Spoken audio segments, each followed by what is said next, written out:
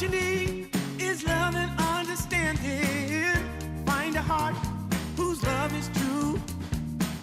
Deep down, there's only one companion who's there for you when you need him to be. Your heart was broken in 1,000 pieces. So much pain that you've been through.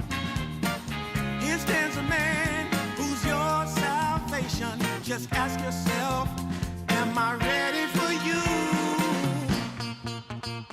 100% now. I'm ready. 100% now. Yes, I'm ready. Eyes wide open. I'm ready to move. I'm ready to move. 100% now.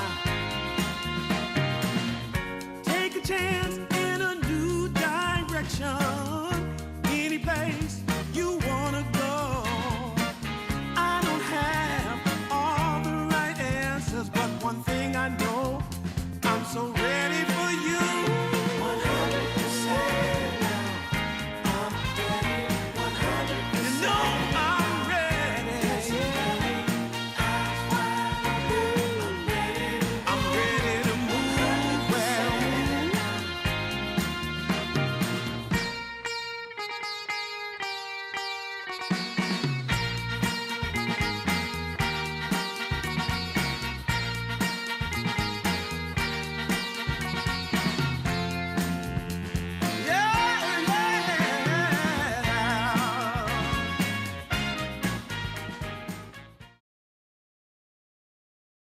Ladies and gentlemen, welcome back. We've got another day here, DreamLeague Division 2 Season 3.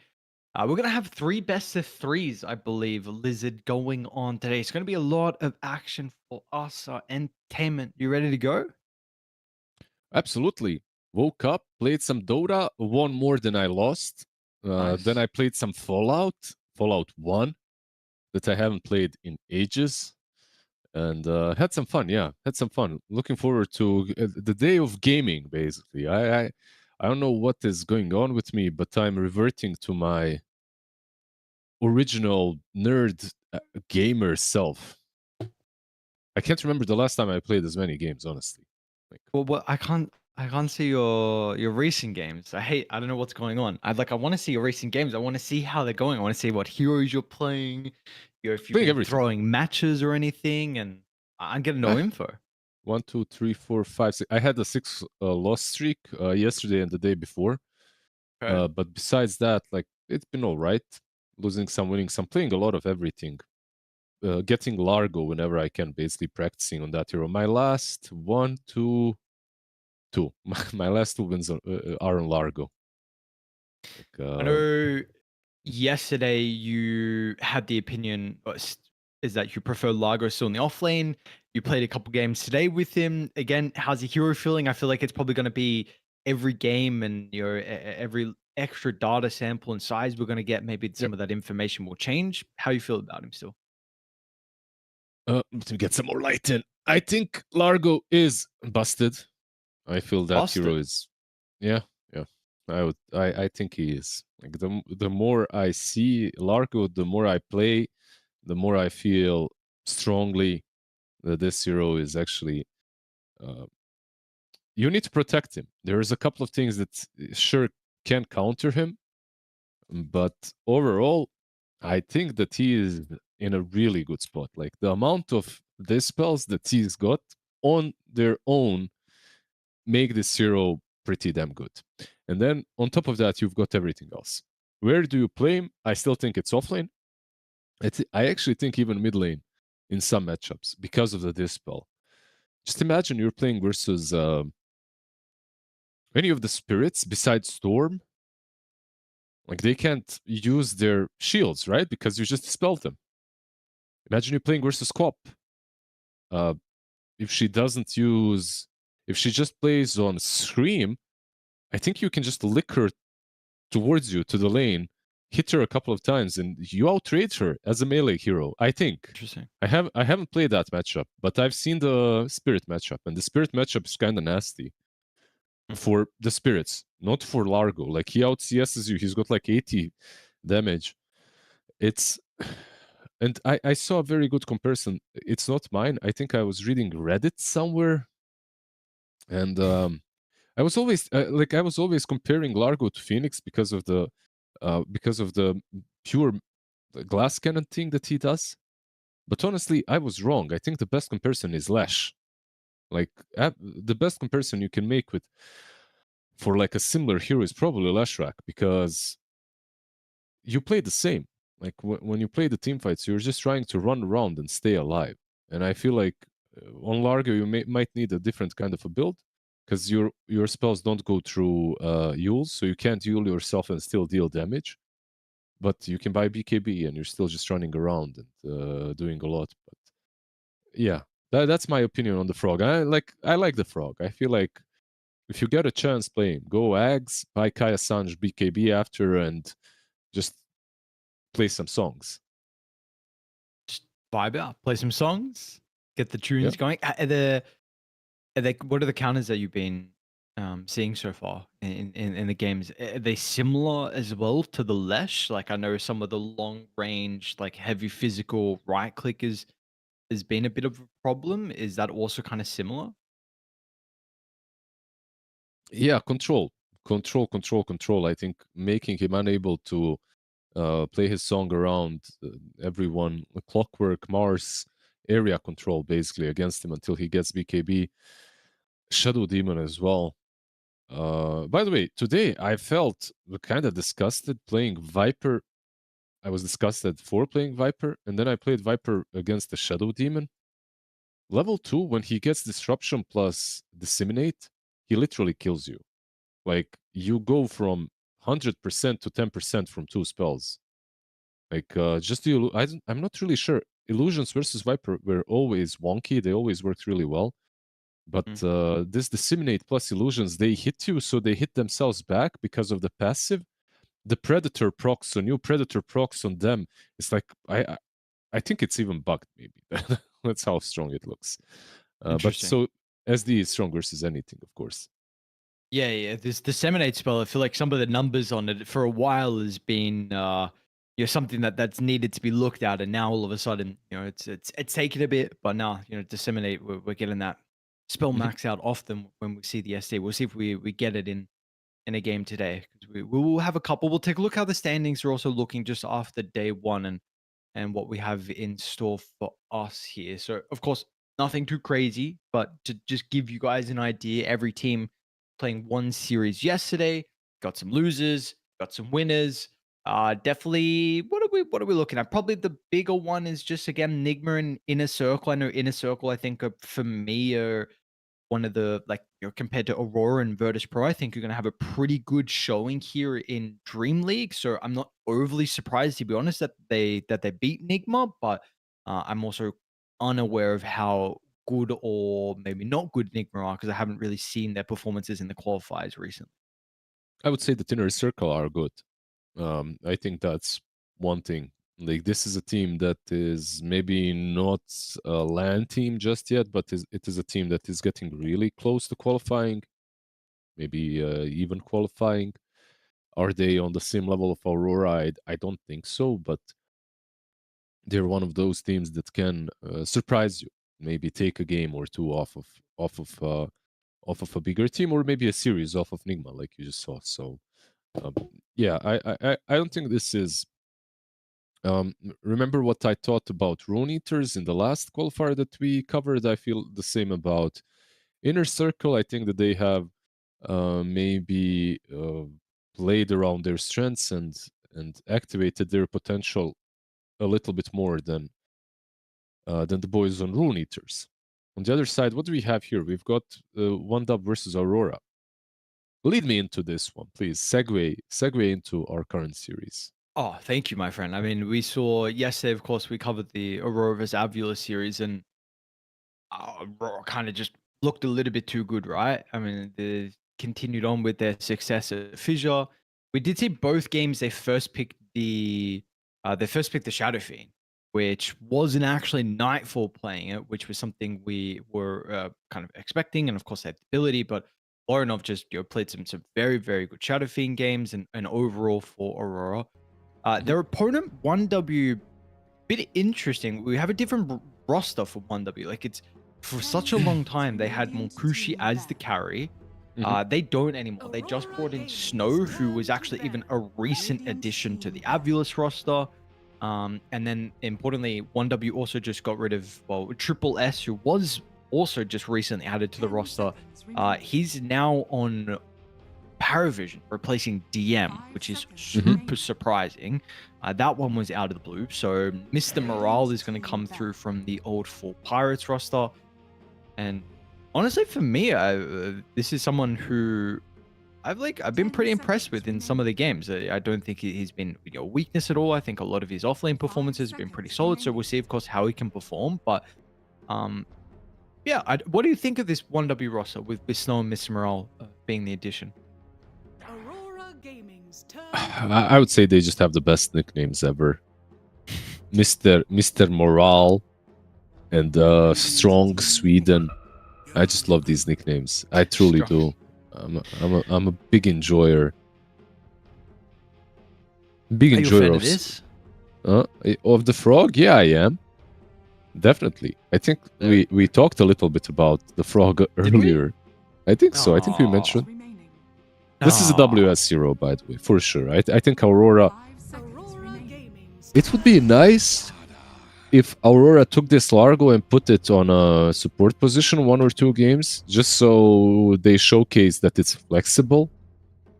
But I guess no need to flex it if you're just owning on offlane every game. They won the Fissure Universe Grand Finals with it, so versus Spirit, and I feel like the hero is pretty damn busted in their hands.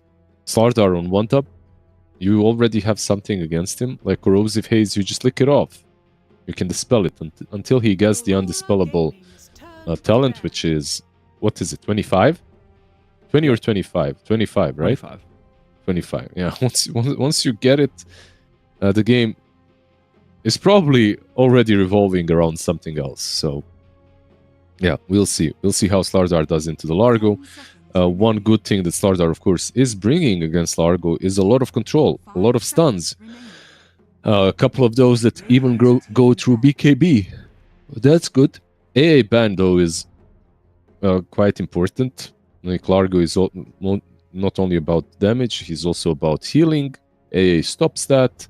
He also freezes you, keeps you checked in spot.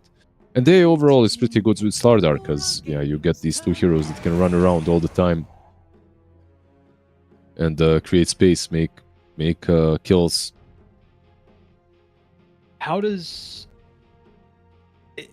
Largo even play into the Jakiro as well? I imagine, is this pretty decent too, because you can just lick off a bunch of the Jakiro spells? It depends how you think about it, honestly, and how you play the lane. Like, yeah, you can. First and foremost, Jakiro is mostly spamming Liquid Fire, and his cooldowns are really low, and he's not wasting any mana. So if you're wasting your Q, which is 85 mana on level 1, if you're wasting it to just get Liquid Fire off, yeah, sure, you get some regen because of it, but honestly, it's not the best raid, because you also need to contest the lane. You need to deal with the enemy carry, depending on what it is. Sometimes you can just be full defensive, but sometimes you kind of have to be aggressive or you die in the lane. If you get pressured by something like an Ursa 24/7, which is banned this game, of course, but just giving an example. There are some heroes, some carries that you have to keep low in the lane, or they just dive you, and you can't lane. Like, you cannot lane with same HP. You gotta constantly harass them. It's like when you're playing into Slark. It's a good example. Like, if the both of you are the same HP at every given point, he's actually, like, you can consider that he's actually higher because of the way the fights go. Like, he jumps you, he gets some stats. It's quite annoying.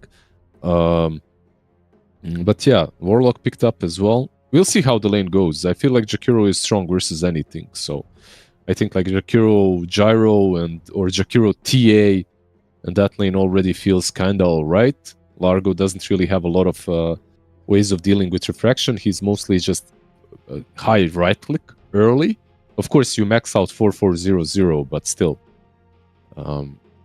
it is a bit annoying to play versus Refraction. And with Slardar, it would be good. That's basically what I'm seeing as well. TA banned out though, so not gonna happen. Aurora Bandit after the Slardar pick makes sense. There are others. I think Gyro is still alright. They get themselves the Hood. Good old Hoodwink Slardar combo. Does she have an Aussie accent, by the way? Hoodwink? Is it an Australian accent? No, not really, to be honest. No, it's I need to listen to it again, but no, it's some fake weird accent. I don't know. Wait, let me. No, it's absolutely not Australian. No, it's not Aussie.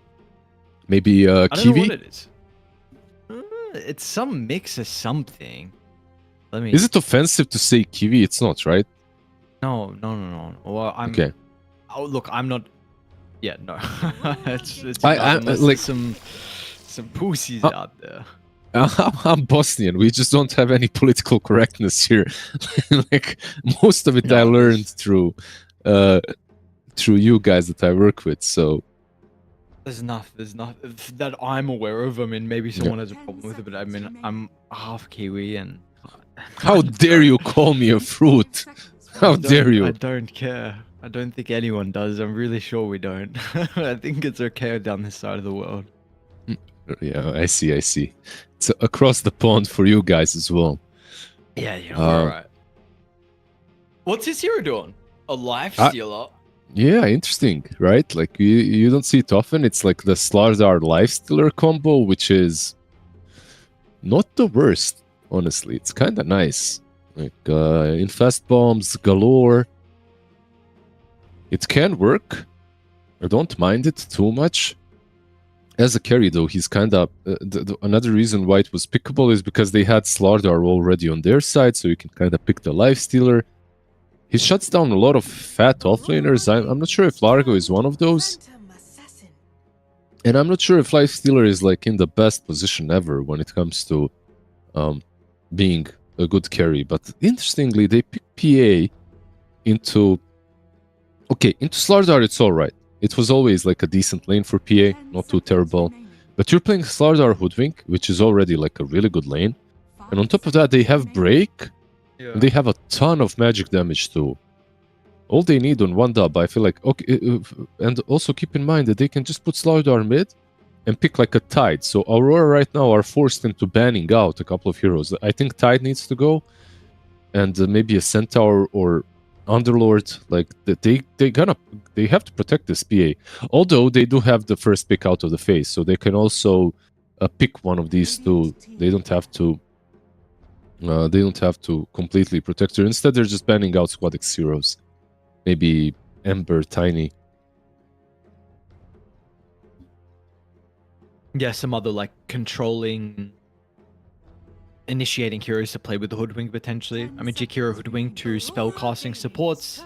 They actually ban the Ember themselves, so I guess... Oh. I mean, something Loranov can also take. Yeah, my bad, by the way. When I was talking about Aurora picking out of the phase, of course, Largo is the offlane. So they don't have they don't have what I talked about. They don't have the ability to just pick like a Tide Hunter or something, even if it was good into Lifestealer, which is not like you can't snatch it to protect the PA. I honestly think one dub have got them kinda in the what's the chess terminology? Tsuktswang? Oh, yeah, right. So, yeah. Yes, that's a very niche. That's a very, very niche concept. Yeah. I barely even know it as well. What is Tsuktswang? You can't move, right? It's yeah. Basically, it's a position where, like, you force your opponent into a losing move. Like if you pick this, I pick. If you do this, I do that. If you do this, I take this. Like whatever you do, I'm coming out on top. And I feel like OneDub right now with their draft have kind of positioned themselves in this situation. However, their draft is more meta. Their draft overall feels really good. You've got Warlock, Dark Willow. You've got some nice things. You've got Fatal Bonds plus Largo as well, which is pretty good. PA right now to me feels like one of those top tier carries that not a lot of teams are willing to play. And but on one dub right now, like you could just put Slardar mid and last pick Tide. Your lane is strong. You've got a lot of area control from the Ravage. Tide plus Hoodwink pretty good. You would have Gush, Hoodwink, Slardar, Corrosive Armor, Corrosive Haze, and the Lifestealer. Like pretty hard right clickers. Lifestealer, all he'd have to do is just buy an MKB eventually. The question is like, do you value the Slardar into DK lane? Because it's not the best lane for Slardar. It's like a lane where he does fine, but he doesn't win it. Doesn't completely demolish Dragonite, but I'm not sure if there's anything left in the pool that does that. I still stick with my Tide pick. I feel like it would... Tide Aghanims, one dub, well, feels good. Yep. Can't really go some Vessel Builder because the Largo, you're thinking of this to do with the DK. He just dispels it. Yeah. So, No. What do you Tide... Let me cook. Tide, Aghanims, and Shard. That's all you need. You shard the Largo or the PA. You've got Aghanims for the extra minus armor with Corrosive Haze. Like one dub. I hope they're seeing this because put Slardar mid. Have a good life.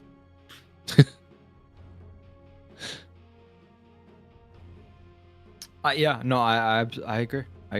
I think it also gives them some team fight that they're missing as well.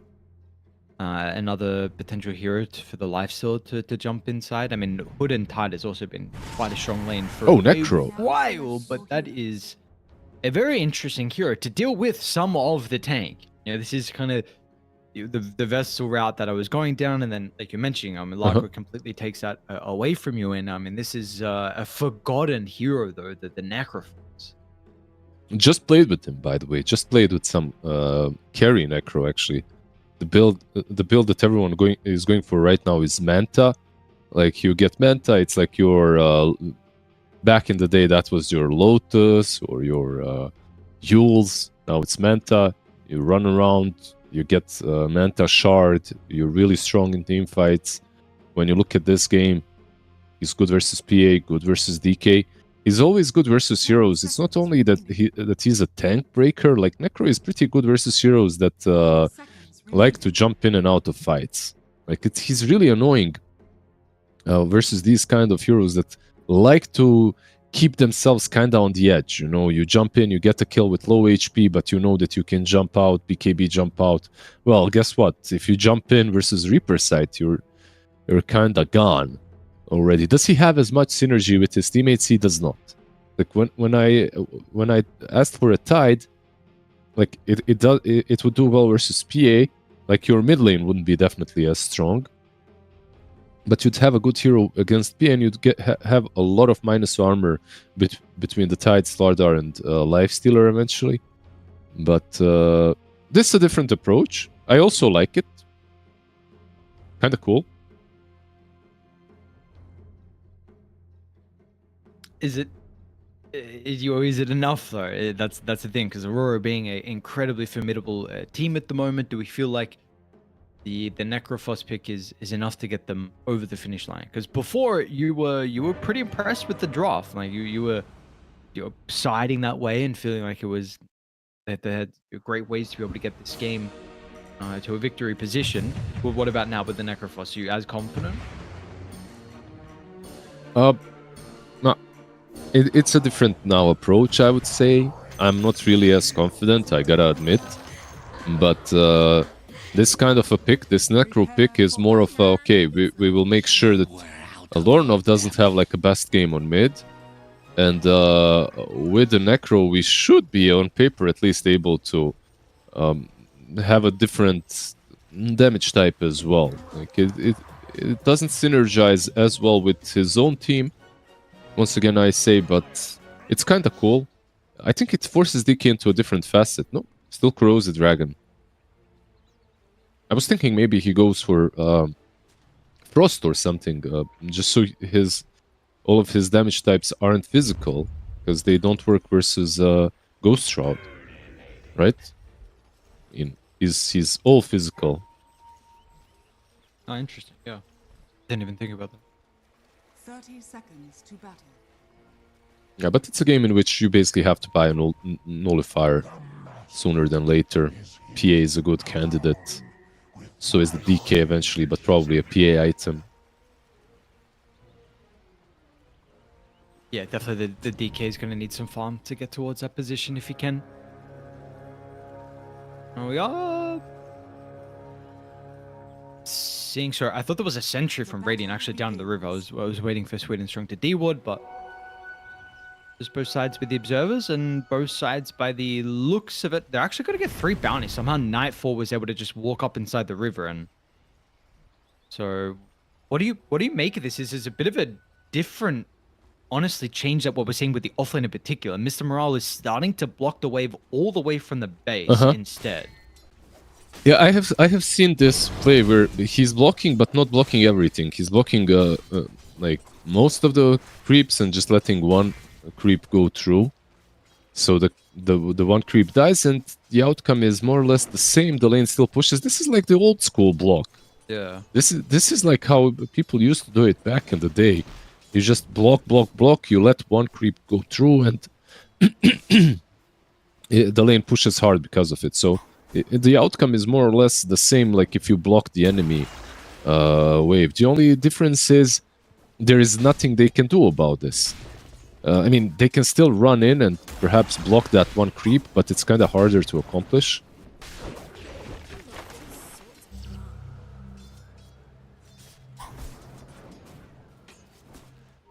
How about bottom lane as well? What do we look at the strengths in regards to Largo in a lane? What are some of the spikes that you're looking at as well for this hero?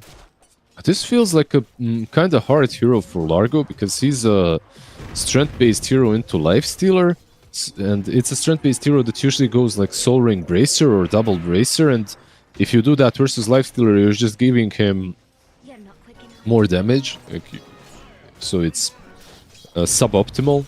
Because of that, he's going for straight-up arcanes. I don't think this is an easy lane for him, but this hero just, yeah, he just farms. He's using Catch Elite to secure the range creep, and so far so good for Largo. Same CS like the Lifestealer.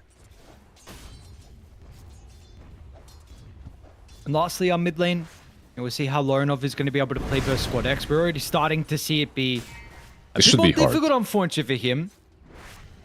And yeah. Honestly, this is, yeah, like you said, this is going to be very hard for Lorinov. We'll see how if he goes back to the jungle pretty early on. He's got an extra set of Tangos and Bracer that's been brought up, but he is going to be playing this lane for a majority of it under a pretty low health pool. Yeah, 202. He needs level 2 Worms Rats. He needs to... I mean, I don't even know if that helps, honestly. Like, it's just a pretty damn hard lane.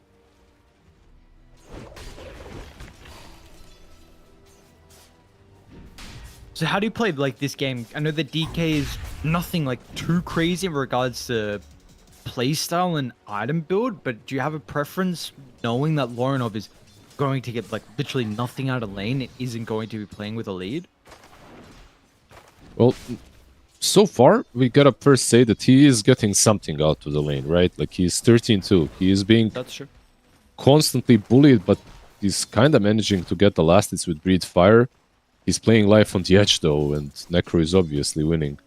I don't think your item build can change, like, tremendously from your standard one. When you're picking DK, I think most players have an idea how they want to play it from the get-go. Is it like a bit greedier build? Is it like an Orchid rush with Blink BKB? Is it just a Blink BKB? Is it like an Armlet? This game, I feel like, is Blink BKB, maybe even an Orchid somewhere in between if you can slot it in. Bottom lane, Miro. So I'm actually going to continue to run on 4 because he's got WS that has the catchy lick, and I've actually got enough damage between these two. So they're going to find first blood. They've done a really good job in this bottom lane with the creepy Gloom. Constantly he's been shoved into WS's half of the lane. So he's 20-8 compared to the 19-4. I mean, this is, you had some concerns about the strength hero playing with the life stealer, but he's completely okay. And yeah, getting the kill as well with Frog Stomp level 1. By the way, the frog deals like 40 damage level 1. That's what he got the kill with. Pretty cool. He's actually abusing the life stealer now on top of Arcane's very early, so he can basically just spam his spells. Yeah, wait, can Lifesteal play this lane? Don't you just spam spells and you have to lick to go back and bramble? Like, this could be a bit awkward, no? I think so. Yeah, you could be very right. I'm not really like 100% on most Largo lanes. Like, I've played a few of them. I played versus Largo in some lanes. Don't pick Weaver into Largo, by the way, all I'm gonna say. But No, in this... really? No. Well, he's got a 9 seconds, 255 damage dealing nuke. 9 seconds cooldown. On a hero that has like 600 HP, it does not feel that great. Right. But lane Rage. Yeah, but that's the thing. You use the Rage, and now it's 15 seconds. He's going to have to bring a Salve out. So, bottom's going a little bit better than we were expecting, at least with that kill. Mid, though, is still low enough, 20 last hits, but we are starting to see Squad X pull a little bit away. And but the problem with that is the fact that you did leave Mr. Morale alone up top. Nightfall Carry going for a massive dive. Slardar's going to be able to get the crush, and well, they're still diving him under the T1 tower. He's got another crush. And should be alive. get away the shadow. Oh. 5 HP. That was the... He literally needed 1 extra tick from the Shadow Word and he'd have him. But look at this mid lane. This is how Dragonite likes to play, not the other way around. Necro is just absolutely demolishing him. Good pick. Like, I doubted it. I had my reservations, but they're crushing this mid lane, and it's kind of worth it. Slardar is only level 3, though, in comparison. Yeah, I've been paying a bit more attention to the Largo, wanting to see how he was able to perform. I didn't actually catch top and how it kind of went this poorly. Is it's a hard lane. Expected as well? It is? Okay. Yeah. PA is a hard matchup for him, not the best one. And then on top of that, you've got Warlock, probably the best position 5 right now in the game. It's Warlock and Jakiro. I think they're kind of on the same level. Treant being up there too, sure, but for different reasons, not only the lane. So, if you're 1W, how do you look to try and play with the Necrophos in a game like this? And of course, taking T1 tower early, looking very strong. Do you want to see him come top and join the boys? Because they've already brought a second support here. Yeah, one lane after another. I feel like Necro can do it. By the way, I mentioned Nullifier, but damn, top lane Slardar does juke it all. Maybe needed to get caught by the bramble, so they dived him a bit too far. Ryan was ready, but he also took a bunch of damage as well with the Fatal Bonds on him. Yeah. I was talking about Nullifier, but they've got the lick. Like Largo with Catchy Lick actually just dispels, right? True. Should be able to just get rid of the Ghost Shroud.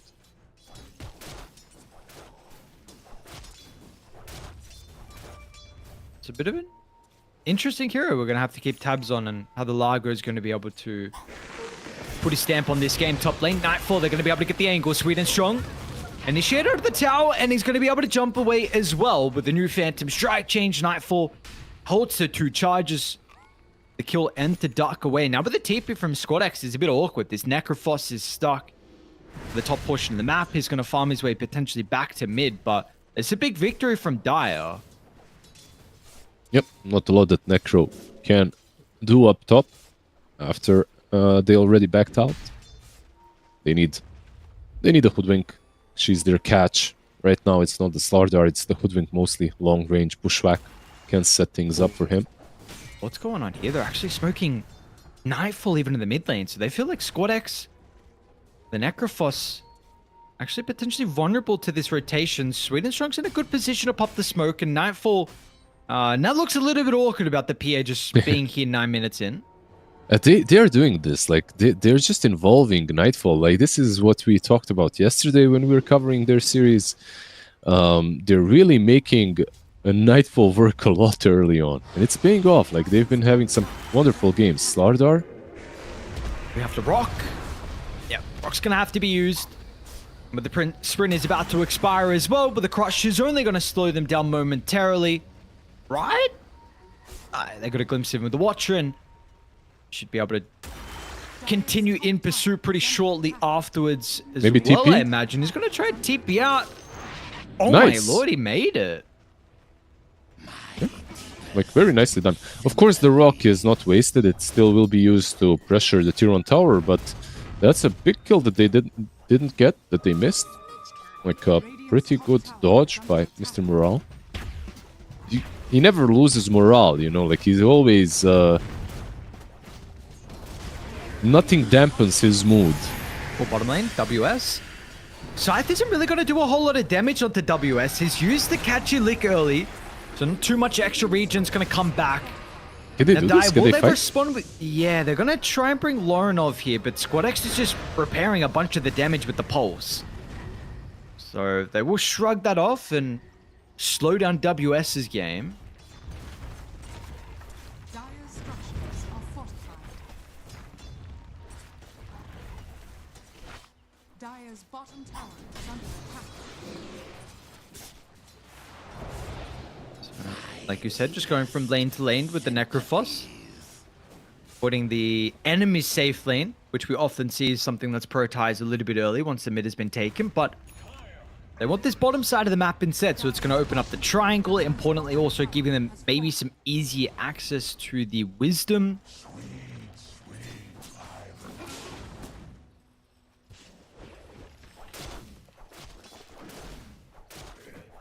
See what the map state even looks as well for Aurora.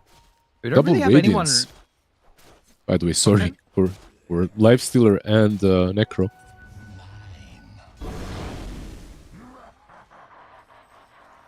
Is there any other Necrophos build at the moment? There are other Lifestealer builds too, but honestly, it's not the worst. Like you can double Radiance. People are frowning upon this like it's the end of the world, but I feel like it's kind of worse when offlane and mid are doing it than carry and mid. Top lane? And I feel actually didn't No want to jump kill. in. Nope. Gayor is still trying to run him down, but yeah, Nightfall wants the farm. The massive Warlock ganker. Look how aggressive he's thinking- playing. He was thinking about Rock. I can promise you, he was thinking about Fatal Bonds plus Rock. If he had the Blood Grenade, I think he'd just slam dunk that. Big boy. Maybe even Hero on Ancients, let's see. Middle tower is under attack. Is this, Come on. Come on. Is this even worth it? Does it take not too long? It's so interesting. Okay. He's got Blur. Radiant are scanning. It's alright. Yeah, I wasn't sure if raiding would maybe come contested and if it would be worth it with how long it's taking. I mean, it took 3 creeps. Nowhere else for him to farm once the next wave. Yep. So a very Plus slow they game, 13 minutes in. Radiant's middle tower. They had Chaotic Offerings, so basically, if anyone connects, they could use it. They have a Blink on DK. They're kind of ready with Lauren off. And good wards, though. Good sentry obs from Sweden Strong. Very defensive. They're still going to be able to get the connection over towards the Slaughter. So they'll have to use the Terrorize from Mirror. But it kills a kill, 30 seconds until the Wisdom is up.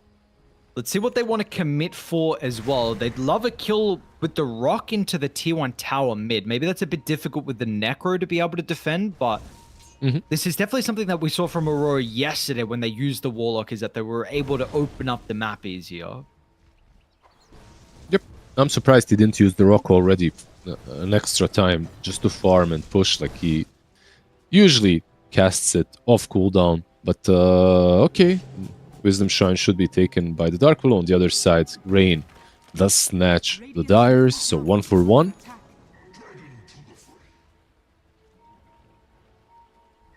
Is it Rain or Ryan as well? I'm going to trust your I mean, it's I don't know. Cyrillic, but okay. I don't know. I don't know. Okay. If you want to pronounce it like true Slav boy, then it's Rain. Okay, Like so that it is full then. Slavic, but it could be Ryan, like you said. Yo, I'm gonna look at the Slardars name and just you hope for the best. I'm gonna listen to other people. It's Mr. Morale, don't it's Mr. Morale. It's with an L in the end. It's not really an L. It's like Mr. Morale. Mr. Morale. Morale. Morale. Good enough. Good enough. This is interesting. And you have so many other names you can come up with, Tower is under attack. and this is your Dota It's in-game name. It's original though, I guess, you know. That's true. Sweden's true. strong as well. Yeah. There's Another no other nickname. Fortnite man as well in Dota. Yeah. Another nickname when he just became a player or became a popular player, Toronto Tokyo to me was really Yeah, cool, yeah, you yeah. know, kind of like weird as hell, but cool at the same time.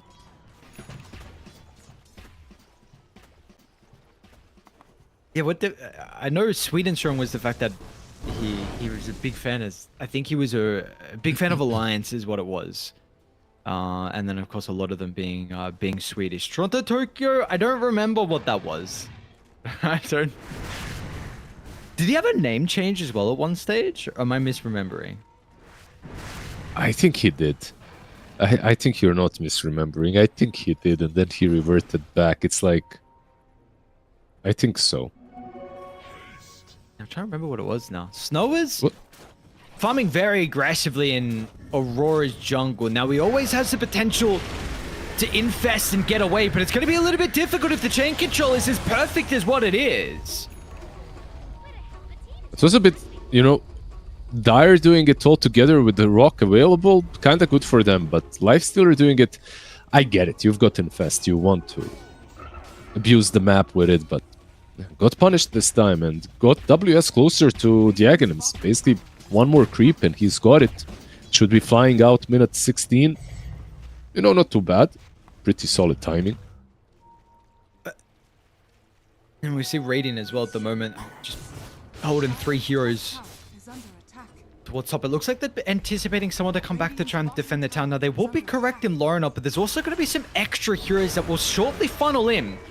Lorinov is going to jump over the top and get the start over towards the starter. Now, he's not going to expect both Squad X and Sweden and Strong to be nearby. Nightfall's also going to be a little bit cautious as well. But the nukes have been used, so he's going to be able to jump over towards the left. But do you have a way to deal with the Necrofooters? Looking that that might be the case.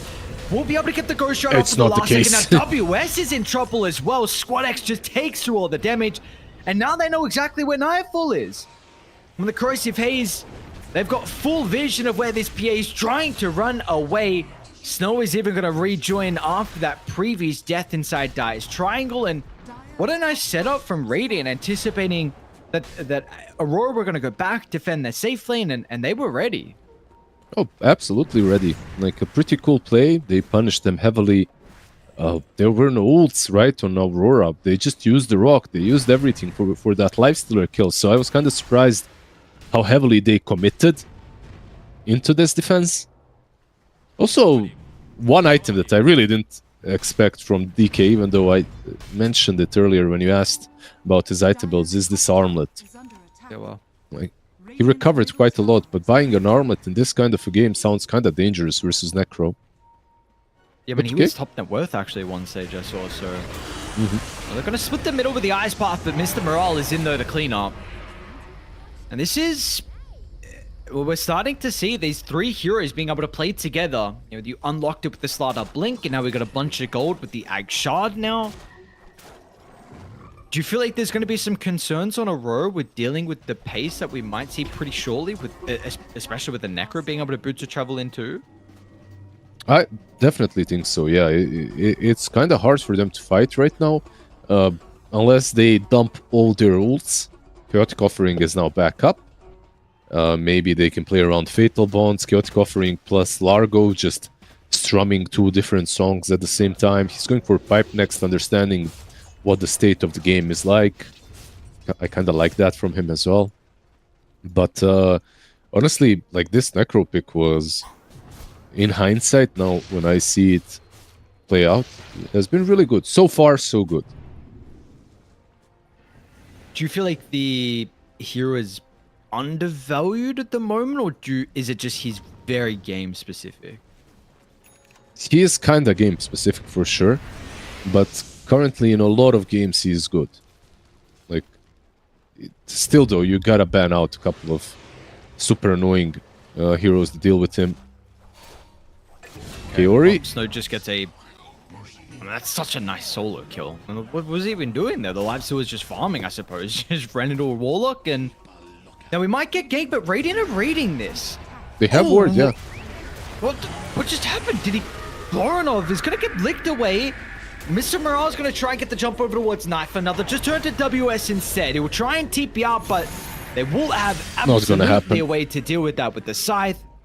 I don't know if I just blinked at the wrong time and he stunned the creep, or the rage was just rage. Perfect before he raged, right? Just okay. He had vision on him. He had full vision on him. It was nighttime, but Rain had this ward that's been there for quite some time. And DK just tried blinking on top of Lifestealer through obvious vision. In the end, Largo dies, pays the price. And oh man, Kaori again, he's dead. No way. Rock to creep skip to get the next wave. No, it's not even gonna get the golem. Does it cut with the fire?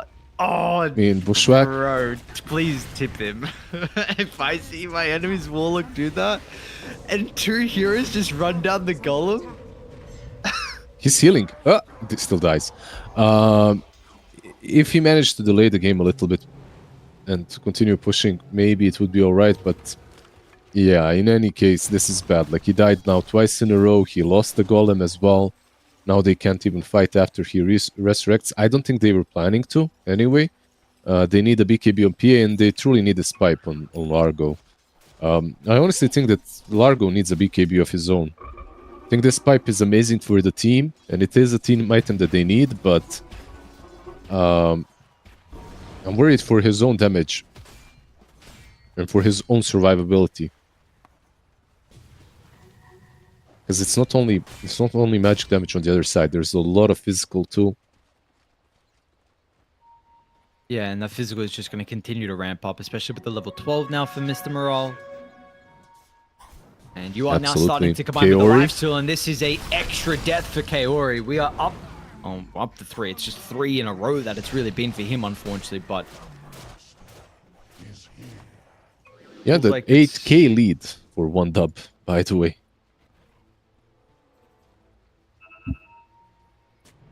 This new roster's cooking.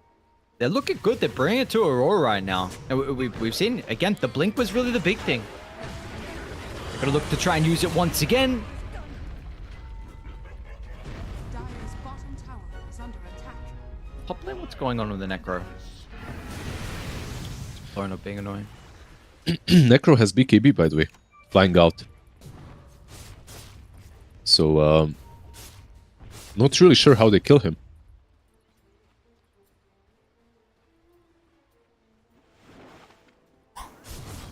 That's 3 Aegis. Yeah. Who do we give the Aegis to? Lifesteal? Yeah, I think so. It could have been taken by Necro as well. Like, she's just as good of a carrier. Just Lifestealer probably gonna be the one hitting the towers anyway. They need a BKB on PA, and they need another item on her. I don't think a BKB itself is gonna do it. DK is buying the Orchid that we talked about earlier. I expected him to go Blink, BKB, and then maybe Orchid, if he decides to. But he went Blink, Armlet, BKB, and then Orchid. And this is way too late. Like, an item that usually has massive impact when bought, if bought early, is not going to have as much impact in this game. It's just... realistically will not. There are BKBs, there's gonna be a 4-staff, a ghost, too many defensive items on the other side.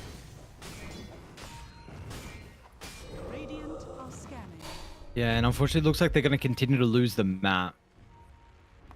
To jump. Bottom, yeah, was it? I don't actually know why. I don't know why as well. Let's see what they do with it. Maybe they try to jump the lifestealer. He doesn't have anyone around. He's actually kind of going in alone again. Jakiro is not nearby though. I guess they're trying to find the back line. So Lorenov's going to be able to get the jump. Oh, but the chain control's a little bit messy. Now Radiant, they're pretty quick to respond. Squad X, they got a TP in with the boots of travel. So Mira, without a doubt, will die. But it's just if Aurora can get everyone else away, it's going to be a bit of a problem. They don't connect on the bushwhack, but Mr. Rao's just going to charge on forward. They'll cancel the sprint. They still have the rock. They have to be buyback. cautious. There's the rock. The Fatal Bond's going to link them up as well. Mira's going to be back with the buyback. The Bramble will hold 2 into place. Squad X is protecting himself with the BKB. Snow's now going to try and go in to deal with Mira. That's a dive back onto the Dark Willow. They want Kaori as well. Meanwhile, further down to the south, Nightfall also able to deal with another support. Meanwhile, Lorenov will combine with him. So both sides prioritizing the squishier heroes. Yeah, but now Dire it's might just be the able to cores fight. that are left standing. They've got the scythe. That's not going to be enough to get the kill onto WS, but WS will still be ran down. Snow, triple kill for the lifestealer. He, along with Necro, look pretty untouchable. Oh, TP. Lorenov, my friend, you should be fine. Yeah, I think this WS kill kind of swings it in OneDub's favor because of the dieback, of course, on Dark Willow. Up to that point, I think the fight was kind of even and maybe even favorable for Aurora, considering they're playing into Aegis, into 11k deficit. But that from WS was... I think he just overestimated his hero's healing capabilities. Like, you could see he just ran into them. He thought that they might be able to fight them 3 against 2, but it's 3 against 2 with an Aegis. In the end, just doesn't really pay off. Reaper Sight. He's going for Shiva's next. He's got Pipe. Aghanim's going for Shiva's next. I like it. I was talking about BKB. I think BKB would allow him to be more survivable, but it might not be an item that wins the game for you. Still, though, for Aurora, I gotta admit this fight, even though it ended badly, they played it well. It was a nice debate on the Slardar to made him go way too deep. Then they turned on him. They weren't even using Catchy Lick as a defensive tool. They were using it most of the time just offensively to get an enemy hero out of position. So didn't truly commit fully on disengaging. Baited under tier 2, still fought. It's a fight in which PA doesn't die. And I think that's maybe the most important part for Aurora. Yeah, I'm just not sure how much Nightfall unfortunately got out of that, though. It's only 1-1 and 4, so it doesn't look like he was able to get some of the kills, of course, unfortunately, so not bumping himself too far up in the net worth. And you've got an MKB that's been considered as well for Snow. It's going to get him closer with the tier 2 tower that's about to go down. We'll see how they try and look to play the map now afterwards. You know, still have Aegis for another 2 minutes as well. How would you ideally like to see Avulus control the map with this remaining duration of it? Aurora. Aurora, you mean or one dub? Oh, Aurora, I said right? Avulus. I meant I meant one dub. Sorry, yeah. How much more on Aegis? 2 more minutes? I mean, go from one objective to the other. They are the ones that are supposed to be pressuring and just taking the map away from Aurora. Tier 2 on top left remaining, maybe get a pick off. PA would be like the perfect one. Dire's top tower is under attack. Do you know exactly where he's at? Absolutely, they do. Is anyone nearby? Okay. They actually want to try and force the fight. So they're going to smoke up and let's see. They have potential to blow some heroes up before the Necro actually TPs in quick enough. They weren't perfect last time. They have no golem, though. There's a problem. They're going to take And the if high he- ground stance, though. Oh no, it's going to be ready to Slardar go. would The be a Crow's good gonna kill. swing past him. They're going to be able to get a glimpse of him, however, with the Jakiro. So quick and easy Necro kill. TPing There's in. the instant TP in for the Necrofossa as well. Now Snow's going to move on forward to give them some information. They'll deal with Kaori. And now Lorenov as well over towards the right side is going to be pushed away. It's a scramble. Both sides looking to try and get to prime position. Nightfall's in some danger. They're going to be able to get the scythe before the BKB, but the damage isn't enough. Nightfall protects himself, disengages. 1-for-1 with 2 BKBs though. Maybe. No way. Maybe. Anyone else? Snow's just running him down. But the life still got a glimpse. Okay, looks like they're all just blinking out. They don't have BKBs. They just can't take this fight anymore. I feel like Aurora, they're done. And if Mira tries to go for this Wisdom Shrine, he's done too. He's got Blink though. Nice Okay. Blink out. Right. Ah, they go. Right? I thought they saw it. Ooh, Bushwick. That was a very late Bushwhack. He had it. He attacked him twice. Yeah. Dire's bottom tower is under Alright. attack. Because he kind of knew where he went. I'm not really Yeah. sure. Maybe, you know, it's weird. Some of these situations you just don't watch. They're looking to go once again, though. Nightfall's BKB is still on cooldown for another 20. Now, Kero this time can counter with the rock. Gonna be a little Unless he bit difficult gets if he gets jumped, however. Oh, the tree line. Oh, they're gonna be able to find WS. Damn, he dies in Very close. seconds. Yeah. That was actually maybe even quicker than I expected. I wonder if he continued just strumming, the damage dealt to Slardar would have disabled his blink. Maybe he'd be able to even escape. But, of course, very unlikely. We're seeing Dire showcasing that in some of the fights, they feel like they had the ability to commit onto one hero and blow them up. Is there one in particular you want to see them try and take away? The supports in Slardar are probably your best bet right now. They're the easiest to kill, on top of being the heroes that bring all of the control. Oh, Nightfall. Nightfall. He jumped actually aggressively into the lane. Now we got some other heroes nearby. He's going to look to try and TP out if they got some bashes.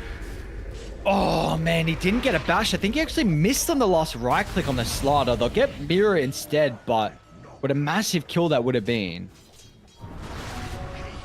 Another BKB force though. And this is now a 6-second BKB on the PA. It's not looking too great when you're playing into Necro. You want to keep these BKBs high and healthy.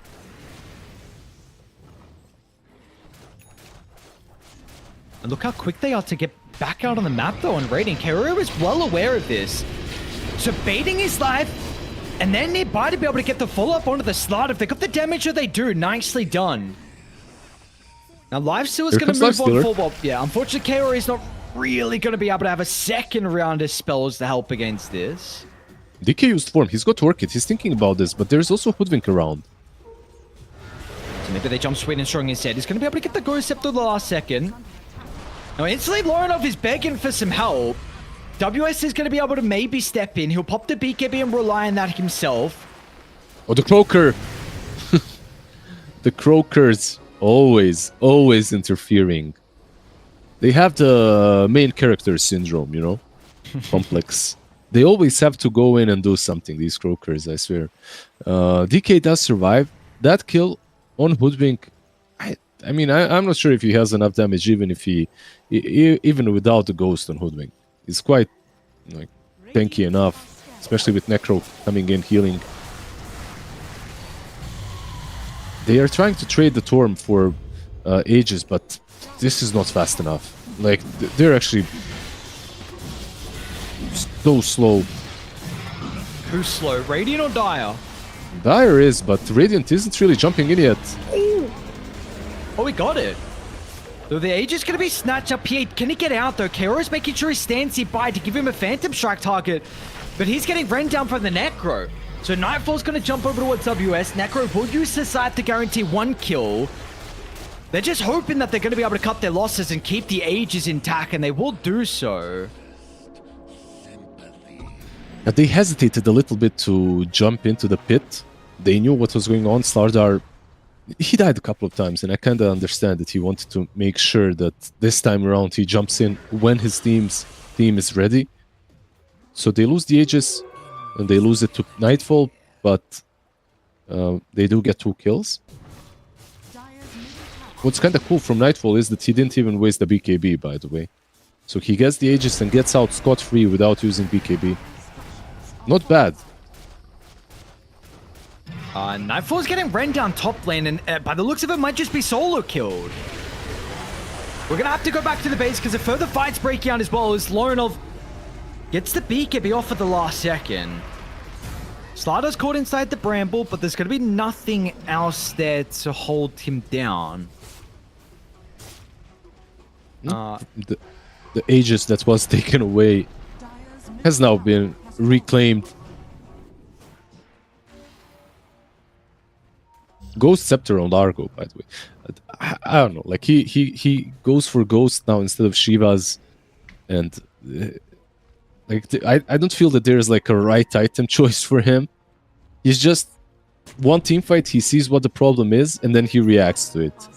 Then the next team fight, he sees another problem, and then he reacts to that one. But yeah, this isn't the kind of a gameplay that you usually like.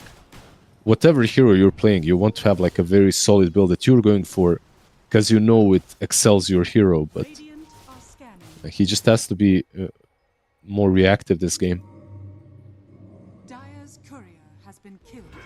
Well, they don't get a kill, but they get a nice Chorus snipe, which is going to take away the Bloodthorn from Lorinov. He still needed some other components, but they'll have a pretty good idea that maybe his buyback's not going to be there, so they're actually just going to walk up high ground and start to assault it. Dire's bottom That's one Rex, Nightfall top.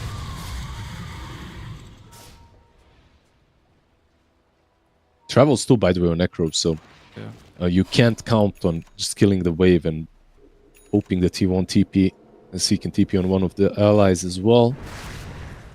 And yeah, he's just playing the lane on his own, ready to connect at any given point because they cannot kill him. He feels pretty much indestructible at this point, has almost the heart. They know bottom. They know Nightfall's farming here. Is he going to be able to get the TP Good out? No, bushwhack. sweet and strong. Nightfall's still going to be able to activate the BKB, so but the damage from the side's going to do nothing, but where do you go? He's got to jump back over towards the lane, but yeah, good luck, brother. I mean, if you make it out of this one, I am incredibly impressed.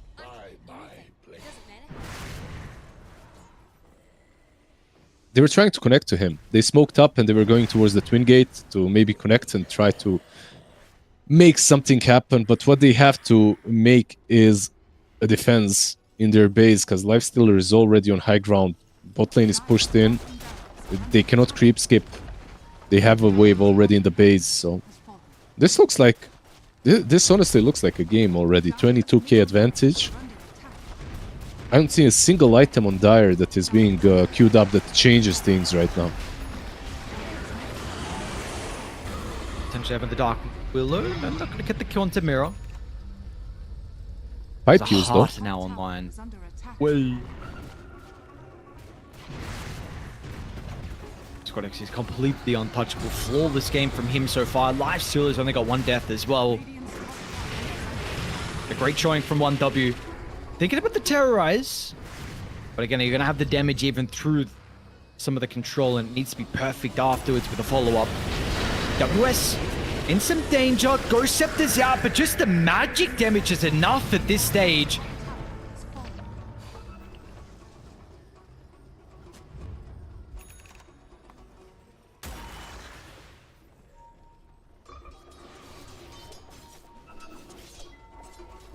WS is potentially in some danger with the high ground ward.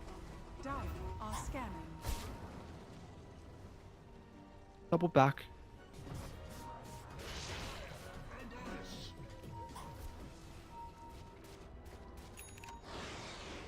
Opportunity for the makers here. We're going to MKB completed. And Nightfall, it's all or nothing now. Who do you commit? They're ping outs the Necrophos. Are they going to have the nukes? Are they going to have the control as well? Squad X activates the BKB, and now it's time to run. Instantly, you see Aurora ducking back inside the base. They've been able to retreat successfully. The spells haven't been perfect from them. And it's going to be difficult when you're playing with this deficit without this perfect spell usage to find a way back into the game, because you've lost Lorinov. It's about to be a dieback on the WS, so the scythe is not enough. The hits afterwards will force him to tap out, and 1W, the new roster, yeah. I mean, a great performance from them off the back of a very good Necrophos pick. Yeah, probably the hardest beating that I have seen Aurora take in the last couple of weeks.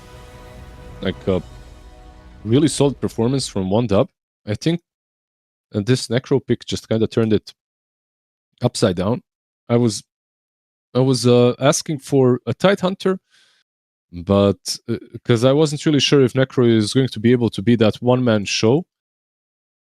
But yeah, he was a whole goddamn orchestra on the Necrophos. 7-0-12, just absolutely dominated. Radiance Shiva's heart, he was probably going to buy Aghanims next. Just an absolute beast. Dragonite didn't have a game. Like, I take that back. DK had a game. Like, it was a hard game, but he had a game. Like, he managed to recover, and then they threw it in a couple of fights, but they threw it in these fights because Necro had so much. Like, he was that tanky. That top fight after they wasted the rock on Lifestealer is probably where they lost the game, because a moment earlier, like, you killed the enemy carry, you're in a decent position. A moment later, 5 of your heroes are dead because you fought without all your ults. Still though, Necro not only good versus DK, but was kind of decent into Largo. Like, he's constantly dealing AoE damage, and Necro is constantly AoE healing. So they kind of balance out in the end. How did you feel about the trade with the Slardar and the Largo as well? Because we saw, of course, that was at least in game one where the priority was. Mm-hmm. Do you feel like this is something that at least the interaction between the two was as noticeable, or were there just too many other factors to really determine if this is a nice, like, first pick response to the Largo? I don't think it's like a massive response to the Largo yet. I don't know if that was like the ultimate point. It did do some things for sure, but I feel like Largo was mostly stunned from Bushwhack and Reaper sight even in this game. And then he was from the Slardar. But in general, they got multiple ways of killing him, and I can get behind that absolutely. Like, they had the magic damage dealing from the Necro, from the Spores. They also had the right click from the Lifestealer Slardar combo. I think it's the combo itself, actually, that did quite a lot. The good old Corrosive Haze, Lifestealer, right clicks. Some things never change. Some things never change. All right, well, let's see. Let's see what we have in store for us, because very good showing from 1W. New roster, looking good here with their performance against Aurora in game one. Let's see if they're going to be able to continue with this. Yesterday, they had the victory over Zero Tenacity, 2-0, and now this would be a even bigger victory against the recent winners of Fissure Universe 8. So just game one. We're going to take a break. When we come back, we got game two between these two teams. See you guys soon.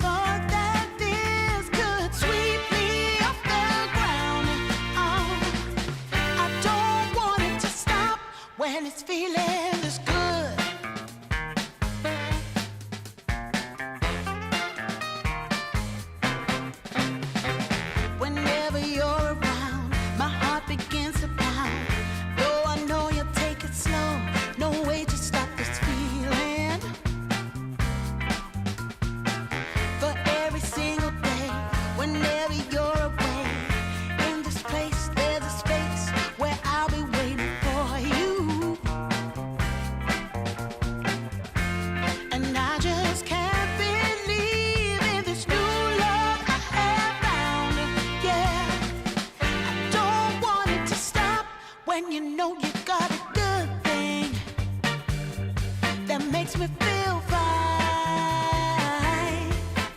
Ooh, wherever it leads me, you know it's all fine. I never thought that this could sweep me off the ground. I don't want it to stop. No, I don't want it to stop. I don't want it to stop when it's feeling is good. Feeling is good. Feeling is good. Ooh, feeling is good.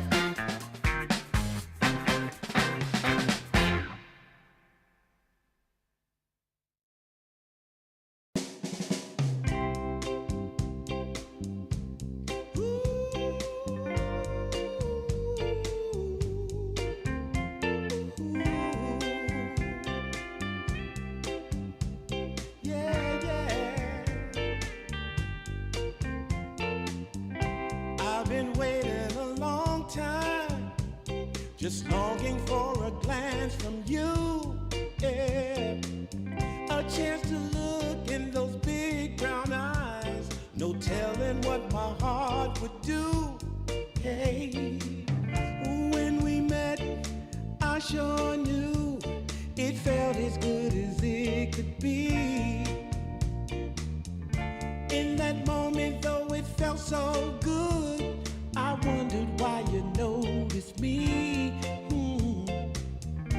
If you gave me just a little time, it would sure ease my troubled mind. Don't tell me that you don't feel the same inside. Don't tell me who. These are feelings that I ought to hide. I don't care where you came from, just tell me where you wanna go. If there's a chance to be together, that's all I really need to know. Is it real or make believe that keeps me thinking of you? If you've got time to walk with me, I'll show you how my heart is true. And here I stand waiting for you. Tell me, baby, what I gotta do. Don't tell me that you don't feel the same inside. Don't tell me who. These are feelings that I ought to hide. Don't tell me that you don't feel the same inside. Don't tell me who. These are feelings that I ought to hide.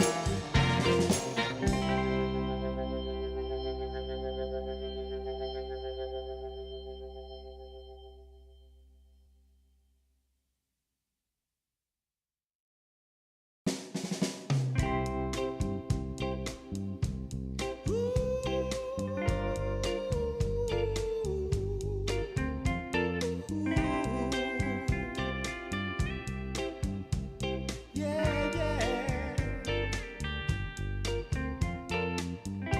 I've been waiting a long time, just longing for a glance from you. Yeah, a chance to look in those big brown eyes. No telling what my heart would do. Hey, when we met, I sure knew it felt as good as it could be.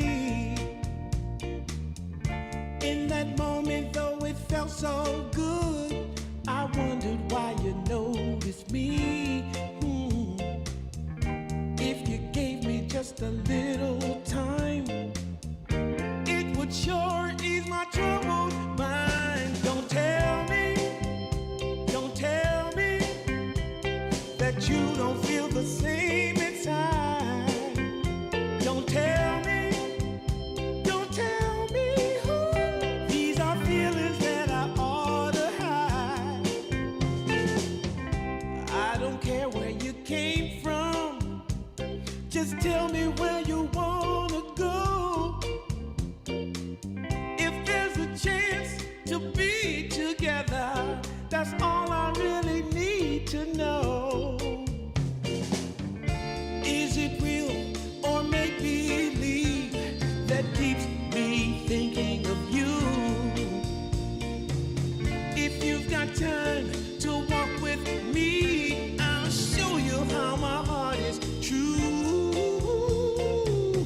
And here I stand, waiting for you. Tell me, baby, what I gotta do. Don't tell me that you don't feel the same inside. Don't tell me these are feelings that I ought to hide. Don't tell me that you don't feel the same inside. Don't tell me these are feelings that I ought to hide.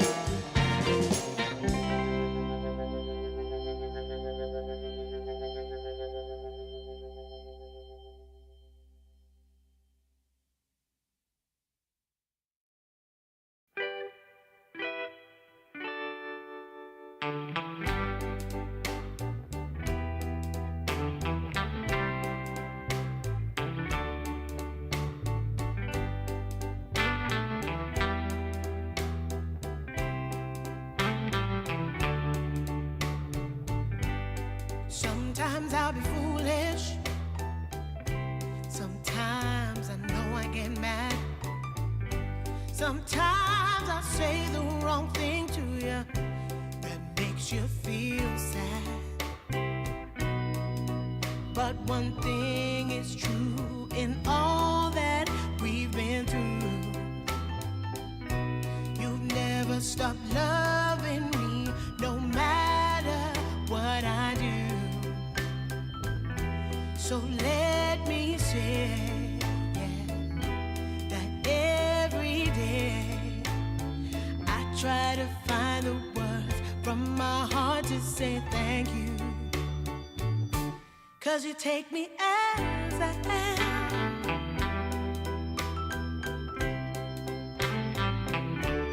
You take me as I am. Oh, baby. If you stop loving me, well, I would understand. But I won't take you for granted, no, no. When you hold my hand, your love makes me feel that I could fly to the moon. Not even the birds above can sing a sweeter tune. I needed to say that you find a way to make me feel anew. And I want to say thank you, 'cause you take me as I am. Oh, baby, take me as I am. Oh, Lord, take me as I am. Oh, take me. Oh, take me. Yeah, take me as I am.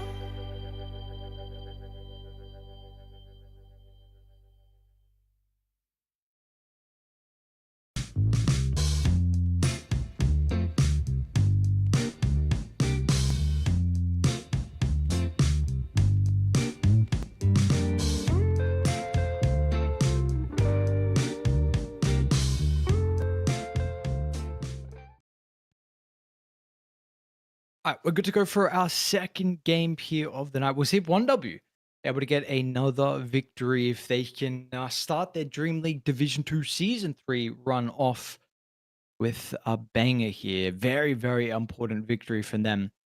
We'll see what changes. I think importantly, where some of the priorities are going to go. Shadow Fiend, the Largo, sorry, where that heroes are going to go. What are some others? Mar-a-Largo. Yeah, Mar-a-Largo. Mar-a-Largo. I'm He hearing the doesn't- frog as well. Why am I hearing the frog? Are you making frog noises? Or is I'm it just in my not. Radiant ears? team. It's in your ears. Can we get like an orange skin for Largo and call it Mar a Largo. 10 seconds remaining. Would be good, come That's on. up to you. That's on you. That's on you. You got this. I'm switching my in-game nickname right Radiant now. team ban. I think it's good. Wait. My profile, I'm changing it to Mara Largo right now, man. I think that I'm cooking. It's on meta, you know. 5 seconds remaining. Is he banned? Cooking, alright. He's not banned just yet. No. Nice. I feel like I want to see them play it again. I think like that last game was pretty rough. But Aurora Gaming's turn to yeah, pick. they should have a better time if they try and play it again on Aurora. They have first phase, first pick. Dude, I literally cannot find where to change the nickname. What is going on? Like, I cannot just click it in Dota. That doesn't work. 10 Like, what's seconds happening? How do you change your nickname now? 5 seconds remaining. You have to do it on Steam or something, I guess. I'm trying to work it out. Yeah, I'm not a name changer. Radiant team pick. Edit profile name. You have to go on Friends and then you have to go to edit profile name. They make it difficult now, don't they? They truly do. It's not I very did nice change of it. them. Seconds remaining. Yeah? I'm Mara Largo. I'm Mara Largo, confirmed. Seconds remaining. I'm glad my I'm glad my little mess up was brought a name change. Now you just gotta spam some Lager games again. Yeah, but the thing is, like, even if I don't play Largo, people are gonna consider it. They're gonna ban it because of my nickname. So, next level. I don't have to play it. I already have the impact.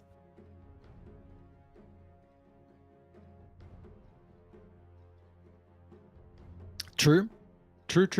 Alright, should I just like just have Viper as my name or something, and then Yeah, I mean, it does help. It's like when you have Aurora Meepo Gaming's spammer or turn something to in your pick. nickname.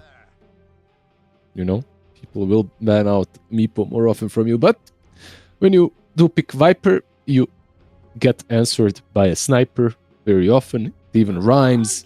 These two heroes are like in a loop. Viper strong in the lane. Sniper strong against the Viper. Viper cry a lot.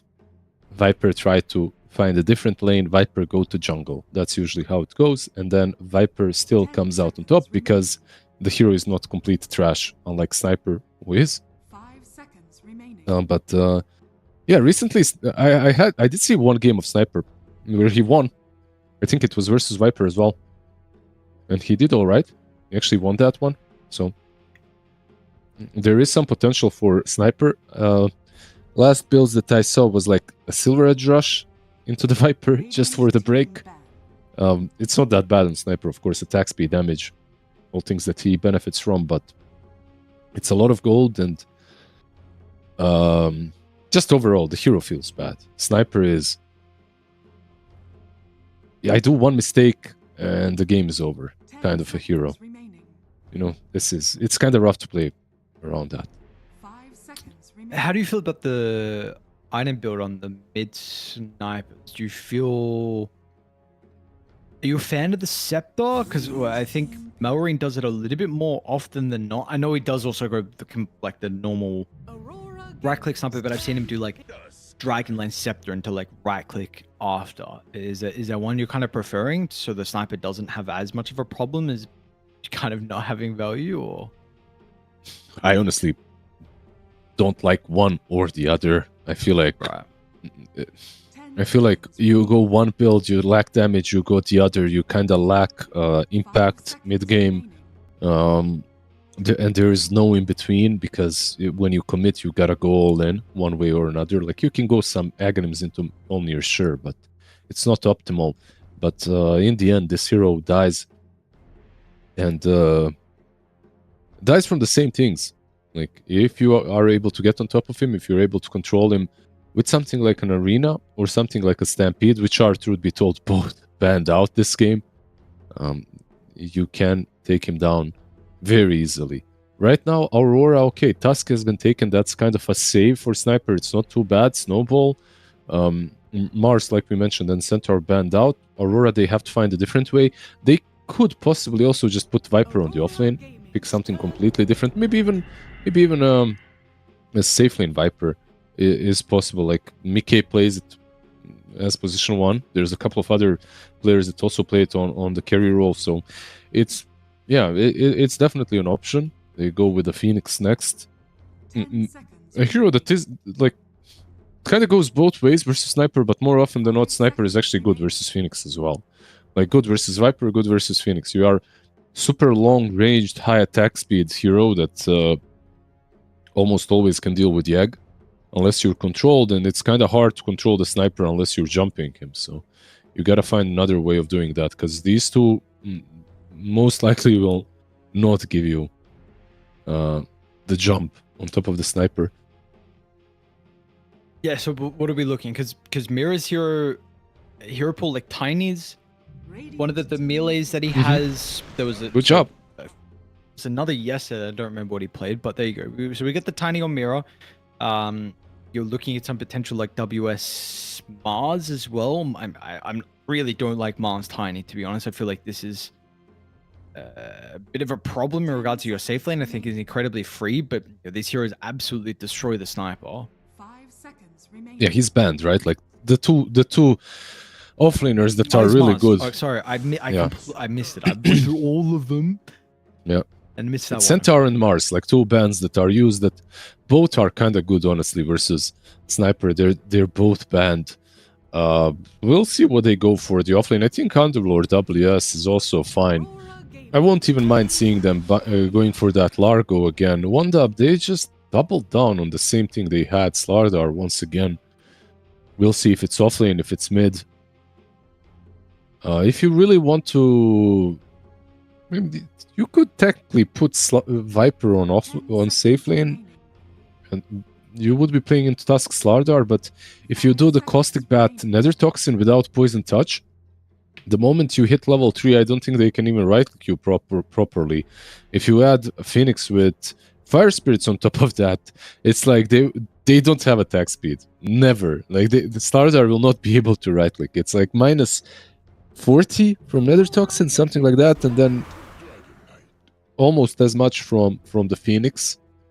And now with the DK pick, it makes me think that, yeah, they are putting the DK mid and the Viper either offlane or safe lane. Like, both lanes are fine, depending on what they last pick.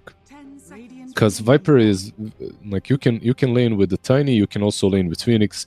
You can lane against Slardar Tusk, for sure. The only question is, can you lane versus whatever Wandub last picks here? So I think it could be just a carry Viper, like all said and considered. 10 seconds remaining. So then how do you outrun the draft with your WS hero? Again, where do we feel like they still need another hero to get on the Sniper with the DK getting picked? I think it would be nice to not only rely on tiny tossbacks, even though Mira is fantastic and he can do it. Maybe it would put a bit too much pressure on him. When you're looking at some other WS heroes, I think Underlord is a good one. Because not only do you have... sure, you're playing into Disruptor. I can see the weaknesses. Like, Glimpse is a bit annoying to play against, but you'd have eventually Aghanims. And you'd be able to jump the Sniper easily. Abaddon ban, though... why the Abaddon ban? Axe? Is that what they're looking forward to? Maybe. It could be an Axe pick coming from Aurora. 10 seconds remaining. It could be that they're also just respecting the position 1 Abaddon. 5 seconds remaining. Maybe there is a position 1 that they want that doesn't work that well into Abaddon as well. Oh, it could be nice with the Sniper, no? Just like a hero to play in front of him. Yeah, absolutely. They ban out the Tide. also would have been fine with Aghanims and Aghanim Shard. Another option is to go for like a Troll and put Viper offlane, but I don't think that's good enough because then Sniper goes safe lane and they last pick something that is maybe a bit better into the Troll. And Slardar still has the opportunity to choose whether to go mid or off. And you could put Slardar mid and then pick something like an Enigma, let's say, on offlane. And then your game is kind of rough on Aurora. Like, last game, Wanda by, what did we call it, Zugzwang? I feel like they're in a similar position now. Maybe not as great, though, with the Primal pick. It's the WS Primal, right? Like, offlane Primal. Now you have the Tiny Phoenix and Primal to get on top of the Sniper. 10 seconds remaining. What about PA? Not PA, into Viper. 5 seconds Into this remaining. break, into Nether Toxin. I was thinking with Slardar it could be an option. Gyro also not that great. Yeah.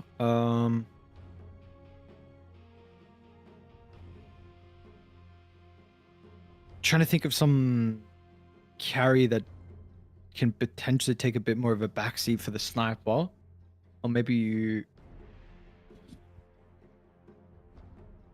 Like a Razor or Troll? You're thinking about some of these guys, like Kind of, yeah. yeah. I mean, yeah, they are an option for sure. What about Lifestealer banned out? I was gonna say, like, I'm looking at these heroes. He looked pretty decent. This is really dangerous, like really dangerous. But let's see how it works out for them. Last game, it worked out very nicely. This time around, I think Squadix, whatever team he's in, like, he can make or break the game. So it might be, like you said, more on him than on the carry. But this kind of a game, Squadix can also just maybe even go for that Silver Edge early on. There's a lot of things to break. The problem that I do see, though, is this Gyro pick is very volatile. Like, it can absolutely crush, but it can also get crushed, kind of. The moment they hit a couple of levels between Tiny and Primal, there's a lot of dive potential. 10 Oh, Gyro, seconds not the remaining. tankiest hero early on. And when you're playing sometimes into Primal, the lane 5 itself can seconds look... remaining. if it goes bad, it stays bad for a long time. How do the supports potentially manipulate this matchup? Are you wanting to rotate the Tusk early to potentially try and get kills onto the Primal? Is this a lane where you can offer kill threat with like Glimpse back and the Tusk rotation? Absolutely, you can, yeah. If you can allow yourself to leave the Slardar, because Nightfall is actually playing the safe lane, so they're still playing the Viper into the Sniper. It's still gonna be Viper Sniper lane. I thought the whole idea was to switch it up and put the Viper safe lane, but okay, instead they give Nightfall the Dragon Knight. So it's gonna be like Phoenix Dragon Knight safe lane. I feel like that's a bit easier for Slardar overall. He should be able to, like, Sweden Strong creep skips a couple of times, and then Slardar should be fine, and then Sweden Strong can maybe even use the Twin Gate rotate top. You have not a lot of kill potential between these two because of high armor on Dragon Knight, Breathe Fire, Fire Spirits. Like, as long as they're together, Dragon Knight should not be dying. Not like a ton of kill potential. There is some, especially on Phoenix. If he's out of position, if he's caught without dive. I'm getting too old for this horse shit. Well, that'll learn ya. How do you anticipate Nightfall being able to play this game on the DK? I mean, this is a carry who's been super active so far in the games we've been seeing on a hero that you know, in other roles, mid and off lane, when we got the DK, is very, very aggressive, wanting to take towers, wanting to be involved in the older dragon form. Are you expecting this is going to like fit his playstyle kind of well, because how we see the DK in other roles, or do you want him to be a little bit more farm centric this game? I think it will definitely fit his playstyle. Like, this is the best hero to play very actively the moment you hit like 6. Last game, he did it even pre-6 and it didn't work out. 30 seconds. Yeah, I think it's a pretty solid hero for him, because it is one of those like one of those position ones that can itemize very aggressively as well. I mean, itemize to play the map fast or itemize to carry. I'd liked him to still itemize the good old Armlet Mask of Madness, you know, like the classic position 1 DK. The battle begins. Well, again, it's going to be 3 bounties, but there will also be no kill. So WS going to be able to charge away. We see, again, WS has got the Ring of Regen and Windlace already. So did he do this at Fissure? Was he doing this often? Because there's going to be 2 games now. We're seeing back-to-back days where he's done this. Yeah, he didn't do it a lot. This is a bit new, a bit more movement Did he play speed. with the Tiny yesterday? Maybe it was with the Tiny. Maybe it's Tiny specific as well. Oh, what does the Tiny accomplish this early on, right? Like, it doesn't really get you kills. Most of the time, Tiny is all about creep skipping this early on. So far, he hasn't really done it, but I expect Mira to perhaps go for the next wave. I don't know where I can find the actual stat, but the sniper has increased night vision, right? Mira? Okay, Mira, never mind, we'll hold that. Alright, Mira's chill. Well, I have to tape you back, so there you go. There's exactly like you're mentioning. What is Tiny really going to be able to do? But WS gets solo for a little bit. Well, he could have creep skipped. Like, the Disruptor is still level 1. He definitely had an option to creep skip. But okay, decided to just move back instead. TP back base, get all the XP to the Primal Beast. The lane was pushing in, so not too bad for WS, I gotta say. When it comes to Sniper Night Vision, I think you're right. I'm trying to find it as well. I can't find anything about it. I'm Like, almost certain he you can't- does, but I can't find the stat or the numbers. Yeah, I think you cannot see it. In game, think but you even cannot- out, like in the heroes list, I can't find it. You can do it in About. Like, when you click on the hero and you click on About, you'll see that his vision is 1400 during nighttime. Mira? Oh, there you go. As soon as you hit the level 2, like you're mentioning, it's going to start to get a little bit more difficult for him to be able to go for these plays across the map, importantly trying to drag. So, kind of first blood, we're going to see. Not a lot of heroes, by the way, that have 1400. It's like Stark 1800, Sniper 1400. Meepo used to have 1400 as well, but it got Really? nerfed. Yeah, yeah. Okay, I didn't know One of the highest nerfs, I think, for the hero in general. Bane has high night vision because he's Bane. Bounty Hunter as well, a bit higher night vision. Luna, I can't remember how high, but I think she also has a little bit improved nighttime. Actually doesn't.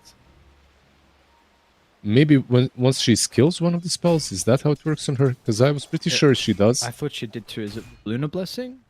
Probably Lunar Blessing, yeah. Which is now also not a thing anymore. I forgot.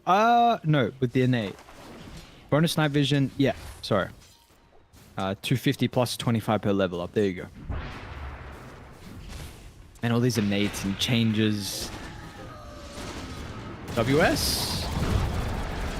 Glimpse back. It's going to be able to charge away. So, I mean, mid is how you're expecting. Very, very Squad X favored. 20 and 11 compared to the 11 and 0. Top is also having a really difficult time on the Slaughter, which... Now, are we expecting it to be this way? Because I know the Phoenix, like, before 2 points in Fire Spirits is, like, not a super strong laner. But I thought it would be a bit different. He's not a super strong laner, but then again, Slardar is all about the attack speed. And if he doesn't have it, he's super weak. And tag team as well, like Tusk is also all about the attack speed. So, the two heroes... Nice TP in. Ryan just in range there with the 2 point something. The Glimpse is going to be able to bring Lorinov back. And importantly, Squad X gets the kill. Dire's middle tower is under attack. rough lane so far for Aurora. Only top lane kind of fine for them, like doubling the CS of the Slardar on the Dragonite.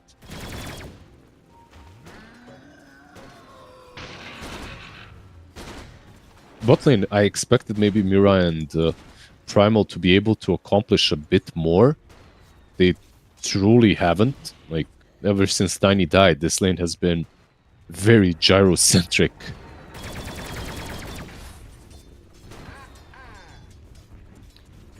Well, Mira's gonna try and make a play happen on the other side of the map instead then. If you can't do anything in his lane, look to manipulate somewhere else. Now, we was scouted out moving through the portal, so Radiant are aware of this. Creep Equilibrium is not in a good position for them at the moment, so it's going to make it a little bit easier for Aurora to potentially find this opening. Looks like they're going to get it onto Sweet and Strong. It does get the snowball, if it makes it a bit awkward for Mira. Phoenix? Miss Morale actually steps in to try and go for Kaori.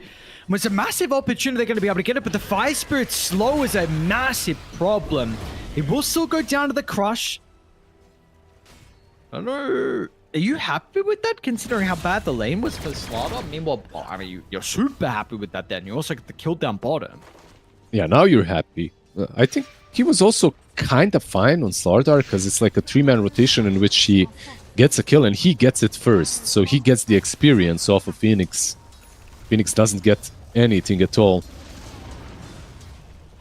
Tried for the glimpse on Kaori, maybe hoping it was going to send him back after the TP in. There will be a double damage that Sweet and Strong's going to get in front of Mira. Meanwhile, actually watch some supports battle it out. So Kaori will get the initial kill. And the second will shortly follow, though.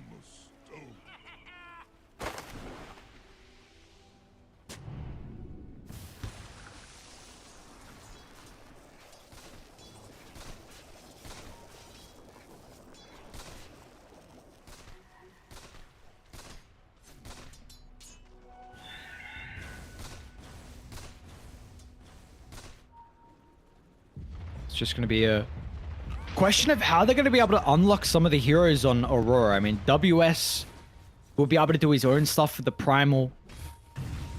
But he's getting hunted down. And this is the thing with the Disruptor. I mean, this is an exceptional hero. Has always been one of the better counters since the addition of Dino into the game. And they're going to be a little bit too late for the Wisdom, unfortunately. It was close, but Mira was already here. Yep. Very nicely done by Mira. Noticing that they're basically all rotating towards the Wisdom Shrine.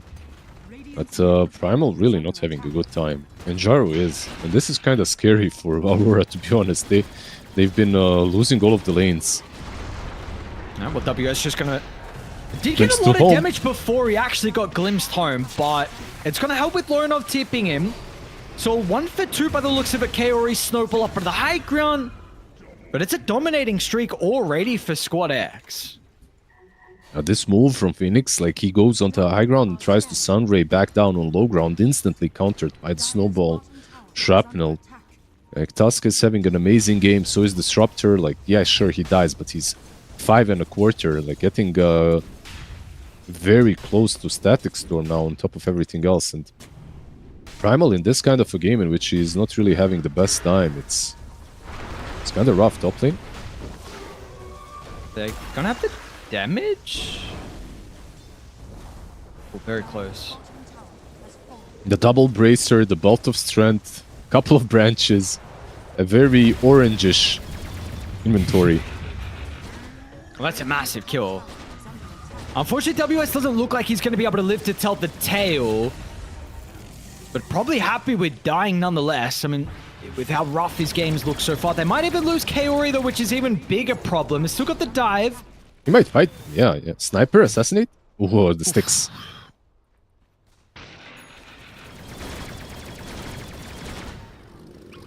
They do take down the tier 1 top, so they zone the Slardar. They are losing most of the map, but top lane is going so far so well for Aurora, and their teamfight is pretty strong. Like, you've got massive amount of AoE control with massive amount of AoE damage from Phoenix. Oh, eventually, when these two worlds collide, they will be very potent. They just have to get 6 on Phoenix first. He's sitting pretty honestly to be able to get that level 6 at a decent timing. Unfortunately, Mira is really far behind in the levels on the Tiny. Ryan has already got his 6 as well on the Disruptor. So 6 assists is going to help out. Now he's getting scouted out.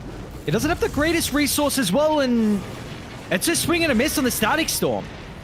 So which could have turned the tides in an early team fight. Now it gives Kaori his own level 6. And maybe another one. Strong steps up too far. Like, there's a couple mistakes that you can't be making versus Aurora. This is going to be able to bring them back into a competitive position to start the early game. These kind of mistakes basically throw away all the advantage that you got through the laning stage. And you're still happy that you had an advantage, of course, in the lanes, but when you look at the net worths, now you see that more or less everyone is very nearby. In net worth, Slardar may be the one that is struggling the most out of all of the cores, and realistically, he's the hero that needs the most.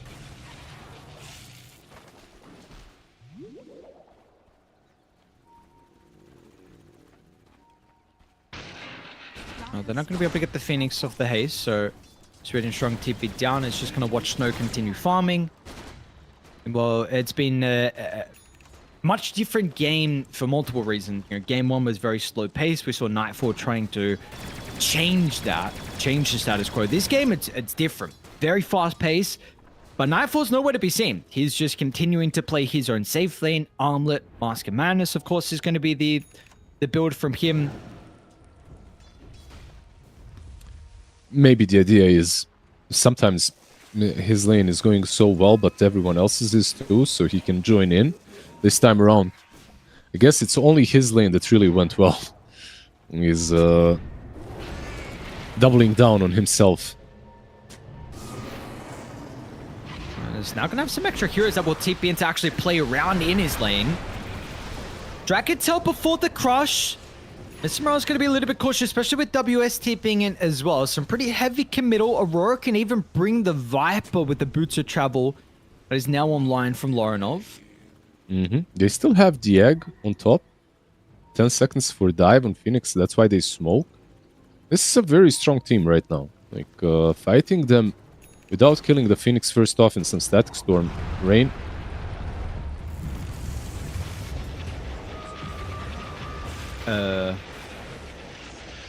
Okay, maybe... did you think there was Assassin? Maybe come? Do it Static Storm? Yeah, it's a pretty long cooldown, by the way, the Static Storm. So I'm surprised that he is willing to just throw it away twice in a row now, the way he did.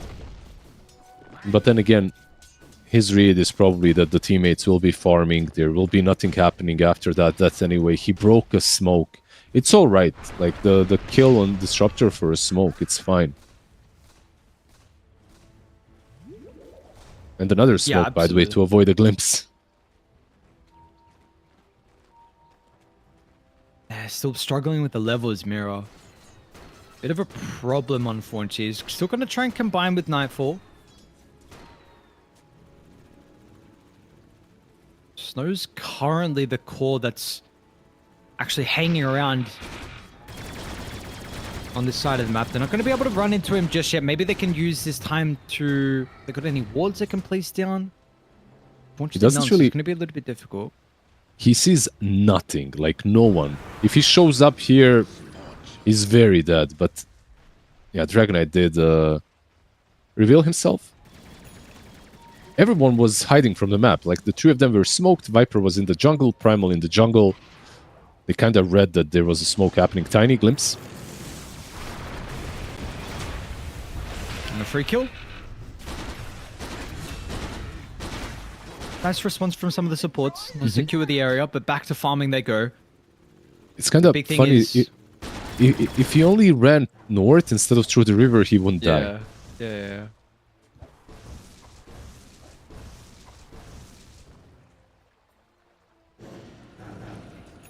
We've got an even game state by the looks of it, though. WS has got Blink now coming out. Mr. Morale's a little bit later with his Blink. Has gone for a more stat-heavy build. Yeah, perhaps because of the lane. It was really difficult with the Soul Ring double bracer, he can sustain himself, so eventually he will find the blink. It's just gonna take a bit more. Nice solo. And very quick as well. Radiant's middle tower is under attack.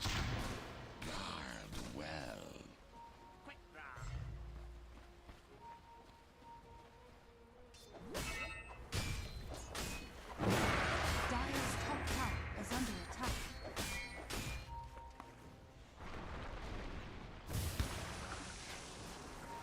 Radiant's middle tower is under attack. Dire's top tower is under attack. Top lane. They're trying to set up on him. Squad X. You're gonna be able to glimpse Nightfall away. Squad X Yeah, but is everyone taking is a here. bunch of damage. WS. Oh, whoa! The electromagnetic repulsion. Okay, cool. Shaft It's being super frustrating. It kind of saves the sniper, right? Yeah. They're gonna Sweden lose strong, Sweden strong though, so a quick tip into the mid lane from both the Viper and the Dragon Knight. Yeah, so even though when you remember the laning stage, it went really well for one dub, they are unable to convert right now, and the Aurora are just firing on all cylinders, basically because of the nature of their heroes. Like when you look at these three cores, a Viper, Dragon Knight, Primal Beast, even without items, just the stat gain top, glimpse again. Saving Private Sniper 24/7, that's what the structure is doing. How many times can he do it though, especially with the heroes on Aurora? Like, this is not an easy sniper game. They're baiting again, Stardart has a blink. Double stun. But is there any follow-up? And there is not. They're gonna Maybe a smoke and glimpse? try and run them down. They got the vision with the shrapnel. Should be able to get the glimpse. He could have. Supernova is there, and yep, he will It's egg. still They're dead, just gonna be though. able to turn to kill it, and yeah, okay. Meanwhile, mid, Mid lane, another Sweden. kill, Sweden strong. Yeah, we're just bleeding kills across the map. Whatever is happening, Sweden Strong is somewhere dying this game. I feel like I don't want to throw any shade, but yeah, he has died alone a couple of times now, and it's not looking too. Top lane as well, it's looking scary. They're going to try and respond with the Static Storm. They've got the Gyrocopter nearby this time, so a little bit of extra damage, and the Corrosive Haze is going to come through as well. Mira runs to the Sniper, but he doesn't have enough in the arsenal. Mira can't get the kill. WS will TP up before the Assassinate, and Lorinov has to cancel that TP. Otherwise, we would be giving another kill on the platter here from Radiant. So finally, they're able to kind of break through. They get some big kills. They get the objective. And one cool thing is like this combo between the Slardar and the Sniper, right? Like might be the thing that actually enables the Slardar, the Sniper, to look really good in the upcoming fight, especially now with level 12, level 2 Corrosive on Slardar. Could be the difference maker. And there isn't really a lot of teams that are willing to just insta-pick Slardar and put him on offlane. But these guys are doing it, and even in bad lanes, it feels like Mr. Morale is still contributing to the game afterwards. Yeah, I mean, this hero, right, is... Corrosive Haze has always been a spell that can completely break the game. You're going to have some value as the game goes on. You compare the carries, you compare either side. One team has a 15 minus armor reduction compared to the other. Like... You're always going to feel somewhat nice. Just the only problem is, for a long time, this hero could not catch up with farm, and it's a bit different now, especially with the shard. I think he's kind of in a similar position now, to be honest. He buys the shard and then hopes for a BKB, unless the game is going super well. Which so far, it's not super well, but it's all right. I think this is a blink on Tusk. Now bottom completed. One of the reasons why Sweden Strong was dying, of course, is he was farming the lanes a lot. And it's worth it. Like, if you can get your blink on time, it's definitely worth it. And look at Kaori. I mean, this... Mira. Oh, yeah, bottom lane, okay. Jump in over towards Mira. A nice quick kill. Getting, didn't reveal the blink as well from Sweden Strong. Oh, they want to try and reoccupy their own jungle. Or he's going to lose his ward. Is he actually still going to stick around? Okay, it's TP out now. Yeah, they have Tormentor to fight for, right? Like, so I think the team fight on Aurora should be centered around top. There's a couple of Blink Daggers on both sides, like one on Tusk, one on Tiny that haven't been revealed. So some option, and you can see the way they're huddling in the mid lane. This is probably a smoke straight up top. Radiant have a much easier time of killing Tormi because of Corrosive Haze. Are they gonna wrap though? It looks like they will. They're trying to wrap behind them instead. Yeah, and that's going to be the problem with the formation on Radiant. It's so difficult to set themselves up. Let me see the Slardar crush inside the lane. The ward's going to be dropped down as well. They get a glimpse of Ryan, but Radiant have lost control of the area first, and they're actually going to TP out. They're giving it up. Interesting call from them. Mm-hmm. Gyro was the first one that backed out. He was very close to the BKB. Smoke broke on Disruptor, and they were like, they noped the hell out of that one. Yep, probably could have taken that fight somehow if they managed to get to the high ground a bit earlier. Mid lane though, Viper, Mr. Viper. And he's just gone in an instant. Silver's Edge, Tag Team, Corrosive Haze, Viper That's Roche, dead for right? 40, and Roche as well. I think that's Roche because of Corrosive Haze. Like, you couldn't contest Tormentor, but Roshan should be falling very quickly. Skodix, by the way, setting up for that with very nice Silver Edge usage behind the tower. Being very ballsy. active on. Yeah. There's got to be though, right? Oh, triple TP's top for the Wisdom. Kaori. He's going to be able to TP out. They won't get the Assassinate fast enough, so steals the Wisdom, gets away. His game's continuing to get better and better. He got the Ag Shard from the Tormentor. He's level 12 now. Yep. Bot lane. Bottom. Sweet and Strong going to try and jump in a little bit awkward with the Shard. Doesn't get the Snowball save off for the last second. Will still be there in time to keep Mr. Morale alive. Blink on Tiny though. Toss back. Yep. Any other TPs from Radiant? No. No one's going to come down. They're actually expecting shortly that the reinforcements will show up. Sniper. He's moving from mid lane. He's connecting. Ooh! The Dulcimine with the Blade Mail now as well. WS. Unfortunately, Miro forced his hand. He had to commit to the team fight. Sniper in the they're gonna back. lose everyone else. Squadex is straight on top of the Oh, the Supernova. Cloaker! It's a solo kill pretty much from Kaori. Gets the tip. It's a well-deserved one. He's not going to live to tell the tale, but I mean, he has done his job, and this is kind of what I was just mentioning. What do you mean solo kill? It's a solo Croaker sorry, kill. Croaker, my bad. I mean, if Sniper gets away out of the dots, maybe he even lives. It probably was that anyway. Like you said, probably it truly was a solo kill.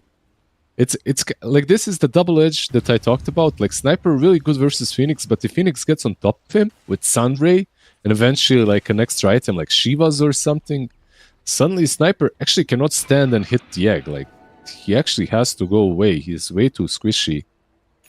So, an interesting one. He will be queuing up a BKB to make his life a little bit easier. Tendrils off the broken Deep, depth. Oh, Yep. no, that's right. It is of the deep.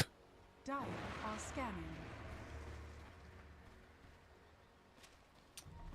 Yeah, what do you make of the BKB instead? We've seen he's got the shard queued up now. We've seen. Do you prefer this over something like a pike? The BKB Well, specific BKB They're on who exactly? Sorry. on the sniper. Yeah. It's because I heard pipe for some reason, but yeah, the BKB on him. Very straightforward, cool item. Like you get to hit. Radiant's bottom tower It's kind of good that you get to, yeah, you get to right click, and that's what this hero is all about. So I like it, and it also allows you to just press BKB and kill an egg. Just denies all the damage that Phoenix is contributing with. Also very good versus Tiny, not as great versus Primal, of course. It gets to still pulverize you if he gets on top. So Look at this interesting though, move from Pins. Dire, yeah. Dire's top tower They're not And ready for Radiant this. are absolutely not. I mean, they're going to try and glimpse away Nightfall, but Nightfall's got the BKB, so the Aegis will be killed off early. But are you really going to take a team fight afterwards? He has Smart's BKB going though. to try and jump in over towards Mirror, but it's just not going to work out. The Gyro's activated the BKB, but the Snowball's going to drag him in, but... I mean, the Sniper's late Sniper to the is here team now. fight. Finally, Squad X is going to show up on the high ground. Will kill off Kaori, but he doesn't have the too late. damage. Squad X absolutely does not have the damage, showing up too late to the team fight, and Aurora will overwhelm Radiant. Yeah, that was way too late, way too disconnected.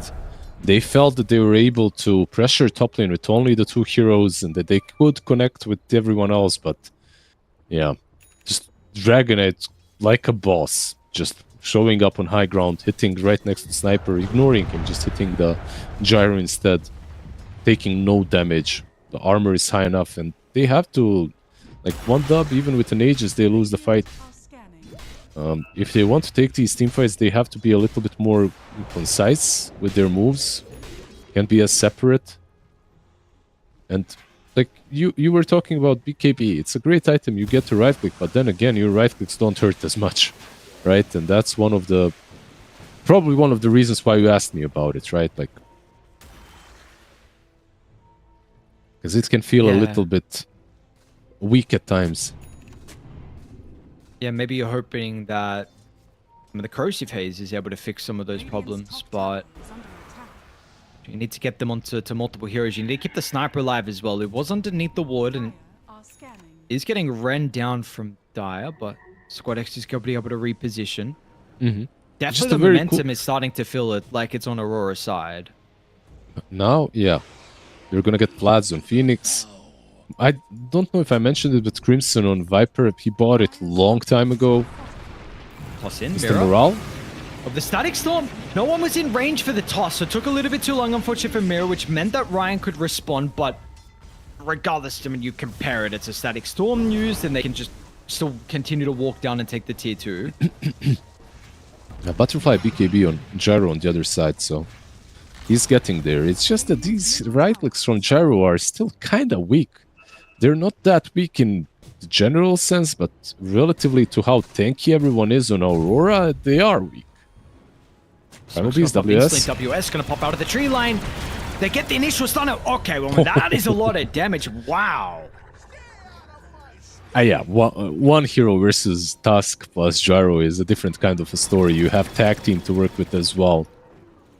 In that situation, it does not seem that weak. In that situation, it looks pretty damn solid.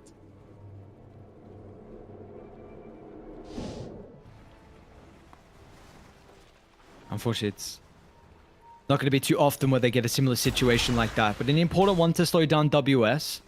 Mm-hmm. Just They- stem some of they the would hope- momentum too. Yeah. They would hope to get more of those. What's the enchantment on Mystical on Disruptor? Feels bad. Like, this is the most hilarious hero when it comes to enchantments, Disruptor. Like, because it can completely change. It's the most RNG based. Because Greed is so good on Disruptor, as it allows you to get that Aghanim's very easily. If you get Greed, you're kind of set up for success. If you don't, you're kind of sad.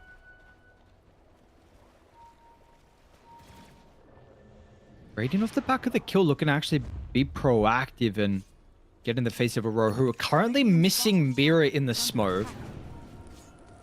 Just gonna pop, they got the ward. Not a bad start if they're gonna be able to bring Kaori down. They have to commit the Static Storm for it. I feel this kill is valuable enough and worth it. There's another buyback as well, so it would be a guaranteed 4v5. They're not probably going to get another opportunity. They want to have one show itself, though, with the smoke. They're going to run at them again, but they're a bit too late. Radiant are scanning. Completely left the area. Wisdom's going to be taken from Lorinov. Mira will cut bottom. They might run into Lorinov. Oh, did they see that? Yeah, they saw him. Lorinov. Oh man, so awkward of the timing. Just as Sweden Strong was able to step around the tree line. He would have missed the Nether Toxin, but half a second is all that matters in the end to get the kill. Massive pickoff, and look how quick they are with the rotations. Already TPing up top. And maybe hunting for more. They have good vision in the dire jungle, so they're trying to play around it.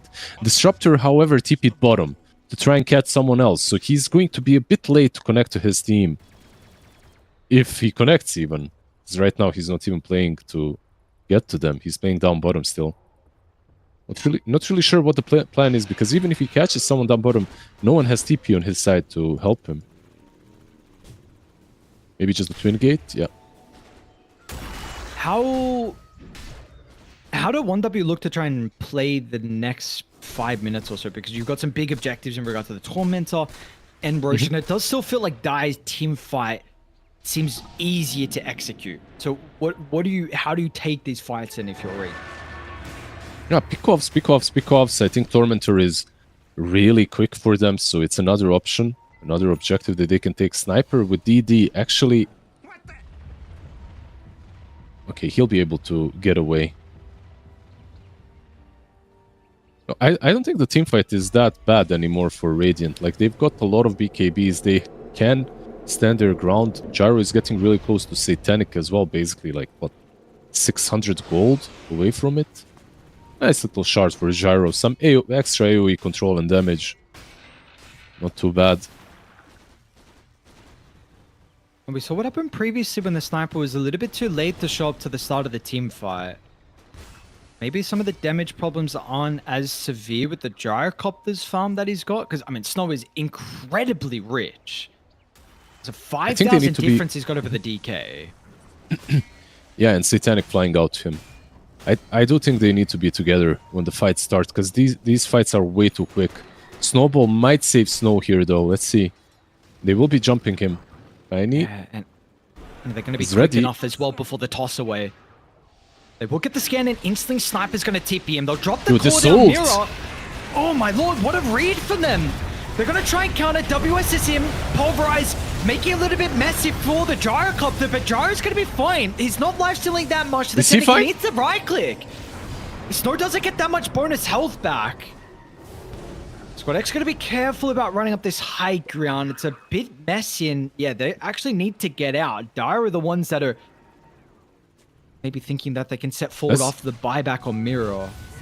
That right there is the power of high ground. Should never be underestimated. They are now going into the pit, but that means that they will be on the low ground, and I feel like Radiant might even go and contest it, even without Satanic BKBs. Let's see. Maybe they will... Nah, it's too late. Never mind. But the power of high ground basically won that fight for them. Even though the buyback is there on Tiny. Outer Dragon Bomb's about to expire. They'll get the Aegis on Lorinov. The swinging of a miss from Mr. Morale, but the Glimpse will be back on WS with the BKB on cooldown. Snow's gonna try and pop him. Importantly, this is a fight where Squad X's should be feeling pretty comfortable. How did he get there? Mirror with the toss puts the Gyrocopter so far away, so the sniper's formation has been broken. Well done from Mirror. That's not the high ground that I talked about. It's it's the enemy high ground, not the one you want to be on. Mira ulted him and then tossed him out. They tried playing around the BKB, or I should say the lack of BKBs. There's no... Yeah, what's going on mid? They're going to be able to deal with the creep, so Viper won't boot to travel in. It's a great static storm from Ryan, holding to it to place. Kaori might die to the assassin and will do so. Sniper? But now the rest of Dire are going to be able to respond. Squad X will try and stand his ground with the BKB, but it just doesn't have what it takes. Squad X is doing everything he can. Isn't enough. He'll get the Aegis, he'll got the vision. Dust is out. Nightfall is going to be able to get in range, but the chain control, once they're onto Squad X, he is gone. The health pool is not enough. I feel like they're just not on the same page. Like, they're playing... One top, they're playing a really good game, but... It's just not instantly connecting. Like, the move mid, where they catch Tiny and Phoenix, could have been, like, an amazing play. But Sniper is in the jungle hitting creeps. Like, he's not there. Slardar also not there. Not fast enough.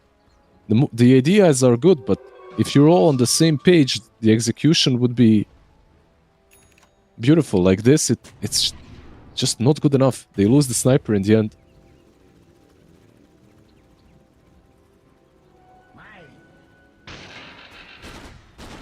Still is a very even game though.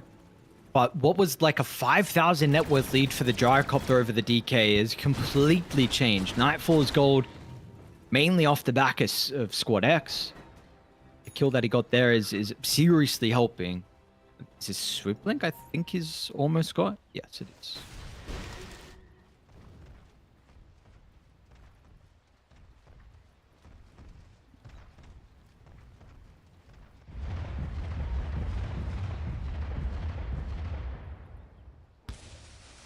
The wisdoms that are going to be up. Mirror's going to go back and find theirs. What's the probability looking like as well? 54% currently for 1W. Still. Damn, so they're actually they're giving them an advantage. Okay, I see. Cool. They do have some nice answers. I don't know. I think Aurora are in a better spot, but like it's difficult on both sides. And honestly, on Aurora, one mistake is all that it takes to just absolutely lose the team fight. They don't have buyback on Tiny as well. They have to be very careful with their positioning. Slardar backs out on time. Queuing up a Lotus into a Nullifier, by the way. So no BKB to be seen for him. Not a bad Lotus game, of course. Just makes Primal's life even harder. Although I gotta say, Primal's game is already hard enough. Like, you're playing versus Static Storm, you're playing versus Walrus Punch, versus Snowball. Tusk. Nice opening once again from Miro.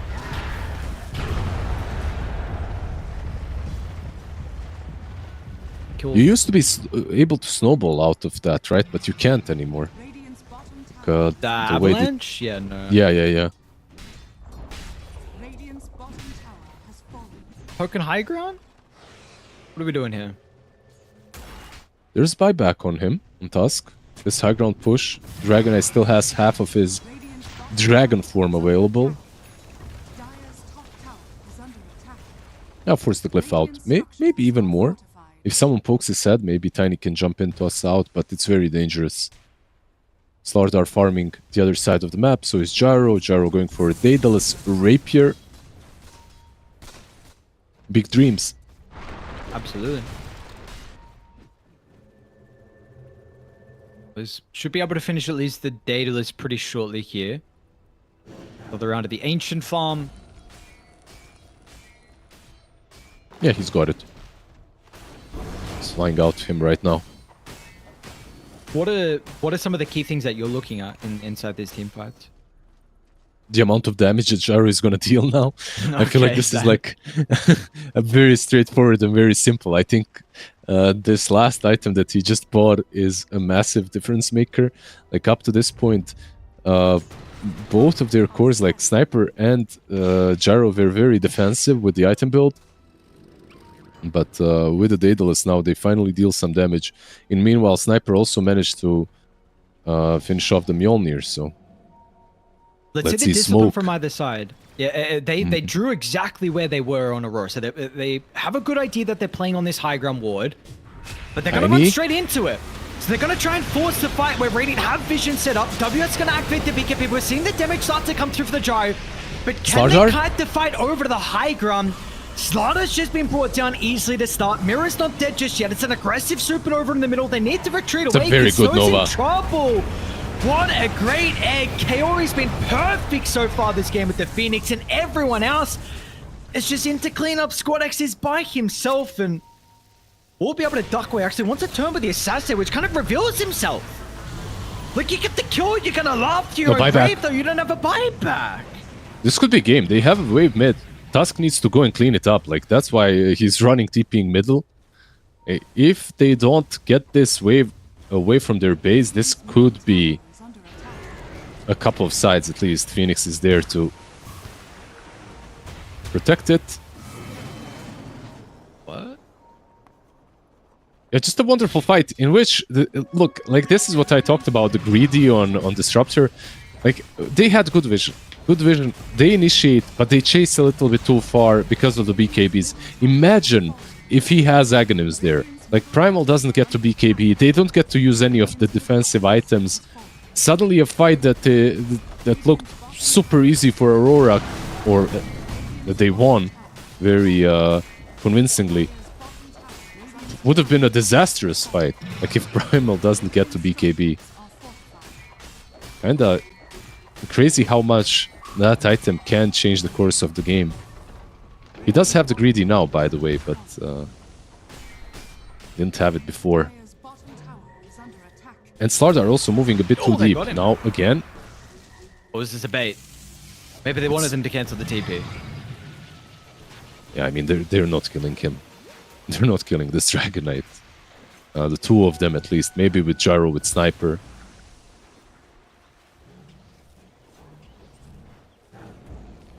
Now that's a 7k lead, by the way. A very different story.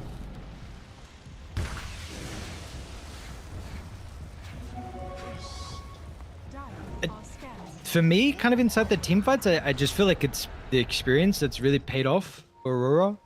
I feel like the discipline for them to always take fights around their vision and their high ground advantage. Tiny. Mira, Ghost Scepter's gonna get the TPs to come through, but not everyone rotated. It's a big kill with Roche up in 35. I would say, like, Aurora, I would agree with you. Aurora were taking fights in good positions.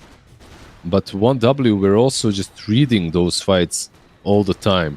They were reading the position and they were still going and taking fights because they would be the ones initiating. Like, how many fights did we see where Tusk initiates first? Well, they're coming through the portal bottom Okay. lane. Hang on a second. WS and Kara, it's just your heroes here at the moment. They're going to get the Supernova early to start. Now, what's the call from Radiant? They're connecting. You're lacking your sniper. They're starting to move on down. WS is in a lot of danger. Kaori's gone, and they should be able to kill the Primal Beast afterwards as well. It's going to be up to the cause on Aurora to turn the tide. So Glimpse away, Lone up, and Nightfall's in. The Force Staff going to help get some separation, but the Stardust distance is there. Here's a way to the low ground, but they want Sniper is here. He's coming. Because Squad X is going to walk up the high ground, and when the sniper can freely right-click, surely with the Oh, the Ghost, if he needs shards, to dude. buff him up, it's just taking too long. Where's Snow? Walrus They need to punch. get the gyrocopter into the middle as well. Snow's finally going to put himself into the firing line, but that is exactly where he wants to be. Two heroes, two massive ones, the DK and Viper. They got no buybacks. Dude, this was basically Sweden's strong show right there. Sweden truly is strong. The ice shards were just beautiful. The Walrus punch as well to cancel the TP. Jaro, by the way, I know that he was a bit late. He moved out, and I think it was necessary for him to move away, because Sniper can hit them in the shards without them actually firing back. Meanwhile, if Gyro is around, it just gives them a target to kill. Like, they would be able to perhaps jump the Gyro even through ice shards and kill him off, so... I think it's good that he didn't. They forgot to jump, by the way. It's still in the Twin Gate area, next to the Tormentor. But they're going to be rewarded with a massive netward swing. A Refresher shard now on Disruptor. I don't like it too much on him. Without the Aghanims. Divine Rapier on Gyro as well. With the Ages, by the way. So they've got the Rapier Ages. This is where you want to be. Yeah. Do you give the refresher to Snow, actually, for the second Ages? The BKB Satanic that were around? I think so, yeah. I think it's probably for the best. I don't know why he's keeping it on Disruptor. Maybe just carrying it. Because it's truly not that great on him without the Aghanims. And yeah, it's given to him. Okay, so some massive items. Satanic, I think, for Squad X is getting delivered. Nullified, just completed from Mr. Morale. I mean, this is a huge change in net worth. What was about 13,000 lead from Aurora? It's pretty much a 18k swing. Yeah, just a beautiful fight from Wandab, switching it all around. Of course, on the other side, we do have some items that we need to consider, like there's a Refresher on Phoenix, so a possible double leg in the next team fight. It can be game-changing. Radiant are scared.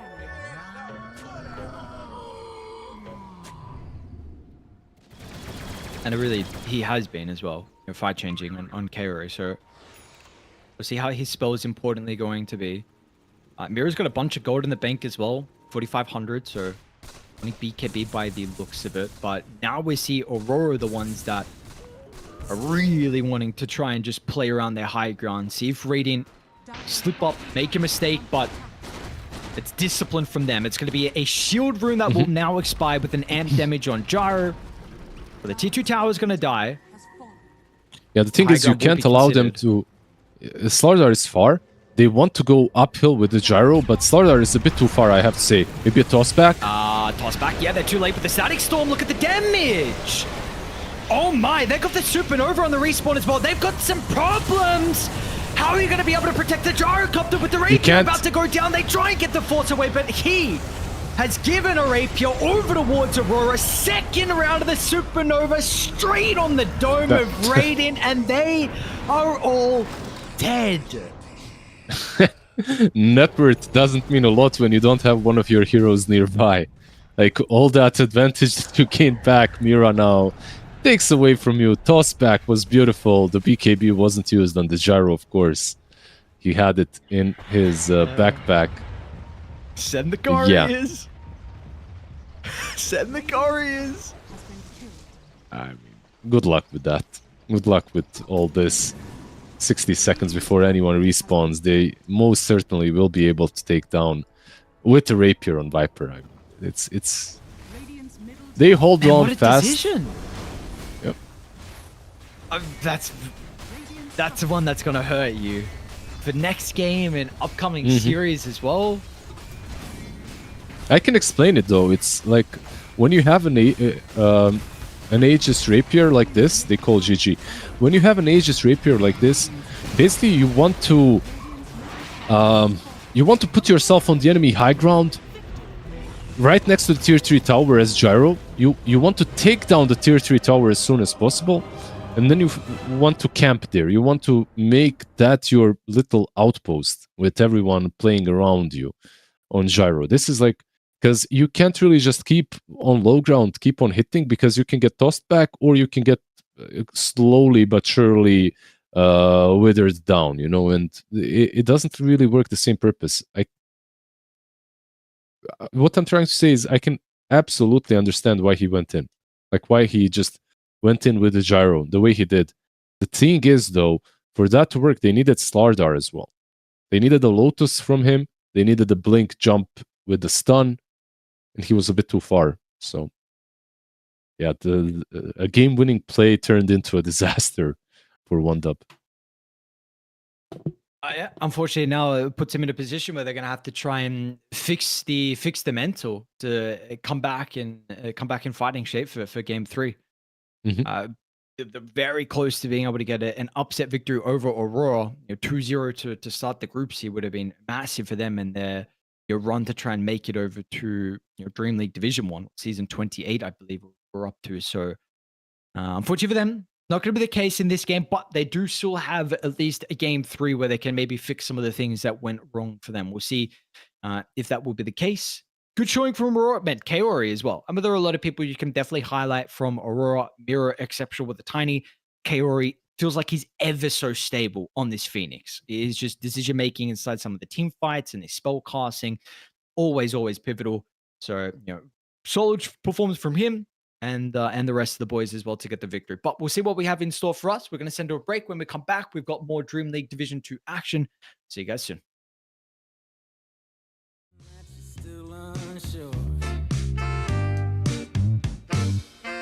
And I can tell just by the look in your eyes that you've been hurt before.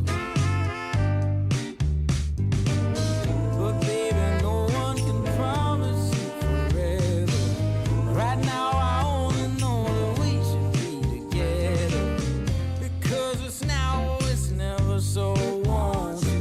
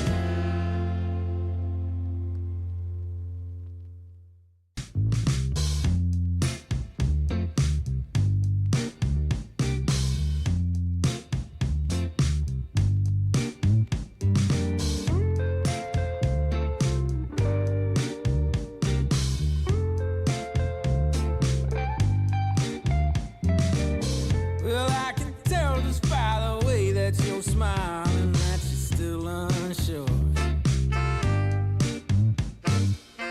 And I can tell just by the look in your eyes that you've been hurt before.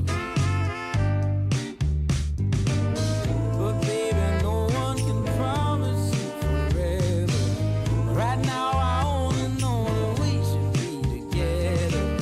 Because it's now or it's never, so won't you take a chance on me?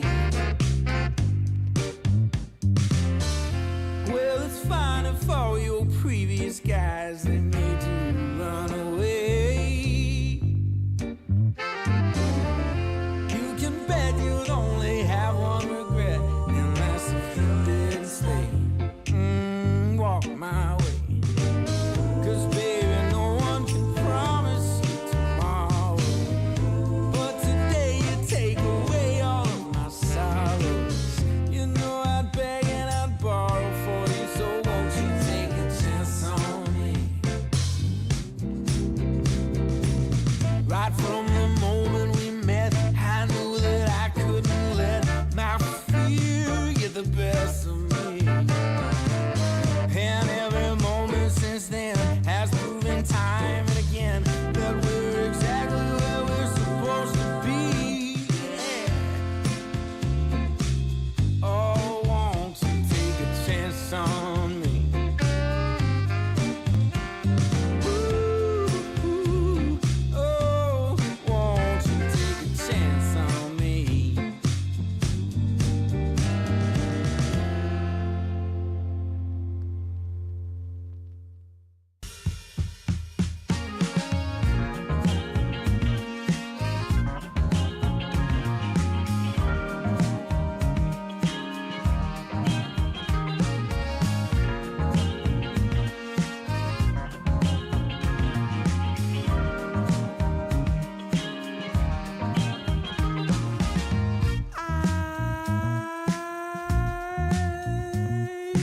My eyes are closed so long after the sun comes up. We do a dance in the dark, down the hall, pictures fall, even the neighbors call. But then you rip out my heart, every artery, a part of me. Ooh. It's obvious to me that you love to watch me bleed.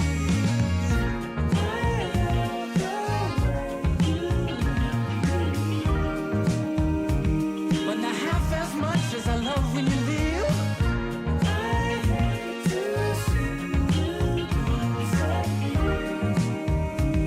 But I love to watch when you're walking away from me. Walking away from me. Yeah, yeah. I could be anything you want. I could be anything you need. Baby, tell me it's something real, and I'll give you everything. Every now with that wicked smile, you know I can't help myself. They play around with me for a while, keep tearing me up until there's nothing left. Ooh, it's obvious to me. Yeah, you love to watch me bleed.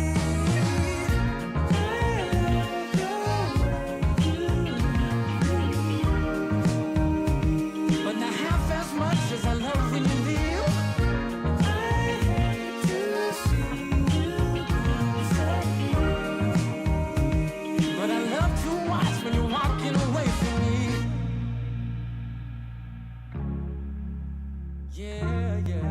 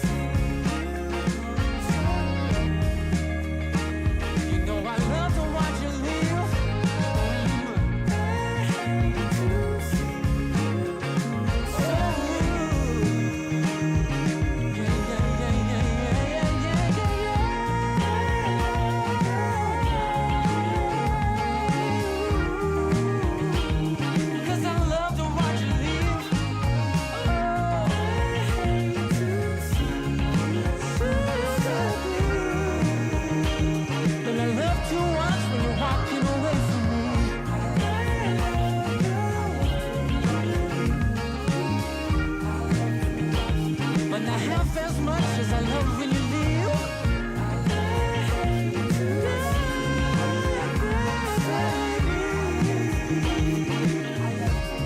When you walk away from me.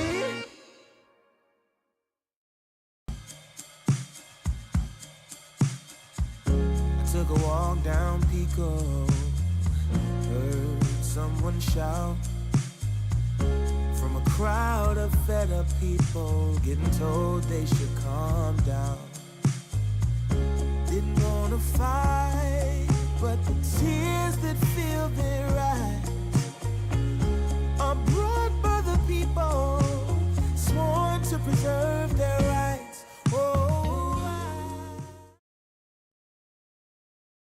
Well, our first series of the night over on the Ember stream is going to be going the distance. Aurora send us to a game 3. We'll see what they're able to do. They're going to be playing with first pick. We've got the boys on 1W on Radiant Lizard. Any requests for this upcoming game? If you could have a hero that you would like to watch for the next hour or so, what do you got? One hero.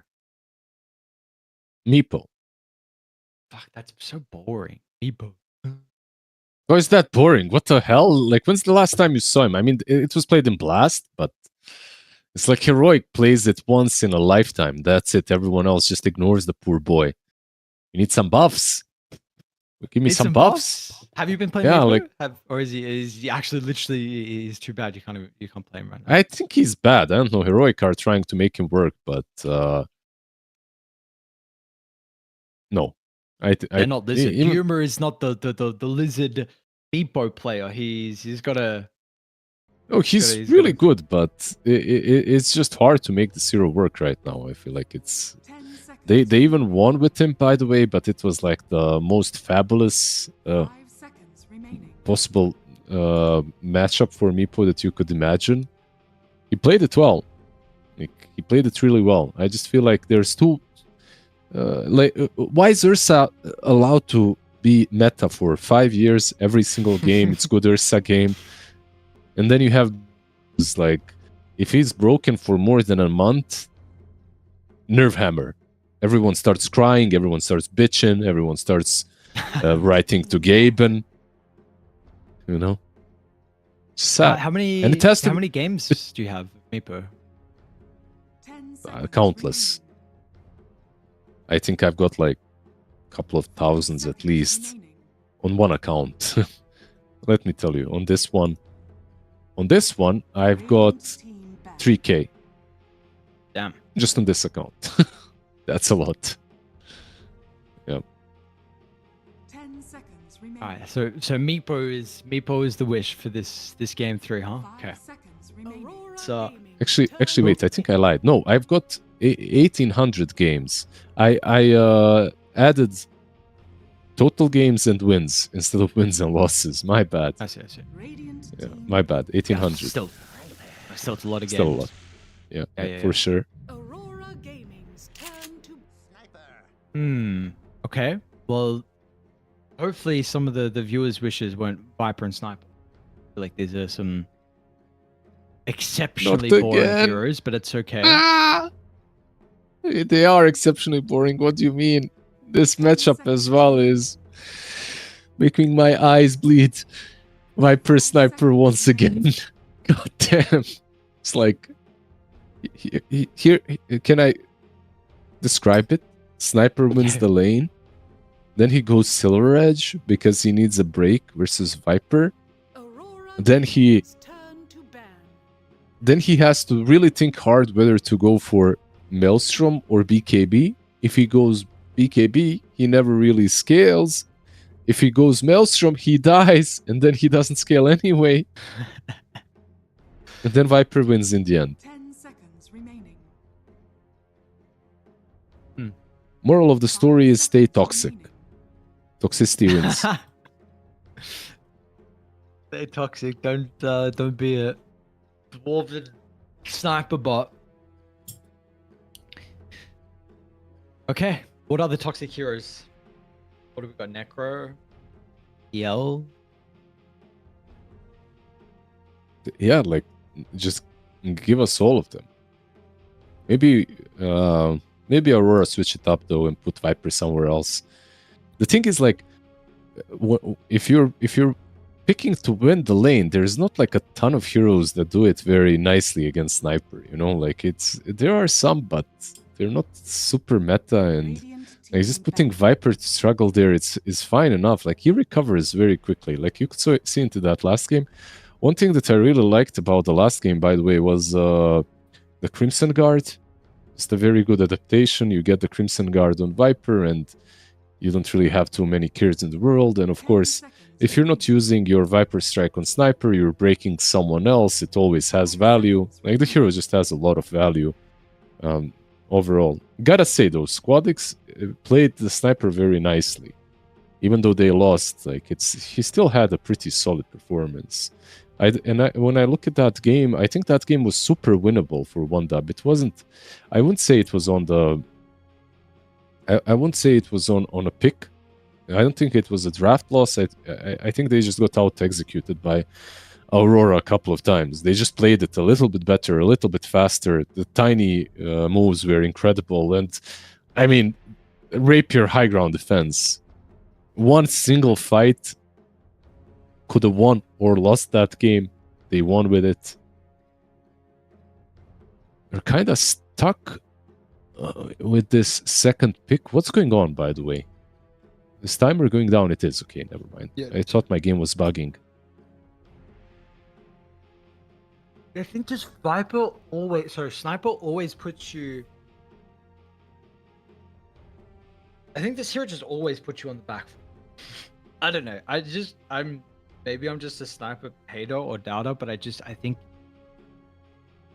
this hero makes it a bit more difficult in how you're able to play the game. Like your margin of error, you can't make many mistakes. Like your communication needs to be perfect because you need the team to play in front of you. So everyone needs to be on the same page. Your formation, if you overstep once in team fights, which we saw multiple times, then all of a sudden you step a little bit too far forward. You're playing to the high ground where they've got a ward or something, into a supernova, into a primal. You got problems.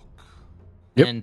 But then again, like Sniper kind of forces the other team to make mistakes because you have to only go the Sniper. If you don't jump the Sniper, then you got big problems. So we can go back and forth, I suppose. They really took all their time to figure out what to ban, and it's the Warlock in the end. It's the Warlock to pick and Phoenix to ban. And the Tiny on the other side for the repositioning. Mira had he's basically the reason they won in the end. Played a massive part with that last toss back. So they get themselves the Tiny. The Tusk is banned out. So we won't see the same two supports on both sides. So 1dub, they basically traded and got the Warlock for the Tusk. Still isn't bad. What was their position 5 last game, by the way? They had the Tusk and... The Disruptor. The Disruptor, yeah. The unfortunate no plus 75 gold greedy Disruptor. He did get the plus 100 eventually, but already committed for the 4-staff, so he couldn't really get the Aghanims in the end. And the Dazzle. Alright, that's a cool hero. They're not doing Huskar Dazzle, by the way. It's a Sniper on the other side. Most likely they're not. But I wonder what are they going to combo with it. A lot of Illusion heroes still do well with Dazzle in the lane. Something like a Brood as well, but not really Nightfall heroes right now. Wind Ranger and Ursa are probably the ones that he plays the most. Both are banned out. SF, of course, also banned out by 1dub. They get themselves the Mars. Yeah. I like this. Just team fights. Look how much easier team fights look with this. Mars, Dark Willow, Warlock. I mean, I would like kind of another hero to play in front of the Sniper. I don't want some like Sniper Gyro like we saw last game.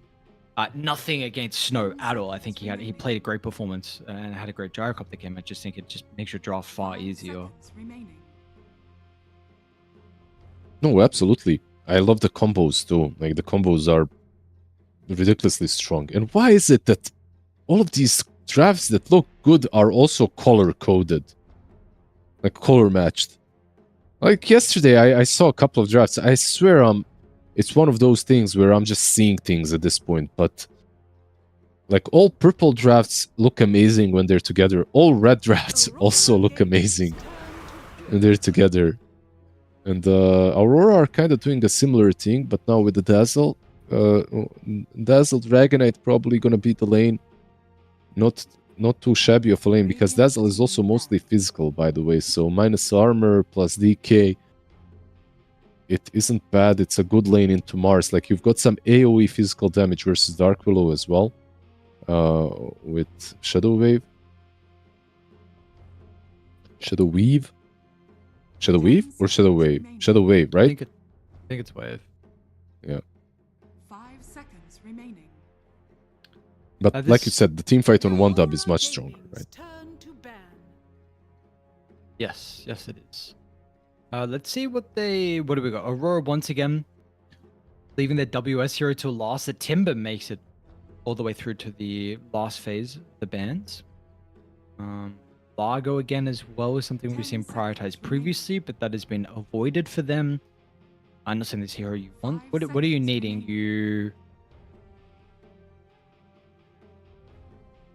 What do you want? Another way to get on the sniper for WS?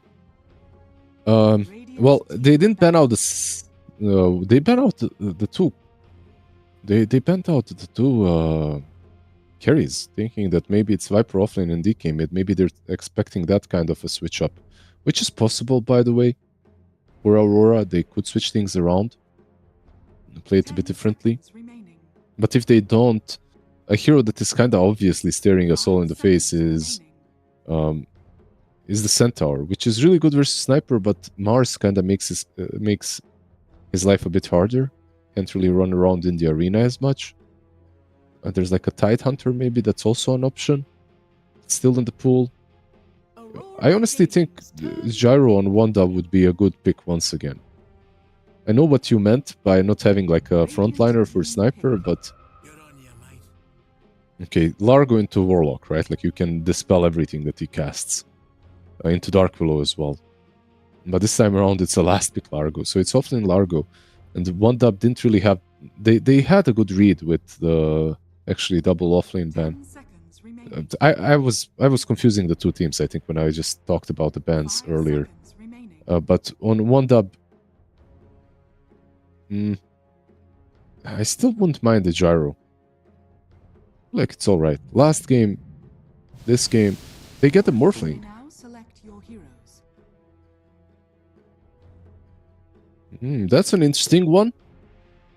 Like, you don't see Morphling super often.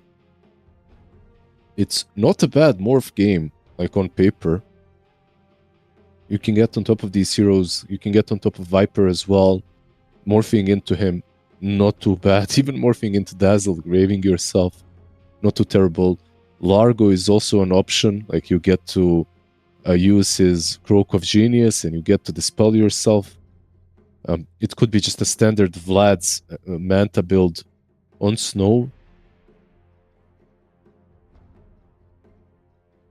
Do you like this pick out of some of the others, though? Like, even the Gyrocopter, for example? Because I feel like the Gyro can have an easier time of being in the middle of the team fights compared to the Morph. And what color is Gyro, by the way? He's red, orange, red, right? Like, wouldn't he fit them better? I guess they ruined the color combo with Dark Willow already, but her set is kind of matching. She's got the bronze on her outfit. So absolutely, Gyro. You know, I could say the same. The Morphling has kind of red eyes. The I mean, yeah, I guess. But only the eyes. Outfit of the Willow. It's like the tiniest chest piece she has. You know, I mean, the boots as well, the greaves that she wears. I respect it. You're trying to... I'm trying, yeah. The outlines on her wings as well are bronze. But yeah.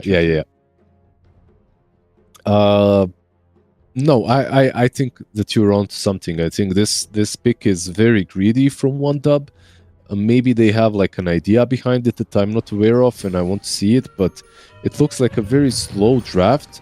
that is centered around Mars, Dark Willow, and Warlock. And if these three don't have good lanes, mid game is going to be extremely difficult. Morphling may be a little bit easier to sustain himself against Largo. He's also like a Skadi eventually builder, which is nice. But overall, yeah, I think Gyro was maybe a bit of a better pick.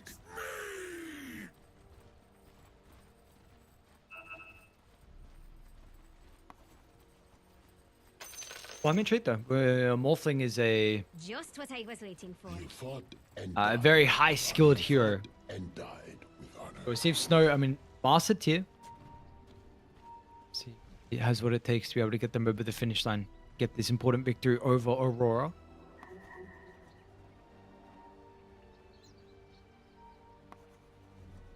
He had a good game 1. Game 2 as well. Like last game, Gyro performance was not bad from him. Yeah. Let's see what he can do with Morph. Maybe that's one of the reasons for a switch up after the last game. 30 seconds to battle. You know, don't wanna be reminiscing about your rapier in game number 3.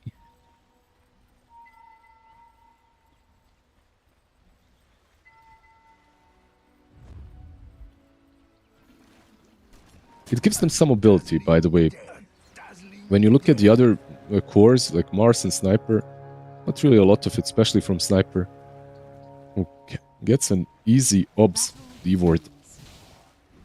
Quarter of a level already up. On the Sniper, always nice to get that a D-ward on your own, level 1.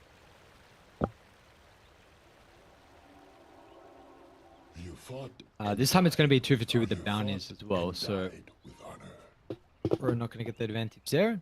Like you're saying, I guess we'll favor then 1W with the D-ward. So we'll see, I mean, nothing too much to say about mid. We saw it previously. Squad X, well, just got his range creep denied. It's going to feel a little bit rough. It's a bit hard with Viper's got a little bit of extra right click damage to start. Side lanes look interesting though. Another tiny Largo lane. So we'll see if Miro has got boots. Much easier time to be able to pull right against Ryan. I don't really know if they do anything versus the Morphling though. So do you think Snow kind of free farms this lane, right? Yeah, I don't think they do a lot against him as well. They can dispel the Shadow Word, they can dispel the Fatal Bonds. But yeah, Morphling, unless he's not careful, unless he's really reckless, should be fine here. They do have some massive burst damage though, between the stun toss and Catchulic, so gotta be a bit careful playing against that. I guess top is potentially where we can look for in regards to some of the action and some of the potential kills as well. Dazzle's positioning is going to be pretty important. Can Aurora even get kills with Poison Touch and Dragon Tail? Maybe on Mars, maybe even on Dark Willow with Breathe Fire and Shadow Wave. Like, it's possible, but unlikely. Like, you are playing versus a Spear. It's like, there has to be like a positioning mistake to get a kill in this kind of a lane.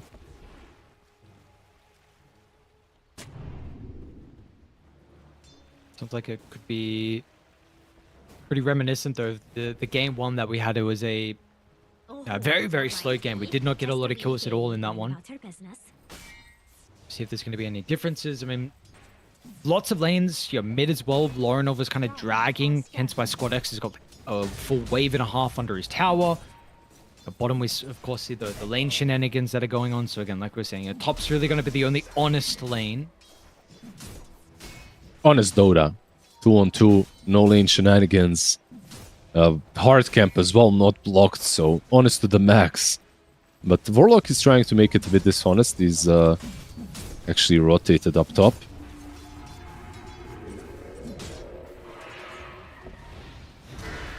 Let's see if he's going to be able to get involved. Kaori steps away. They've got the spear for Nightfall. Gonna have a difficult time of finding the angle though, and the rotation for Ryan. Well, they get the Lotus. Cool.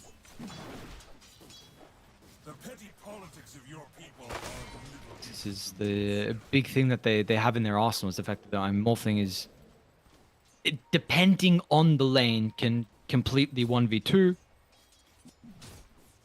He can Maybe there's some 1v2, but the crazy lane is pushing. Yeah, and actually with the levels now, almost able to nuke him down with the lick. Dire's middle tower is Not the under B. attack.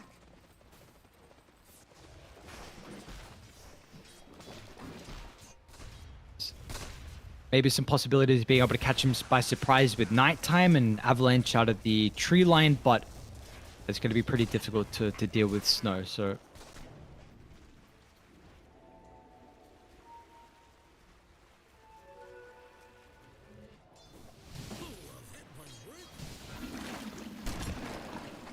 Actually got a TP mirror top lane as well.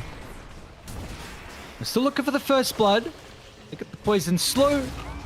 Ryan will respond. Is it actually going to be enough to keep him alive? They got the deny, the shadow word heal. They'll rely on that. Mr. Morale's okay. Sweet and Strong is getting ran down, however. Nightfall finds the long range right click. We'll draw first blood. It's kind of cool how he played this lane without Breathe Fire, like he's 0-1-2 on the Dragonite, that is.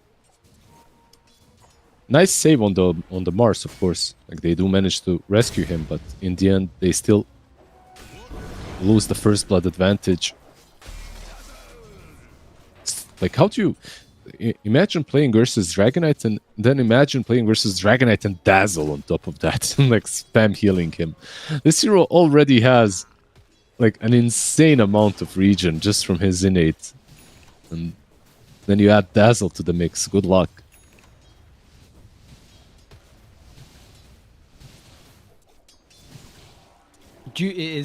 What is this skill build usually on the Dazzle? I understand it's probably a bit game dependent, but like 102, you kind of max out the heal. 404 Grave Not Found. That's the build. Okay. Like I mean, it's not really 404, but very often you don't see Grave early on. Like, you gotta get it. By the time you get your ulti, you should have 1 point in Grave, but you can start 202. Well, they're gonna glyph the wave on 1W mid, so oh no, they don't keep their catapult alive, so a bit of a misstep from them, and now Lorinov is gonna be able to move on over with Mira's angle. They'll find their sniper out of position and a great tower defense, and Lorinov is gonna wave him goodbye.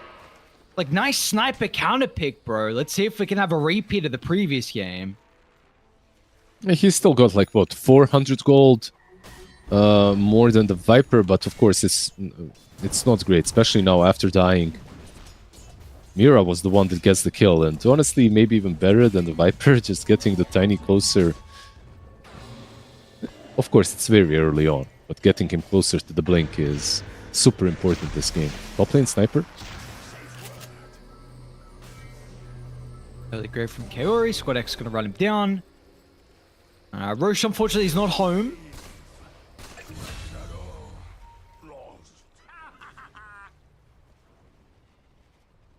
Radiant are scanning. Should be a clean Wisdom Room picked up from either side as well. So, big winners too. WS completely free farming. Once again, the Arcane build from Hind of the Scepter. Snowers also fine, but actually a little bit behind WS.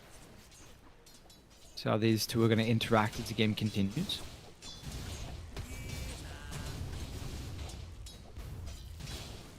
Another thing is the fact that the Warlock is not really, don't have too much going on in regards to getting some of the Black Rim War stacks. Kills or assists to have an early level 6, which could be important. Top lane. Mr. Morale starting to get ran down once again.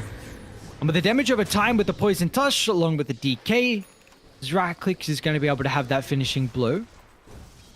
By the way, during nighttime, standard Rosh home is top. I'm not crazy. It's top. Why is he bottom this game?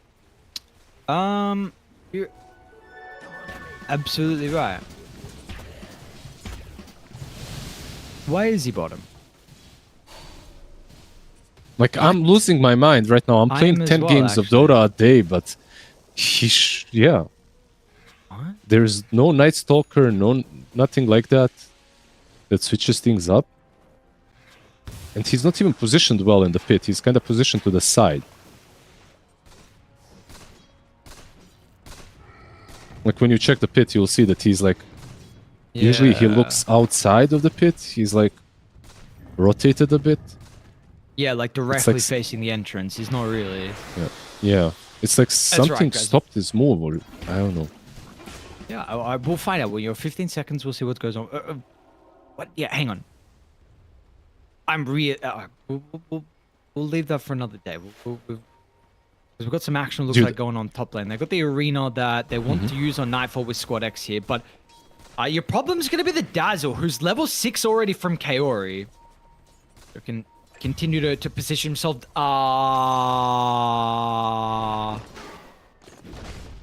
What happened? How do you get? He got solo killed in the lane. They were laning versus each other.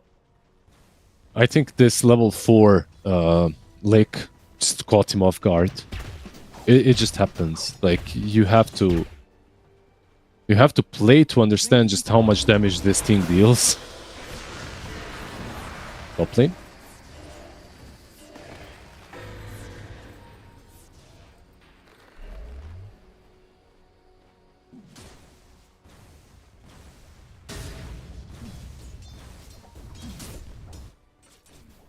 I mean, I'm literally trying to Google to see if this is like something bugging out, or if it's...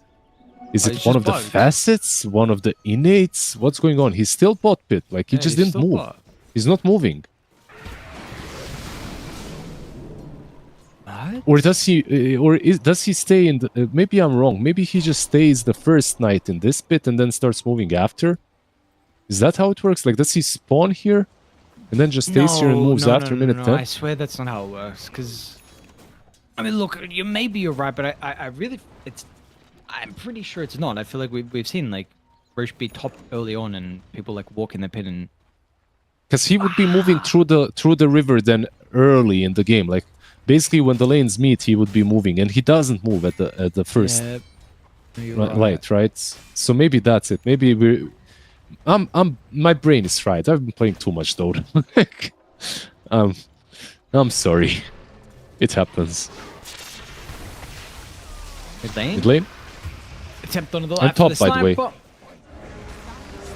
And first arena of the game is going to be able to grant themselves a much-needed kill, considering this one is starting to get a little bit out of control. Dire's top tower is under attack. Snow a little bit more careful now, and also did buy himself a raindrop, just in case, you know. And this is basically what happens. Like, this is when you play versus this goddamn hero, and when you don't shut him down, like you're playing a position 1, he's literally just running towards you every time he can and using the catchy lick. Versus Morphling, of course, it doesn't really do as much because Morph just morphs down and uses Vlads to heal up. But if he's not careful, damn, man, like it can kill him off.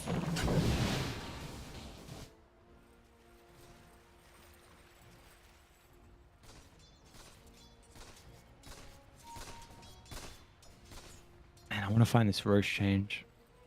No, I think this is what it is. We're both kind of Pepega 5 heads at the moment. Yeah, it should change. I definitely think you're right. I just wonder when, because I feel like they said something about this in some of the patch notes, like towards the start, or maybe it was always like this. And yeah, full Pepega in. It's like you don't really pay too much attention because no one is taking Roche this early anymore. It's only Huskar that kind of sometimes takes it around minute 14 because he gets like an early armlet from dominating mid, but that's it. That should be the case. All right, Pepega moment. So is finished. We're good now. What's going on in the map? Snow's continue to farm down bottom. He did go for that Vlad's build. WS has not even had a thought about leaving this lane. There's going to be a super early sep though. Roshan does not move for the first 15 minutes since patch 7.33. There you go. Honestly, I was thinking about it. I'm like, hang on a second. Like, I play mid a lot. And I've never seen Roche walk past my lane while I'm It would be laning. dumb. It would be dumb if he moved to the laning stage. Yeah. It's fine. It's alright. It happens. Yeah, there are some somewhat basic mechanics that everyone would be like, you're questioning, like raising the eyebrow, like, are you guys okay? But I'm sure you guys do the same thing. There's some other ones. Yeah. Radiant's Your So fatal it- bonds could be dispelled or something. Yeah, there's always something. There's always something. Aghanims, by the way, is there for Largo. Minute 14 as well. He's gonna maybe get this Wisdom Shrine. They're trying to contest him. They do have Arena against him, so gonna be hard to dance around in it if they catch him. They back off. They decide not to. I think there was potential to go for him. Morph was nearby as well.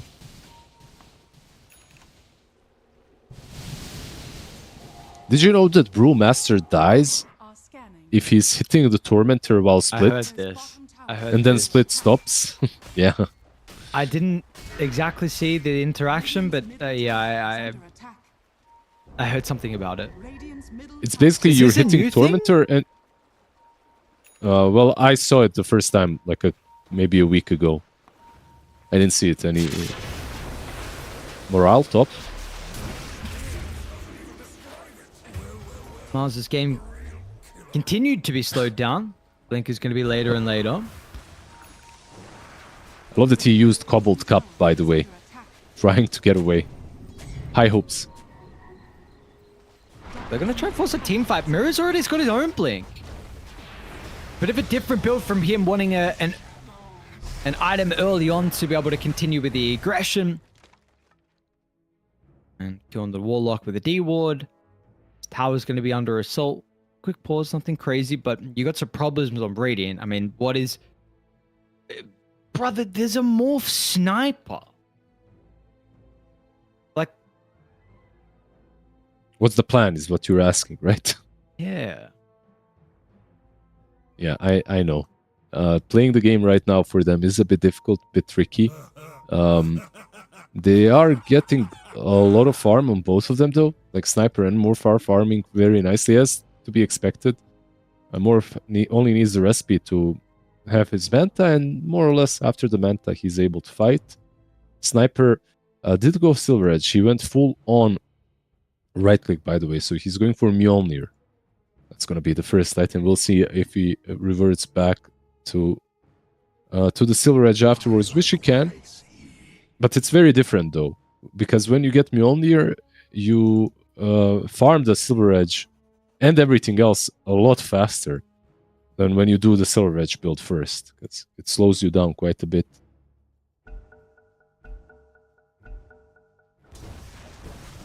It's just... Is he going to have enough time to be able to get these items, though? Because... At the moment, it's looking like the pace is about to ramp up. You got Blink as well. About to be completed for the Dragon Knight. You might ready not to have any hunt. map.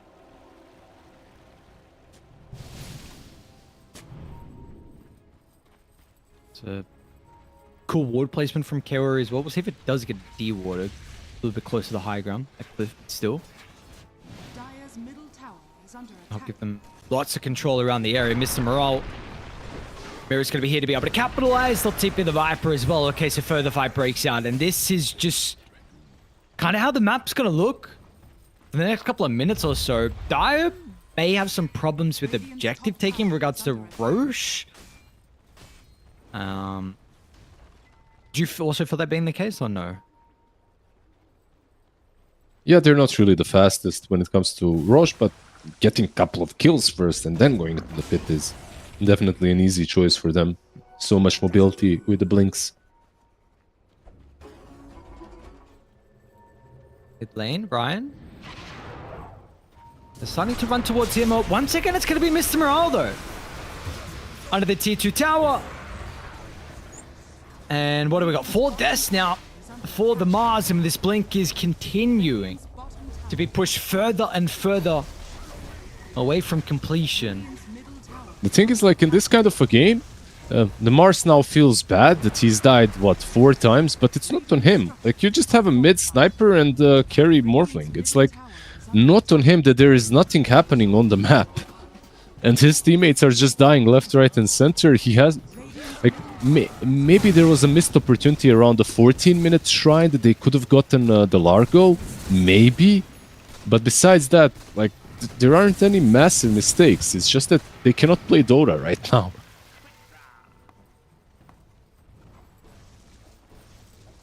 Yeah, no, absolutely. And it's not really going to change. I mean, Snow is, of course, has got a one portion of the map where he's feeling quite safe, but soon that can change if they wanted to, or they might not even really care. So we were speaking about Roche before. We'll see how long it's going to take them. They want actually the kill onto the Dark Willow. But the check control isn't perfect, but Mira's got enough mana for the Avalanche, so the TP we cancelled. It is so annoying how much health you get back with this Pixie Dust in A. Mm-hmm. Yeah, if you can heal up, if you have like a salve on top, like, feels really damn good. It's like, what, 150, right? Yeah, 150% plus HP regen.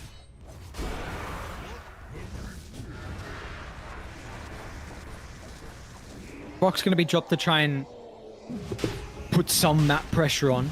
Forces Nightfall to TP down bottom, but Roche is actually dying a little bit faster than expected, even without the Dragon Knight. So Loronov's going to be the one giving him the Aegis.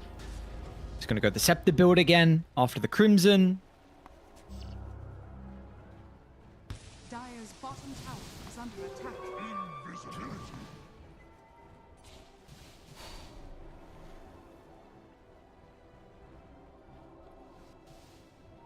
And they are just continuing to lose more and more map. There is not really a lot of space for the 3 cores that need farm.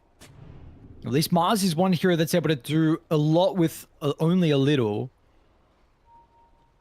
He's got the blink. They've got Mjolnir on Sniper. They're kind of setting up around this high ground, Manta on Morphling. Like, they basically got the 3 entry-level items that they needed to get. Meanwhile, Rain does die again.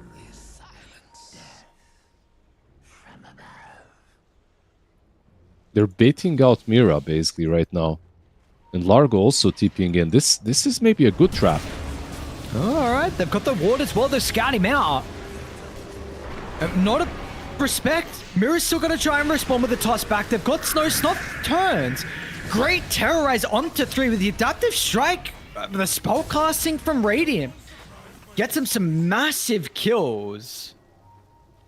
Yeah, that was beautiful. Morphing into the tiny dragon form, by the way, just used. So you want to fight or farm? It seems like a farming ult. But yeah, wonderful spell usage. By the way, this Dazzle early picked up. If he started TPing first, maybe he'd be able to save Largo. Now they lose the Tormentor too. But I was gonna say, Dazzle plus Largo sounds like a pretty damn dumb combo with the bonus ceiling that you get from Shallow Grave. Right? Because it can be... Yeah. It can be really tricky to take down a hero that can heal himself, that is getting healed by Dazzle on top, and is graved. Does the heal lamp... Whatever, so it works on teammates as well, and like yourself if you have a wand. Mm-hmm. Yeah, I don't know. I just thought it was the Dazzle heal that was just amped. Okay, I didn't know it was everything. Healing on that ally is also amplified for the duration based on the hero's HP. It doesn't say that it's only by the Dazzle. For some reason, I thought the same, by the way, that you were thinking. I actually had the same idea before. A couple of supports bleeding their lives away. Nightfall gets a solo kill. The Warlock, Kero is going to be able to find Sweet and Strong as well. And quick smoke to try and connect to Lorenov, who's got this mid lane shoved out. There's no objective to be able to claim with the tier 2 already gone, but love to be able to put the pressure on, considering they have a large net worth lead.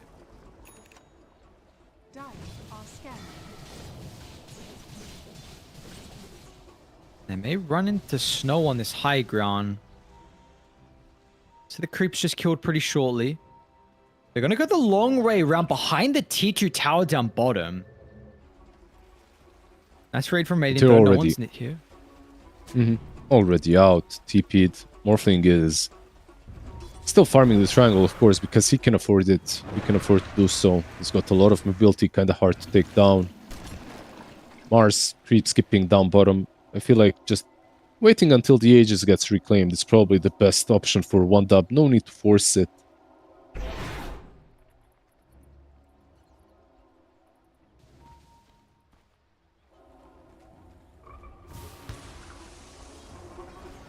Oh, sniper? That's a bigger one.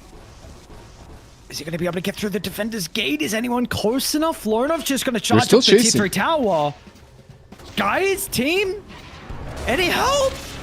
Arena's there, but Mr. Morale now stuck inside the walls. Apparently not a place he wants to be. Damn, they just ran straight past the tier 2 tower. They can't even push high ground with this pickoff because, I mean, they can push mid. Morphling. And maybe get a kill into the Morphling. Yeah, Snow. Waveform back over the high ground. Got the man to try and offer some assistance. They hit the Terrorize. It's good, but it's Still not good nice. enough. Absolutely it does. I mean, Radiant they're crumpling Aurora's pace. It's too much for them. The base is not safe. Sweet and Strong's not going to get to the fountain as well. And it's crazy how they did it. Just like diving the high ground on the lane where they didn't even... On the lane where they didn't even have the tier 2 dead through the defender's gate. It didn't matter. The arena didn't matter. Nothing matters. Like now Sniper is there. He's up, but this is a side gone. They can't defend it.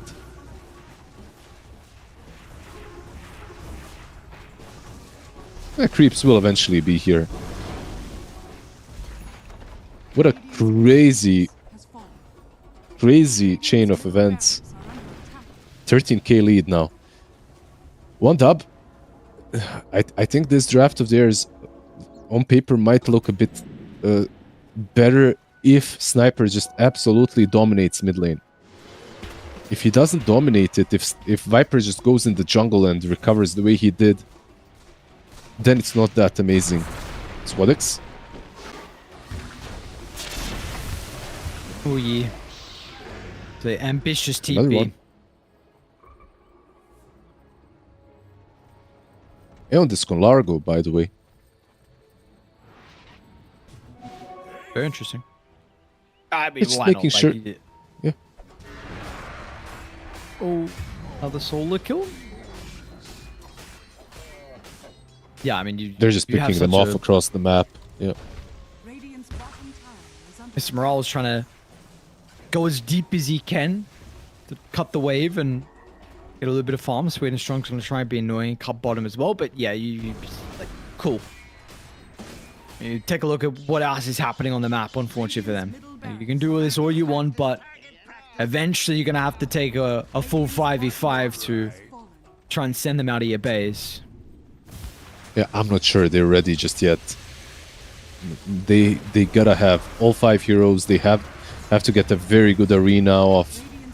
And even with all of that, like how the hell do you go through Dazzle and all of the heals that he's giving? Holy Locket on top of the grave and killing anyone off with all of this bonus heal amp. It's crazy difficult. Radiant's bottom barracks. Radiant's bottom barracks. Oh, at least they have a tier 2 tower top, but yeah, they don't care. Ag shot on Lorenov. They have some problems with their waves though, which they're gonna wait till they reconnect. They'll go farm the triangle. Outer Dragon Form's gonna be out in it. There's only got a quarter duration left as well, so they actually will fully leave the area. Radiant are scanning. They're just going top, it seems like. Just outpush top. They know where Morphling is. Take down the tier 2 tower and go for the last set of racks. And going for Throne. It's not that I don't think they were able to. I think they were. It's just that it would have been slower than going about it like this. On a positive note, on the other side, Morphling should be able to complete the butterfly by the time they're up. But like, DK has had MKB for the last 5 minutes. Like, Butterfly is a bit tad too late. Morphling.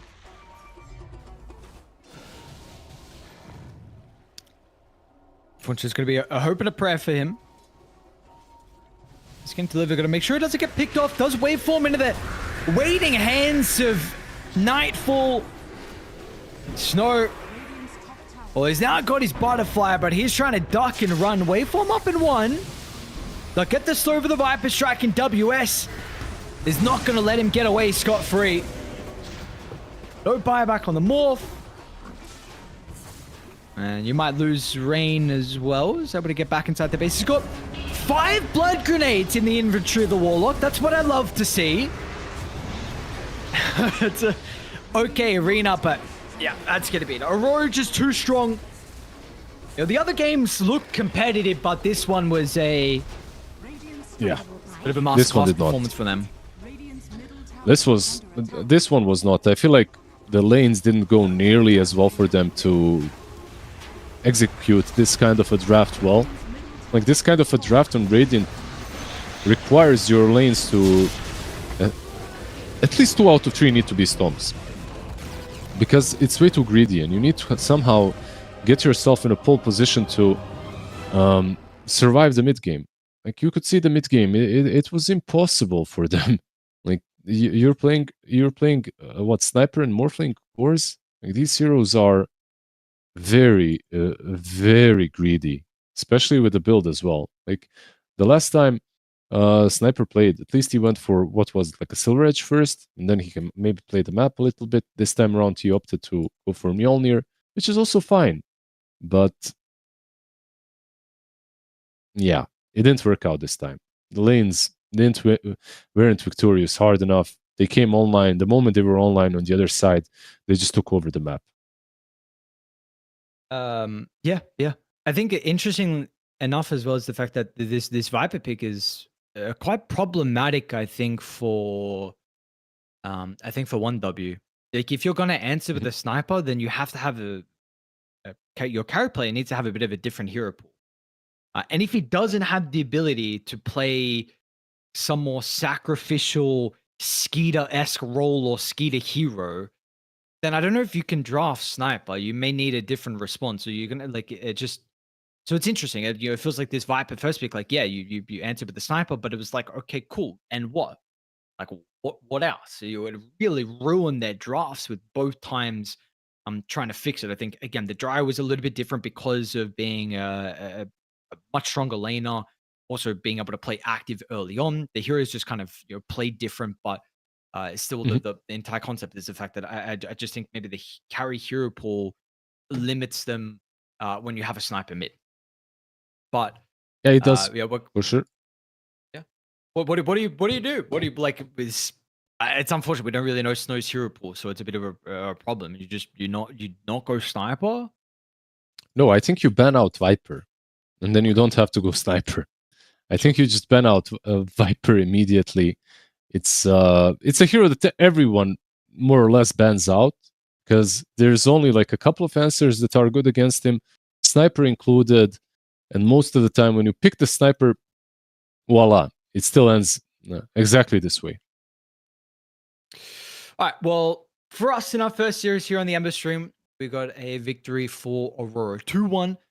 Next up, we're going to have the boys on Virtus Pro taking on Inner Circle, which is going to be a very exciting series. About a 17-ish minute break, not too long. So enough time for some food and some drinks. And when we come back, we've got more action here in DreamLeague Division 2. See you guys in a bit. Stuck in our ways and running out of time. Time to change. We've got to at least try. But what will they do when the people are stepping out of line? Oh, now, oh yeah. What will they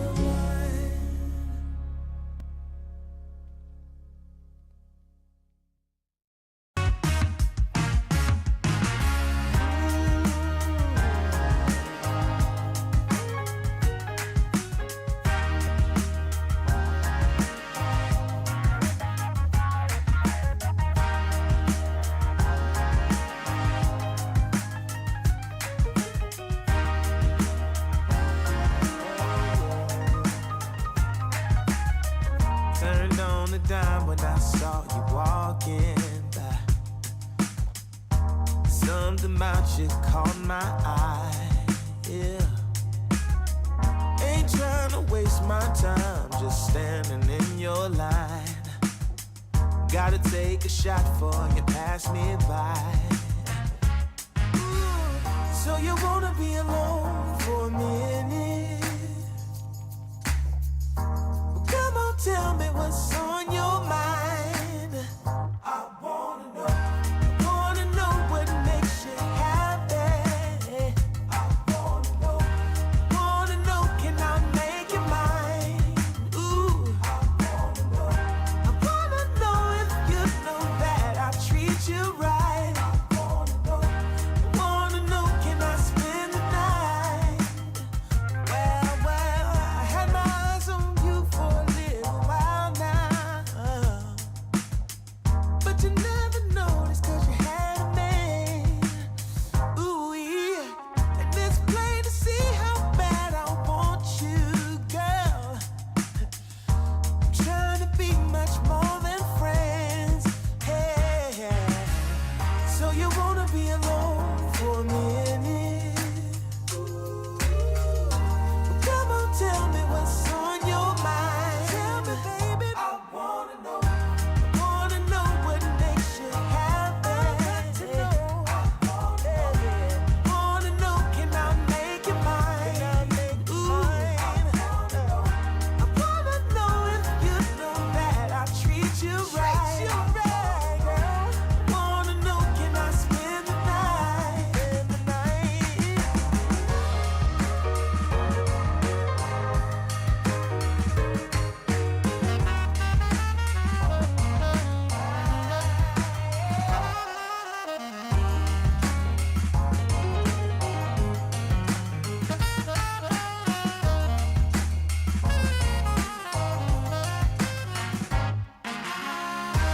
Wanna know what makes you happy.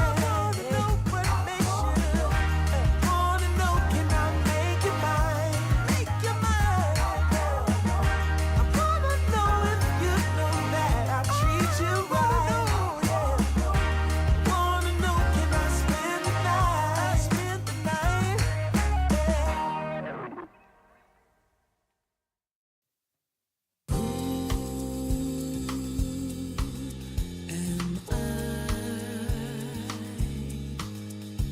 A boy, a used lost toy, running so scared, eyes wide shut from pain. This fight, this poisoned land of fools and broken dreams. Oh, please set me free. Take me home.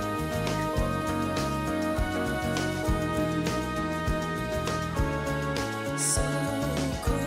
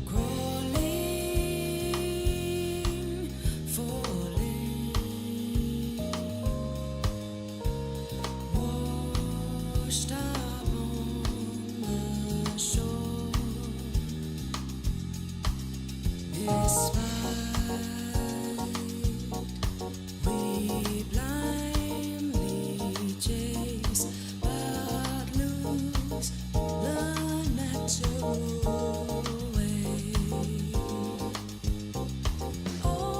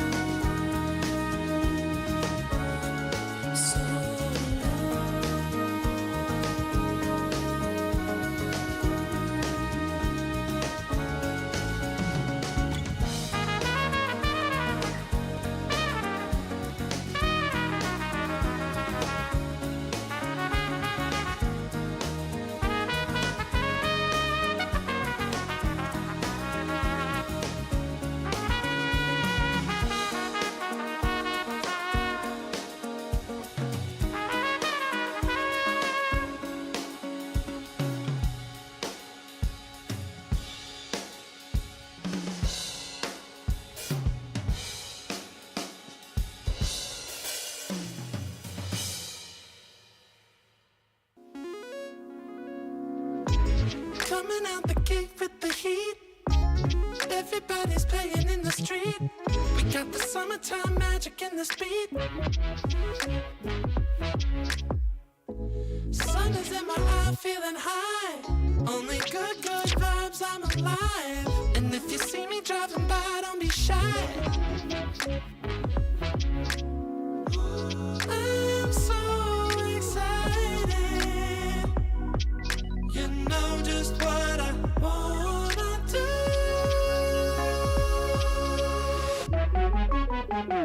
I'm glowing on up, I'm glowing on up, I'm glowing on up. I'm glowing on up, I'm glowing on up, I'm glowing on up.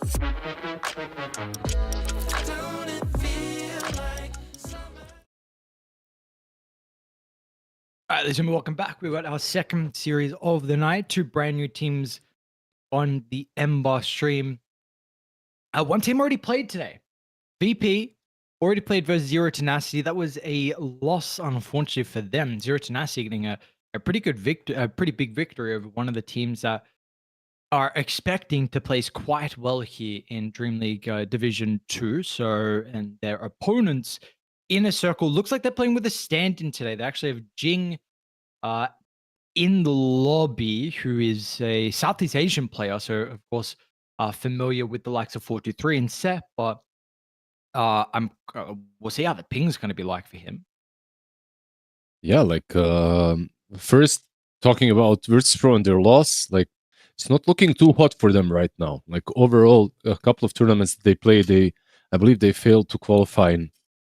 I think maybe they qualified for one, but overall not really a position where you want to be as an organization that used to just dominate tournaments, right? Like year in, year out. Especially with this stack as well, which I believe has a lot of potential, but right now isn't really delivering. When it comes to Inner Circle, I feel like this is a stack that when you first look at them, you see some pretty good names, and you kind of can expect quite a few good things from them. And the last couple of qualifiers, they have been delivering. Like they have been doing all right. They're a kind of a stack that has to go through open qualifiers to even get into the closed qualifiers, but yeah, so far so good for them. I feel like they're not there yet, but they're looking pretty strong. Yeah, so we covered them in the Birmingham qualifiers, and we were both pretty impressed. Like we saw their run through the upper bracket. They lost to Betboom in the upper bracket final, which was one qualification series, and they lost to Aurora as well, second one. But that roster, they had Days playing as a position 4. Now, for DreamLeague Division 2, they had Emeraldus that was signed up. But yeah, he is nowhere to be seen, at least for this series in particular. So again, regardless, some roster changes, trying to work out who their position 4 is. And previously they played with like Ponlo as well. So, you know, they've had different rosters and different supports and everything, trying to kind of stabilize and build a unit. But you know, they are definitely a team that have the potential to be able to find some upsets, and we'll see if they can versus Virtus.pro. If there's going to be another upset as well, with again, like we was just saying previously, with them losing to Zero Tenacity earlier today.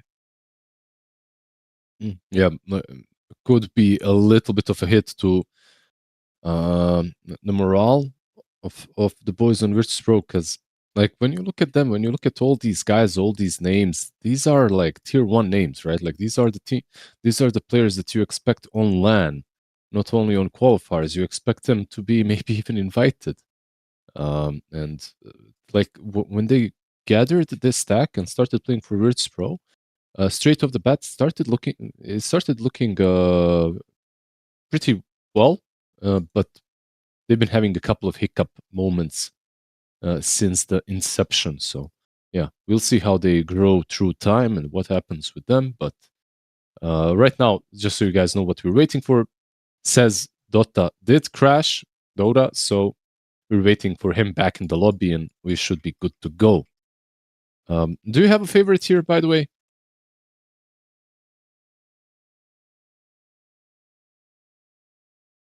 Do you have? Am I muted? Are you muted? No, I'm mute. I would say VP. Just because I believe you're playing with a stand-in on Inner Circle. So I would have to give you the edge. And with all things being said as well, like the one that qualified that did win on VP was Birmingham, where they beat Liquid. So that was the qualified that you were mentioning. You were trying to find the name on which one they did actually win. So you're at least able to get something. Whereas you compare their plays versus Inner Circle, again, I'm expecting Inner Circle to be a very competitive team this season, but I would still say I've got to give the edge to VP. Yeah, absolutely. Like whenever you see a stand-in, I think that kind of, unless it's low enough stand-in or mid-one stand-in, I think you give the edge to the team that has no stand-in, that is playing with the full roster. Going to be an interesting series because I gotta say, even with the stand-in, I think Inner Circle is like, when it comes to these qualifier teams, they are looking incredibly strong, and they've got a couple of niche picks as well that they can incorporate. I think they have like a Brood, Meepo in their hero pool as well. So all of them. You can list them all for you to 4-2-3 plays it. Don't you worry. Yeah, Brood, Huskar, Lycan, Meepo, he'll play them all, whatever you want as a carry. He'll also adjust, and this was a massive critique, I think, with his addition around the DPC era with the Mongolian team like Lilgun. I mean, he could only cheese. That was the problem. He didn't actually have the ability to play like your Terrorblades and whatnot in the carries, your Morphlings and all of them. But now he does. He's had a long time to be able to grow the hero pool, and it's scary now because then you also have a carry who can then play all these other heroes like you're mentioning, the cheese ones. Yeah, because it always puts you on a back foot when it comes to bans, when it comes to the drafting stage, because you gotta get rid of these heroes first. Like you gotta get rid of, or at least you have to consider them, like the Meepos, the Broods. I think Brood maybe is even more nasty right now than anything else. Like all these other ones, like you sort of can deal with, but Brood, I feel like this hero is kind of slept on a little bit. When the patch hit, she was very popular. Everyone was playing her, and then she kind of disappeared absolutely because some other heroes took over. But I feel like that she's still in a pretty good spot. Like if you play her mid or carry, I think as a carry build, the Manta BKB Butterfly can carry games. 10 seconds Dire team pick. She looks like one of those that can just rat until you she can just rat until you lose your mind. And then on top of that, she scales very nicely. So it's not only like a cheese pick, but let's see. So far, what's left in the pool that is constantly picked is Ursa that I see. Shadow Demon as well. They get themselves a Dazzle first. That's what I remember now. The Inner Circle were big Dazzle fans when we covered them at Birmingham. I think they put a lot of priority on the Dazzle. We saw them first pick it in multiple of those games. Like I would value the SD a bit more, though. I gotta admit, like we have just seen the Dazzle in the last game, and in some games it looks like incredibly difficult to play against because you have nothing to jump him. Like for Virtus.pro, I hope that they get something for Abed. Of course, Puck is banned out, but any one of the spirits, something that can just jump the Dazzle, blow him up first, make your life a little bit easier, so you don't have to worry about all the heals. A is a good approach as well, but of course he's banned out. But you also have to consider now that A is banned out, that they might even Huskar you. Viper is banned, A is banned. If they ban out something like a Sniper, it could be, like you said, they have all the cheese picks available. Dazzle, Brood as well. Once you get 6, like you get that good old Brood Bomb and the Shadow Wave plus the little Spiderlings. Of course, I don't value that as much, but Grave plus Brood is always good because she gets to heal up. Like it's a hero that you just have to you have to blow her up in order to kill her, and that there's the Huskar ban. Ember banned out, Puck banned out. When it comes to mid laners, there's still a Storm Spirit out of the spirits that are being played on mid left.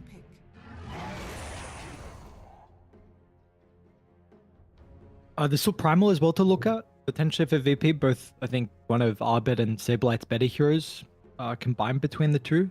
So if you don't get your spirits, like you're mentioning, then that's something else you can see. How much do you value Primal? Like, I don't really have like the best read on him. When I say best, I don't think he is the strongest right now. So I don't know. Am I wrong? Like, he looks really good in certain games, like when he can get on top of an SF, or when he has a very strong lane into someone like Gyrocopter. But yeah, right now, at least when it comes to most teams, he's not really picked as much. Like, Underlord is valued higher. Tide Hunter is valued higher as well. I think the hero is just pretty, like, I don't want to say one-dimensional, but it doesn't have many options. Like, both Tide and Underlord can provide you like utility through their auras, but also team fight, which I think is big. I feel like Primal is just like a bunch of damage, and you can kind of like, I guess the thing about Primal is you can flex it with 2 and 3, but like the build's kind of the same in what you provide. Just a lot of damage. You do have BKB Pissing Control, which I think is nice. I think the hero is decent, but I understand what you're saying. So they snatch up the Storm for themselves. Yeah, I was thinking maybe Virtus.pro are going to get it because of Dazzle, but they take it instead on the other side. They bent out the puck, but Quap is left in the pool. I feel like for Virtus.pro, maybe this is a no-brainer. It's a very straightforward pickup. You are playing into Dazzle, which sometimes can be a problem because you generally, as Quap, you want to blow a target up in one go with your ult. But if there is a Grave around, then it doesn't necessarily always work out that way. So we'll see what they do. But still, the matchup is pretty good. There aren't too many heroes that do as well against Storm Spirit as Quap. At least not the ones that are left in the pool. Another option is something like a Void Spirit maybe, but yeah, it's just not as good as Queen of Pain. They go for the Void. They value... I think like from all the games where I have watched Quap into Storm, like you might win the lane, you might not, but eventually Storm somehow comes out on top, and I feel like he, in 90% of the games that I have watched, he has more impact. And eventually Quap doesn't threaten him as much. Even with the Shard, I feel like Storm Spirit is a bit... he suffers in the lane, but if you don't kill him, he comes out on top eventually. Tide. Ursa is still in the pool. For Inner Circle, by the way. Not the worst hero here, of course, with the Shard, with the Aghanims. With Void Spirit, it combos quite nicely. 10 seconds remaining. 5 seconds remaining. Are there other lane dominators that you're thinking when you see the Tide as well? I think the hardest matchup for him is probably the Ursa. Besides that, Gyro is always an option. Maybe they anticipated something and they went for the Tide as well. I feel like that's an option. Like they saw something that Inner Circle really wanted to go for. So they grabbed themselves the Tide Hunter. Maybe seeing their previous games with something like a PA or these kind of melee cores. But I feel like Ursa is probably still alright. Like you are playing into SD, and SD is annoying with the Purge, but besides that, you should be fine. If this was Nightfall, and if this was Aurora, it would probably be like an instant Ursa pick. But the second best is Gyro, like we mentioned, so they go for it. 10 seconds remaining. See what you need to ban now to protect the Gyrocopter. It's Tomato asking for. Got a strong laning support with the GQ. Team fight. A little bit of damage, I think, is something that they're missing on VP, which of course you'd hope the carry's able to fix. Only problem is how early you can fix it.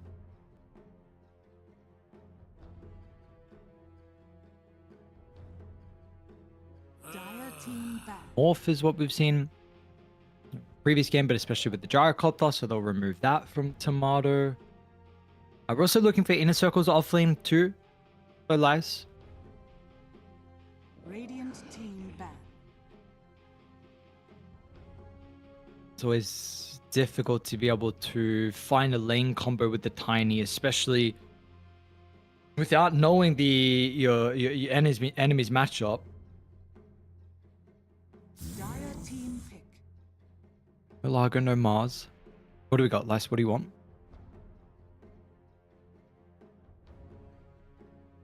How about just a good old Timber or Underlord? Keep it simple. Ursa is banned out. I think they can go for either one of these bulky offlaners that are left in the pool. Centaur also available. 5 seconds remaining. I feel like there's just so many options. Centaur, Underlord. Mars is banned out, but Centaur, Underlord. What else did I... Timber. I feel like all three are kind of nice. I think I might lean towards Centaur the most. But Underlord into Void Spirit with some extra roots sounds pretty good. You can toss him back into Pit of Malice as well. Do you value the auras more in a game like this? Radiant Yeah, I think so. To me at least. But they go with the Timber. They go for the oomph damage instead of for the pipes and all this utility. Which is fair enough. I mean, it is a hero that can burst through the Tidehunter, and it's like another problem that they're throwing at them. Now they have to find a way of dealing with the Timber, and it's hard. Like Jaru taken, Ursa taken, maybe a Luna is a Muerta. Okay. I was also thinking Luna, but I was gonna say that I really hope they don't go Luna. I'm not a Luna believer. This hero I am though. I don't know how you feel about Muerta. I mean, Timber of course is going to prove to be a bit of a problem as the game goes on, but I'm a pretty big fan of Muerta carry.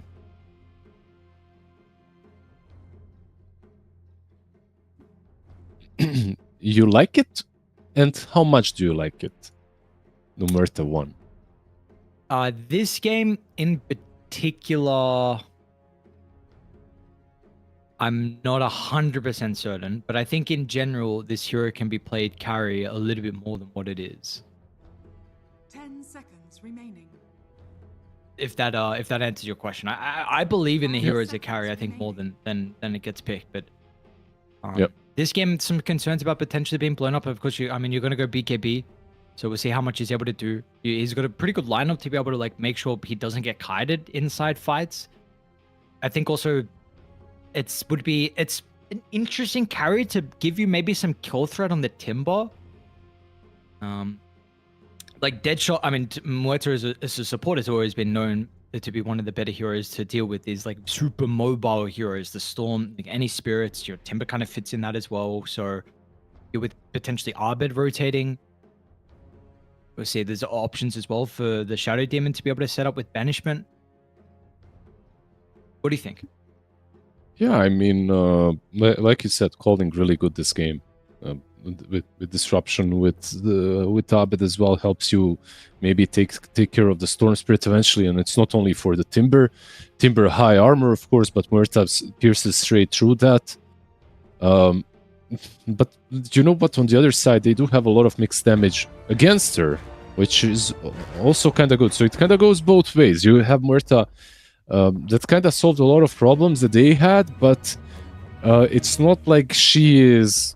In some games, she feels unkillable. There's just too much physical damage, not enough magic, not enough mixed damage to go through Pierce the Veil. But when you look at them, it's a lot of magical damage. You've got Tiny, you've got Gyro, you've got Timber, and the Storm on top of that. You see this? You see?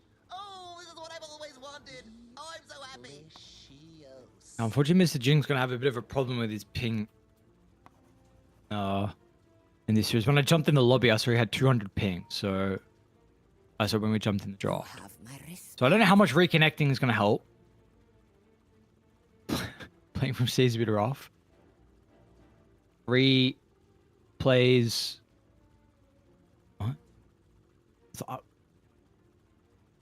Arbed writing. Arbed wrote replays on the minimap. Who needs a big Oh, I didn't see it. when you've got This is not like Arbit as well. That's such a non-Arbit thing to do. I mean, what am I saying? I feel like you watch all these games, and when has he once drawn some? Not even drawn. He's saying something to us. What's he saying, Lizard? It means something. Replays. What does it mean? And we need slacks on the case. I think he's one of those that can crack this case open. Help us understand. Maybe he's saying that he needs to replay the same heroes over and over again, like Bulba made him do in the past. We'll turn this tide to our advantage. Would make sense. It looks. It's on lore. It looked like they just right-click followed fly. I think they did, right? What's going on with the? Follow me. Heroes? Follow me, boys. Follow the dragon. And watching is just mass spamming. Let's see, what is the ping now after the reconnect? 187, sick. Yeah, not the best. He's playing Tiny, and it is a hero that kind of needs to be quick with initiations sometimes, tossbacks. But he's still playable. Tiny even on high pim. It's alright. It's not great. Nothing is great. I played on high ping, but doable, I should say. Hellscream was smoked as well, so either side, he says trying to see how far he can just creep forward before there's anyone that pokes his head out. They're going to send Lies and Jing on over. Jing's going to be a little bit too late. Can he get him range? Actually, no. So, doesn't cast the avalanche.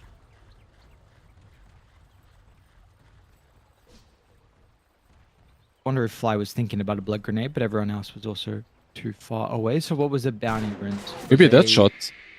Oh, that was mega awkward. The fear that made him run straight forward again feels kind of bad.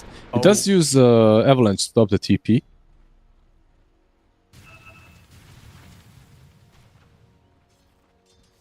I mean, is this actually worth it? Like, he's gonna hit him a couple of times, sure, but he needs the next wave. Yeah. Okay. He just goes creep skips, because you cannot lane this. Jakiro Muerta, Timbersaw is not gonna have the best time on his own.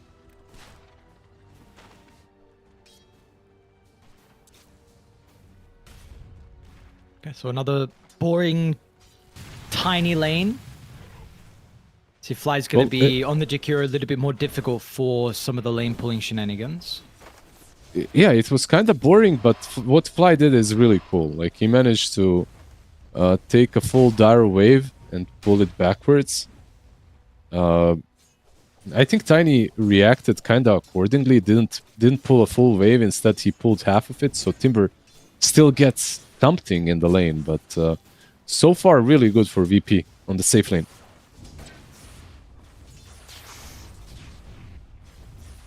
Let's see how the other lane's going to shape up. Arbed on the Void Spirit against Nisha's Storm. I was pretty impressed with Nish when we covered him. And Inner Circle in the ESL qualifiers, the Birmingham qualifiers in particular. I don't know how you feel about the Void Spirit.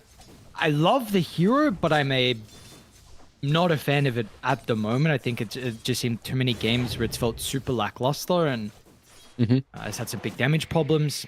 Vessel's going to have a lot of value this game versus the heal from the Dazzle in particular, but of course versus the Timbersaw as well. Yep. I would say that he is, out of the three spirits, probably the worst. Like, if I could choose, I would go Ember or Storm over him. He has his value, of course, as well. He's a bit better in some matchups. Lace is surviving, but you know, whenever you play Timber, you want to do a bit more than just surviving in the lane. You want to be the one that actually pressures. Top lane so far for Gyro, it's also good. So both safe laners doing quite well. how do you want to see Hellscream actually play this lane? I'll hold that because we do have the fight here for the Lotus. Saber's got 2 points cracking, so just super survivable. No Anchor Smash just yet.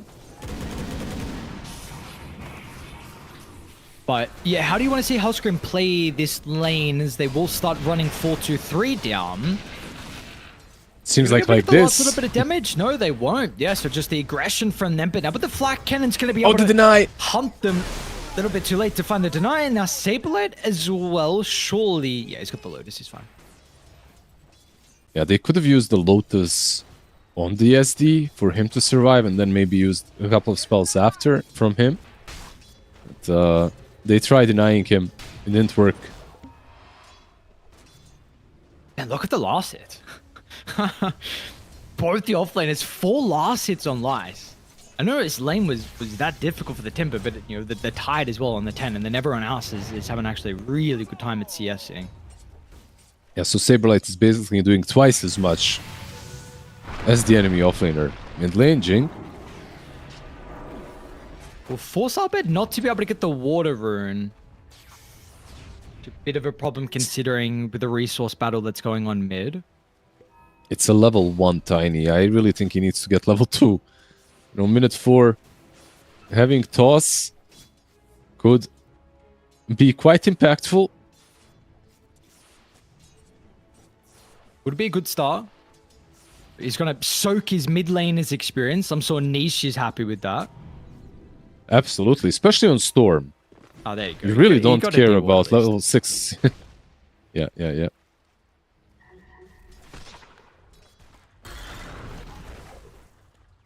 All jokes aside, Tiny couldn't really accomplish a lot down bottom, so he left the lane very early. And when you're creep skipping, you're generally not getting a lot of experience.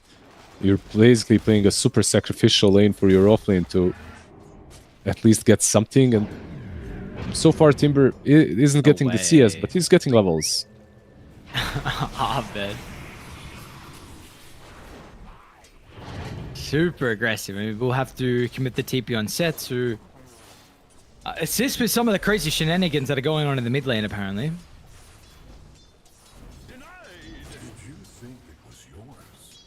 He could have had 6 if not for this deny. I think after the range creep, he could have had it, but now he needs the Carti as well. And these kind of small little moves actually mean a lot because minute 6 is coming up. That is minute 6 rune. Okay. That's a massive hill bomb from Ser.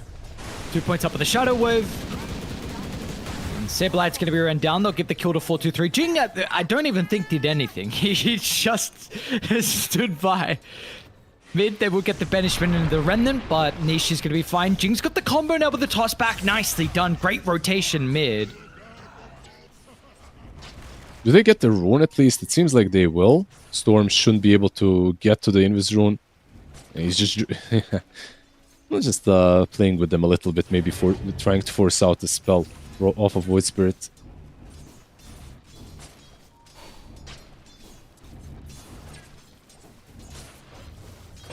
Jing is yeah, he's no home down bottom. Mid lane, Unfortunately, Abed, Lash, you can diving him.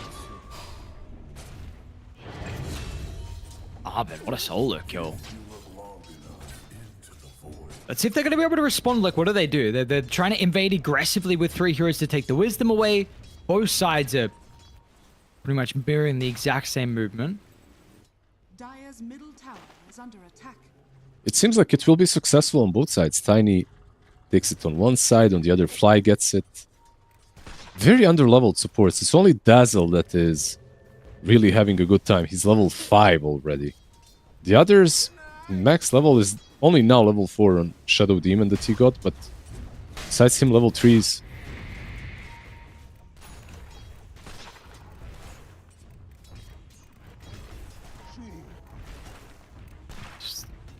How are you going to be able to get Lice into this game?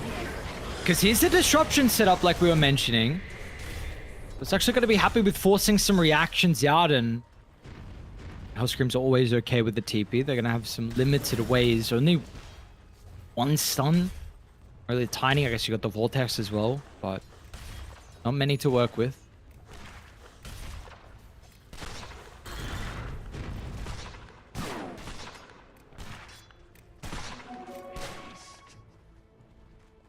Radiant's courier has been Mid, Hellscream's going to be able to pick up the haste rune in front of Niche.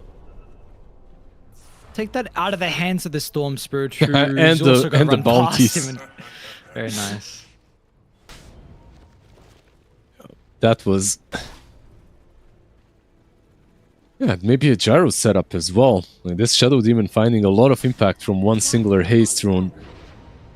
Let's see, not gonna go for him. They did rotate already though. After hurting the bot tier 1 tower, they moved back up top. Dire's top tower is under attack. Radiant structures are fortified. Guess early tower's going to go their way. Yeah, bottom we're going to see they can quickly come back down to defend this. But just take a little bit of damage, nothing crazy. Radiant's bottom tower is under attack. Timber is 6 though. No resources on him, however. Just 6 sticks and that's it. So not a lot of mana to work with. I think because of that they can't even think about diving him. Vessel, by the way, done on Abed. Has no boots, but has a very early Vessel. It amps up his damage output quite significantly. Like you mentioned, it's Timber on one side, but also Dazzle. Mitigates a lot of healing.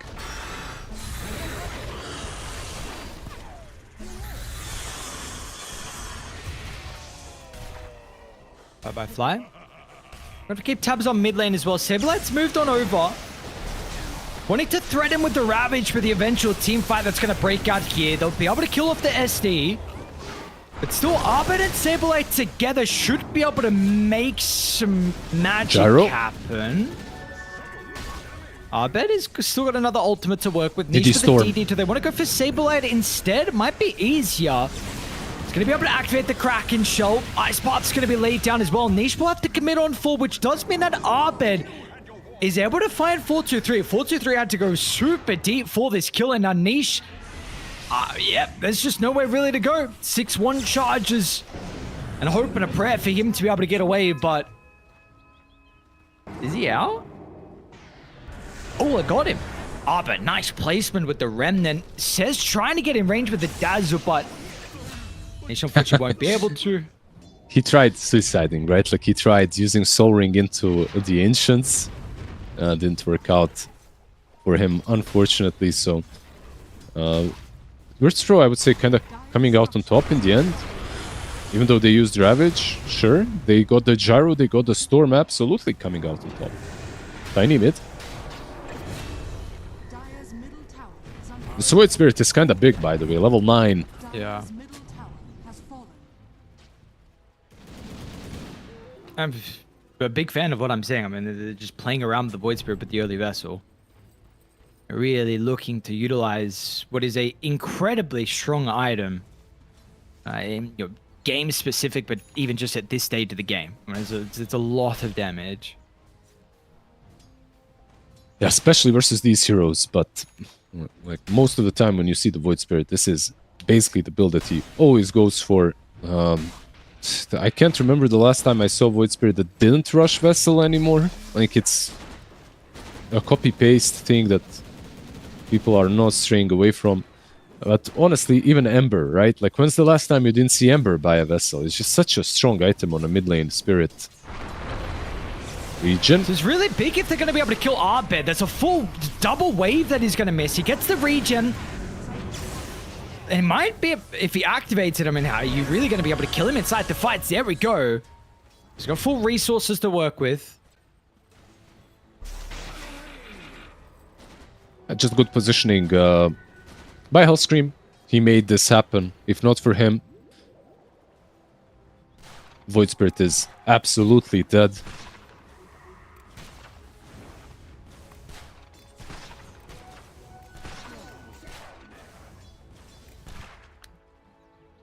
Get him more gold injection as well. Triple bounties that was left standing. We saw the double bounty got claimed previously from Hellscream, so honestly, it's a pretty big reason why they have this 2,000 net worth lead, make it 3,000 now, plus the stacks that SD made inside the jungle that Saberlight's now farming. And you also have Tomato that Maelstrom is now delivered. And he himself has made, I think that's a triple or a quad, the bottom ancient. So just the efficiency game from Virtus Pro, very much favoring them.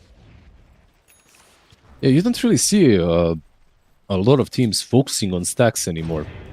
They're kind of a side thing that you kind of do if you're in the right position, but most of the teams have, I don't know for what reason, kind of straight away, and they play the map a little bit more actively. They don't just stack and go. If you remember a couple of years ago, the meta was literally stack up the triangle and defend it with your life. Yeah. They just put everyone up there. They're going to try and defend the wisdom with their life here on the boys on Inner Circle. 3,000 deficit and going to make sure this game doesn't get too far out of control. Lice is going to churn over the top straight towards Saberlight. They've already used an auto projection, so the Dazzle spells will be ready to go, but Saberlight wants to run him down with the threat of the Ravage. He's going to stand his ground inside the Lotus. They will be able to get the Shrine, but can they get away fully onto Saberlight? Oh man, the trigger discipline. He hasn't used it just Storm is yet. blocked. Well, apparently they don't need the Ravage. Saberlight, the assistance with Arbor, double Astral Step would get 1 kill onto Jing, and that's it. All 10 heroes move down to bottom. Meanwhile, there's still a Wisdom that's yet to be claimed on the other side of the map. Yeah, and Arcane Rune for Abed. Storm will not be here on time. So another set of spells that he can use now with the Arcane Rune on top of that. The Storm is going to be careful. Storm. They have Ravage. Yeah, do they need it here for the kill? They're going to have the damage. Oh, very close. Saberlight pump fakes it, but the calculations are correct. Recognizing with the damage, it was enough with these 3 heroes, and now importantly, still has the Ravage, so he can just start running down more members. Like, your jungle's not safe. Radiant's tempo, it's too fast for Inner Circle. Saberlight will let the Ravage fly. Both. Yeah, but they didn't actually expect that to connect. You saw Arbet and Hellscream both doubled back. They didn't believe in it, and okay, a little bit awkward. He got some farm with it. He got a couple of last hits on the Croakers. Oh, well done. Beautiful spell casting. Fly pops out with the Ice Path level 1, and that apparently is enough with Tomato nearby. There's just so much magic damage between these two, and silences. You've got what, Deadshot, you've got Ice Bat, on top of that you've got the Calling. It's very hard for Timber to survive. He's going for Greaves first, by the way. I mean, every game is a good Greaves game, I would say, but Do I choose this path?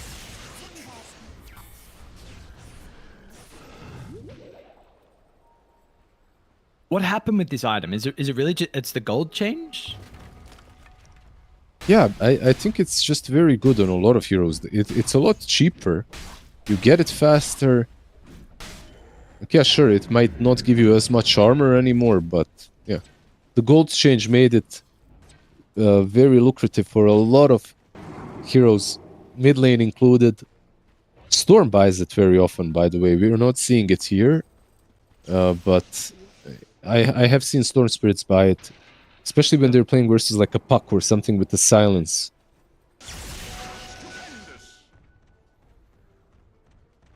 Lorinov was going for it as well in the SF we saw yesterday. It's definitely an item that is very, very versatile. Are they thinking about Bruges? Harper was starting to move on over, but bottom attempt on the Tiny's life. We'll try to tip you out. Tomatoes have got the vision.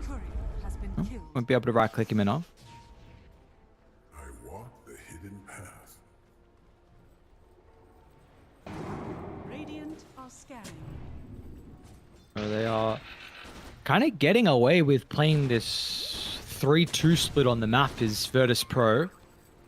Especially with the 3 heroes that have been invading super aggressively into the Inner Circle jungle. They don't really have the means at the moment to be able to defend. I mean, 4-2-3 is somewhat farming. 3-1-1. A little bit behind Tomato.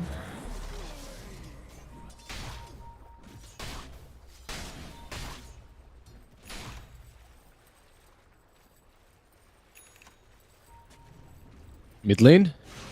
Shivas is up on Tide, and so is Ravage. So I feel like if you're VP, you can basically set the pace of the game. They are super ready to take a fight. Top lane, set. Easy.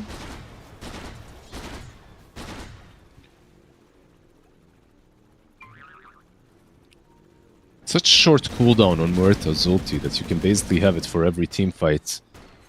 Can't really play around that if you're inner circle. I mean, you cannot abuse it if it gets used for a single kill. You're going into the pit, and this is like the best timing to kill Rosh, because you take Rosh and you go straight for the Tormentor after, with an Aegis advantage.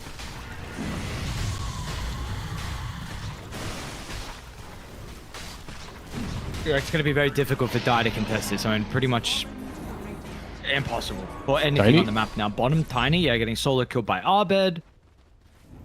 Jing has unfortunately had quite a difficult time to be able to get anything going here. Not like we saw previously with Mirror's Tiny, but of course there is still time.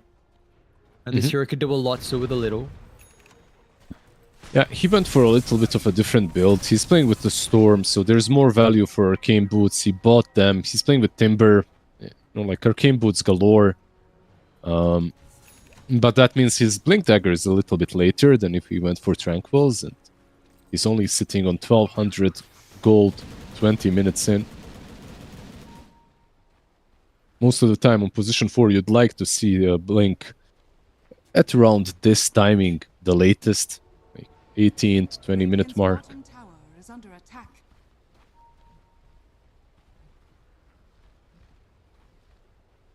What do you make of this first item, Shiva's Rush on Saber? Like, I know it's nothing too crazy, but why in particular this game did he feel it necessary?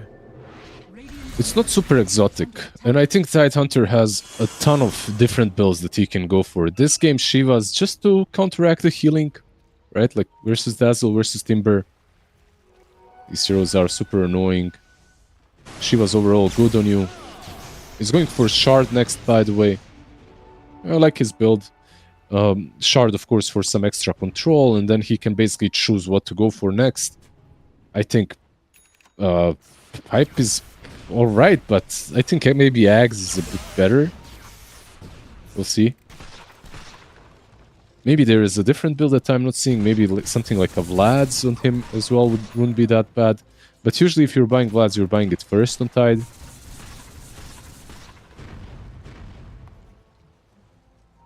Yeah, maybe this Top lane set. for the kill. I don't know how much these kills really matter with the Pissed Veil, with the Ag Shard, but maybe, I don't know. I honestly am not quite sure on, like, is this something that really does matter as the game goes on with Weta's, like, scaling ability? I know you don't really buy the Shard, but, like, your late game with your slotted, I mean, it's gonna definitely be a little bit better than not having a bunch of stacks. Yeah, she's got like 3 kills already. I think all 3 were with Pierce the Whale. She killed Timber once and Dazzle twice, so 6% already adding up. It's not bad, of course. It seems like they're already going to pressure high ground. Jakiro has a goddamn Greaves already completed. You've got Greaves, Shivas. They have a lot of utility on their side already.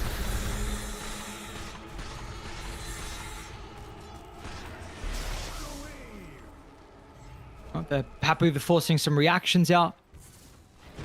And that's really all they wanted by the looks of it. I mean, Abed is back and just still farming up inside the jungle.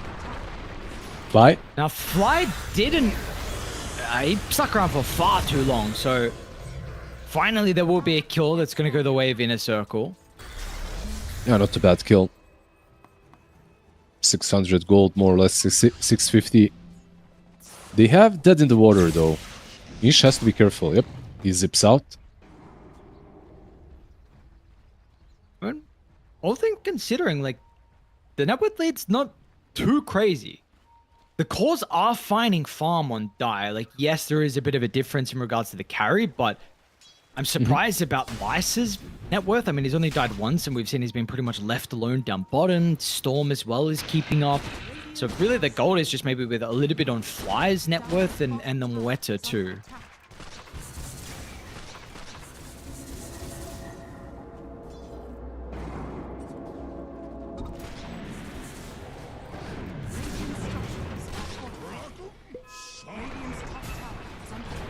Bottom Abed. Just getting the jump on a Jing. It's blinked now for a little bit, but hasn't been able to do too much with it. Map is getting split apart, so current status slowing down, but definitely looking not too bad for Dire, all things considering. With, you know, feel like this game really could have got out of hand. Especially with this first Aegis when they started hitting high ground already, which will be reclaimed now. So no Aegis anymore on Muerta. She's going for a Silver Edge, it seems like, next.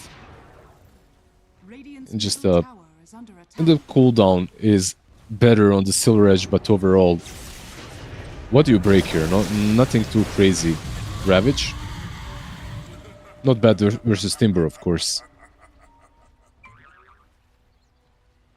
Radiant's top tower is under attack. But big killing. Just gonna try and move on forward. Very interesting that they give the bottle and the illusion over towards Tomato, wanting to try and help deal with some of the lane problems that they currently have, because there's a T2 tower that's in their sight. Of course, Dire, if they're going to avoid the map and not defend, then they're going to play side lanes, and Tomato will try and fix that. So they will actually have to come back and do their best to hold this objective. Tiny cancels and the now TP. Tiny's, yeah, so he's stuck. Radiant's top tower is under attack. Dire's middle tower has fallen. Yeah, this basically means they can't really contest, but look at Tiny down bottom. Abed might catch him. He has no remnant. I think he just used it. Did Vessel him, so he can maybe even chase through the Twin Gate. Guess he's wrong, though.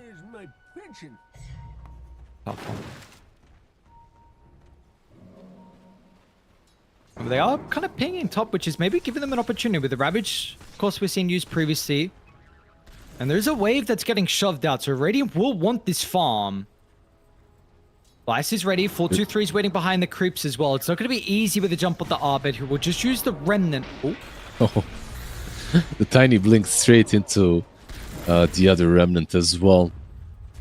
They do smoke up. They're desperate for a move. They have a BKB on Gyro, on Storm. This could be their fight. Like you mentioned, no Ravage for 30. Yeah, but it's somewhat obvious. Look at the lanes. Mid's shoved past the T2 tower, bottom as well. They're still going to be able to get the team fight that they've been waiting for. The Grave is there to protect the Tiny. 4-2-3 is going to try and pop the BKB and look to turn, but the damage, he's actually out. He's wanting to try and escape and see if they can all cut their losses. Have they got anything for the Dazzle? They do not. The Dazzle's TP will make it. Ravage is up in 5 seconds. Are they going to be able to hold the Timber down long enough before the chain away? They've got the banishment. And they might not even need the Ravage now then. So a fight that goes VP's way once again. We're just not really being able to see Dire compete through the first 26 minutes. They just have to start TPing out. And once again, the savior, the hero of the day, is the Shadow Demon. Like, if this initiation is there on the Void Spirit without the SD, it's a completely different story. Storm? Oh, Tomato. Nice setup. This time around, Ravage probably necessary. Was getting a little bit too far out of the calling. It's just SD. Truly setting things up. Void Spirit got disrupted while he was still tossed in the air, by the way. They never had a chance.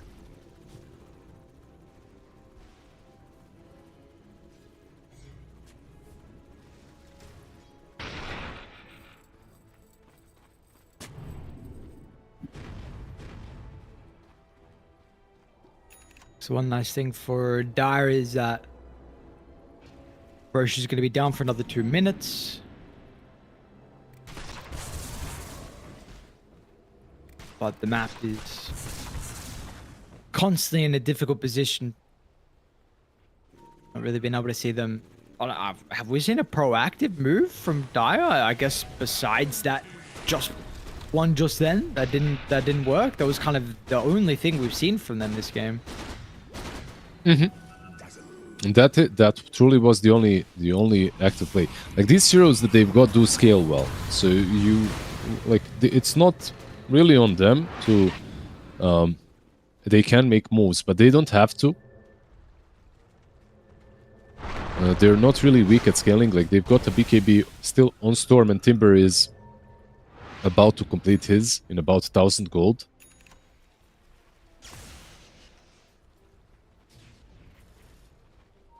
Storm. The first one's from Abed. So back-to-back BKBs used from Inner Circle in the defensive manner. It's a 9-second one for Niche, and of course we did just see 423 uses BKB as well. So I mean, this is a massive window. This will be guaranteed Roche. They can go on him. Niche is apparently still just around the mid lane. So Tether Water's going to be out. Another round of the silence. Another kill, and let's see, do they just walk it down? Do they play the discipline game and wait for Roche? Dire's courier has been killed. I mean, they're taking the outpost. This, to me, at least looks like they will creep skip bot. Let's see. Muerta still chasing, still hunting. Silver Edge is up. She might run straight into the Tiny. Oh, hits a creep instead. If he just kept the invis for a second longer, maybe they would have gotten a kill there. Tormentor is alive, by the way. Is it? No, it's not. It will be alive in like 20 seconds. Roche is alive, though. I think that gives you a very good objective to fight for on both sides. I bet. But remember to 423, 423 once again. An instant BKB and classic Nightfall. Timber. Can Timber do the same? Timber can. He can also... Oh, God. Yeah, I mean, the BKBs are working. Unfortunately, not necessarily the way it was intended.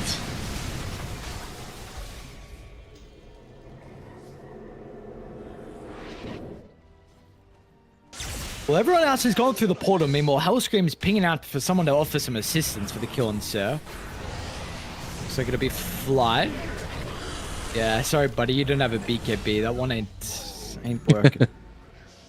Yeah, he's the only one that can't BKB TP out. Him and Tiny. Unfortunately, impossible for those two. But BKB is up now on Muerta as well. Storm, Ravage.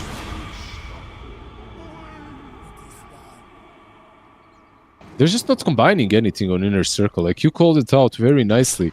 This whole game has been Virtus.pro making one move after another, and it looks like they've got, I don't know, 15k advantage for 15 minutes now, but they haven't. Like, only now is the 13k.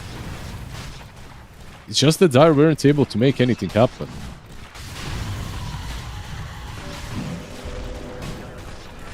Yeah, it's honestly like the map set has been impossible. Yeah, I you know what I think? I think this is like the Timber effect for a lot of teams. Like, if you don't crush the lanes with Timber, if you don't crush his lane, that is, generally a team that has Timber doesn't pressure.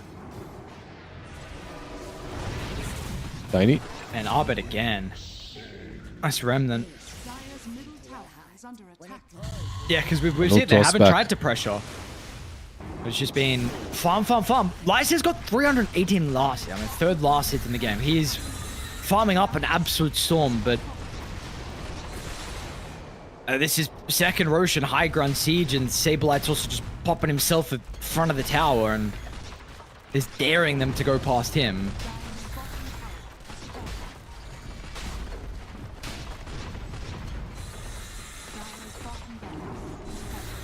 He doesn't even have Ravage, by the way.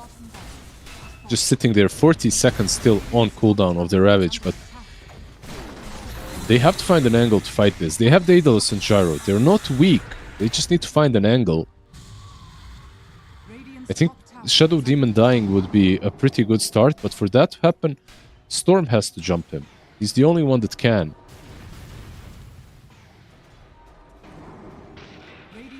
They're gonna try to tip this one. Dazzle, Envision. What? Where did they go? What was the plan? I don't know. This is not the inner circle we saw in the last qualifiers, though. They tried to wrap around. That's what they tried, but it wasn't a good wrap. Tiny as well. Jing.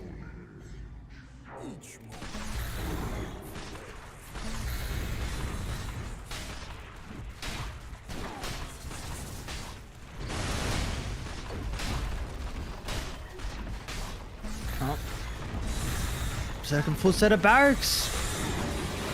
No tower up top. Break is out with the Hex. The Timber's gone. Are we... When are we wanting to call it? Are we going to have a defense? One more? I feel like this is one of those games where I don't even know what Dire can do anymore.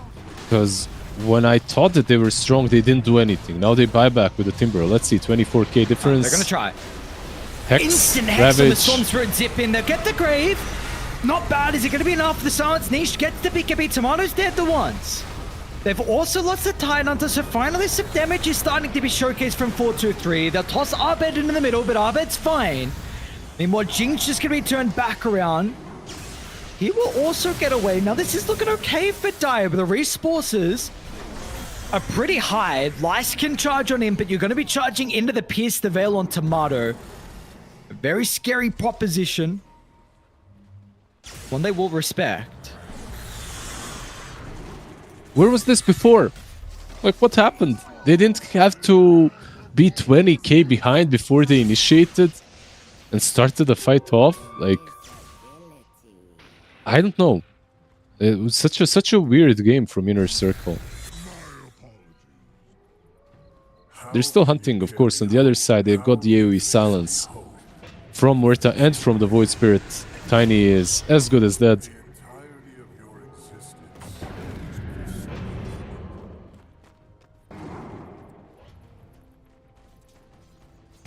Yeah, I'm also wondering why we haven't seen that for a lot of this game. Because that fight looked pretty good for Dire, and it kind of seemed like, honestly, they didn't even have to do too much. For some reason, they were scared in a lot of fights. Ever since the mid-fight, you know, where Shadow Demon saves Void Spirit, Gyro just instantly, when that happened, BKB TP's out. And it's like a 9-second BKB. On a fight that you initiated, they just bailed.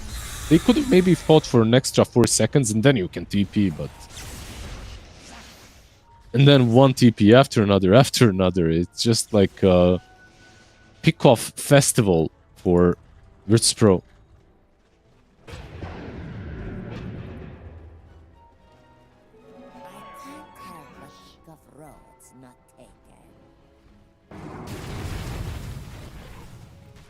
See if 4-2-3 is going to be able to get these items. He has Pike and Satanic queued up.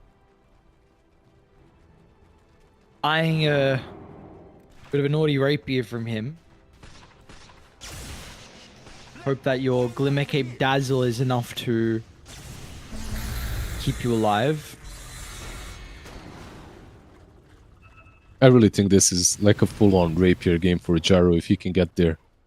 No pikes, no satanics, nothing like that. Just rapier BKB with the grave. Hope for the best. If you don't kill them in 5 seconds, you lose anyway. Yeah. Now let's see if he commits the pike. He does have rapier now queued up after satanic, but so he's thinking about it. Wasn't there previously in the quick buy? But it is something that's on the mind of 4-2-3. Where's his courier? He's sending it through them.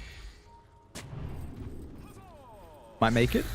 Saberlight catches up to it. Dire's middle tower is under attack. Saberlight knows, he Shiva'd. Use Shivas for it. And the Ice Bat. Has been killed. They went on a courier hunt and they did get it.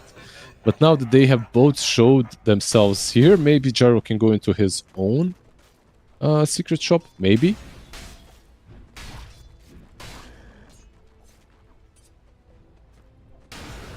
see Saberlight kind of drew an arrow out of the base straight towards their secret shop, and that's where Arbit currently is.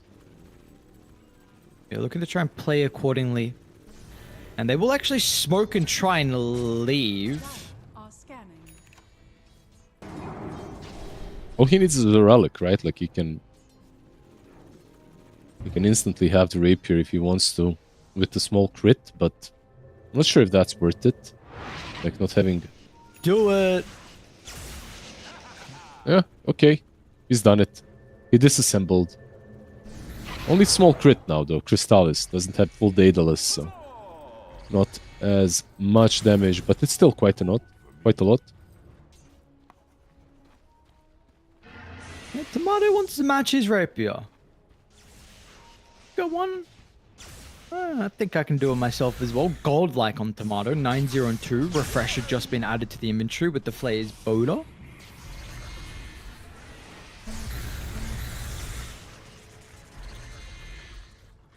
Then they slowed this game down to a standstill. Considering they have Hex, Blink on Tidehunter, they still don't want to go uphill just yet. The next rush is probably the easiest thing to wait for if your Radiant may respawn in 10 seconds, so that's the earliest timer. They just have so many items and such a huge advantage. This is like a 30k lead for Virtus.pro. This game could be forced out with a couple of buybacks.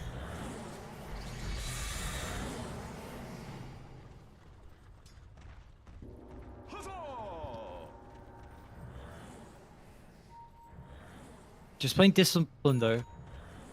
Is VP making sure they don't put themselves in a position where they can throw this lead. They've got an amp damage waiting for them. And Roshan is already in its bottom layer as well. Reached the 40-minute mark. It's been a slow one, but Rapier has been activated from 4-3. This could actually be massive. Like if they manage to kill them here, not a lot of buybacks. Murta doesn't have hers as well. Roar into a smoke. And they know because of the remnant. Yeah. Niche, they might not anticipate this backline stable position. But once they break the high ground, Radiant are scanning. they might now get They an know. idea. Once again, the scan's going to be on the mark as well. VP are stalking their prey. Niche is going to split away from the team. They're going to be able Storm? to find it. Niche just gets a zip away at the last second. Arbit's going to commit on forward. Arbit's got maybe a little bit too deep with what a ravage from Saberlight. Now Tomato's in the middle. You got big problems. What's your Rapier going to do against the Pierce the Veil? Tomato GG. will take it to him. The G is going to be caught. They cancel the Gyro's TP out. What a performance from VP. What a performance from Tomato. This Muerta carry. Exceptional from him. Yep. Murta carried the game, but the playmaker as well. Both of them, I should say, like the Void Spirit and the Tidehunter did quite a lot. And this was the tandem that won them this last team fight as well, right? Like it's the Void Spirit that actually jumps in, that creates havoc, and it's the Tidehunter that is able to follow perfectly afterwards. Sometimes it's better for Tidehunter to jump in first because he's got Hex. In this last fight, I was worried that because they jumped the Storm, they wouldn't be able to connect the dots properly and everyone will be able to BKB, but they didn't BKB. It's only the Gyro that managed to BKB, and 4 heroes got clipped by Ravage. So the fight was pretty straightforward for VP afterwards. Like a really good performance by them. 30k lead in the end. This was a very methodical gameplay. They won most of their lanes. The ones that they didn't really win, I guess that's the off lane, they recovered nicely on as well. It was a good performance. Impressed with Arbit, to be honest. Just how they played around the Void Spirit early, I think was the big one, right? And I think he did a really good job. This early Ag shot, I believe he bought it pretty much as soon as he could, like 16 minutes into the game. And just saw how he was playing the map and constantly keeping the lane shoved out with the Remnant proved to be pretty frustrating. But just the supports playing with the Spirit Vessel. So always a big critique I have with the Void Spirit is some of the concerns on damage and early game scaling if you do not get ahead. And well, they made sure to utilize his timings very, very well. So, yeah, good showing for VP. I mean, this is what we've seen from them in the past, right? Like previous rosters, old Shopify rosters and whatever. Like you demolish the lanes. You have such a clean early game lead, and it's really you just don't make any mistakes from there. Like they've previously been one of the cleanest teams to watch, and this game, at least in this one, was absolutely no different as well. So this is not the inner circle that we have seen previously in other qualifiers, and also we're expecting as well in this series and this tournament as a whole. So let's see what they're going to be able to do. See if they can fix some of the problems heading into game 2. But VP, game advantage. We're going to have a break. When we come back, we've got more action here. We'll see you guys soon. Don't go too far.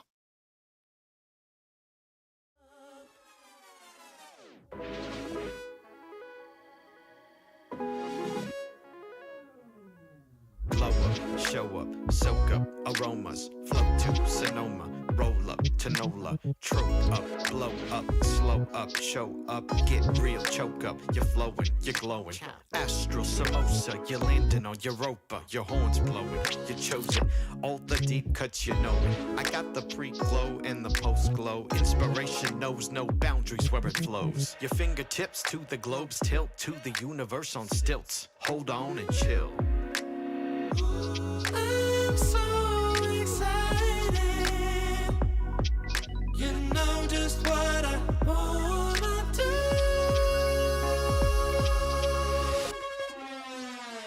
I'm glowing on up, I'm glowing on up, I'm glowing on up. I'm glowing on up, I'm glowing on up, I'm glowing on up. Don't it feel like summer?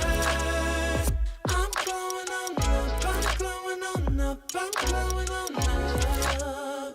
I'm glowing on up, I'm glowing on up, I'm glowing on up. I'm glowing on up, I'm glowing on up, I'm glowing on up. Don't it feel like summer? I'm glowing on up, I'm glowing on up, I'm glowing on up.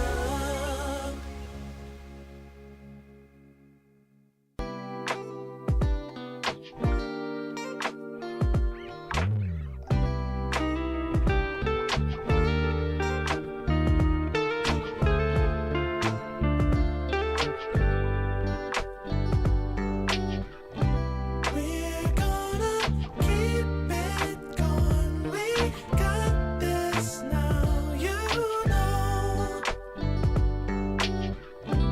We're getting closer now.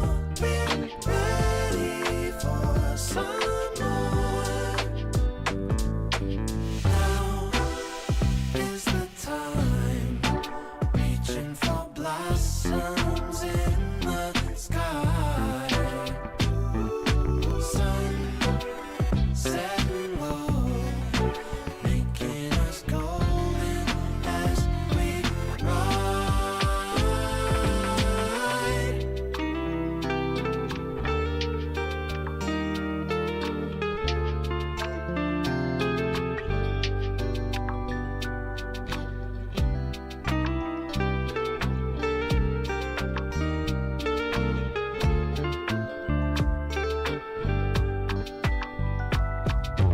Now is the time, reaching for blossoms in the sky.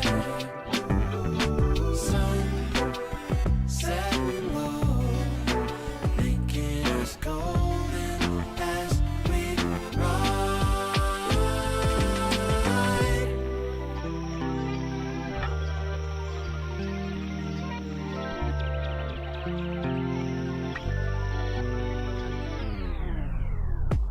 We've seen the magic tricks. We don't care. We've got more. We know we're on the tip. We're ready at the shore. Now is the time,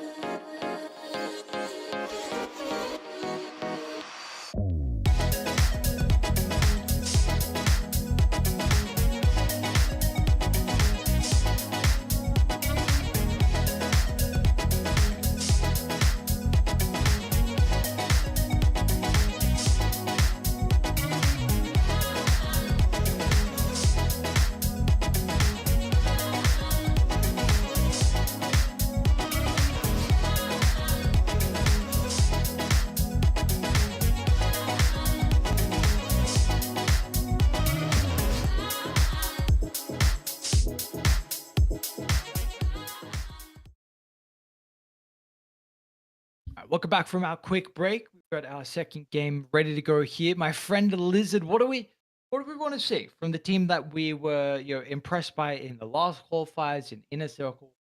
What do they need to do to go back to that winning form, the good Dota that we saw from them previously?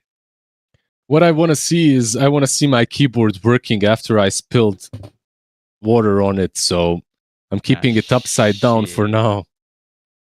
Hopefully, I'm praying. It's a very nice keyboard. It's not super expensive, but I like it. It's hopefully Did it you spill lives. much? Is it all right? Like what's the go? I mean, I spilled quite. Okay, I just got on. Do you want to turn on filter keys? No, I don't want to turn on filter keys. I'm not. Screen is passing out. Not great. Not a great sign. You might need to disconnect the keyboard from the computer. Yeah, I'm thinking about it, but I don't want to ruin your guys' immersion. I'm gonna do it as soon as the draft starts. I'm waiting for it. Yeah. Hopefully. There you go. Hopefully. We're getting in. We're getting in. You can sort that keyboard out. We'll get the players to give us the entertainment. Hopefully we connect in the lobby though. That's a bit of a problem. There we go. We're in. So what do we got? We got VP going to be on Radiant side. They're playing with second pick. With Inner Circle on Dire, and they are playing with first pick. So we'll see what some of the changes are going to be heading into this one in particular. What are some of them? Let's see. Let me go through the bans of the previous game in particular as well. VP against Zero Tenacity earlier today. A lot of priority with the Underlord, a lot of priority with the Jakiro. So I don't think there'll be any real big changes there. Pulling up the bans for the previous game. So we had Shadow Fiend, Ember, Razor, Beastmaster was banned out. For what it's worth, I did plug it out, so I can join in with the convo. In the convo, don't worry. I'm around. Yeah, like one hero that got ignored in the last game and in this one as well is the Ursa. I feel like he's an interesting one. these two teams don't value it as highly as, I would say, almost everyone else in the world. But they value their Dazzle. They value this guy a lot. Absolutely, they do. Apparently, the SD. What is this? Like, what is the interaction between these two heroes? Because, of course, exactly the same previously. Is there even anything, or is it just like, yo? I know Hellscream has always really liked his dad's, sorry, Shadow Demon on her teams. It's been like hit or miss with like win rate being high, but it still feels like overall this hero provides a lot. Is there really any interaction between the two, or just both sides kind of happy with their support? I don't think there's any massive interaction. It's just that both heroes are really good at saving, at giving you some heals, at some utility in team fights, and I think SD is maybe both are strong in the lanes depending on what they play against. SD is stronger in some lanes, Dazzle is stronger in some other ones. This Dazzle does force out a couple of necessary bans, like this one that happened on Virtus Pro side. It's the Huskar, but it also forces them to ban out an AA because he kind of ruins Dazzle. We didn't really see a big strength of Dazzle in the last game. I would say we didn't see it because Inner Circle were too timid. Like, they didn't really make any plays on the map. They weren't really feeling comfortable in their draft, and I honestly think one of the reasons why is they had a Timber that didn't really flourish in the lane. 5 seconds remaining. And sometimes teams find it hard to play with a malnourished hero that's supposed to win the lane. It sounds too simple, but it's kind of easy to sacrifice yourself as a Tide. It's very simple to sacrifice yourself sometimes as a Slardar. You just jump in, you stun, you see a target, you initiate, and that's it, right? Like, it's easy because you know what's coming after. You know what your team is going to do. Timber, on the other side, you want to thread the needle. You want to go in, get some kills, get out, do some damage. And when you don't have enough farm, it becomes a little bit harder to play that kind of play style, especially if you don't have anyone else initiating for you. So there isn't like this singular thing that you can rally around as a team. No Dragonite, nothing like that. So instead they snatch up the Slardar this time around for themselves. They get the Muerta too. This could be your lane, it could be Slardar Muerta, it could be Muerta core. We don't really know. But already looking a lot more active from Inner Circle.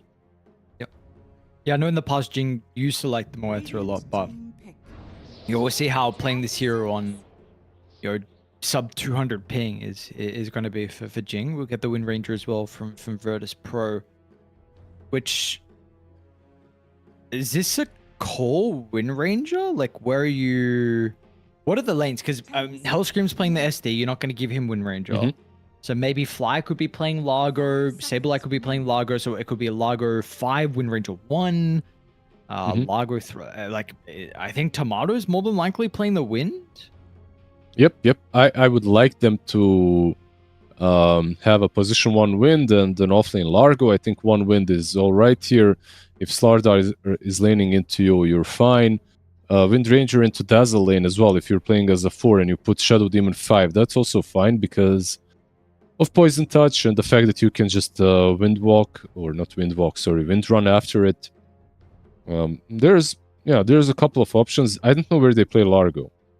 That's the only thing. Do they play it on support? Do they play it on offlane? I haven't really seen Virtus Pro in their games recently. They kind of always played at the same time that I was either playing myself or watching some other team. But they haven't played it so far in the at least in the 5 games that they played. I'm not a big fan of a support Largo, and it looks like a support Largo now. It looks like a 5 Largo, maybe for Fly. One other team that kind of likes doing this is Liquid. Like, they have played it, but the difference between Largo and Jakiro are quite... differences are abundant. And there you go, that's the Brood Dazzle. Brood into Tide, though, which is maybe not the easiest lane for her. not the easiest game in general for her. But I am a Brood fan. I think this hero is 10 stronger seconds remaining. as a position 1 than what the picks give out 5 seconds her to remaining. be. Like, we don't see a lot of Brood picks.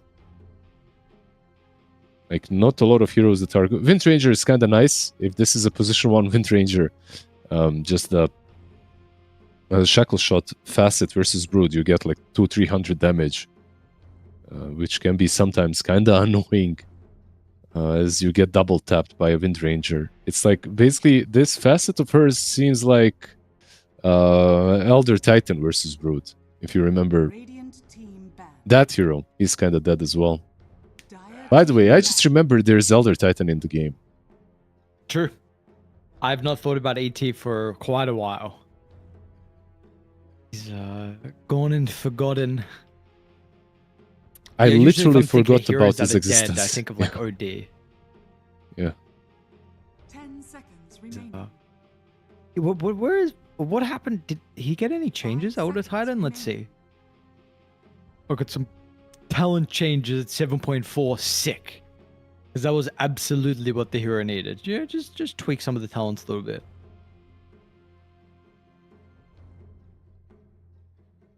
I wanted to write in Elder Titan, but my keyboard is disconnected. Ah, there it is. Radiant team banned. I just Yeah, you're able to return Astral Spirit and move Astral Spirit while Elder Titan is disabled, but you could always do it. You just had to use the spirit itself. You couldn't use the hero. Made it like just a little bit of quality of life change, nothing more. They might play Brood mid, by the way. I think that's also an option for Inner Circle, and then they pick something a bit better versus Tide, like if they want to. I know versus Pro are expecting Slardar mid. Remaining. That's because they want to. They're considering Inner Circle will dodge the Slardar Wind Ranger lane, which is also fair enough. Like, it's not an easy lane for Slardar. But there's a lot of options. If Inner Circle now picks another hero that can kind of go anywhere, I don't know, something like a Razor, which isn't good here versus Wind Ranger, but these kind of heroes that are able to lane in any position.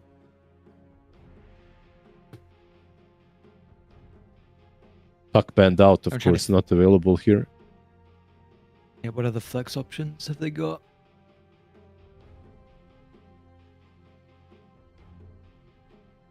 We're gonna find out. Let's see. Whoa, whoa, that's flex. I think. I don't know if it could be played in both roles now with the changes. I've not seen Pango at all. I don't know if you have. Just in pubs. 10 seconds remaining. And he didn't look too great. I can't remember if I've seen him in any of the 5 seconds remaining. competitive games in the last month. I think I haven't. So the hero is... he's a bit weaker than he used to be, of course. He's not played a lot for that reason. Still can go Greaves, Diffusal Blade, or Diffusal Ags. Still alright. A lot of heroes that are good against him are banned out. Not in the pool. Now you have to remember what heroes are actually good versus Pango. But also there's a couple of problems. Not only the Pango, it's the Brood, it's the Slardar. All of these heroes, like, you need to think of as you're getting your last pick. You may now select your heroes. We get Abed Lesh. So it's got some pretty good heroes, honestly, to be able to combine with the Lesh rack. You've got two relatively defensive supports, an offlaner that's going to be able to build a bunch of utility as well. Let's see, do you feel like this is a game where has Lesh got some vulnerabilities against the 5-men that Inner Circle have? I think overall, this Virtus Pros draft has a vulnerability that they're not as flashy. They don't have like this freedom of movement that they had with the Void Spirit in game number 1. None of their heroes I mean, Wind Ranger kind of has it, but not really. They don't even have an initiation like a Blink Dagger instant catch with something like a Tiny or a Tusk. They have it with Tide. Once again, too expensive. Not really it. He needs at least a shard on top of that as well. So, gonna be an interesting Lush Cream. Let's see what he can do. He's a very comfortable player on Leshrac. There's a lot of heroes that he can deal with in this game, but it doesn't strike me like it's a good Lush pickup with them. It's just that the draft itself looks a bit harder to play than the one they had in game number 1.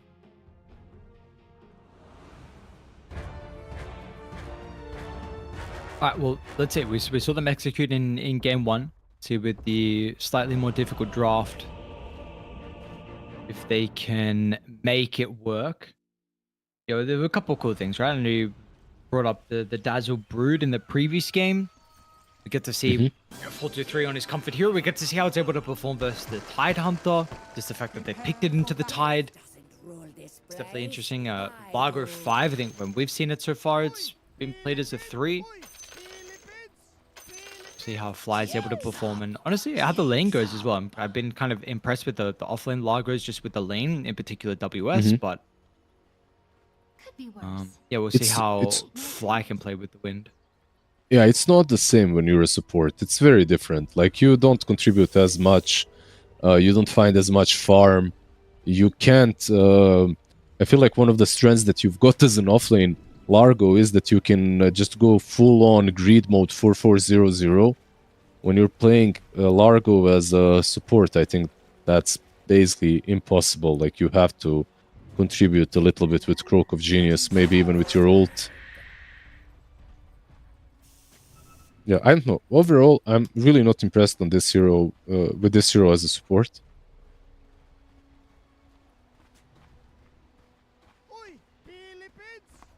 How much do you value this Croak of Genius spell? Like, in it's good. Regardless. Yeah. This is the idea, by the way. The whole idea behind their draft, I mean, not the whole idea, but one of the main combos is actually the Croak of Genius with Lash. This is like one of the first things that you saw in games when people started picking Largo. It's like, what combo? Largo Zeus, Largo Lash, right? Like, get that extra damage and the mana reduction. Does make sense. Shackle? Blick, is Fly going to be able to get the vision? He does. A lot of damage onto Jing, but that's all it will be. Both will miss one creep.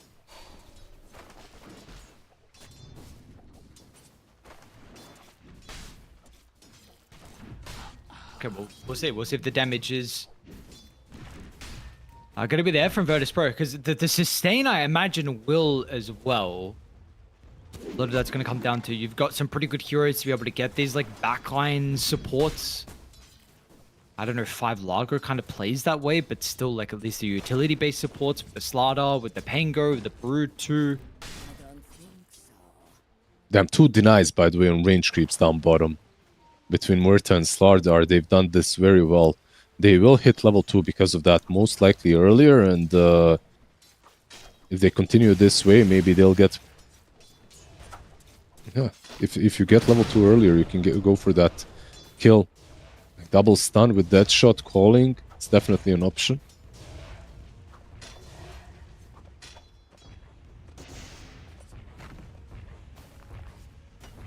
Oh, Jing, nicely done. There's that dead shot back bottom lane. Tomato has to try and kill the creep so he gets level 2.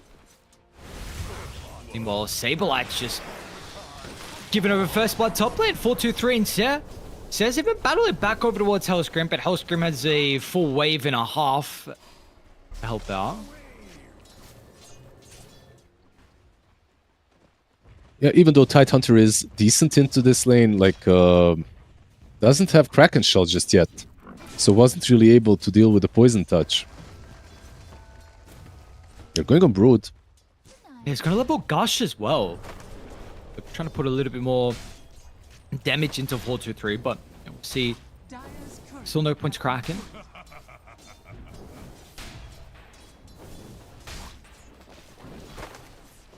I'm surprised he didn't get it, because this is a lane. Of course, you've got Blubber innate, but they're all physical. Like, Dazzle plus Brood, literally only physical damage. They have nothing else, so it'd be nice to get that shell. And mid lane Abed is really starting to put some of the work onto Niche, and with another round of the stun, potential solo kill threat, Abed does take a bunch of damage to the tower, though.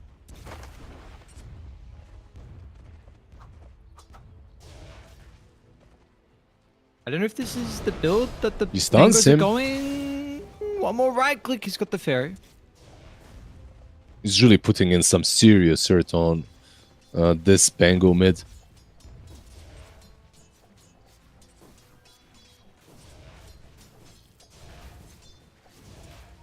Is this the build you have seen on your Pangos, where the 202, no point shield crash, top lane, Saber? I haven't. No. Top lane, yeah. Saberlight. So got the banish. What are the spiders? What the hell? Looks so weird. Are they weird on your screen too? Yeah, they are. They illusions? don't look like spiders. It's like he has no legs. It's just like the middle part of it. It looked like one of those Starship Trooper aliens. Alien bugs. Now, let's see if we get that again. Oh, what it was so weird. See how many stacks Hellscream's going to be able to make as well. This was the question I was wanting to lead to last game with the lane on what we wanted to see out of Hellscream. And he's going to have to continue to play the lane with Saberlight, considering how aggressive they can be with the Brood and the Dazzle. We'll see when there will be ever thoughts of him making some stacks for Saberlight. Yeah, he probably can if the lane pushes in, which is happening right now. It's on the perfect timer as well, 447. Perfect time for the SD to go into the triangle, stack something up. Like, of course, it's no shadow poison, so it's a bit harder, but you can still... This Radiant Triangle is very easily stackable, even with right clicks. Mid lane. Murta is here.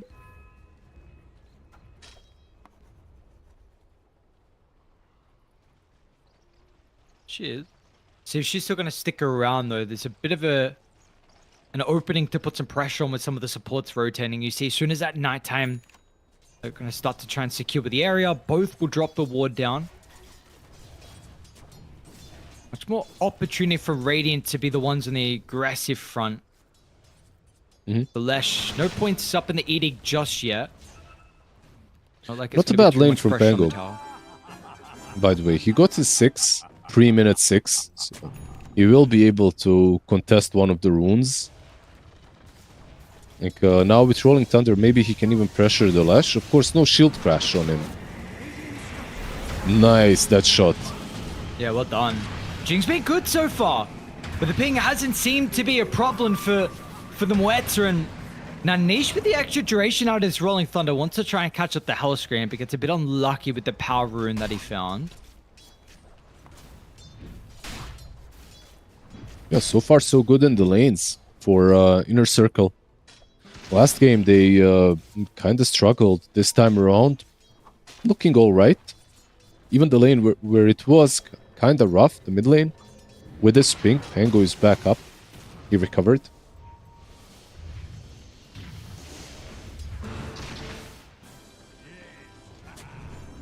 Minute 7, Wisdom Shrine. Oh, very unlucky with the... Oh, and the ward as well. Ah, that's unlucky. Like, his sentry is just out of range of that ward.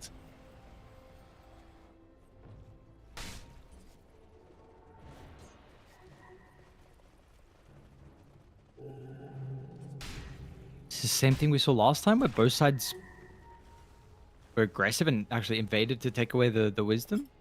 I think it was. So 1 for 1. If they gave it to 4-2-3, what happened? Say, I guess what did they want the 6, which I believe you just. Yeah, it seems that way. Maybe with that 6 is going to help them get the counter Saberlight. They've used the nuke early on, and absolutely is. So Saber proving to have a bit of a difficult time on this Tide versus the Broodmother. Bottom Lice is also getting rent down. Tomato's got the shackle up in a couple of seconds, but the banishment can help set up, but it still makes it a little bit difficult. Tomato's going to make sure he plays his distance. It's a good dead shot to send the Wind Ranger away.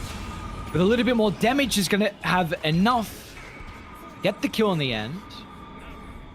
Yeah, out of all the lanes, maybe top lane is the one where I expected a little bit of a different outcome between the Tide and the SD. This doesn't strike me like a weak lane into Brood Dazzle, but now when Brood has 6, if Dazzle is around with the Shadow Wave Bomb, it's dangerous. Nice little camp steal from Pango.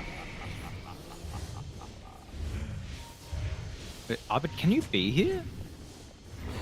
Used a bunch of resources. Okay.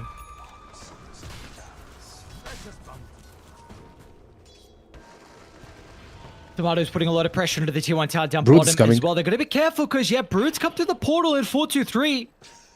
We got the win run back up in a second from Tomato's. Going to be able to hold back the Brood. Abed is stuck inside the Spiderlings. Fly's going to be able to lick him out. And Lyce is having a bit of a difficult time to close the distance as well. So very close. I mean, multiple heroes could have, if they just got caught, but potentially would have gone down. Abed still might, though. Didn't go for the stun. He's trying to hope he gets knocked over the high ground. Oh, disappeared, deleted.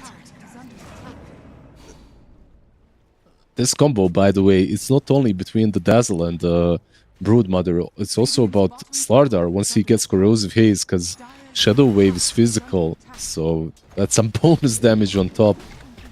Yeah, he didn't go for the stun initially out of... I don't know why, I think he expected the shield crash, I think. But there is no shield crash on Pango. He's still playing without it.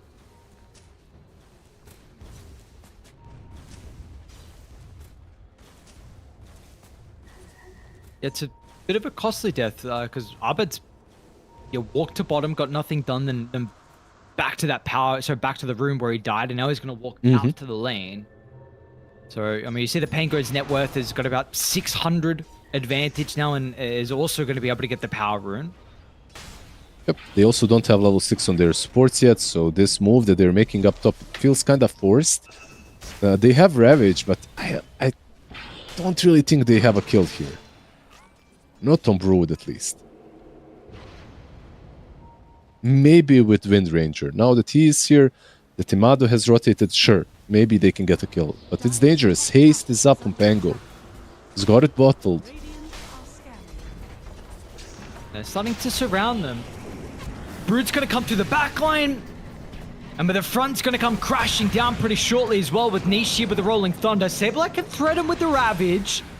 He's going to have to use it pretty shortly if he wants to keep his life. Abed's also TP'd in as well, trying to deal with the backline supports, but Seth's going to be fine to know Abed needs to run. Nishi's going to try and stay on top of him. Everyone else is a little bit more slow, however, so Abed gets behind the tier 1 tower, but it's just nuked down again. It's a triple from Nishi. Now Tomato is also vulnerable, but the Spider's able to get in front of him. With the Wind Ranger flight will help pull him away, but when we're really starting to see this is lineup as being a bit of a problem for VP.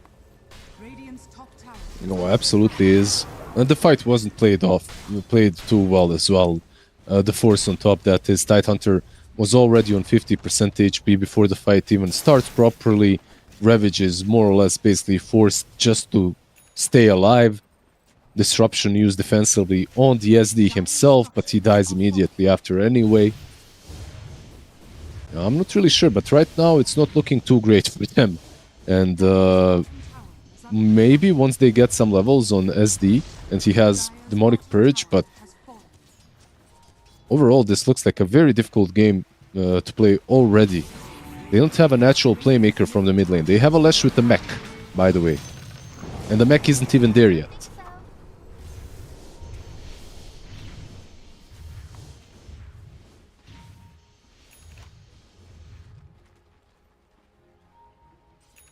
It's not getting delivered on the corridor, so Abed will at least have this item. So the support's needing their level 6s as well, which they're both pretty close to on Fly and Hellscream.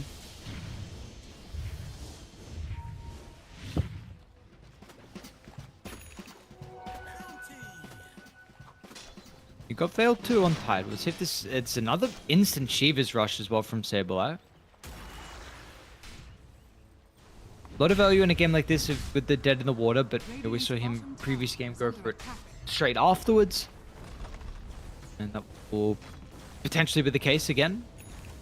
Double Diffusal, by the way. Brood has it, has hers actually flying out through the Twin Gate. Pango, of course, bought it as the first item. Mid lane. Solo kill from Abed. Not too bad.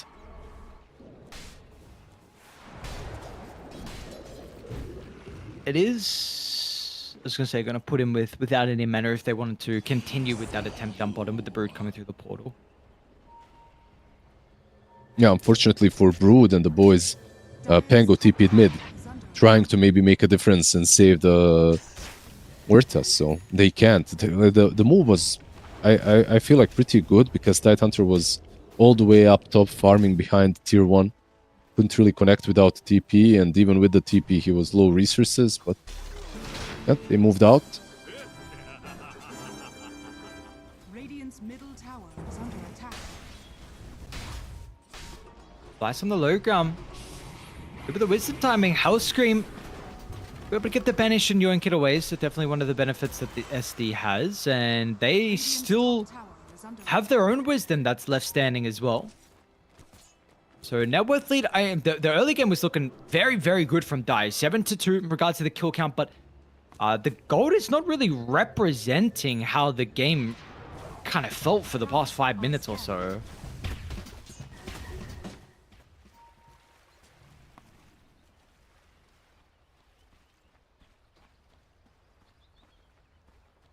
This could change very shortly, especially if this smoke connects for them down bottom. They're going to try and go towards the safe lane. That VP are currently set up with a couple of their heroes. They're going to need to be quick on the TPs if they want to try and defend the area. Already lost their SD, and they might even lose more as well. Abed's going to be able to get the stun over towards them. Wets up, but you've got some bigger problems. 4-2-3 along with Niche. They're onto the Lesh, and this is just... It feels like this could just be the story for this game for the Leshrac, is proving to have a bit of a difficult time with standing in the middle. They have one big spell that they can use, and that's it. It's Ravage. Like, if they have Ravage, and if Saberlight is ready to fight, maybe they can take a team fight. Without it, like, I just don't see the way. Right now, just a Pango rolling through all of them is good enough to disrupt everything that they are bringing. Windranger just doesn't have enough farm. I don't know what happened to him, but it's alright. I mean, 6.2k net worth, minute 15 is not bad. But in a game like this one, he needs more. He's going to have the time to be able to find that farm. Mid lane, Niche. You okay? Focus mid. Tomato will be able to, yeah, they're going to find Jinx. So, okay, getting involved. Nicely done as Tomato. And now Niche is starting to be ran down as well. With the Swashbuckle's already being used, he does have the roll up.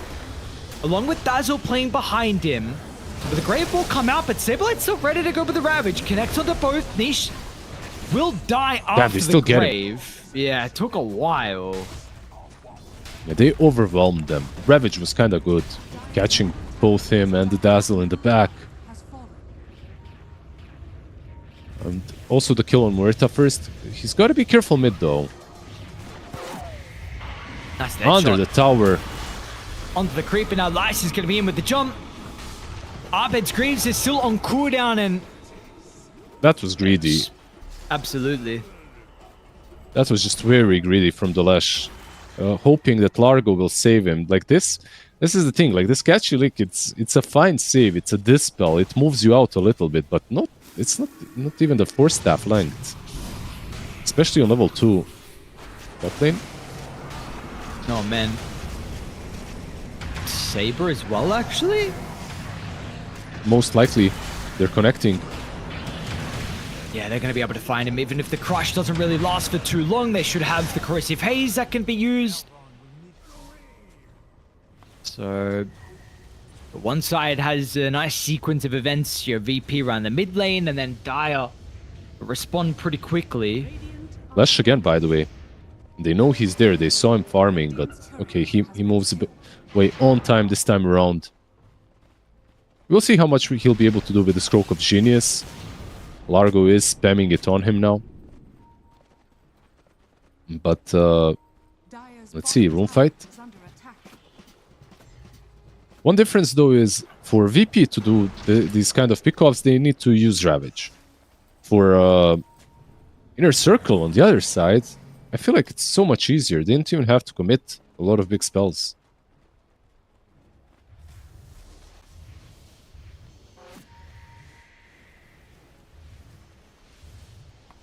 Yeah, it's really not a problem for them. You have the Slaughter to be able to go through, Rolling Thunder. What are we, 85-second cooldown.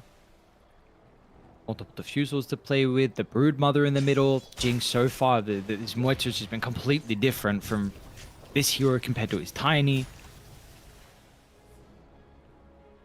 I mean, how nice it must feel as well for them to be in this position, where if you compare in the previous game, yeah, they really struggled to be able to do kind of anything against VP, who completely dictated the pace, but now it's the complete opposite. Yeah, they're feeling in their element. The Manta is now ready on the Brood. You've got level 15 Brood with Manta Diffusal. Slardar working towards his BKB, has Blink Shard. Pango going Aghanims next, maybe with Blink first. Just everything kind of connecting nicely. And everything has high impact versus the draft of Virtus Pro, where I don't really see like a... Besides the Ravage fights, yeah, I don't find them too difficult to beat at this point. They have Shivas though. Let's see what they can do with it. Shivas and Ravage, both available. Not a bad location. They used the Shivas early to try and scout. They're in vision though. And they smoke in vision as well. They're so unlucky with the sentries. Like so many times the sentry is just out of range.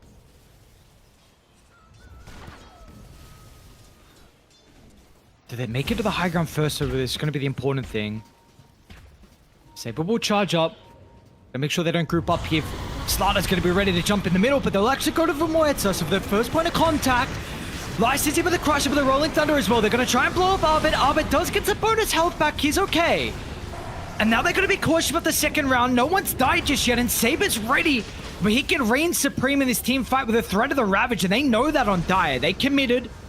And without getting some kills, they're probably going to have to give up the area.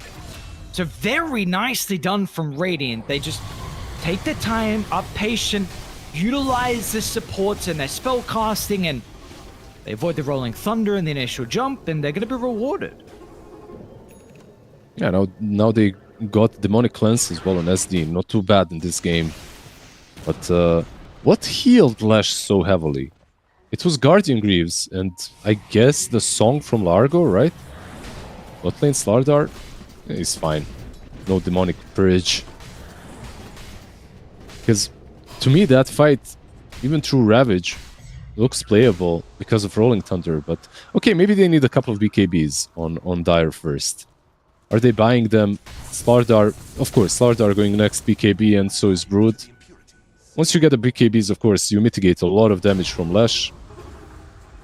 Ravage isn't as scary. So it's on VP to get a lot out of the map now. Until those are up. Yeah, and they're trying. Tomato. Move aggressively forward. Nice timing there from Niche. Able to respond to the Shackle. But they've got control of the area, and it seems like they're actually going to be the ones to maybe take Roche first. If they can't force a fight, they can force Roche. I think this is a good idea. You want the window Lesh to take it. It's actually Timado that takes it. I feel like Lesh is also really, really good Aegis carrier right now. I think he's also much easier to kill as well. But okay, they give it to the Wind. Yeah, not the biggest health pool on our bed. 1400. The... Is this Octarine? Oh no, it's a Bloodstone. Okay, so the Bloodstone is going to be giving a bunch of raw health. But definitely is vulnerable.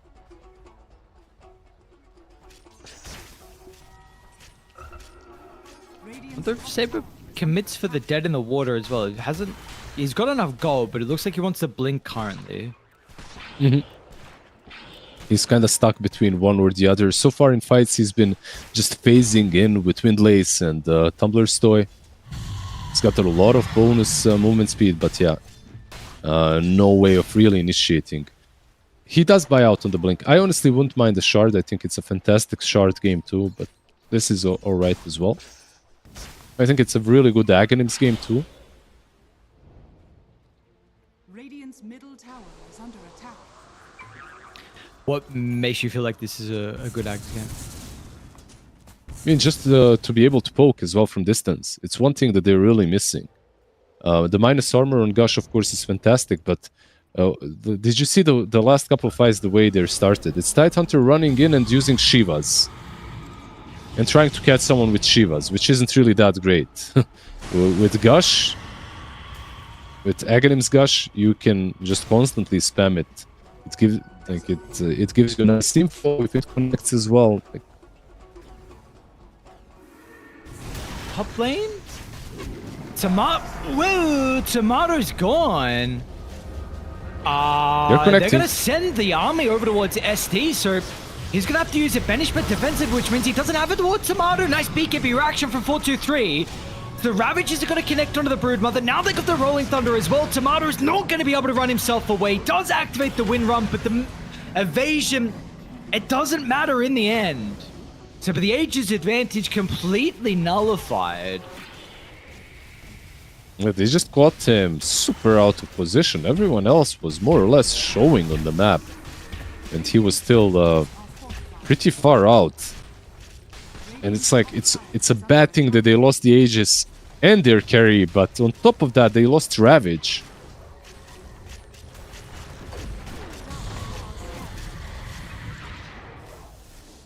What happened? Like he popped Shivas and blinked out? No, this Shivas blink back from Tidehunter was really wonky. I see, I didn't see. I was in on to Jing, but Jing again with a pretty early use to pierce the veil.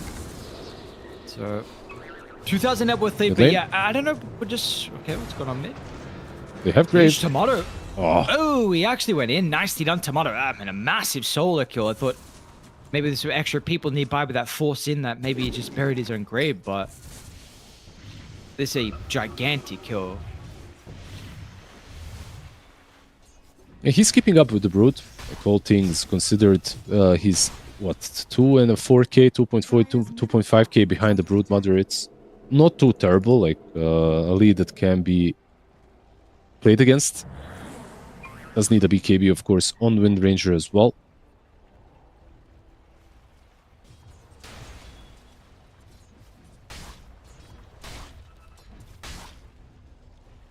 Dire's top tower is under attack. Do you still feel the same in regards to how team fights are supposed to look, with it being maybe a little bit easier for Dire? Bottom tower is under attack. Dire's structures are fortified. I think maybe because of the BKBs, like the one on Slardar and one on Brood, until the BKBs are up on Radiant, I think so. But it's not super straightforward anymore. Like Clash has Bloodstone Grease, like he's kind of hard to take down now as well. And blowing a target down in a single Slithering Crush might not be possible anymore, especially with SD being around. So yeah, I'm not sure anymore. I feel like maybe it's the team fights not, but the pickoffs are easier for Dire.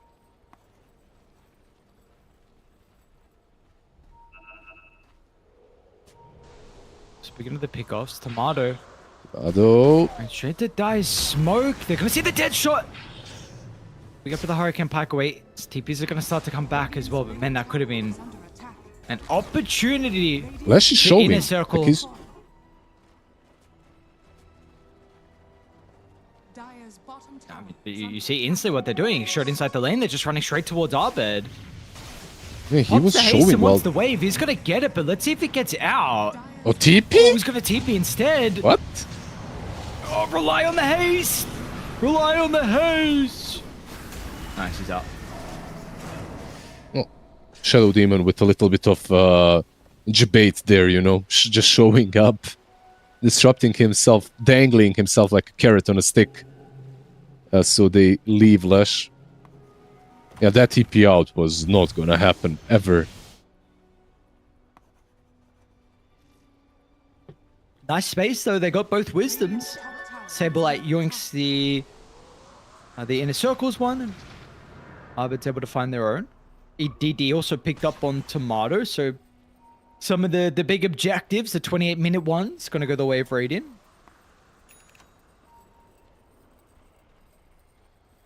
They also have some nice wards on Dire, like the one in the triangle to play around. It's one thing that Radiant didn't do. Like, they did take the Wisdom Shrines, they took the runes as well, but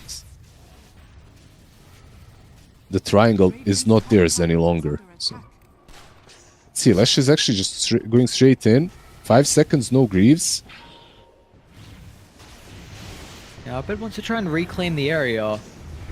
They're gonna try and run behind Abed to get the jump on the supports.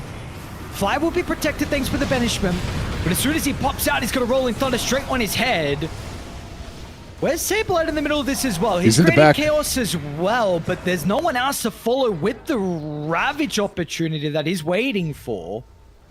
Because Tomato almost solo killed Niche down inside the Rolling Thunder as well. That's something we're gonna have to keep tabs on. Are they out? Ravage him. Oh! Yeah. Yikes. That one hurt. It hurt me physically. I don't know how to describe it, but I'm cringing right now. It's hard. It does happen, of course. It's like a black hole ravage. Like, these kind of spells are bound to miss from time to time. Unfortunate for Saberlight. But he will have Aghanims, and I really like this. Like, he's got Shivas now. He's going to have Aghanims, and this is where I feel like the fights become a little bit more even when it comes to jumping and getting pickoffs.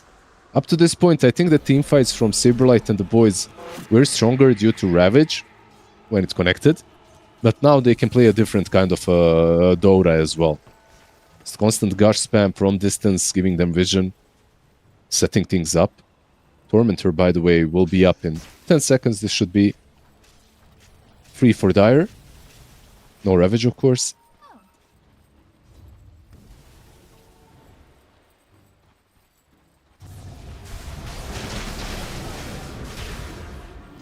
Says you're gonna get the shard. Dire are scanning. They're gonna smoke and go through the portal. Dire do scan to see if anyone was waiting. Radiant have used this time. Radiant are scanning. Oh, nice scan actually. Radiant does connect at the last moment. So they've got an idea at least of the current placement of Dire's heroes. Abed's gonna put himself on the high ground. the They get the gush. gush for the vision, which will cancel the blink from Lice. And now Jing just blindly moves forward. The Grave's gonna be able to protect him along with the Pierce the Veil. Nice stun as soon as he tries to TP out. So this is guaranteed They're in. 4v5, but you can have problems with keeping Abed alive. Bloodstone comes out too late. And now 4-2-3 is just able to cause chaos in the middle. This Broodmother's a problem. Tomato will beak it, be TP if they got the damage. They do not. Tomato's out, but man, these fights are looking far easier for Dire. Very hectic. I think the area where they fought is just much better for Dire to fight in. Like, Broodmother has all these webs that she can maneuver across. Look at the damage dealt by her as well. Like, 5.3k Brood alone. I think they messed up a little bit with the disruption. I think it was supposed to be used on the Lesh. Instead, it got used on Slardar, so Lesh just dies. Like, literally just evaporates in the fight. Radiant's But yeah, overall, a very good fight from Dire. Ravage is still up. So Virtus Pro, they do have that to play around. Radiant's bottom tower has fallen.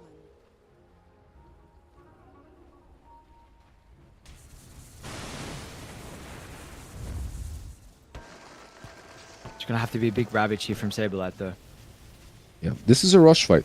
It's up in 15 seconds, guaranteed to be up.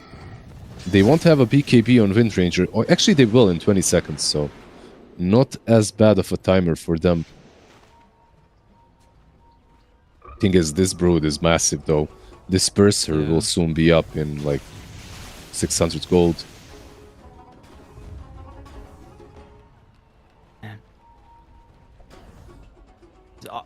We're just gonna have to see if Arbit gets blown up as well.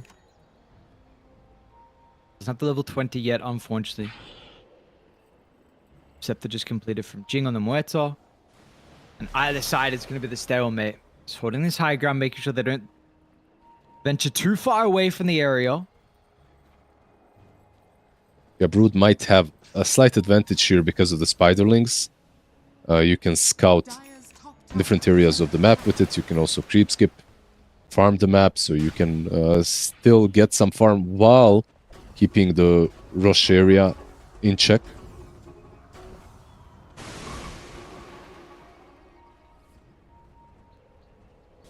Well, they just have to try and stall Roche out for another minute on VP. They'll have a big advantage once it starts to move to top.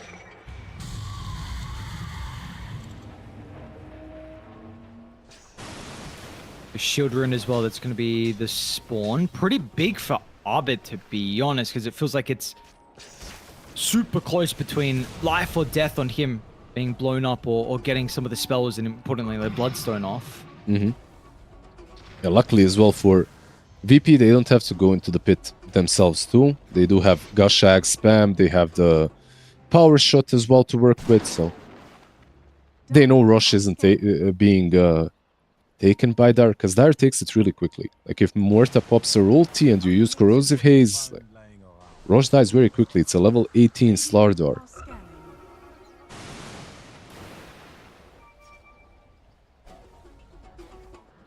They bought enough time though.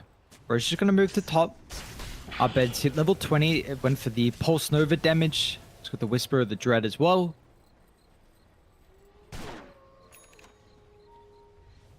We got some items though that have also Dire been waiting for. The Salt Cuirass is the big one. Is the Disperser as well? Did 423 just get that? Yeah, he did. He did. That's the last item. Next one is a Butterfly in store for the Brood. Shield Room, by the way, will be running out.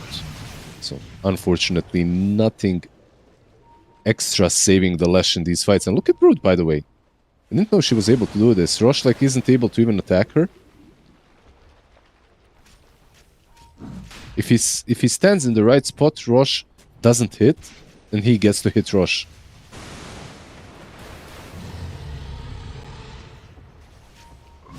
Oh, they'll get the roar out of Roche at least.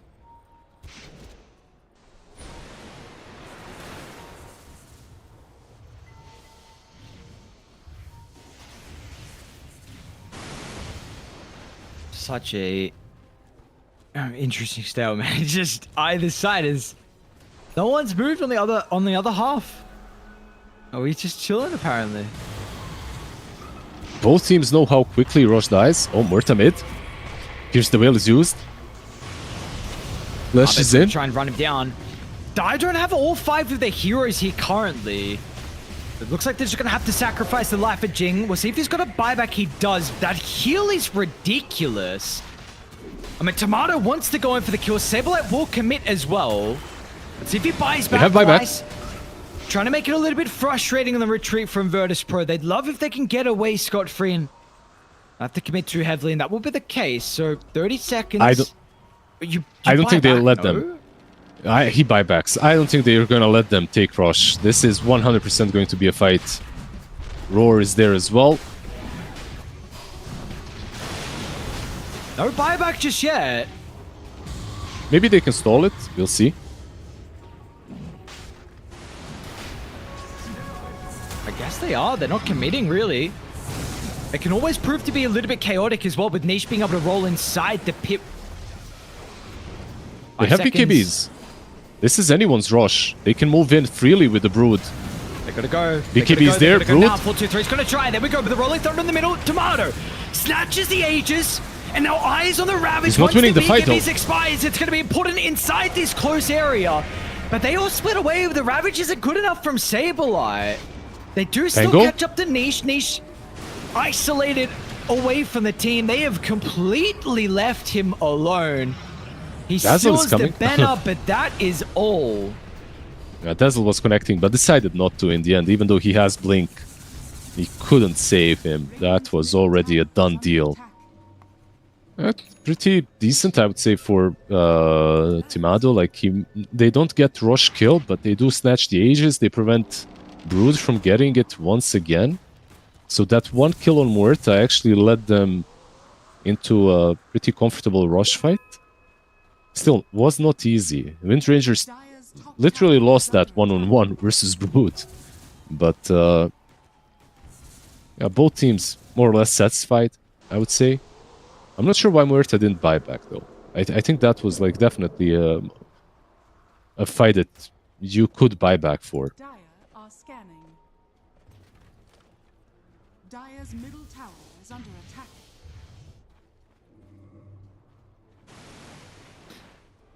Is Nihilism on Lesh dispellable? Just taking a look now. I think so. It is. Okay. Yep. I feel like there's a very good Scepter game. Go Scepter, but you have, of course, the Ags if you want it. But yeah, you have a Disperser, which is probably the problem on 4-3. Dire's bottom tower is under attack. Double damage still up top, by the way, not taken by anyone.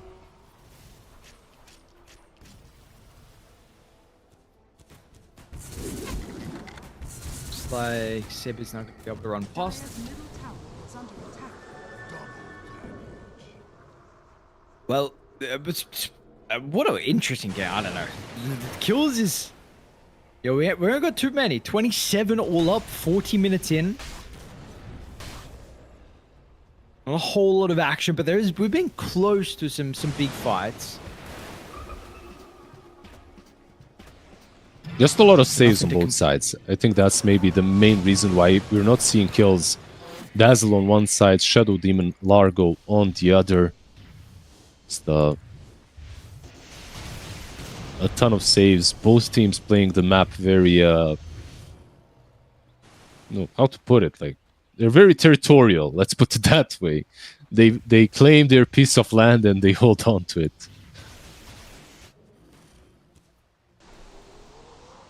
Yeah, it definitely feels that way. Like, really no one's venturing over the other half of the map. Yeah, Brood is down bottom, and they were going through the Twin Gate maybe to go on her, but decided not to. No one is showing. They didn't see the Slardar, the Muerta, or the Dazzle. They move back top. Wind Ranger will have, by the way, an Aghanims Dire's top tower very is soon. under attack. Dire's top tower has fallen. This might be a high ground poke, just to force them back as well.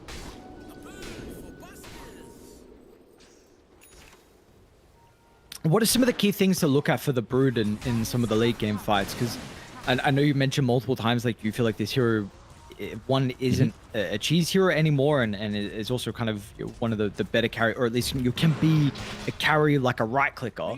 But are there some weaknesses that come with this hero at the late game that he's going to be concerned about? Are scanning. Well, Brood is still kinda squishy when Insatiable Hunger is off. And a hero like Wind Ranger can definitely take the Brood down in the Shackle Shot. Just during the Shackle Shot duration, especially if it connects on a lot of Spiderlings. All that thought, Slardar bottom. Oh, nice, yeah. Ooh, gets the blink away. And I don't know how they were going to start that, actually. I mean, Hellscream kind of had to be there with the blink on the SD, but... Power Shot? I don't know. Anyway, doesn't matter. Maybe with the Shackle Shots from Aghanims on Wind Ranger. Like, maybe that could have worked from Invis, but he used the wind Run and then started attacking Ancients. He didn't see the Stardar initially, and because of that, he couldn't surprise him with an instant pick off. I feel like in this game, a man who can make it or break it is probably Saberlight. He's got Blink Hex, Shiva's Aghanims. He's going for Refresher next. On Radiant, I would say this is like the most impactful hero right now. If he finds good Ravages, these BKBs are becoming shorter and shorter. They're like 6 seconds on everyone, right? Brood 6 seconds. Slardar 7 actually. Okay, Slardar 7, Brood 6. But if you can kite the BKBs a little bit, the double Ravage could basically be game winning from Virtus Pro.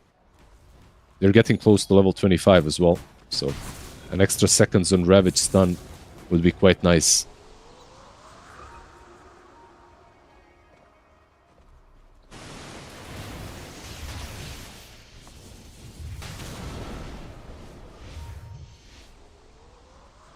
What's the highest lead we've had this game?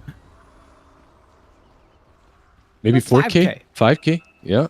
4 or 5. Not too much at all was the lead for the boys on Dire.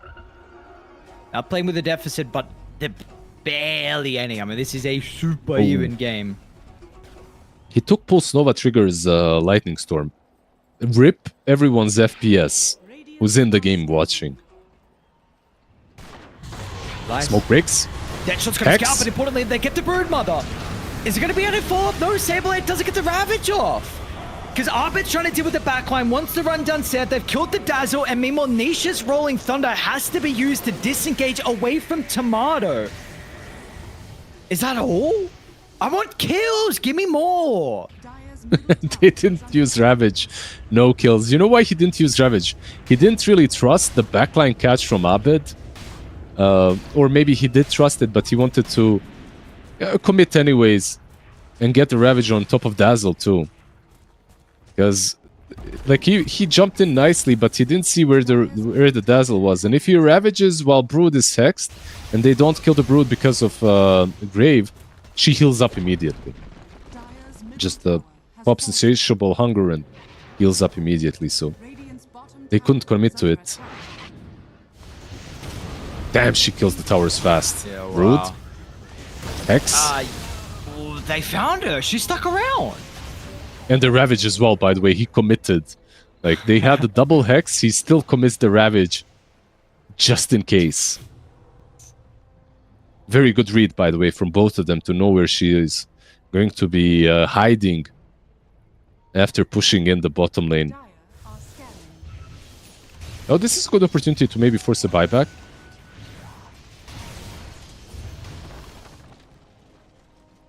Absolutely. Refresher, by the way, on Lesh.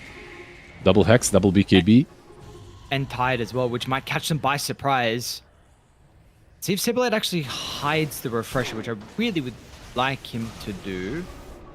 Yeah, he gave the gem to Largo and still hiding it. Get in there, lads. they're a bit too far back. It's a bit scary. I feel like it's Timado, like he needs to be the one. He's got Refresher as well.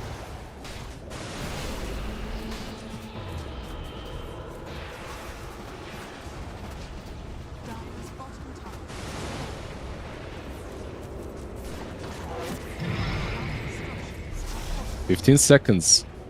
It should be a hold." Yeah. Rosh is guaranteed to be respawning in 20, so. And the Arcane Rune. Oh, beautiful rune for Lesh. Yeah. For anyone, it seems like it's going to be Wind Ranger that takes it instead. Also good.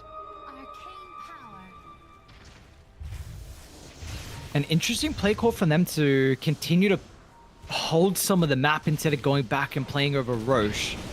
Abed. They're not currently all together. Look at the jump on Abed. Abed's going to be activated BKB. He's okay. Blink's further down to the south. So either side committing a little bit for this skirmish. I feel like Abed's save was good from Hellscream. Disruption was on point. But the moment he blinks out, they cannot take that fight any longer. So they have to go into the pit, but this is still a very quick rush and super worth it that they didn't engage. Because now they can engage with Cheese, with Refresher Shard, with Aegis. They just don't have the inventory slots anymore. Like, they're just fully slotted out.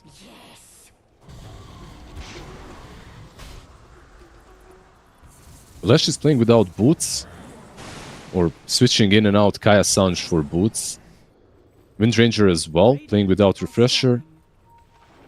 Did buy out on Aghanim's Blessing though. TP's in. Niche, can they get the dead in the water? Saberlight's going to jump over the top, actually got the starter instead, so the Penguin's going to be held in place as well, but a nice silence. Saberlight wasn't able to get the Ravage, meanwhile Arbit's getting run down as well, but 4-2-3 can't really do it Dazzle. by himself, and now with the Brute's a little bit vulnerable. Saberlight he trying thought to about- charge up the Ravage, he's thinking about it, and he stuns Hex in whoa, super close. Man. He had that in the water. It was off cooldown. Oh, He did had he? Hex, by the Okay. way. Also off cooldown. He just didn't have vision. Like, he went to the high ground and it was a little bit too quick with the TP. We're just not getting any kills. These two teams have chosen the path of pacifism. They have evolved. This is what humanity will look like in 100 years, hopefully.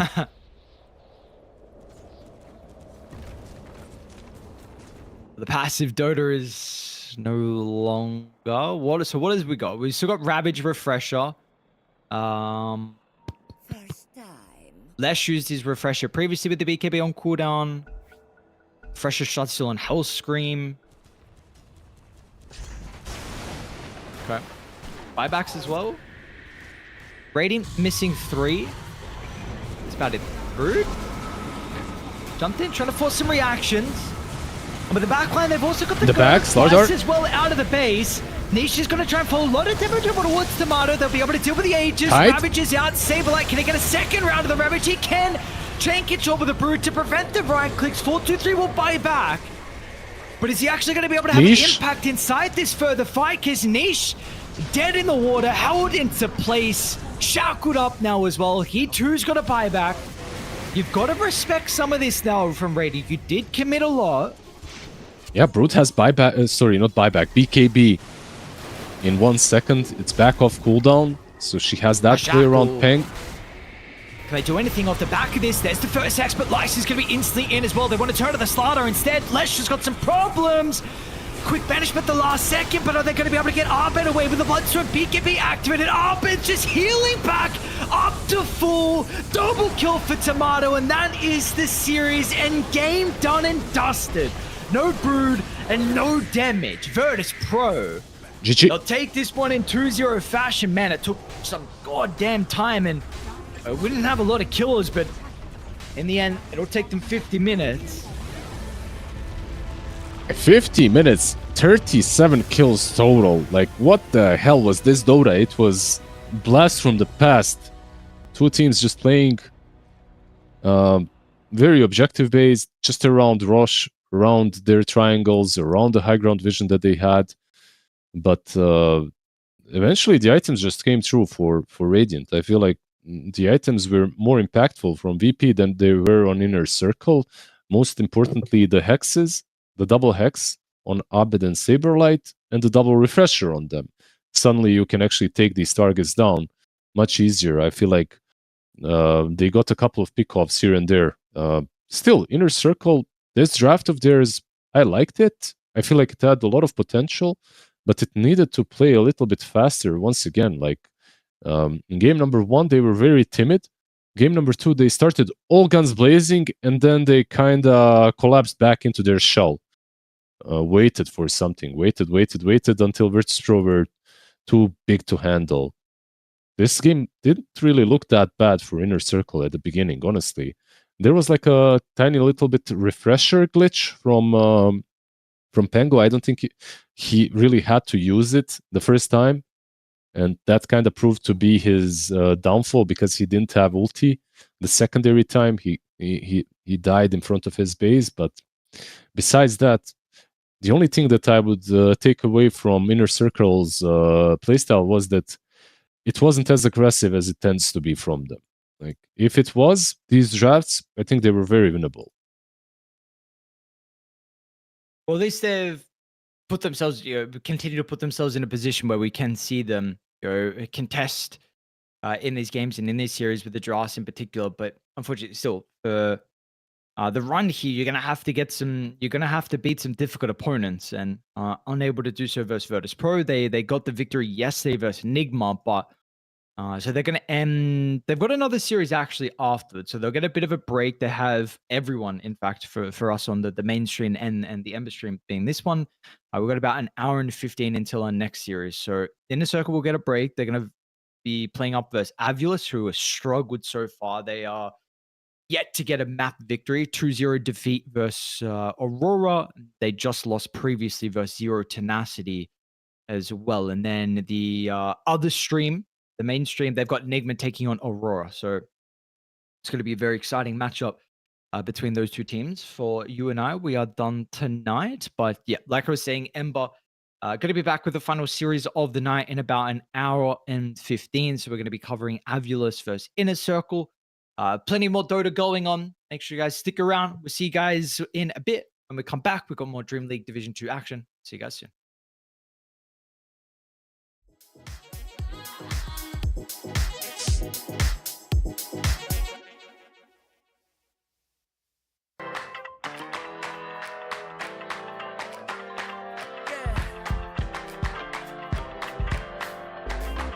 You crack the ceiling. This love is an open sky. Can't shake this feeling. I want you to know I can't lie. These doors are open. Welcome, darling, won't you stay? And you got me hoping. Forever's here, today's the first day. I wanna be closer to you. Closer to you, yeah. You to be all mine. I got all these choices, but I so made up my mind, yeah. There's nobody better, gotta be you. A thousand voices, 'cause it's so good to be alive, yeah. There's nobody better, so it's gotta be you. These myths are busted, the grass is green on my side. It's done and dusted, I'm never getting off this ride. 'Cause life with you is golden, so how can I go back to silver love? I'll be holding on, can't get enough.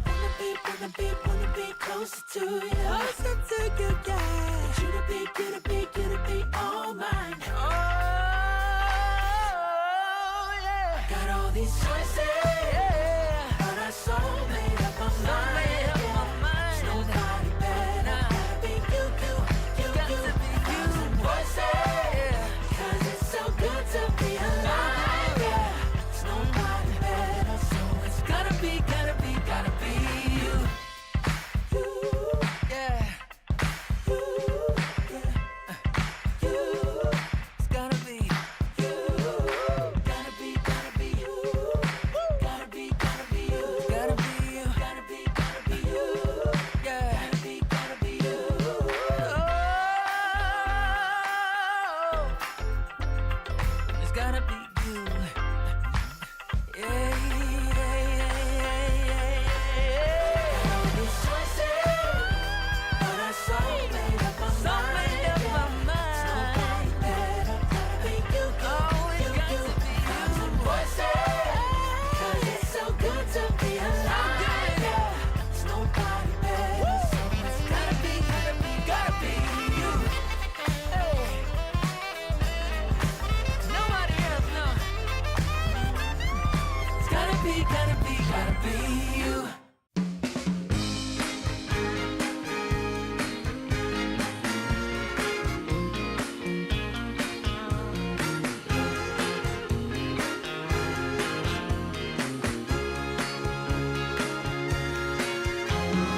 I want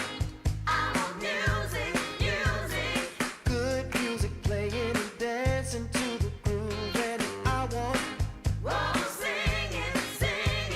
sing at the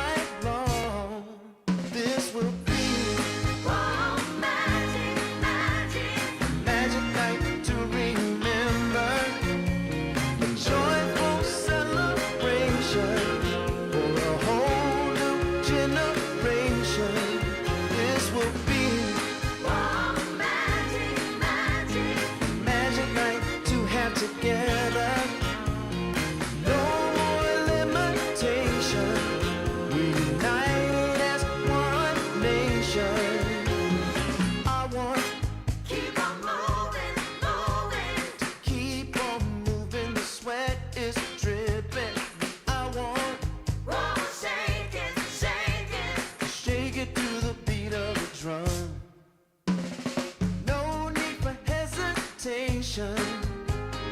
Bass is pumping and everybody smiling. Happy people gather round. We will party all night long. This will be Oh, magic, magic. a magic night to remember. A joyful celebration for a whole new generation. This will be Oh, magic, magic. a magic night to have together. No more limitation. We're united as one nation. This will be Oh, magic, magic. a magic night to remember. Joyful celebration for a whole new generation. This will be Oh, magic, magic. a magic night to have together. No more limitation. We're united as one nation.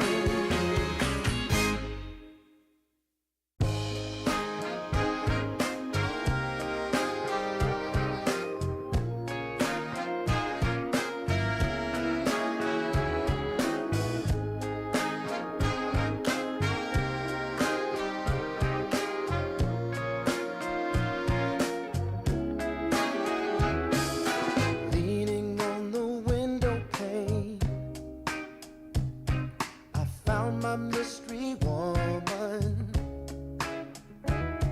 The flame drives me insane. She's heavenly creation. The spirit of the hot summer day, controlled by her emotion. Tomorrow seems too far away. Now I've got my shot. I'm meeting my soulmate. Lady, can you see me? You're my everything. You're my lady. Lady, can you feel me? I feel head over heels. You're my lady, lady. Maybe you can't hear me, my sweet little thing, my sweet lady. Lady, can you see me? You are my everything. You're my lady, lady. Some might think I'm crazy. You're my constellation. My vision's far from hazy. I need no confirmation. Take my heart and don't let it stray. True love and affection will come again another day. As the sight of your light always takes my breath away. Lady, can you see me? You're my everything. You're my lady. Lady, can you feel me? I feel head over heels. You're my lady, lady. Maybe you can't hear me, my sweet little thing, my sweet lady.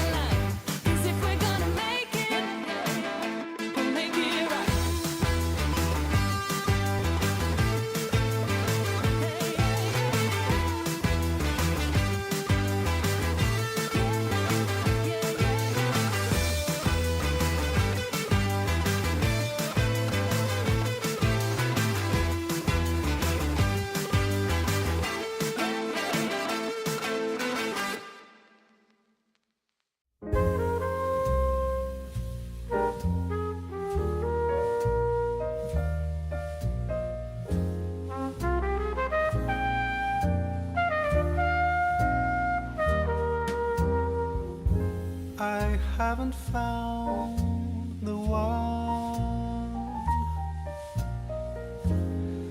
or never knew what others do. I hope and yet again, what do I know then? I believe it's all meant to be. All my dreams are so out of reach. I fool around, but we never know. I fell in love, but a long time ago.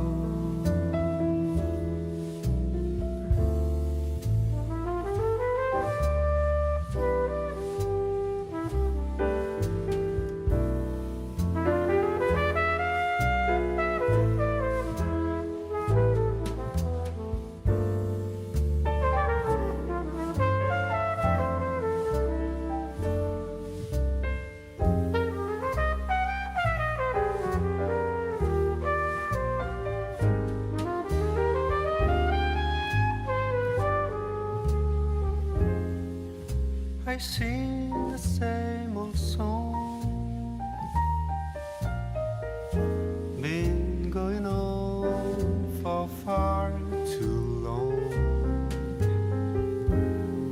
I hope and yet again, what do I know then? I believe we're all meant to be. All my dreams are so out of reach. I fool around, but we never know. I fell in love, but a long time ago.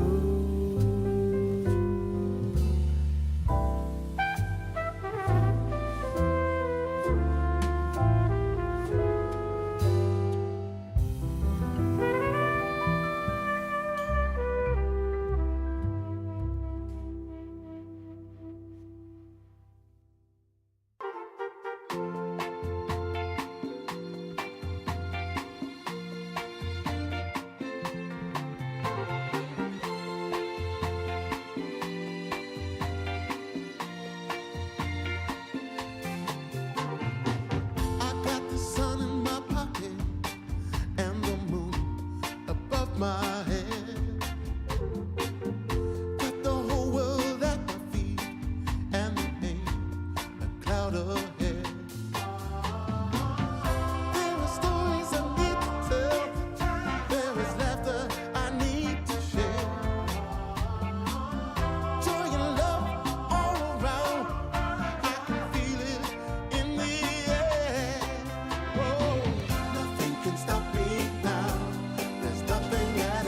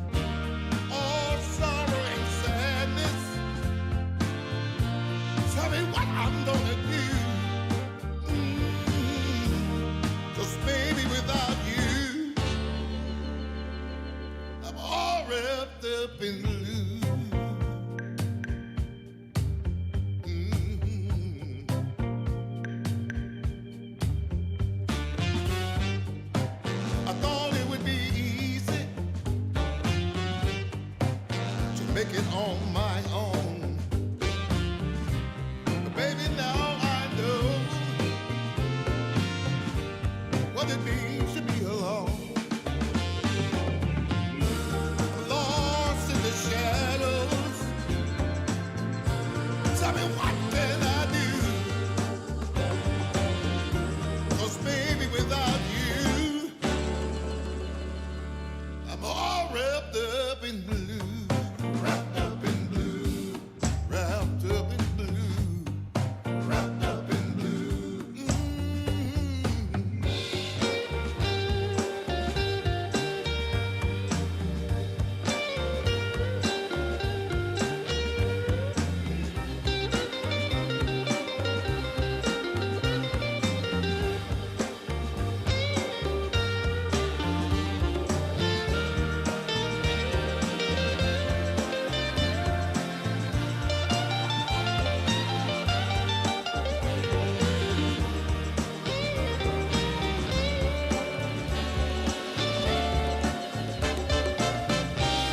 You don't miss the water till the well runs dry. And you never see when the truth turns into a lie. Hey. Wrapped up in blue, all wrapped up in blue, wrapped up in blue. Can't find my way out, no. Wrapped up in blue. Tell me what can I do? Wrapped up in blue, all wrapped up in blue, wrapped up in blue. Somebody got me now. Wrapped up in blue, all wrapped up in blue, wrapped up in blue. Somebody tell me what to do, 'cause I'm wrapped up in blue. Wrapped up in blue. Wrapped up in blue. Wrapped up in blue. Wrapped up in blue. Oh, yes, I am.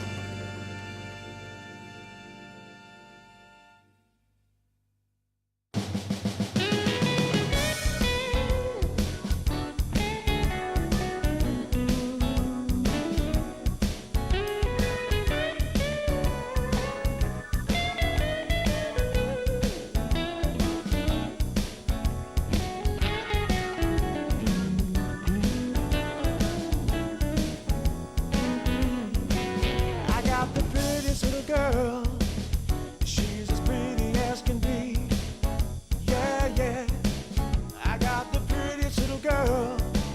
She's as pretty as can be. But what I don't understand is what she sees in me. Ooh, I've been drinking too much, staying out all night. I can't remember my left from my right. I'm kinda blurry from my head to my toes. It might seem like nothing, but there's one thing I know. I got the prettiest little girl. She's as pretty as can be. But what I don't understand is what she sees in me. Oh yeah, yeah.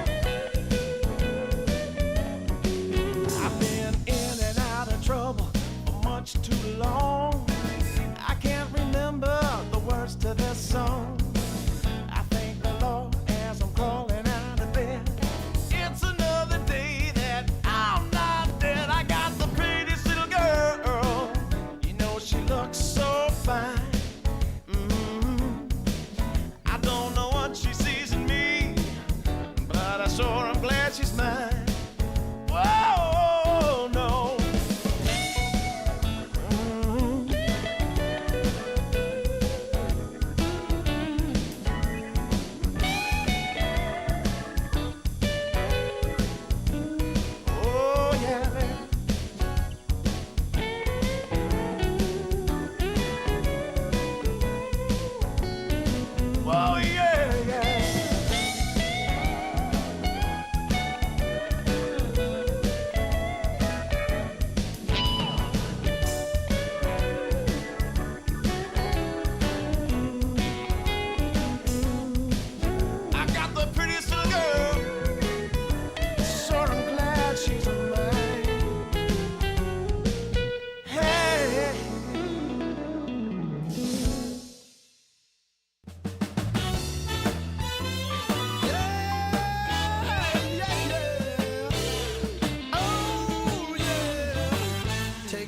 vagabond, my camels and jack.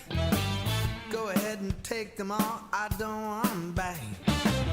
Those nasty things mean really nothing to me, 'cause lately it's so plain to see.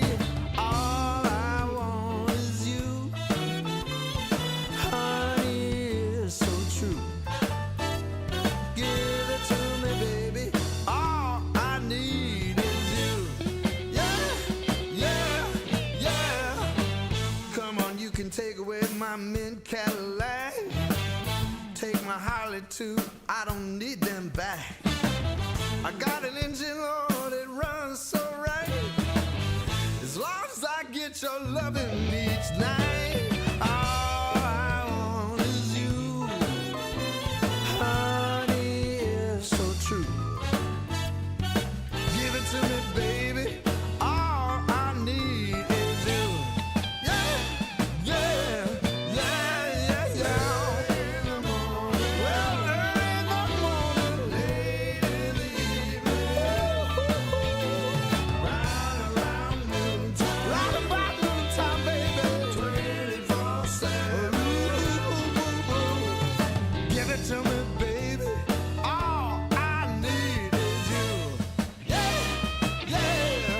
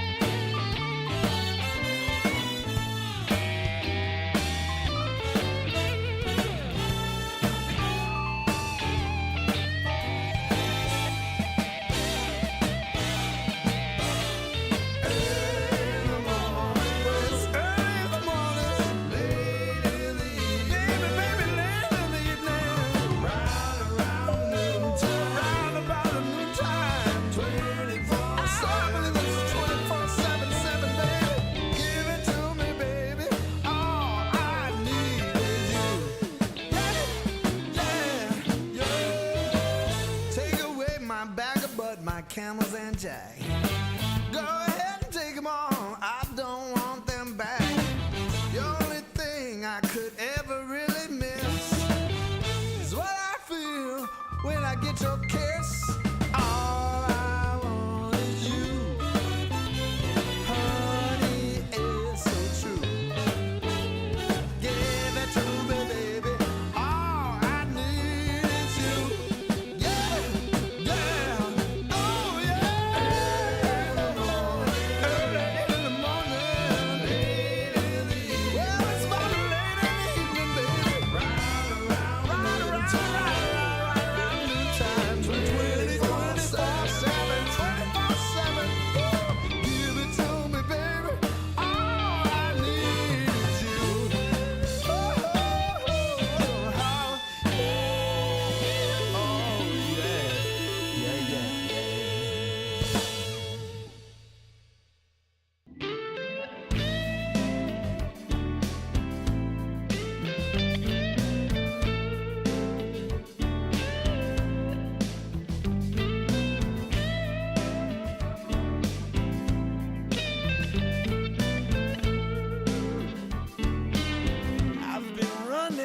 From a dark cloud, it's hanging over me.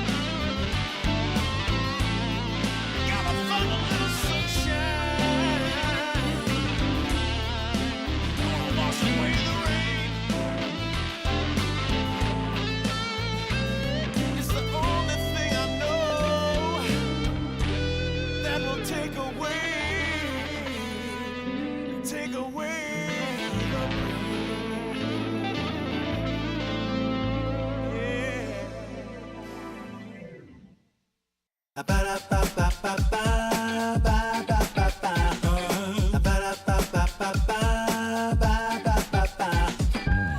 you wanna get with me, all you gotta do, call me when you need me. I'll be waiting for you. I know exactly what you want. I satisfy your need.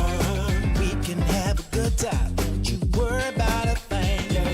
If you want it here, or if you want it there, you got it. Have yourself a good time. Act like you don't care. You got it. Get that motivation. You got it. I got just what you need. You got it. I got just what you need. You got it. I got just what you need.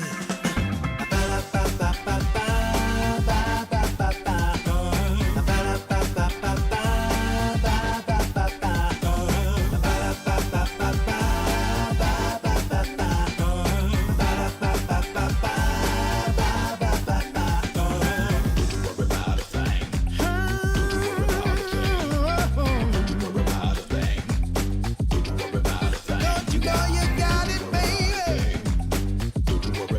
Don't you know you got it, baby? If you want it here, or if you want it there, you got it. Have yourself a good time. Act like you don't care. You got it. Get that motivation. You got it. I got just what you need. You got it. I got just what you need. You got it. I got just what you need.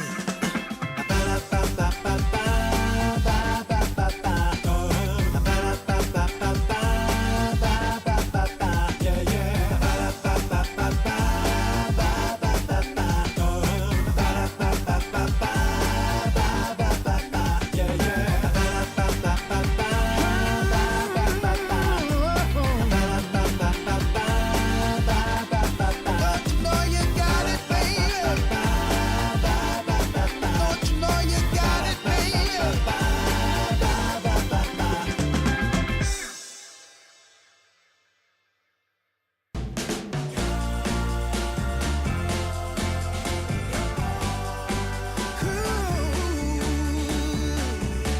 I wake up every morning at the break of dawn.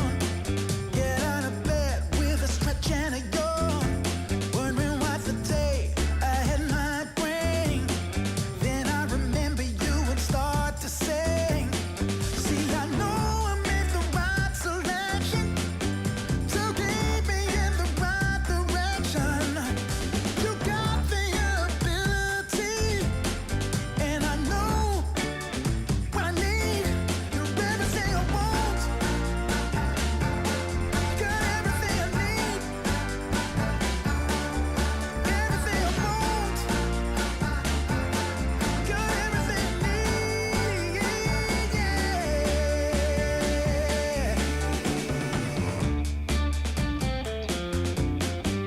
All right.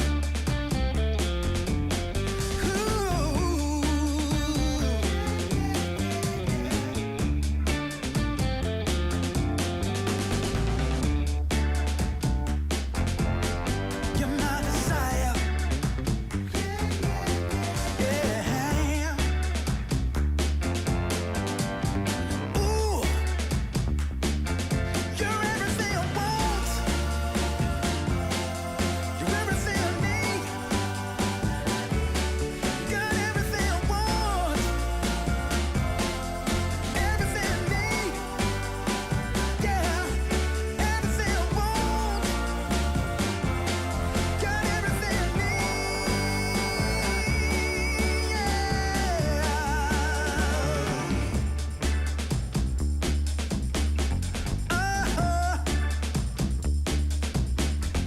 All right.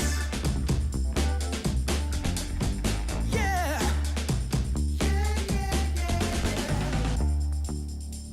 Yeah. Yeah. Yeah. Ooh, everything I want. Everything I need. Got everything I want.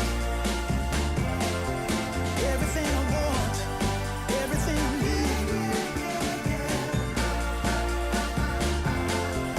Everything I need.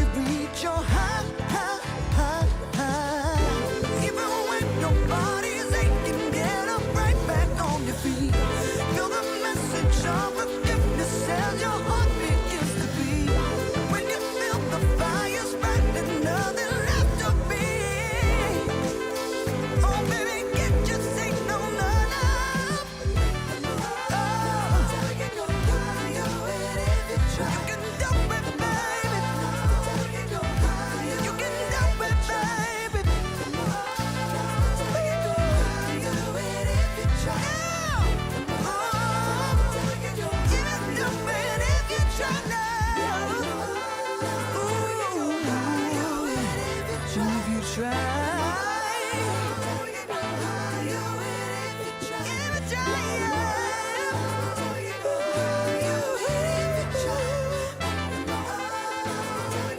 You can do it if you try.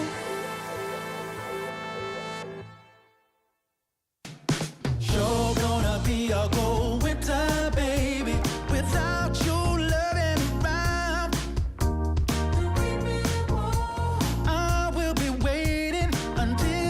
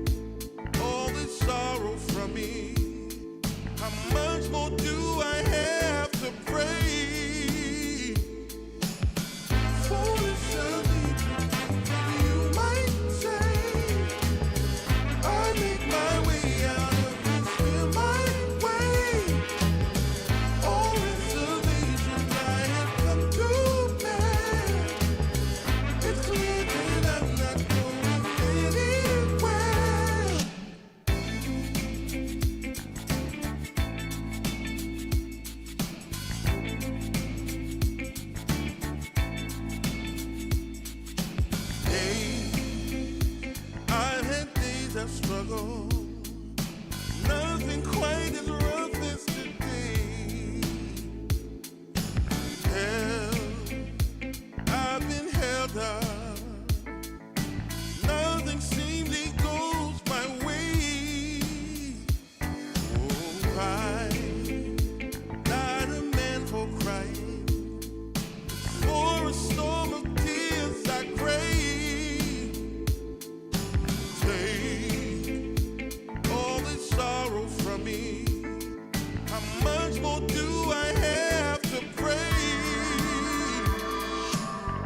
Foolish of me, you might say. I make my way out of this here my way. All reservations I have come to bear. It's clear that I'm not going anywhere. Foolish of me, you might say. I make my way out of this here my way. All reservations I have come to bear. It's clear that I'm not going anywhere.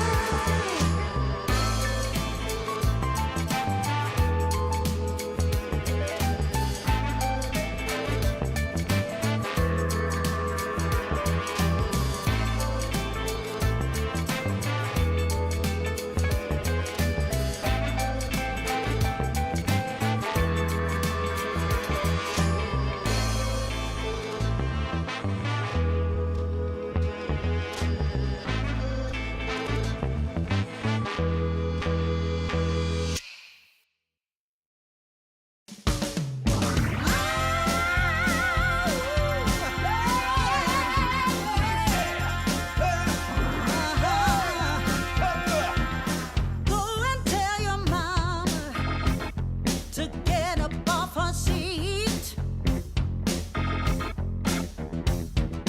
Go and tell your mama to come out in the street. 'Cause it's all going on right here. We're gonna make it perfectly clear. When you hear our voices ringing in your ear. Yeah, yeah, yeah, yeah. Go and tell your mama she better come around.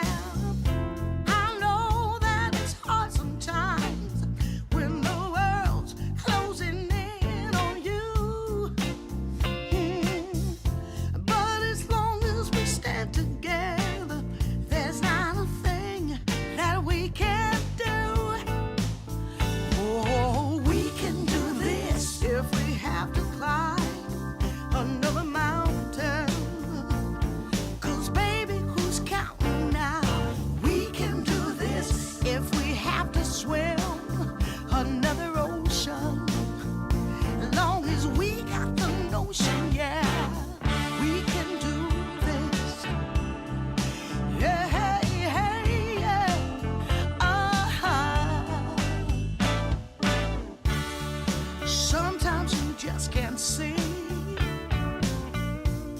your way through the dark. And sometimes you're deeply hurt by some innocent remark. Oh, well, I know that this too shall pass, though I don't know exactly how.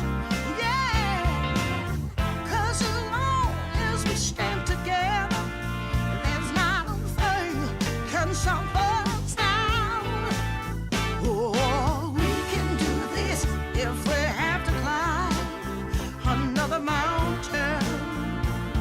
'Cause baby, who's counting now? We can do this if we have to cross another river. Got to stand and deliver now. We can do this. Hey, hey, hey, hey. Yeah, we can do this. We can do this. Woo, woo, woo, woo. We can do this.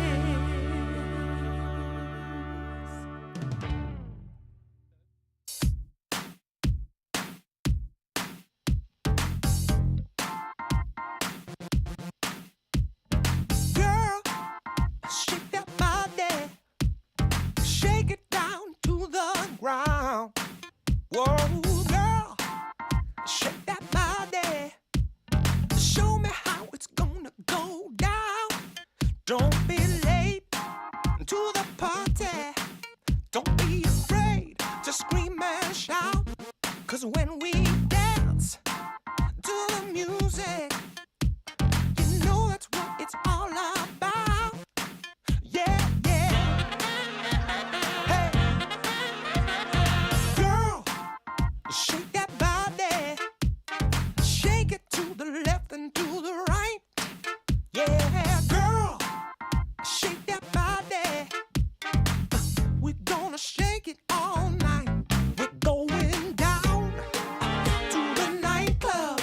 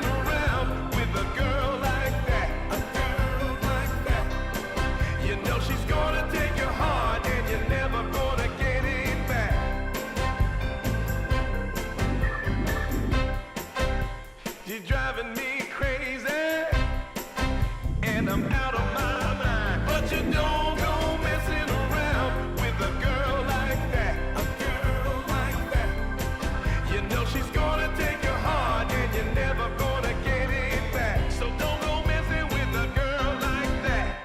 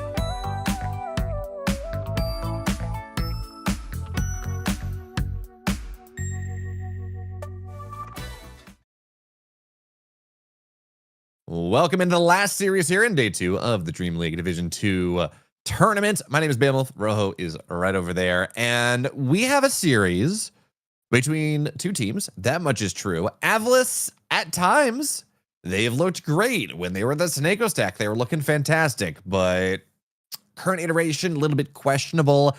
And on the other side, we have this Inner Circle team that was brutally executed by VP earlier today. That is the long and short of it. But they did 2-1 Enigma Galaxy earlier on yesterday. So a team that is middle of the pack, a team that is 0-2. Rojo, what does it take for Avulus to win this series? I mean, truthfully, when I look at this kind of matchup, I just assume it's just going to depend on the day, Bayo. So that's somewhat exciting news for us, is I think it just depends on the Avulus we get, and it just depends on the Inner Circle that we get. Because both these teams have the capability. All their players are incredibly strong. But of course, you know, Dota is Dota, life is life. Sometimes you just wake up on the wrong side of the bed. You pick a hero that maybe you shouldn't have in a draft. You think that you could win doing XYZ. and you don't, and so that can be unfortunate. Definitely, I think, as we mentioned in every single matchup, definitely give yourself the best draft odds. I think that's just a great place to start. Get whatever you prioritize, whether that's Radiant, whether you like first pick, whatever it is. Pick up your comfort heroes. Maybe try to deny 4-2-3 of getting like a really incredible game, as he sometimes does. He had that really great Morphling game yesterday up against that Viper. I mean, he struggled a little bit, but he's pretty prone to playing these weird heroes, or really these strong hyper carries. I think same for Niche as well. He just plays pretty standard mids, Niche, relatively, but if he gets a good matchup, he goes a long way, as we also saw with his puck against Stigma Galaxy. So for Avulus, I'm definitely watching those. I think, of course, we haven't seen too much of TA2000 playing as of recent, but definitely watching kind of more of his typical heroes, I would say, his TAs, whatnot. Maybe honestly target him a little bit in terms of getting a good lane for Jing and Lays if you're inner circle. Because we saw yesterday, Jing and Lays, they had that tiny Mars lane, which by no means should have done well, but somehow just went incredibly. So I think that would be a great start for them.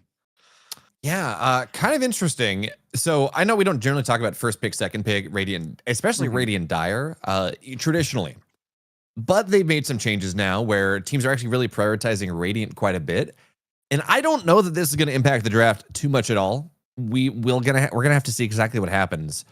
But Inner Circle has decided that they want Dire. Avulus got first pick, second pick. They decided to go for second pick. There's a world where this means they're looking at like a Night Stalker. They're feeling really comfortable there just because it changes around the map dynamics in such a significant way. Because again, the reason you're picking a Radiant, the reason you're deciding to go for that is it means you have the pre-20 Roche and then you have the Tormentor, and that feels really good. And if you pick Dire, the only way that happens is if you pick Night Stalker and you swap the map. So we're going to have to pay attention to that. I don't know if it's going to mean anything, but for now, draft is ready to go, Rojo. Tree is gone. Bat Rider is gone. The strong supports, get rid of the 5s, right?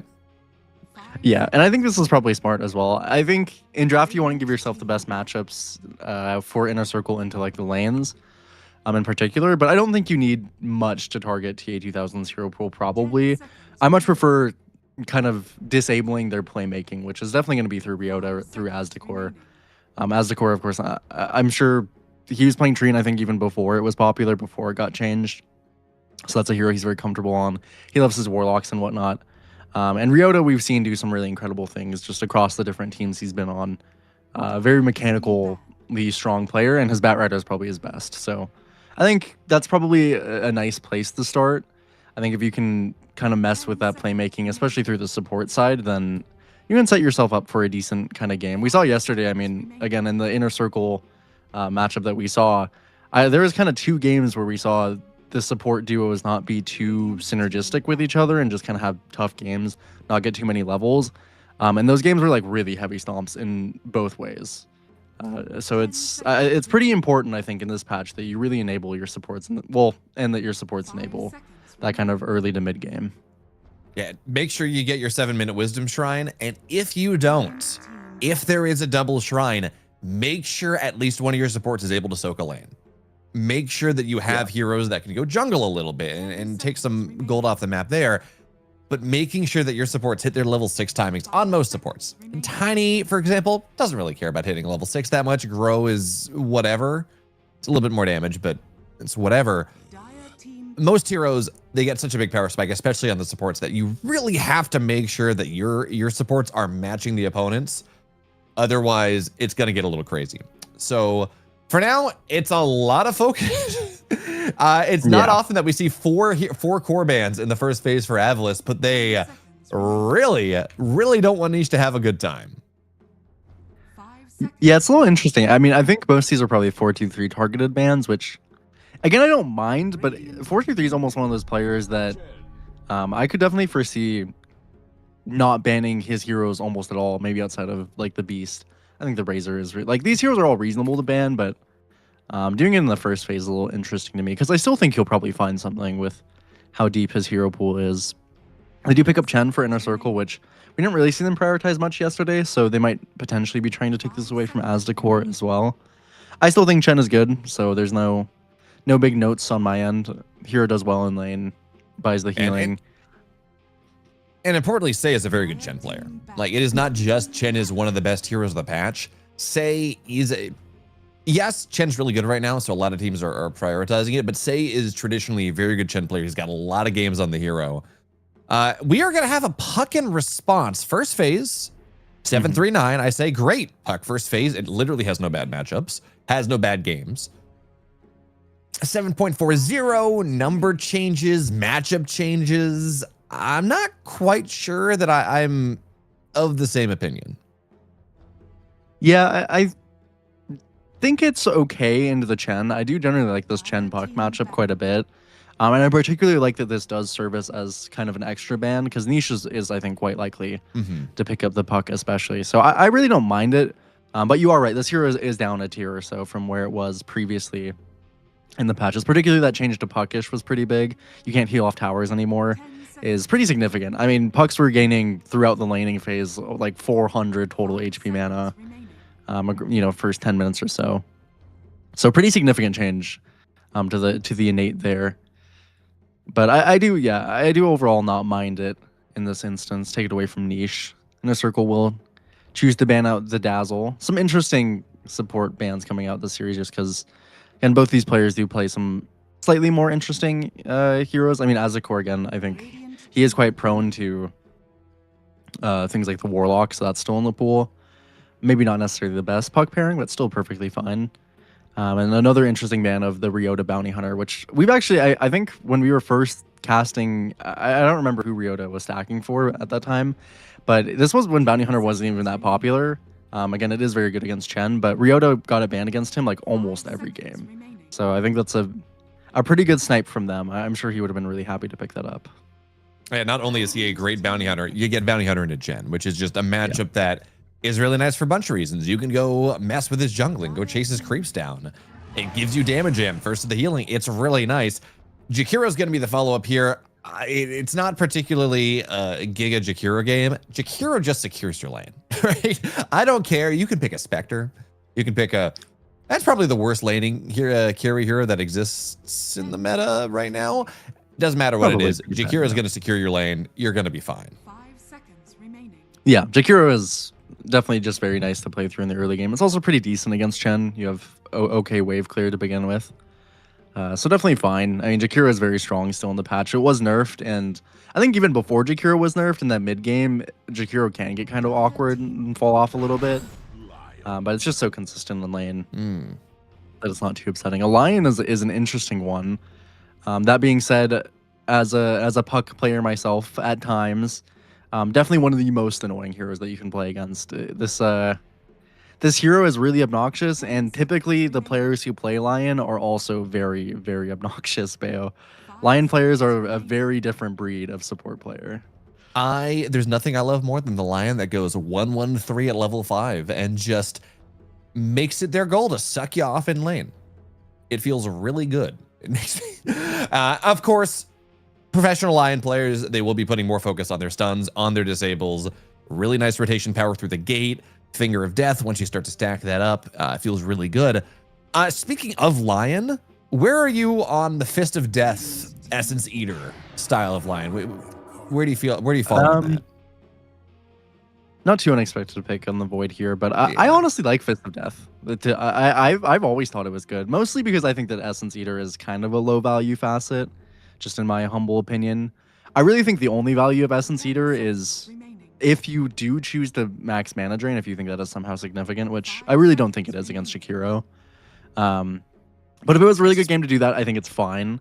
But I think it's mostly for canceling blinks is what I see it for. Otherwise, Fist of Death, I think, is just more high value across the board. This one is interesting from Avulus. I wouldn't say necessarily I love Spirit Breaker into Void Spirit or Lion. It is quite good into Chen, but we did see yesterday, I think it was Omar on that Spirit Breaker, had a very nasty game. So I think this hero is something that we might see more across this DreamLeague. Yeah, Spirit Breaker is good because you have a stun across the map that feels really nice. It forces Lincolns that you might not otherwise want to buy. Status resistance, you waste spells on top of it. But also just this innate herd mentality is so impactful. it means that your position 5 is just getting bonus XP most of the time. As long as Spirit Breaker is not the same level as this Jakiro, you're going to get 50% more experience, which means the Wisdom Shrine is probably going to be better. It means that throughout this game, you're going to get a Jakiro with more points in Ice Path, more points in Liquid Fire, better Macropyre. And that into this lineup, or especially into a Void Spirit, higher levels of Ice Path really are going to make a difference. Is following up, Wind Ranger, just again, this safe lane's going to be disgusting. Jakiro Yeah. Wind Ranger, are you good luck. Yeah, and Lion is also not particularly the strongest laner, so probably, I mean, this is definitely a hard pick. I wouldn't mind just picking something like an Underlord here and kind of accepting to sack the lane. I think a Centaur is very reasonable. You know, anything along those lines I think is fine. Centaur is quite good against the multi-hits that they have, but you will definitely struggle on any traditional offlaner. Yeah, Mars is okay. I mean, I do get scared for the Mars lane, especially because this hero can be so weak in lane. But it is a good Mars game, relatively, in terms of keeping heroes boxed in. But it really, I mean, I don't feel super inspired by the Mars just per the fact that they're pretty low on damage, I think, on Inner Circle. I mean, these are not heroes that are particularly renowned for dealing damage if they don't get their levels, which I think, again, if you're not planning to win a safe lane, is maybe a bit concerning. At least I think it's fair to say that you're planning on winning the safe lane. You already got a Chen. Chen into most heroes is oppressive. Now, Spirit Breaker, it is Spirit Breaker, Bounty Hunter, Tiny. It is one of these archetypical lane dragging heroes. You go behind the wave, bring it behind your tower, split the wave up entirely. Not super worried about it. But if there is ever any time when Chen can go and send the potato at the Spirit Breaker, send it at the offlaner, it can start to make that happen. Bare minimum, you're drawing the safe lane. You're getting plenty of farm.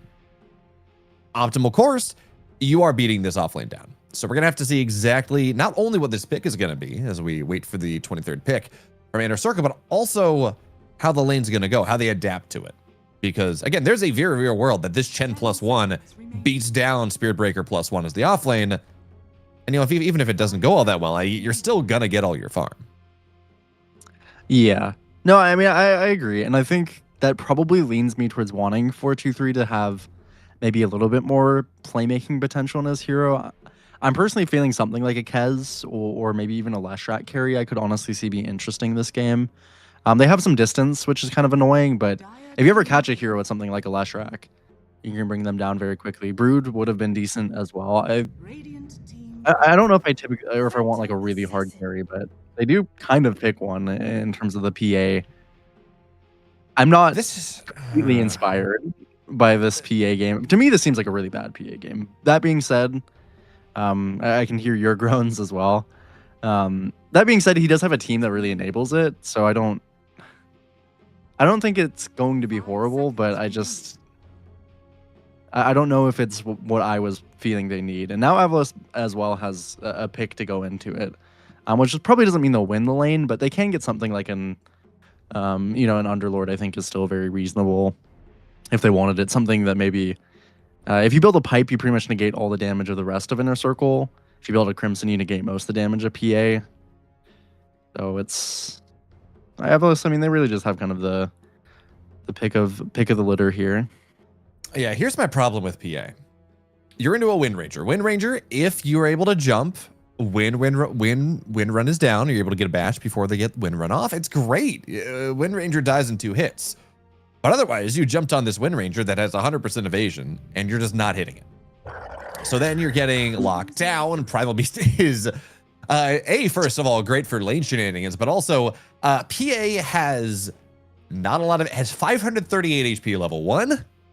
Yeah. Trample is a thing. This is a miserable early level lane matchup if you don't manipulate some stuff, just because one trample takes like 75% of your HP. It just really, this lane can go bad. Not saying it will, but this PA can get punished early. Yeah, I think probably it will be okay just because you do have multiple slows in the safe lane if you choose to go for it. Penitence plus Dagger means that the trample does pretty much no damage, so it's only when Primal Beast gets levels I think probably will it get too scary. Seconds remaining. But throughout the game, it is quite good against PA. I'm a little bit more concerned about the Primal and just the aspect of there is quite a bit of lockdown in this game.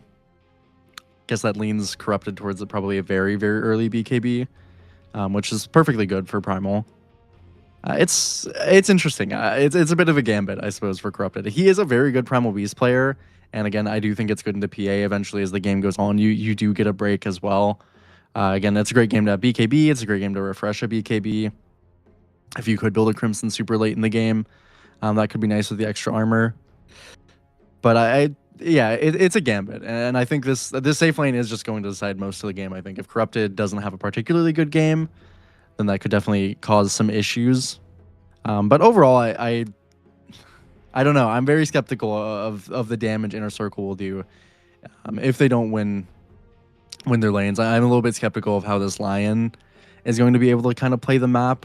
Maybe that prioritizes him on the bot side to deal with Corrupted. Maybe that's too hard. I'm sensing awkwardness in the Inner Circle draft, and maybe that could leave some openings for Avulus. Yeah, so the way I see this is that there is a 30, probably minute 30 to minute 40 is this window where Inner Circle, they want to win the game. Any later, you're looking at Dream Coil. You're looking at level 25 Dream Coil Puck. TA can't do anything. He's locked there in the circle. He can't BKB out of it. It's just awful. Before then, PA is not going to have their items, is not really going to be able to fight particularly well. It's not going to feel great. And even in that window, there's Nether Strike, there's Pulverize. There are so many tools to break this BKB, even when it's up, to just go straight on through it and lock this PA down. And Rojo, if this PA doesn't get 1 to 2 kills, maybe more, in that 6-second window, I really struggle to see how Inner Circle are supposed to take these fights. Yeah. And that window can also be reduced pretty significantly by being grabbed by the Primal Beast. So probably part of the reason Corrupted wanted it. Definitely, I mean, BKB timings are kind of going to be everything in this game, assuming, of course, that you can get to them. It's not a significant stomp either way. Primal Beast is by far the biggest one, I think, when he does manage to get his BKB. But then for 4-2-3 as well. I mean, yeah, there's just so many things for this PA to have to deal with. Specifically, this Puck is a really, really obnoxious matchup for PA for, again, yeah, the first kind of 30 minutes. It's I mean, yeah, there's a lot of responsibility here on the lanes and hitting those kind of key timings. Could swing either way though, so I do think the drafts are somewhat even in that regard. The battle begins. Yeah, another thing that we're really gonna have to pay attention to is we're just gonna go 2 for 2 here. We're gonna go 2 for 2. The other thing you gotta pay attention to is that yes, the lack of BP. Actually, sorry, 3 for 1. No, I can't read. It's 2 for 2. I am apparently red-green colorblind here today, Rojo. It's very confusing. No, that can be too hard. Yeah, you know, it's fine. No, the other part is that this Mars Victory Feast might solve some of the problems. Not all of them, certainly. PA jumps in. If there's a kill inside the arena, gets healed up by quite a bit, but also all of a sudden is getting, what is it, 20% more damage? Off of 20% additional attack damage on those crits. There is this old story. Sometimes it doesn't matter how much lockdown there is. Sometimes it just doesn't matter how many defensive items you have. If you have overwhelming damage, sometimes that is all you need. Oh yeah, absolutely. I mean, this is a game that's going to come down a lot to initiation as well. Either team that gets the jump should, in theory, when there's a lot of burst across the board and not the particularly tankiest lineups. Again, if you create a significant lead in either way, they can definitely feel that way.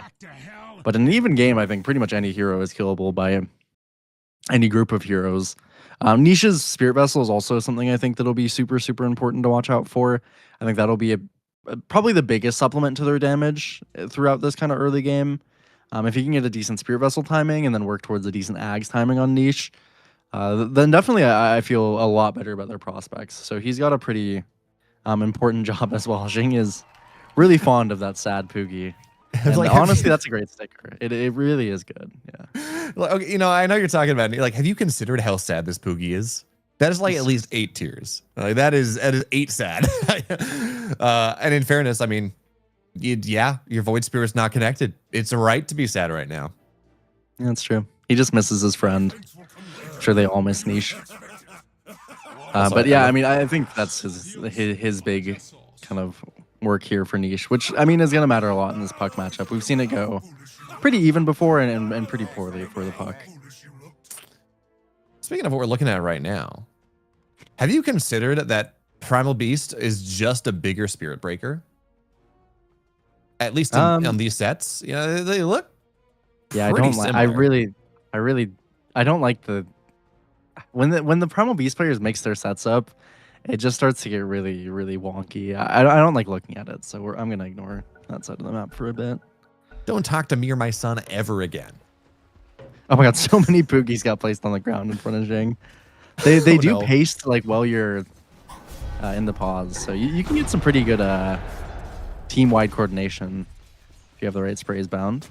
Some interesting trading happened in the bot side. Aztecor was behind the creeps for whatever good reason.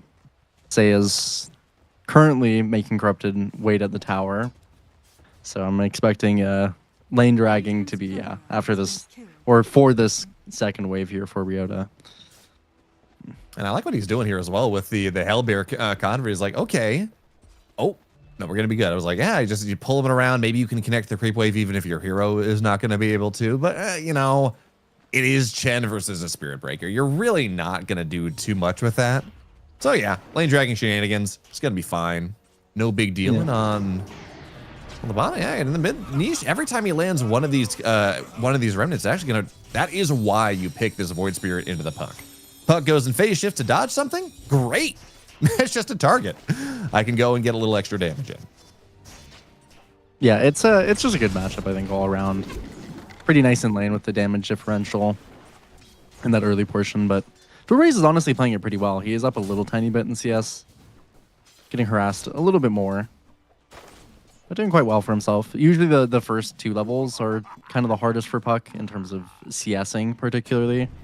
And so DreamLeague has done a good job at keeping even until his level 3, that level 2 illusory orb. And Mars is doing decently well. Lays had a really great Mars game yesterday against Enigma Galaxy.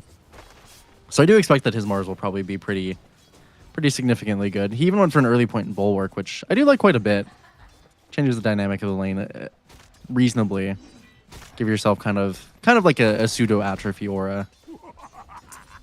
Yeah, I mean, sure. Also, it means that, yeah, you know, you're lacking nukes, but with how much damage this Wind Ranger does, anything you can do to reduce that when the wind is trying to hit you is just, it's so valuable. Yeah, you know, being able to toggle Bulwark to mess with CS is nice, but I think it is just to make sure you survive. At least try to survive in this lane, because now that we're level 2, we got Shackle Shot, right? That's great. Aztecor is 1 point in Dual Breath, Liquid Fire, and we're starting to see how sad this is. Both heroes right around 20% HP, and the best part about this, I will never not complain about this, Liquid Fire and Ice don't give stick charges. It doesn't cost mana. It just makes your life sad. There is no redeeming quality. It says, yes, this is the buy more tangos button. Have fun.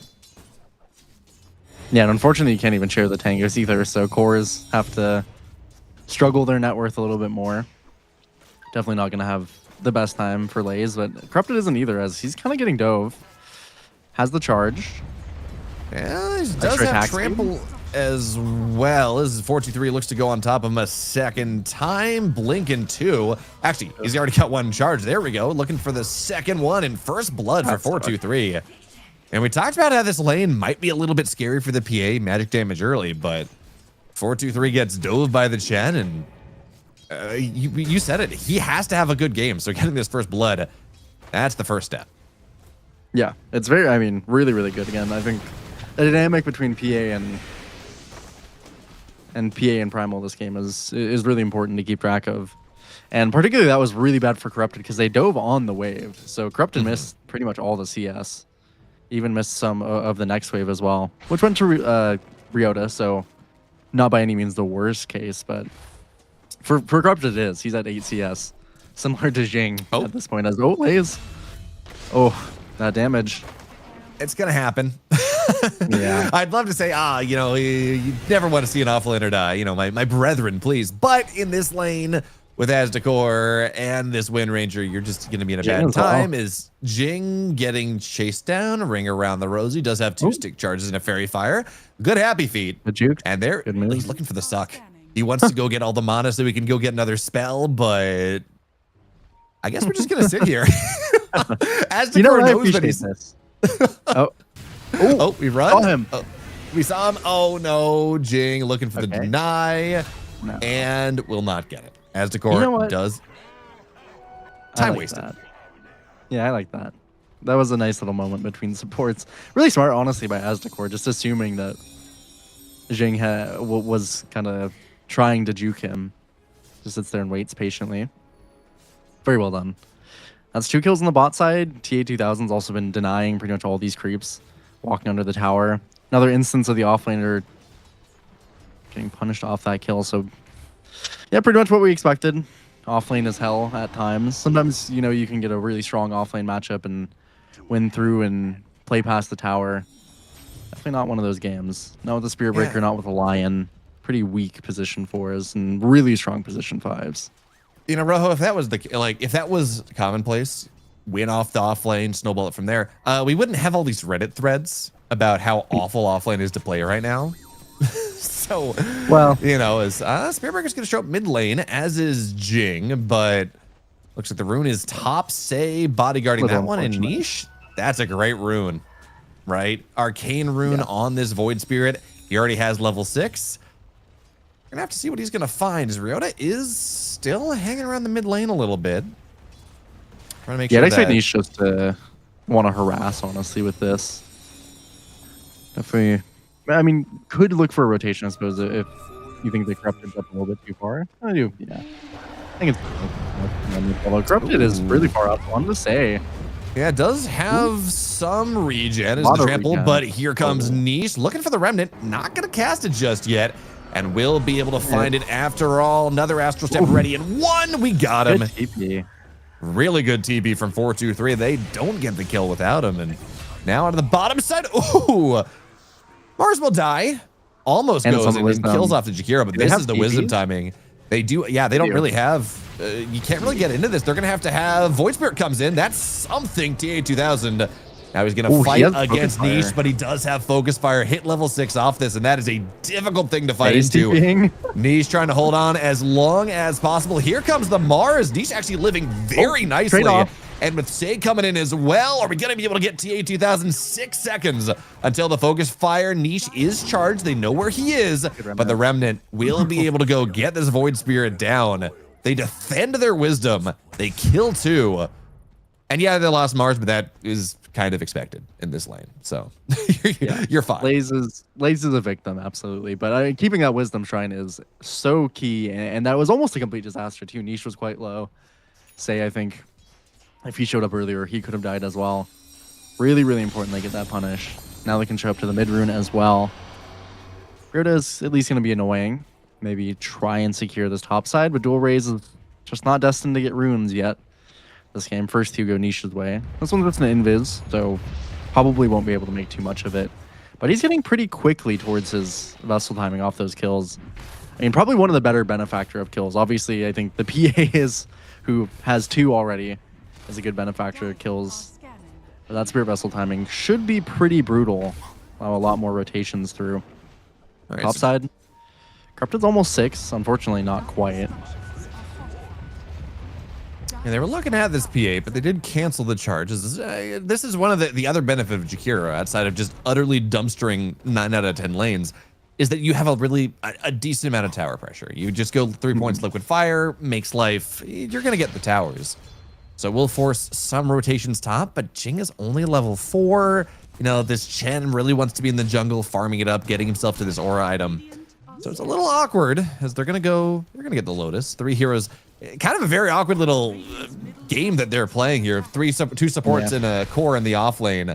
Just trying to see if they want to get close to each other. Of course, Corrupted, not quite level 6, as you pointed out. He's 1 creep away.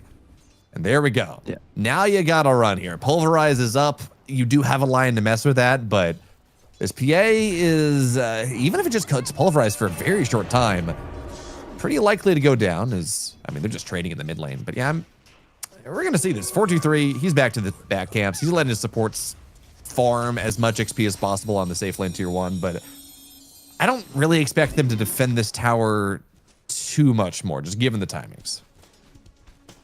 Yeah, I mean, it's a relatively late 6 for Corrupted, so I think they got to be really careful of these TPs, niches in particular. For now, of course, they can't expect that as... Ooh, actually, Lays, that's so much damage from the Shackle. It is, but the 3 on 3. arena's here. 4-2-3 tries. Great Earth Spike on top of 2. 4-2-3 gets a couple kills. Win run is up in 4-2-3. Do they have the vision? Where are they going to find him? He's in the trees. You got to be careful of the Shackle. Looking for the dagger. Shackle's not going to land, though. And now on top of TA2000, looking for the crit. Gets 1. Win run up once again, though. Dagger? Trying to maintain vision. Second dagger has the vision. And now with 2 seconds, it's a good Shackle, though. Doesn't matter. Finger of Death is there. Jing gets his revenge, and TA2000 will die once again. Yeah, and I can tell. Well, Jing, he's gonna die for it, but that's okay. He might get Azure Core. Yeah, Azure Core dies in response. I think you're very. He's oh no, he's cutting the trees. We'll be able to cut a tree to get out of here. 4-2-3 should be fine. You're fine with that. You get a Finger of Death charge. You get 4-2-3 another kill. Oh, yes, please. Insanely good. 4-2-3's Battle Fury is going to be a ridiculous timing. He's very lucky also, by the way, that he had Tangos in and not a Quilling Blade or anything else. I let him eat two of those trees in succession, so a little bit of luck to get away from that macro fire, but ultimately, I mean, 4-2-3 is just on fire. Being in on every little rotation he needs to be. Usually PA not renowned for joining early fights, but 4-2-3 is recognizing where they're weak on the map. Using it very, very well. Dual Rays in particular as well on this puck hasn't really been able to get active too much. Both mid laners relatively to kind of their own. Lays goes to the top side, probably seeking refuge from the terror that he's had in the bot side. That's when you know that the off lane is really, really tough. So when you see the Smars in the top side. It's a trade-off you'll make though. Especially because, I mean, they're not going to get 4-2-3. He's 4-4-0. Of course, evasion doesn't, unless you're shackle shotted, evasion doesn't really matter in this game. Like, there's not a lot of... He doesn't even have it leveled either. Exactly, yeah. It's 4-4-0. Totally fine. His Dream Coil in the mid lane, but a great Aether Remnant. Earth Spike as well. He broke it. Dream Coil totally wasted. Jing does break it, but he will be fine. And now that is, you're trying to, ideally, off these big spells, this Dream Coil, this Pulverize, you want to get something. And they really have been unsuccessful in doing so. As looks like they might be setting up for a smoke here. Blink's not even close for Mars. But okay, it's just a bunch of heroes. Stack, maybe. Say was looking at a stack. But I guess they decided the call was, we're strong enough to go push a tower. 4-2-3 is about 100 gold from his Battle Fury. But he's got most of the damage components in. The broadswords, the cornucopias. Tower is quite low. Decent quick rotation from them. T2000 just finished the Maelstrom, which is a pretty good timing for the Wind Ranger, but not quite as accelerated. Nearly as 4-2-3. So they'll take this bot side for themselves. Ryota's looking at a cheeky charge on Lays, but probably mostly for harass. Or to back off once he saw Jing. Says the bodyguard. He's like, hi, I am a moving ward. I see your charge. Hello. But more importantly, I'm stealing all the camps in your jungle. Good luck. I'm a Chen early level. These tomatoes and potatoes, they farm so fast. When they die, great. Attack speed, damage onto my other creeps. When they live, AoE damage. It's great. So this Chen 36 CS is actually not as high, not as much gold as the Lion is, because Lion did get that kill on the carry, but we're just going to start to see this Chen accelerate. He doesn't really have, he's not trying to hit a super crazy tempo like sometimes Chen drafts are. You're waiting for a PA, Battle Fury, BKB +1, right? Yeah. You're fine. They're smoked with your auras. Yeah. Corrupted's Blink. He didn't go straight for the BKB. He did buy a Blink. They have Coil. They do, but the Sanctuary means you got a decent amount. He's not going to break the coil into the arena, looking to survive. The silence is good, and they will be able to go get this Void Spirit down.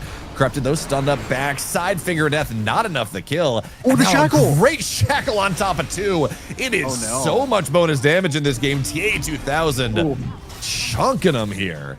And that's going to be the mid lane tier 1 as well. We were talking about how, you know, we're not necessarily trying to hit a super early time and just go farm. Well, if everyone collapses mid, if the Dream Coil's really good, then you do have to fight. And then it is really awkward. It's really important that they have, I mean, everything that they had was just enough to kill off that Void Spirit.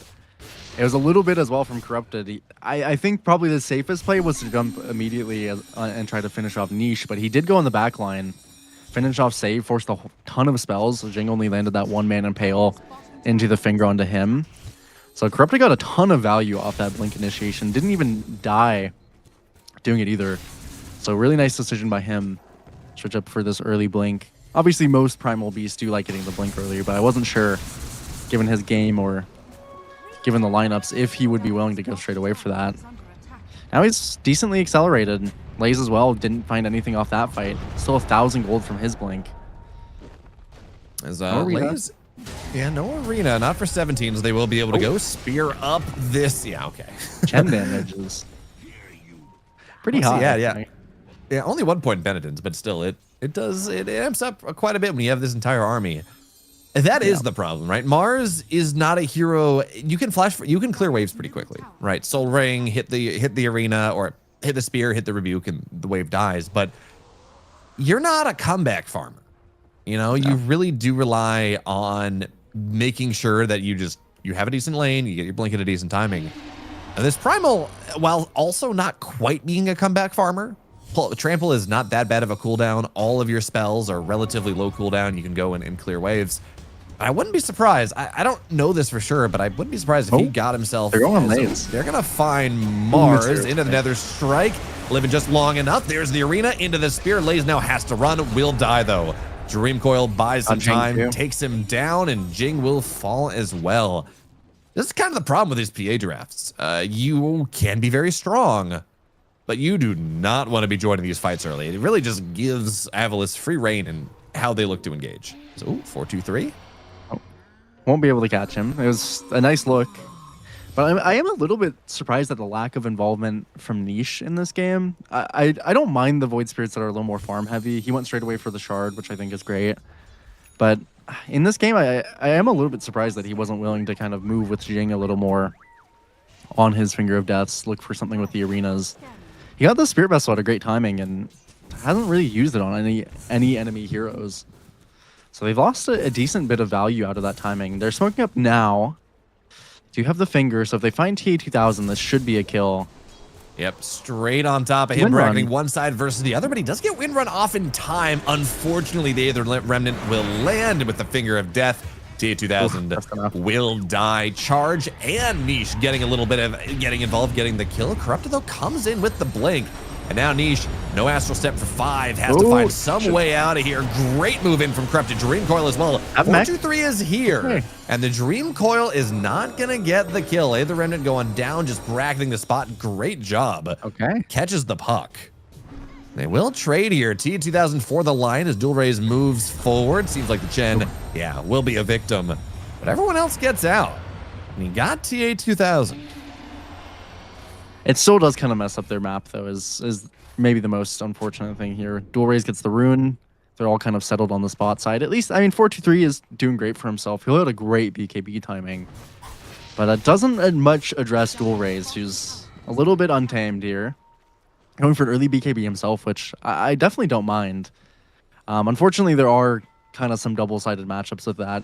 Lion is definitely one of those heroes that, of course, is countered by BKB, but also has a great way to pierce through it if you just kind of immediately get that initiation.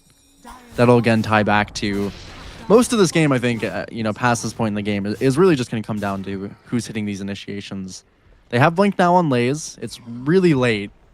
He's had a very tough Mars game, and they're about to finish it on Jing. Should give them a lot more capability to play through. They're about 2,000 gold from this Ags on Niche. That one's really important. Again, probably another reason that you feel pressured on this puck to go for an early BKB. It's a little bit scary. It is quite scary, and this lineup from Avulus does scale quite well. I mean, TA2000, he did go for that classic first item Mjolnir, not pressured at all to get any defensive items, since he's just been farming. It's not too far off of where 4-2-3 is, especially after this huge stack of Ancients.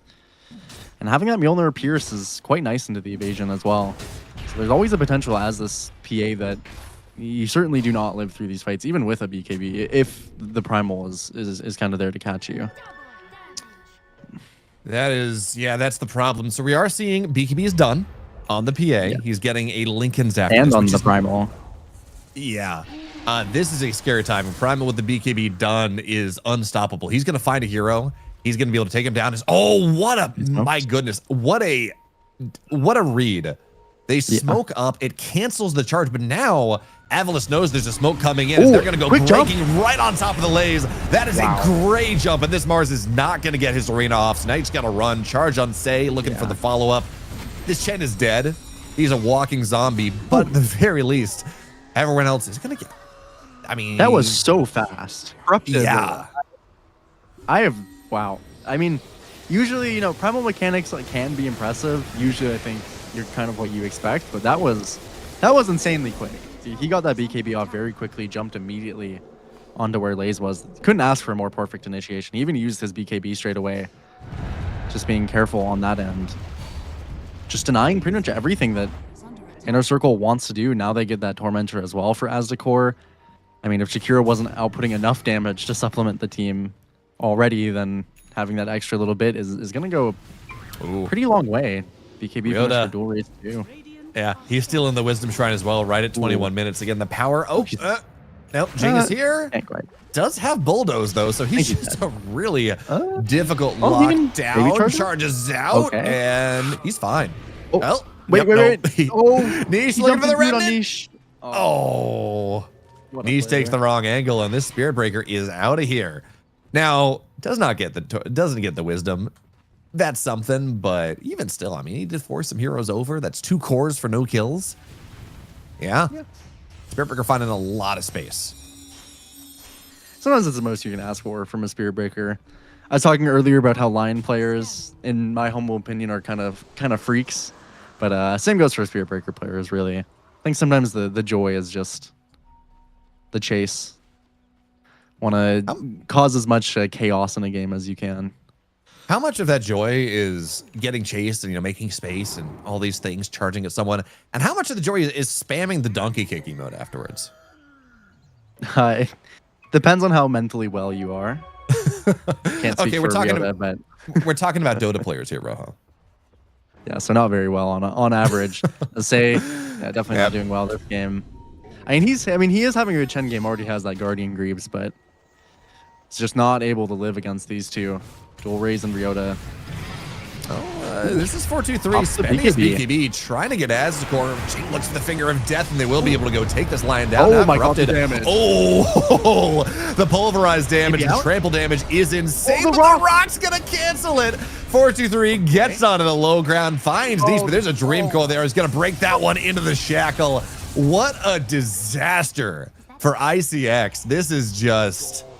Man, Corrupted has impressed me so much, Rojo. That was not a good lane for him. He finds his farm, gets the blink, gets the BKB, and he is just like solo winning these fights. There is... Oh, he is... yeah. He's playing with so much confidence, and it's... I mean, it would throw anybody off, I think. Inner Circle just does not have the resources to fight back. That was a fight they took without the Chen being there. And definitely one I wouldn't have expected. You see them in that triangle. Now it sets up perfectly to get this Roche as well. So all these timings are just lining up perfectly. They're going to have Shadow Blade now onto Riota just to cause that much more trouble. Yeah, this one is in a really tough spot.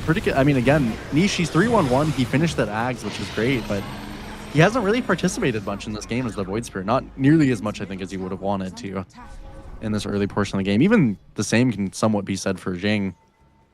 He's 3-7-5. Definitely been a sacrifice in some of these plays. Just across the board, it's just going poorly, and yeah, a huge amount of that is Corrupted in his confidence, really enabling them to play through.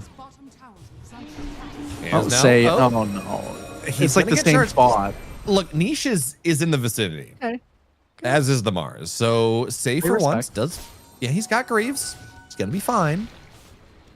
But yeah, the crazy thing is I guess they've been dewarding it, but there's no ward in this area, and he just keeps getting charged there anyways, with just puck vision and everything else is now they're baiting the wave. They know this puck is top side. They see the illusory orb. It's tough. They say, oh, nice blink backwards. But they're still going to look Ooh, for the spear into good the arena. spear. Well done. A Remnant as well, but he Oh, pops wait. the BKB. He's out of here. He's totally fine. Pops the dream kill, says, bye-bye.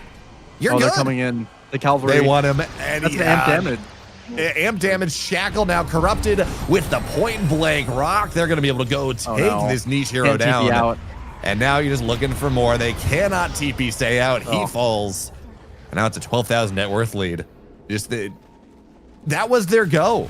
That was their blink arena. And the puck just hits the BKB button, gets out of there, and gets a couple kills on the backside. It is that just absolute, absolute scenes. Yeah, it really was. I even get Jing as well, corrupted somehow. Just finding his across the map. He's playing, again, so confident, so well in this game. That was a little strange though. I wondering if the slight disconnect from the Remnant just gave the puck like 1 millisecond to press the BKB, because it didn't seem like Dual Rays by any means should have gotten BKB off there.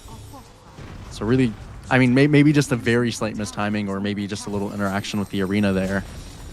Either way, really unfortunate for Inner Circle. And that was really kind of their last ditch. I mean, they put all their heroes into their 4-2-3. He doesn't have any timings to work towards. He's eyeing an MKB. But I don't think that, I mean, we know that's not going to fix all the problems he's facing. J2000 is very farmed, but I would say honestly one of the smallest problems that Inner Circle is facing right now. It's corrupted Dual Rays and Ryota. They're causing all the chaos. Yeah, J2000 is really just the damage. T2000 is closer to his MKB than the PA is. Yeah.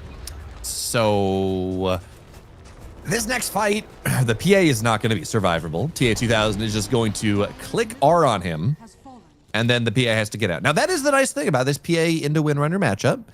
You can blink out a focus fire and significantly reduce the damage. In theory. On the other hand, very hard for the PA to stay on top of the Wind Ranger, so it really does go both Or blink ways. out sometimes. Look at Say on the bottom side. Yeah. He's just getting stalked. Ryota with the Shadow Blade, and Say just pop some spells. He's Stays tanky. alive a little bit longer. He is tanky. Yeah, Last very little tanky. I can tell. He's very tanky, bro. I watched him die right there. You know, it took a while. You got to take your wins while you can. That might be the highest impact you can have right now, is taking a while to die. Because this game is definitely on the ropes for Inner Circles here. I mean, and they do have the burst potential, but they've just gone way too far past that net worth threshold to be able to consistently do it, especially against all these heroes. Have some decent support as well as Decor. He's going to finish up his Greaves soon. He's got a full Solar Crest. It's going to be soon as Shivas for Corrupted, which is really going to mess with them. That's a lot of healing as well. Talking about Azdecor, pretty much has to grieve soon, especially with the greedy enchantment. I love that he's just lining up a Crimson next. The position 5 good. Jakiro. Yeah, it is. good. It's a broken item, but you know the concept of having enough. Yeah. The concept of this Jakiro having enough gold to get a Crimson is just kind of funny. Yeah. Yeah. Like, you know, maybe a 4-staff's really good. You know, maybe you get an Ags, Yules, but Crimson is good. You know, it just makes PA's life much sadder. Yeah. I mean, it's stupid that it's smart and that he's in the position to do it as the core. Definitely utilizing his strong early game. And they did smoke up another, again, kind of last-ditch attempt. But this one at least... No. Okay, Say given a stay of execution. He was close enough to... Oh, no. They got the gem. They did. Ryota's courier... Where? Oh, wait. That just... They didn't pick it up. Blaze didn't pick it up. Oh, Blaze no. didn't see it. Oh, Ryota's that- charging through. He's just going to pick it up himself. Okay. That is really unfortunate. I was going to talk about how nice that is BKB popped here. PA will get out bottom side, but TA 2000 does force it. Now we're on a 7-second BKB, 90 seconds until they can take a fight. And Corrupted, I mean, you could see they were paying this. They wanted to go kill Corrupted top side, but he's got 3,000 HP. He's got I don't think they can. 27 armor. He's not going to die. No, they really can. And this is also unfortunate too, because part of what we saw yesterday from 423 is almost most of the damage coming out from the PA in his really good game against Sigma Galaxy was coming from the Ags. In this game, there's just not enough things to break as Niche, Oh, fortunately. yep. Macropire, sees Siley. Yeah, he's not going to get out of here. Yeah, that game against Nigma Galaxy was like the ideal PA game. You had a DK who could get broken. You had a Tide who could get broken. As they're going to go find, say, once again, goodbye. I mean, the trample damage is nice, and he's going to pop the Hand of God for no discernible reason. Oh, the rock. Yeah, he's dead. Throws a brick at your head. Corrupted Rocks, man. His favorite artist is Def Leppard, is what's happening. So they're going to go find Leia's other side. Does have a Yules, and he does have an arena. He's not going to be forced to spend it for now, as they're actually going to find the puck. But this is just buying time, trying to get out of here. Oh.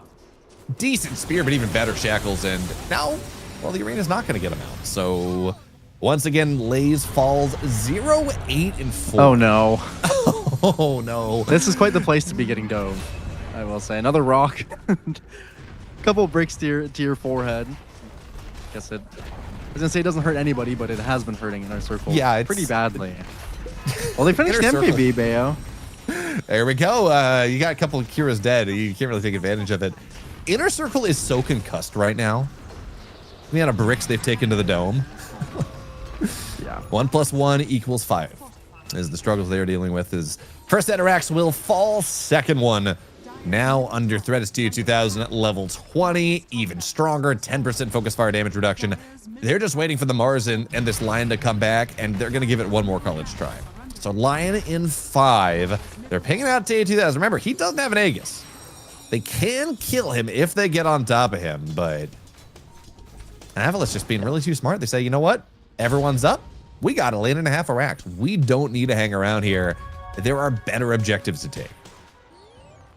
Yeah, and they also smoked up before they even killed this catapult, so kind of makes it a little obvious that they're smoking. It's a small thing, but unfortunate. There's no way you're going to not take account for this catapult. So just on Avulus, get out, wait for this Roshan to be in the spawning window. 2 minutes from what we know. Could be up within 3 for anyone in the game, and yeah, it's just a completely whiff smoke. TA2000 is even TPing out of where they possibly could have gone. They even, I mean, really nice scan, honestly. But yeah, they just cannot find anything. Avulus is just playing very clean this game. They've garnered a decent advantage through having that pretty solid early game, but through the mid to late game, their rotations have been pretty much perfect. All their button pressing is exactly where it needs to be. I think their itemization is great. Really ticking all the boxes. There's a Tormentor, I guess, is about the best consolation prize you could get. But unfortunately, once you kill that Tormentor, they know that you're up here. So you... Oh, and Jing even pays the price. He sold his life for the Tormentor, but now because they're channeling through the Fiend's Gate, they're like, or through the Twin Gate, it's like, great. Let's just go kill this last rag. So we know that Inner Circle's not here. Jing is dead anyways. They don't want to fight without him. So another full Interax down. Here comes the Spirit Bray. Oh, no. Finds 4-2-3. Canceled the TP. Now, this is a dead Ryota. He did sell his life for this one, but he sold his life for Mega Creeps. They got to get back here. They're not going to be able to, at least, you can't. Well, okay. T2000 is not here. He's playing on the secret shop. Is this smoke? They might. Oh, no. They're going to miss him. They're not going to see it. So Mega Creeps not going to be on the table. Without TA2000, they don't have the damage to make that happen. But now you got this PA who really cannot find his way home. They did kill Ryota. That was very nice, but you're not taking fights without this this PA. And he has to take such a long path home. Yeah, Corrupted is colossal. He did have that shield rune, backs up as soon as it fades.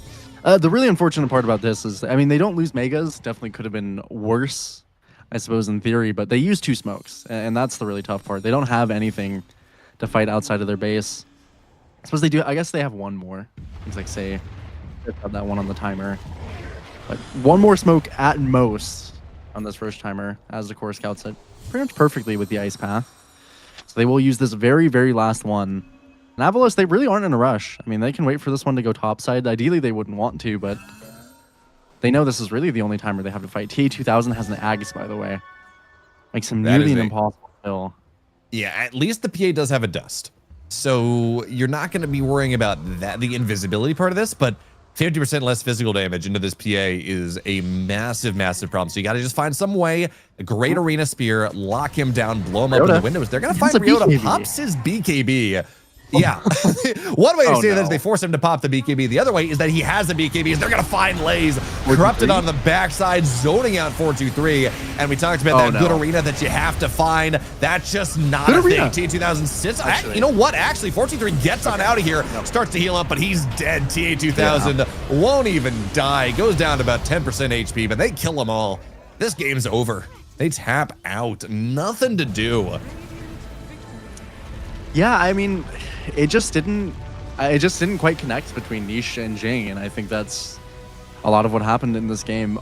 Obviously, I think that Lays, in theory, should be getting his blink earlier, even in a really tough lane. His game just went poorly, and yesterday when we saw them do really well with the Morris, he had a great lane and had huge impact throughout the game.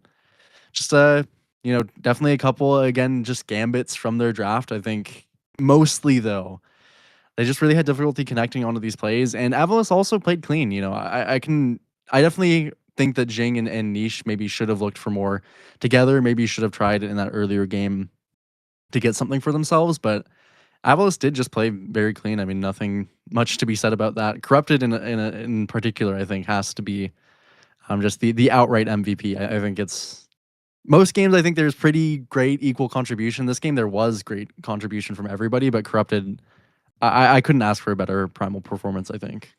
No, Corrupted, he killed it. Second most damage on his team. And in fairness, we do have to point out Dual Rays. He was top net worth on a puck at 20 minutes. He was he did just, great too. he had a 25-minute Parasma, which is like, oh, that's not a bad timing. Yeah, that was after the BKB was done. Yeah. So he was just absolutely yoked. Top damage on the team, doing so very much between the two of them. I mean, TA2000 didn't have to do anything. Focus fire buildings, go have fun. Like, this game was so controlled by the two Grandmaster Primal Beast puck combination. Maybe those are worth banning. I don't know, but hopefully Inner Circle are going to have some idea as we figure out exactly what they're going to ban right after the break.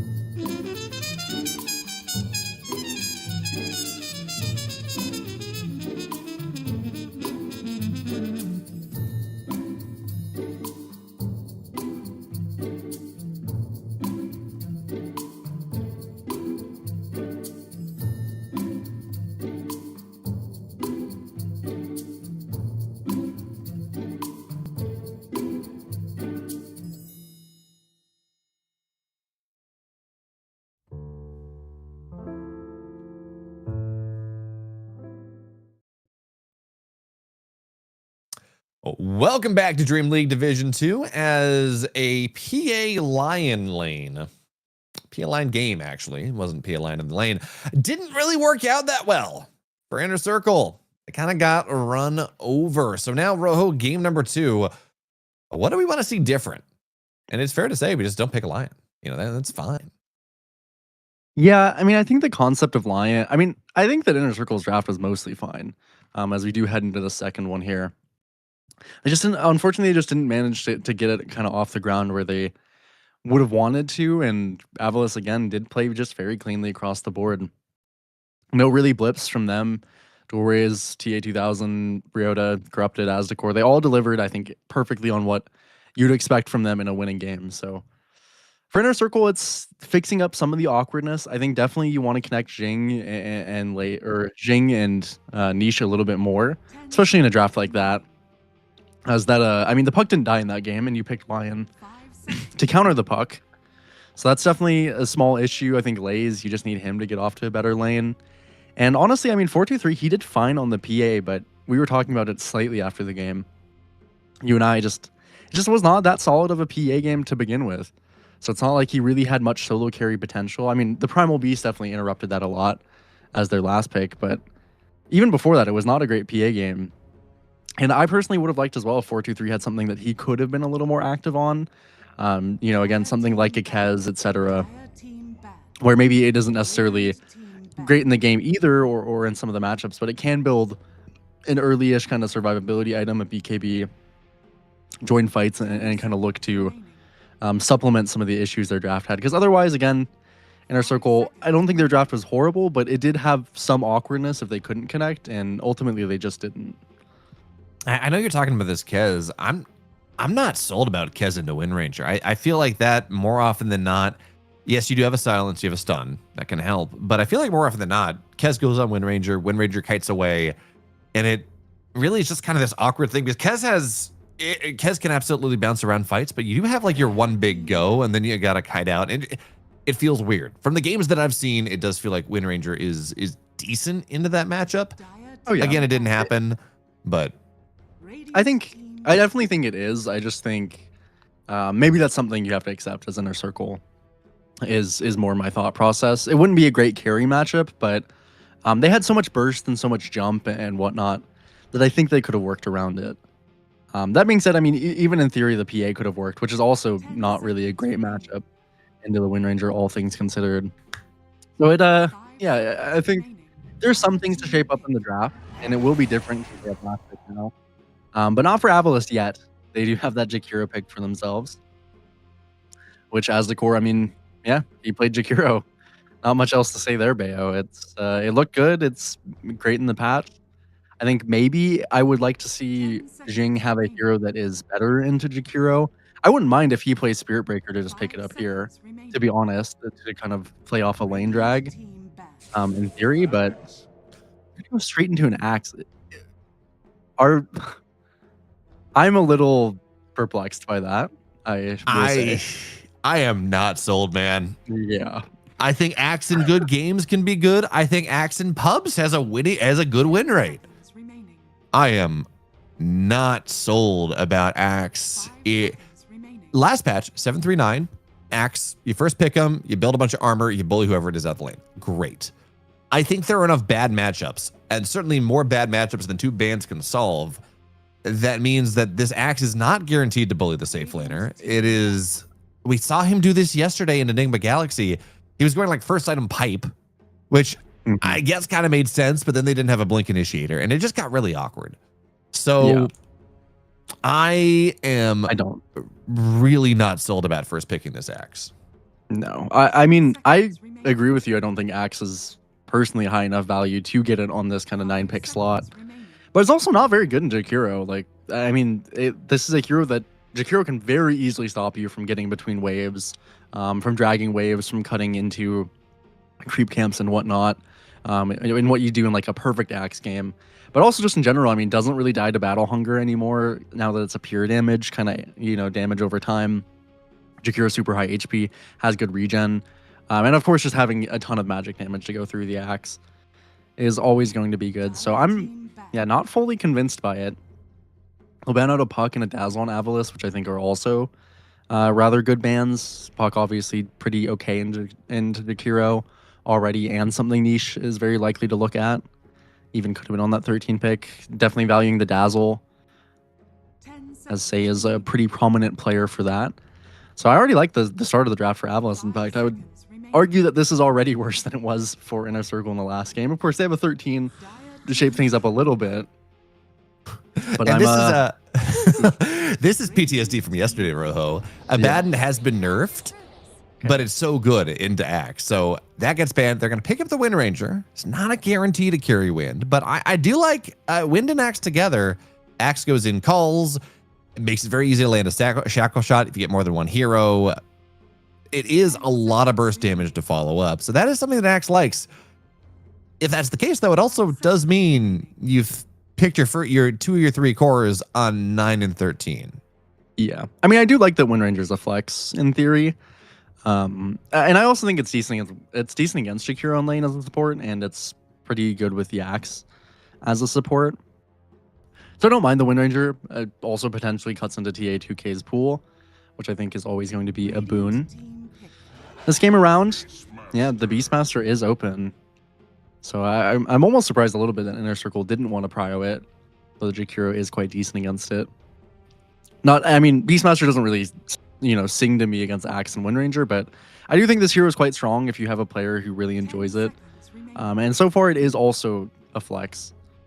Some people have been experimenting more with the Beast carry, but mid, off lane can definitely be interchangeable there. Yeah, so TA 2000, up until this point in the tournament, he's played 5 different heroes. One of those was the Beastmaster. He did play Beastmaster carry day 1. Maybe it was earlier today, but anyway, one of the 4 games, he did play Beastmaster carry.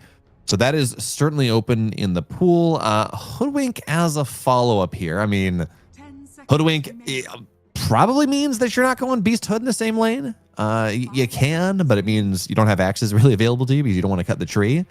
Yeah, you could go. I have an awkward synergy.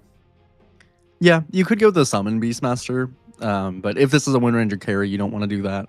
Yeah. So my best guess is that they will just put this as TA 2000's Beastmaster, as it's already really good into Axe. I mean, it's really good into Axe, especially with the Jakiro to back it up. Maybe sometimes if the Axe is, has a decent support and an okay start off to the lane, you can do things against Beast, but not with the Jakiro in tow.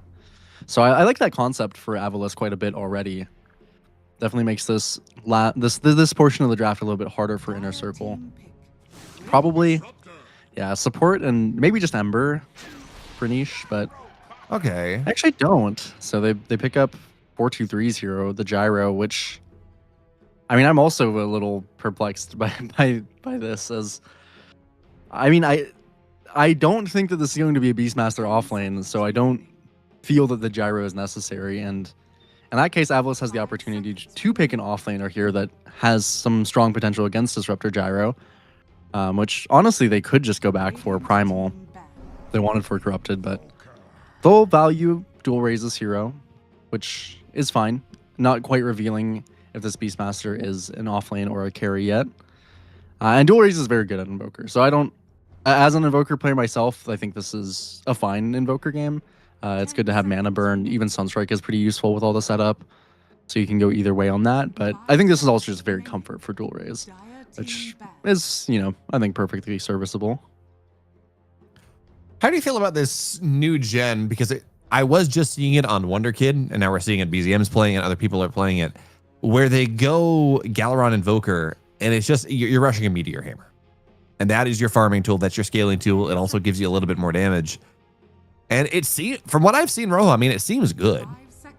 Yeah, I think it's good. I think, I mean, there are games where I don't think it's the best necessarily, but the changes to Midas, I think, means that if you can get comfortably to the Meteor Hammer, then it services very similarly, or probably even better than a Midas in terms of XP.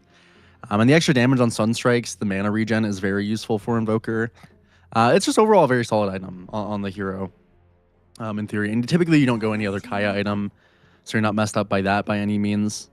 I think it's pretty solid. Definitely Invoker in general is quite good against Wind Ranger to purge off the Wind Run. The Deafening Blast can be super annoying for Gyro.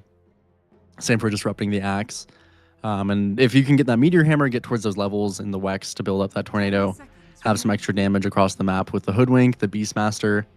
Yeah, it's a very solid Invoker game, and I could definitely see Dual Rays go towards the Meteor Hammer if that's something he's looking for. Inner Circle, they have to ban some offlaners.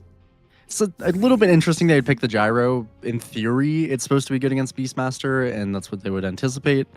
But it seems like they, maybe that's not the entire reason they picked Gyro, and now they're banning out some good offlaners against the Gyro. Again, I still think, if Corrupted wanted to go back towards the Primal, it's not good against Disruptor really that much throughout the early game, but otherwise it's very obnoxious for all these heroes. Maybe that's enough to dissuade him. Go for something more consistent like an Underlord or the likes. But that being said, he really just has whatever he wants at his disposal. Rojo, why is it that at the end of every draft, we're sitting here, say we're looking at the final pick of the phase, we're looking at, 23, 24 pick, and I just hear you say, well, they should really pick an Underlord, regardless of what it is. And there we go, the Underlord comes in. It's just, I don't know that there's a bad Underlord game. It's just such a strong hero right now, and you get you get Pike Crimson on top of Atrophy Aura. Gyrocopter's really gonna struggle to do damage for most of this game. It's gonna be a struggle. This is a really tough pick for Niche. I think he needs to just go full out damage here. I wouldn't mind a Leshrac. It's a game where you get kited a lot as Lesh, but you just need damage. You need full damage in whatever this pick is, which I'm not entirely sure. I suppose technically he could play Midwind Ranger, so that's probably not the best. Maybe a Quap is fine. I could even see picking up any kind of a Tiny, a Timbersaw. I guess Tiny can lack damage, but could be decent into Invoker. It's well, Kunkka is damage. Yeah, Kunkka is some damage very early on, and it is good against Invoker, which I don't mind too much. But ultimately, I don't like the Inner Circle draft. I won't mince my words here. I think this first pick Axe was definitely awkward. I think TA2000 got a really great Beastmaster game ahead of them. They have great synergy across their heroes. It's a very solid Underlord game. And if this Inner Circle draft does not build an early lead, I think they just lose. Like, they completely lose. Their damage is extremely limited. They're playing Kunkka, Disruptor, Wind Ranger, Axe. These heroes are very early tempo, and they rely on those early levels. And if you just don't play extremely cleanly to get to those points, and I think they're going to struggle quite a lot. Avulus's lineup just looks much more consistent, much more stable. And I think it also scales better too. So they've ticked a lot of boxes on Avulus for me, if you couldn't tell. And I really like the draft they made for themselves. Yes, but have you considered the Gyro Rapier? Against Atrophy or a Crimson, that might just be a normal Gyro. Yeah. If the game goes according to Avulus's plan. Yeah, so actually, to have normal damage, you gotta buy a Rapier. Good luck on that one. Have you considered the Kunkka Rapier? I actually don't remember the last time I saw Kunkka go maybe right-click multiple damage. Rapiers would be 6 Rapiers, and they maybe kill the Hoodwink. Yeah, probably you could kill the Hoodwink. Okay. They have a good draft for killing Hoodwink. I'll give them that. They do. So maybe Ryota could struggle, but yeah, I like their prospects quite a bit. I also think I really liked the Underlord item variability, and Underlord Invoker is also a very potent combo. This is probably one of my favorite heroes to play with Invoker. It's just very, very simple. But plays a bunch of roots on the ground, and they're forced to pop BKBs or stand inside of EMP, Chaos Meteor. Gonna be eventually the Cataclysm coming out for Dual Ray, since he is Agent of Galaron very appropriately in this game. There's Roar to set up the Sunstrikes and Bushwhack. It's all good. They have great synergy in their draft. They have good lanes, and I think they have good matchups across the board as well. I definitely like this Beastmaster into Gyro matchup, as this Roar is the entire game going to mess with him, and they don't have any saves either. That's kind of another strong issue running here for Inner Circle, is they have no saves into this kind of Beastmaster Hoodwink type of game here. So if you get caught out by a Roar, you're mostly relying on your net worth and maybe in some rare scenarios, an extra, late game there's items or just having some kind of really great static storm. Yeah, I think you get my rough point here. There's again a lot of awkwardness in Inner Circle's draft, and for Avulus's, this is just a clean cut draft for them that I think looks like they could have gotten in any ideal game. So yeah, not a great start. Well, not really, but this smoke might find... Oh, maybe Corrupted, actually. It does pop, but not quite. Gets back into the trees. So they're going to hold high ground here, but already Corrupted knows his smoke was popped. No reason to go up onto the high ground. It's just not worth it. So they're going to go bottom side. Actually, a bit of a pink line wrapping around. As Disruptor saying, oh, maybe we should go, but... well... That's kind of interesting here. They smoke top, and now they're going to go bottom, trying to secure 3 runes. Lays could call like he's it. not going to. Does take the bounty. At the very least, they've gotten 3 bounties. Lays rooted up, but he's a level 1 axe. He's got 5 armor. He's not the tankiest, but he's tanky enough to survive all the damage that Avulus has at level 1, which is not a lot. Yeah, they got 3 runes, so nice little beginning start. They could definitely win through mid with Niche. This is a hard Invoker matchup through and through. Should be expected for Niche to do quite well down here. But I do think, and here for Inner Circle, these supports have to facilitate a lot. Jing and Sei, I think, have to be really on top of where they're moving through the portals, which I think they should do frequently. To be very, very on top of staying high resources so that they can do so. Got to be very capable of kind of coming towards mid. Helping out Lays, getting some stacks up. There's a lot to do for these supports, so it's really important watching them make sure that is going well for them. Jing is doing a pretty good job already of trading into the Jakiro with the Battle Hunger stacked on top of him. Unfortunately, it did take Wind Run level 1, which is nice. It has enabled this trading, but it does mean that it's going to be a bit before we see some chance for like the random kills that Killshot Wind Ranger will give you. And I think that actually... If there is Power Shot level 1, I think Aztecor was kind of getting within range of going down. So do you have to be on the lookout for that in general? Battle Hunger slow plus the Power Shot. It should be a pretty reasonably easy connection to find. So yeah, his Axe is still a little bit questionable, but I think Axe Wind Ranger will have some options to do pretty well in this lane. Yeah, they've already gotten the lane in an okay position. I do think the lane definitely gets a lot worse as the levels go up, in level 2, especially for Jakiro. Once you have these level 2 boars or level 2 and axes, both are quite nice. So it could be a struggle, but yeah, in this early part, they're doing decently. Top side, some good trading onto Ryota. And they got him. They're going to find him, level 1, but Corrupted. 1 more hit onto 423, but Afterburners means that he will be safe. 2 more hits onto Sei, but... Move speed is... Underlord is many things, Rojo. Fast is not one of them. No, not by any means. He's he's stable. He's a little horse. Runs around. He cuts the pizza. Ooh! That Sunstrike was disgusting by Dual Rays. I've seen enough. Dual Rays is just staring him. Now the question is, how much CS did Dual Rays miss for that one? How long did he spend staring this guy down, like downloading his movement patterns? And now Ryota onto the top side respawns. Good bushwhack into the second pit, and Sei will die to the firestorm. So, yeah, 2 kills here. Now the death timers, they're staggered. Even more awkward is 423 has got to be careful.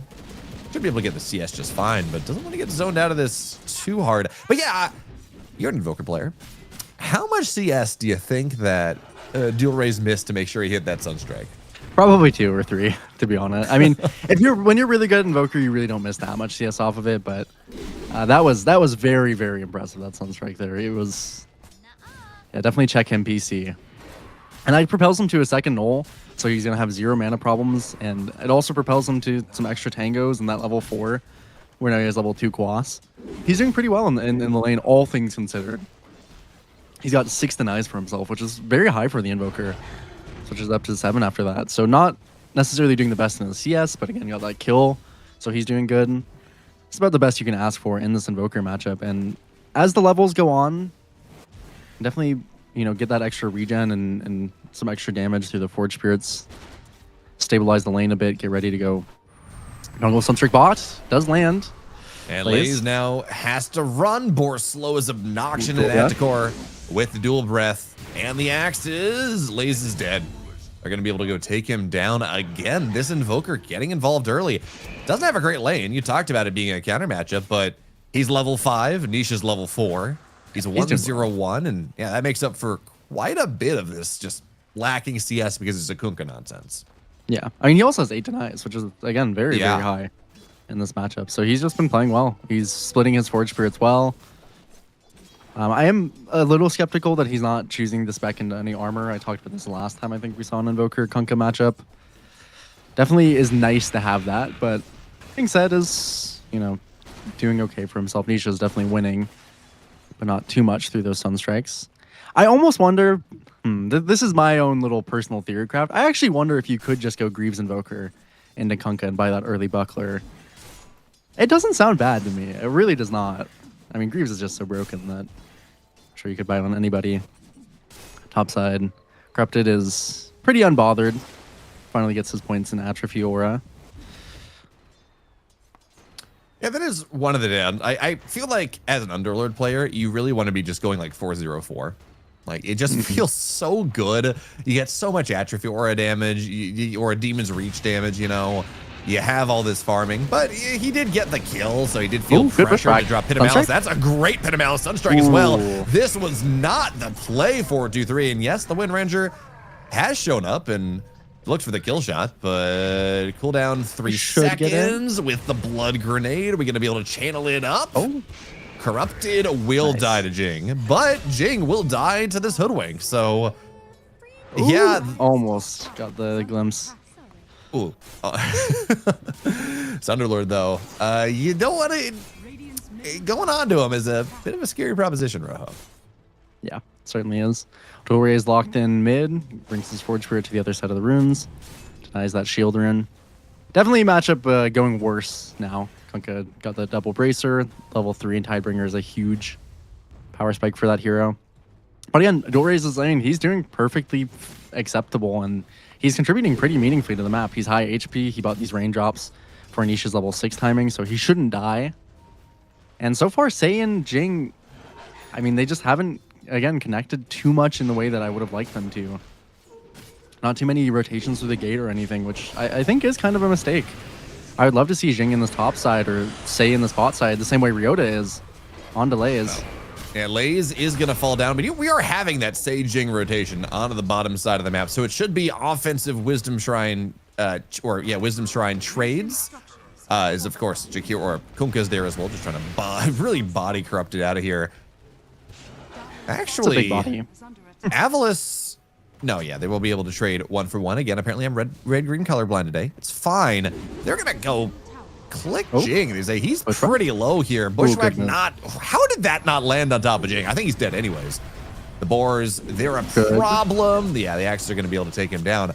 But how did that Bushwhack not land? That looked way too good.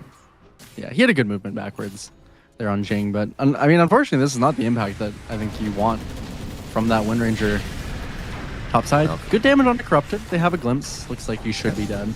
3 points Rocket Barrage is pretty strong, but I mean, now we'll be able to get out of here, but even still, the Pit Firestorm under the tower, 43 takes a reasonable amount of damage. Now, unfortunately, I guess, you know what? Ryota did have a TP, but that's the problem of this Disruptor. You TP in, he glimpses you back. Very hard to make these reactive saves happen. Yeah, not much mana either on Ryota. Another rune denied by Dual Rays. Being very, very vigilant here on those timings. Very good sign for him.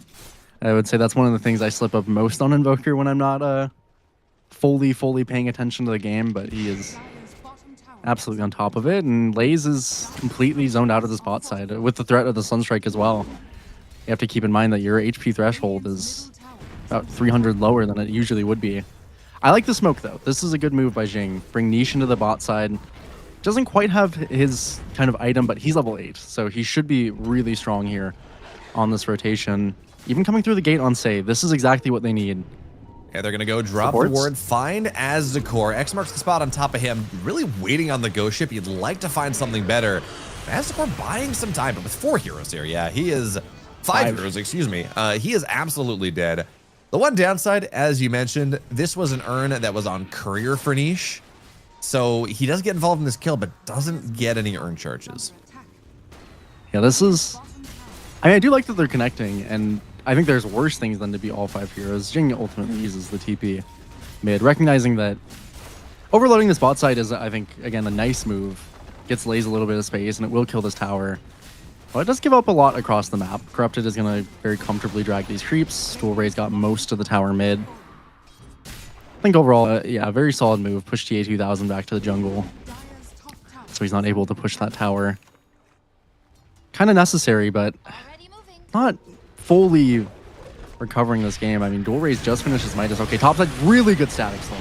That is massive on top of 3 cooldown as well, but they don't have the damage just yet. Corrupted is running. Ghost Ship goes down, and that is going to be a great glimpse and X-Mark. You just can't run against this lineup. They've multiple ways to bring you back. At the very least, Ryota is out for now, but actually going to find him. Does have Battle Hunger ready to go, and the call last second, just buying as much time as possible. The bushwhack, though. Wait, is he out? He's dead. He's down. No. Radiant's top tower is under attack. Yeah, I mean, again, I think this is very, very necessary. They have a lineup that kind of requires doing this. Niche is going for an early Spirit Vessel, which I really, really like. Have that extra bit of tempo, and fortunately, they do. I mean, they do have a Midas Invoker, so he can contribute with the Sunstrike. Dual Rays is doing a great job of doing so, but his otherwise ability to show up to fights is pretty limited. And these support levels are also incredibly important. Say he got that level 6 very early. I would not have expected that static storm there if I was Avulus. It's definitely what won them that fight and kind of started that. Now they already have it almost back on cooldown if they ever want to make a move with it again soon with that Spirit Vessel from Niche. So doing pretty much what they have to. They're not, unfortunately, being able to shut down TA2000, but I think that's probably okay for now. It's pretty hard to shut down the Beastmaster, and they actually are looking on to Niche. He's a tough kill, but it's a lot of damage. Yeah, here comes the Fiend's Gate as well, and with that, you got to assume that this is going to be enough. Actually, Underlord doesn't even go through. He's like, look, this is a wall. Yeah. It is the stun if you accidentally click on it because the hitbox is bigger than the sun. Oh, hello, Ryota. Not even the Underlord coming through. Yeah, if you accidentally click on it, it's going to stun you for a second because it just, you try to go through it. That hitbox, which is more annoying? Rojo, okay? Hitbox on the Fiend's Gate or Watcher hitbox? Probably the Watcher hitbox will mess you up more, but I do think this is probably one of my favorite uses of the Fiend's Gate because I just think it's funny. It's kind of like the Primal Beast in lane, just like standing on top of the creeps, so that you can't hit them. Thankfully, there's a hotkey now. I think you can probably use a hotkey as well to avoid hitting the Fiend's Gate, but I don't have that many buttons on my keyboard, Bayo, so I haven't even bound those yet. I really should, but there's just not much space when you play Dota. What you need is one of those like remember like the Razer Naga, the 9 button, like the 10 button MOBA mouse. Yes, I think my brother actually had that. I have a pretty humble 2-button mouse. Dire's middle tower Really, it's all you need. I wanted one. I got one for Christmas one year. Like I was playing Dungeons and Dragons online. Like I was playing one of those old I said MOBA mouse, but MMO mice. There we go. And it was really useful. And then I started playing other games. I'm like, I don't really need this, but it was pretty cool. It's super heavy though. Like, yeah, you try to flick something, good luck. It's not a thing. Yeah, I use my, the page forward, page back. Yeah, those are my select hero and select all other units as decor. Fortunately, is dead here. Another good connection as they actually catch most of a stack as well, so they're gonna deny that from Corrupted. That's very nice here. Anything you can do to amp up. I'm actually on it. I was gonna say 4-2-3, but this Kunkka as well. Getting them to their items. It is. And the full ancients too. Yeah, that's a big deal. That was like what, triple quad stack on both ancient and hard camp. So now 4-2-3. He's going he's kind of going a bit of a hybrid build. I was gonna say, he's going the Yotoro style, but he goes Dragonlance into his Ags. He's gonna force, disassemble the Dragonlance, get his Ags a little bit faster. So he's humming right along. Now, the one thing I will say is this Beastmaster is massive. He has, there's going to be the roar into the Sunstrike. Axe is dead. Now this is a 13-minute Ags. Actually, technically faster because when he bought it, but incredibly fast Ags for this beast. Yeah, disgustingly fast. This is definitely scary. They've not been able to push him out of bot. this is the point where I think you do need to shut down the Beastmaster. If Beastmasters are, I mean, their Ags timing is strong. Definitely a strong hero on that Ags, but you're very killable. Very susceptible to fights. If you don't have max stacks, you honestly don't even deal that much damage. But it's when these beasts hit the blink in particular that they can look for stuff. But once they hit that BKB, it really is critical mass. And I think if you can't kill TA2000 before he hits that, probably that blink, but especially before that BKB, then this game could get very, very troublesome. Also, Laze he is struggling on this Axe. Everywhere else across the map has been doing pretty well. They've been rotating a ton of heroes. He's farmed some back camps and whatnot, but Axe is just, farms at a pretty humble pace these days. Going straight into the pipe as well for Laze as he did yesterday. So he's only 4.8k net, which is pretty low. At least in this game, they have initiation tools that don't require a blink. You do have X marks the spot. You do have Glimpse. You do have Wind Ranger with Wind Run running in and getting a shackle. So it's not quite as necessary that he has this blink first, but he's still pretty far away. He's still very far away. 1,700, 1,800 gold away from this pipe. Underlord just about has his. He's 700 gold away. Like, he just bought the cloak, just needs the recipe. But this smoke you were talking about, you gotta shut TA2000 down. It's a bunch of heroes there. He's no tier 1 to TP back into. Well, they find Ryota instead, and that is absolutely his job right now. He is so happy to give his life away, to let TA2000 get on out of here. He's not even going that far, just to the tier 2. He did go under a ward, so he wouldn't quite know. But if they want to look, I think they should. Dual Raze is doing a good job bodyguarding with those Forge Spirits, so currently might not be able to, but I mean, looks like they can connect the X on top of him, but here comes this Underlord straight and things. Good static storm for now, but look at that pit on top of 3. TA2000 not gonna be able to kill the Kunkka all that fast, and Dual Raze will fall. The pit was really nice and corrupted. Got a lot of damage in, but now he's getting kited up quite a bit here, taunted up by the Axe, looking for the dunk eventually. And he should, there we go. He's going to get dunked down to will fall. They did get the Disruptor. And Aztekor is trying to dog the heels of Laze, but he does have a battle hunger, so he's not that fast. Even still, lots of damage here. There's going to be the Boars looking for the Axes. Laze will fall, so they will be able to make that trade. Aztekor with the X mark, probably not going to be able to get that much more, but hey, there's a ward. A little bit of extra gold in his pocket. Yeah, and I like that move too, but it actually does end up not too great.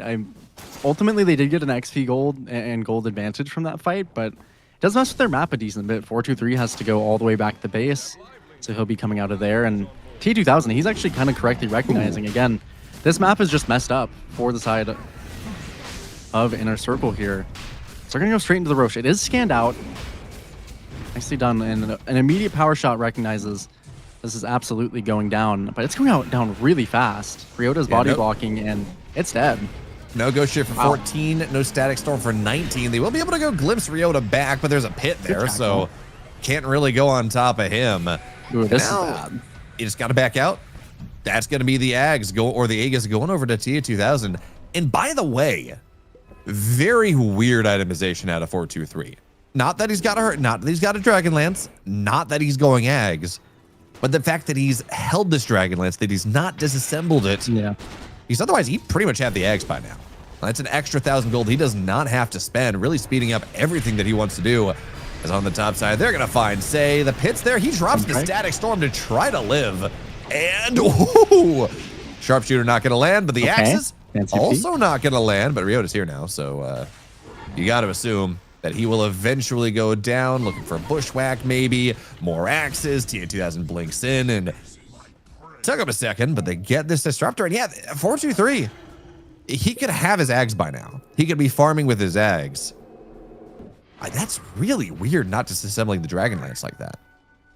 It is definitely a little strange. And unfortunately, I mean, he's facing up against incredibly fast timing, so he needs every little bit that he can get. TA2000, I mean, already has that blink, and again, I talked about how important it is that he doesn't die, or how important it is that you killed TA2000. Now with that Aegis, I mean, the prospect of killing him twice pretty much completely diminishes. They'll have this as well in the Tormentor timing. He's going to get extremely fast towards that BKB. It is a pretty tough game state, I think, because again, I really think that Avulus scale incredibly well. I mean, Dual Rays, by the way, has been playing this incredibly greedy Invoker and has also not really been punished. I mean, the one death, certainly that was annoying, but he did go Midas Ag straight into the Boots of Travel. Classic kind of miracle style Invoker, and I think he's ready to make some highlights once he does have kind of access in those fights. Even just, I mean, you know, you can be fancy and whatnot in the Invoker.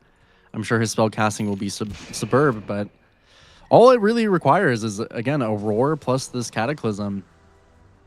No other sharp execution needed. They don't even have Force Staffs or anything. All they have is a pipe. And the Solar Crest from Jing. No saves to be spoken of. Yeah, Or the side of Inner Circle. I got bad news for you, Rojo. Cataclysm's pure damage. Yeah. So, oh, there's Jing. Does get the win run off in time, but Cataclysm says goodbye. He's just disappears, but now that is Cataclysm on cooldown for a while.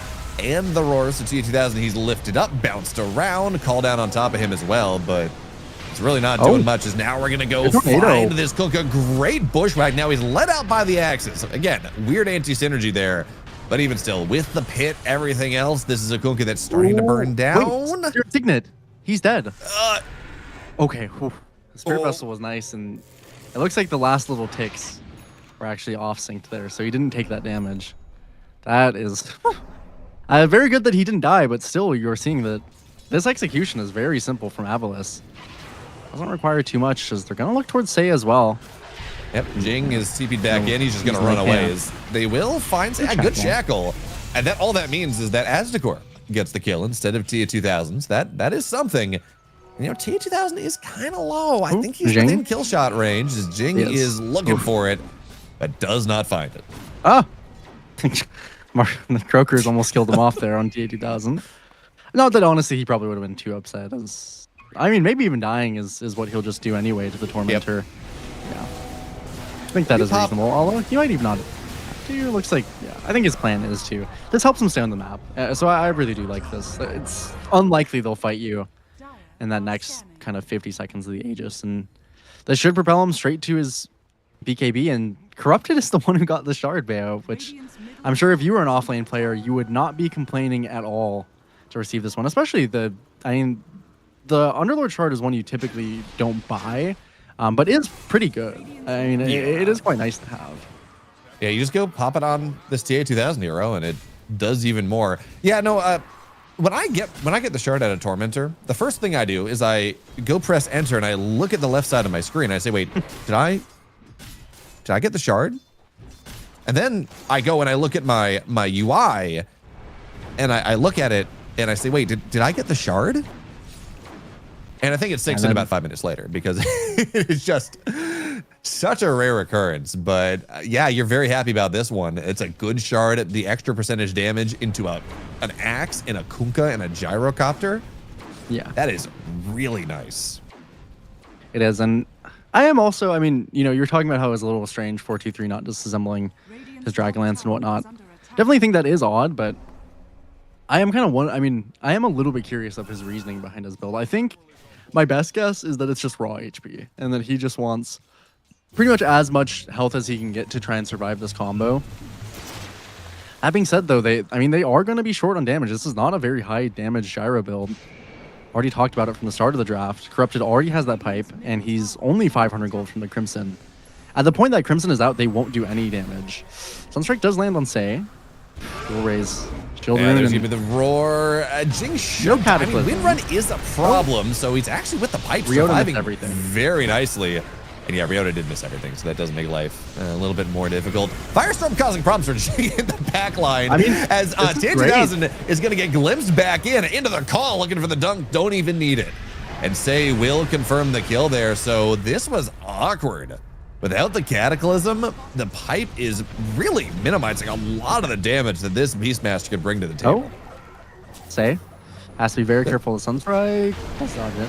Well done. They get Ryota, nice torrent on top of Ryota. He's trying to run, and he should burn down to this Battle Hunger and the Vessel. So he will fall. They did lose Jing at the end. It died to some random stuff. But now, Ghost Ship on top of Corrupted. It is Ags from Niche, and that is something. And the Torrent's landing as well, but This is an Underlord with a Pipe Rojo and a Vanguard for that matter. Sunstrike. Oh.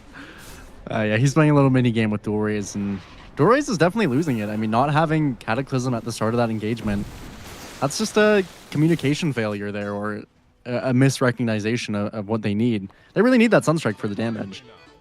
Dual Raze is their highest net worth, and so much of their damage is that Cataclysm for the time being. Dual Raze also should probably stop Midasing the big creeps, but that's okay.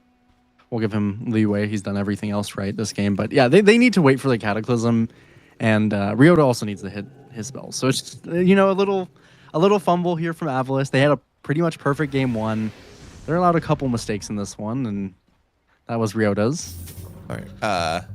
Jing has to be very careful here, as Ryota will find him with the power shot.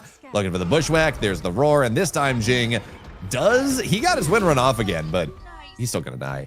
Roho, speaking of cooldowns, Invoker not, saying, I don't have Cataclysm up just yet. We've seen from Kez, and we've seen from Largo, that Valve has the technology to put the cooldowns of abilities that are not currently available on your UI on the top of your UI and let you know what's on cooldown and what's off cooldown. Wouldn't that be nice if they, use that technology for these Invoker players? These poor, downtrodden, always overlooked Invoker players. I don't know if I'd say that, but yeah, it would be nice. I mean, part of the skill for Invoker for a long time has just been recognizing what your cooldowns are internally. But there's no reason that you shouldn't be able to know by some account. So it'd be a nice little addition. I'm sure Dual Raze would appreciate it in this game, but again, he's one of the players who is not learning Invoker. He's played 1,000+ games of this hero, and he's straight on the 4-2-3. Does have a tornado in. Okay, we're gonna have Underlord showing up with 3 heroes here. Great call. Doesn't get the BKB off of deep now. Macropyre on top of everything. Cataclysm. Cataclysm is that was just about perfect. 4-2-3 is dead, corrupted. Yeah, he eats the kill shot, but who really cares? They don't get anything more. And it did feel like they might have been able to, but even still, 4-2-3, even with the HP of the Hurricane Pike, not nearly enough, and he just gets blown to smithereens. Yeah, this is also the type of game where I'm wondering if it's hard, because I think as the gyro and when you pick the gyro is so actually Corrupt is not gonna. He's not gonna die. Are you kidding? He's not gonna die here. And I know, it's not a thing. Crimson? There's gonna be the top. Well, okay, maybe with the dunk. But I remain unconvinced. He's TPing out. He knows they have no, the Torn. Okay. There we go. Finally. I stand convinced if anyone shows up to help him out, anything more than this Hoodwink, he's fine. Yeah. I think TA2000, I think it is interesting to me that he chose to go through the gate there. Just another miscommunication. I don't think they should be looking for more there for the corrupted to be there. And I certainly think that they should have been looking towards potentially doing this Roche. I think they could have just done it while 4-2-3 was dead, but nobody checked it. Part of TA2000 going bot. A little interesting. Kind of another blip up, and they're making enough mistakes in Avulus. It's not with lead relatively tight. Most of it's between Dual Raze and TA2000 here. Still think that they're up a pretty considerable amount of fighting power, but there's, some potential for mess ups here. Blink is available on Lays, and Niche is doing pretty good damage on this Kunkka with the net worth he's accumulated, plus this Ags build. More than you typically see from them. Just finishes BKB too. Oh, good call on top of this Invoker. Really messing with things for now. Is now into the Ghost Ship. Dual Raze gets out. He's healed up. Now the Tornado. But he just has to run. We'll get homing missile. Okay. Cataclysm's good. Say is dead. No Static Storm.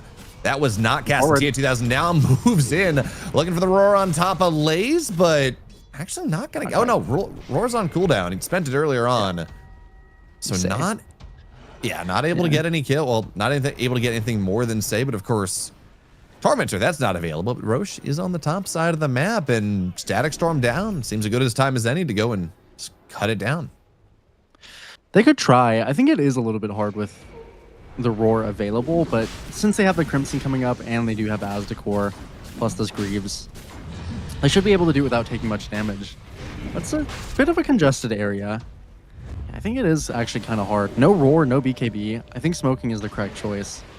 Amplify damage is Ready and available. Corrupted takes it. A little bit scared of where they could be on inner circle. Good read from Avulus. Kind of baiting the Roche a little bit, but they still kind of need to wait, I would say, about this 40 seconds. Or I believe Cataclysm is probably lining up about with that BKB timing. I don't think they should start a fight right now. Ooh, this is the call. Aurora in Play it 3, slow. great player on top of That's a 2, good- into the Meteor, Ooh, Tornado, okay. Ice Path, Macropyre. It's just all one on way. top of him. And this is an axe that's just going to burn down to the fire and the flames. There is nothing that he can do. No BKB to get on out of here. And now Roche is right for the taking. Without this axe, it's just not worth contesting. Actually, because Corrupted has the amp damage, it's not worth contesting. This Underlord, he's hitting for a 13 bonus damage. Okay, well, Yeah. amp damage ran off. A before I little could bit take out of a his look, range. but, you know. Yeah, he did have the amp damage, and with the auras available, with the BKBs now ready, and their fighting prowess is extremely heavy. And man, I am really wondering, 4-2-3, is there a point where the BKB is, is he being over by Corrupted? Underlord looking for him. Oh, he's not going to land the pit. Oh, the Unfortunately. tornado! Oh, tornado doesn't land either. Gleipnir? No. Oh, I think he had the Gleipnir actually. If he max range casted it on dual raise, but I think he wanted that cold snap. A little bit unfortunate. They could have gotten 4-2-3 there. Very close margins. Still get the mid tower, still get most of the map. Great sign for Avulus. And as I was kind of mentioning, I'm wondering, when is it crunch time? When is it Daedalus time? Or when is it divine time for this gyro? Because I'm thinking currently 4-2-3. Ooh, save. Fortunately. Got the glimpse, but dual raise still finishes him off in the end. Very far from Goker in level 20 as well. And Cataclysm not maybe necessary. No, yeah, this is awkward. They keep roaring Jing. He keeps getting wind run off and just making these fights awkward. So now TA2000 has to pop his BKB, get out of here, and Jing. They could have killed him, but dual raise did not want to commit the Cataclysm and didn't even bother sunstriking. Just a sunstrike would have killed Jing there. So another slight miscommunication, struggles between them. TA2000 and dual raise need to be, I think, a bit more communicative here. So yeah, punishing them slightly.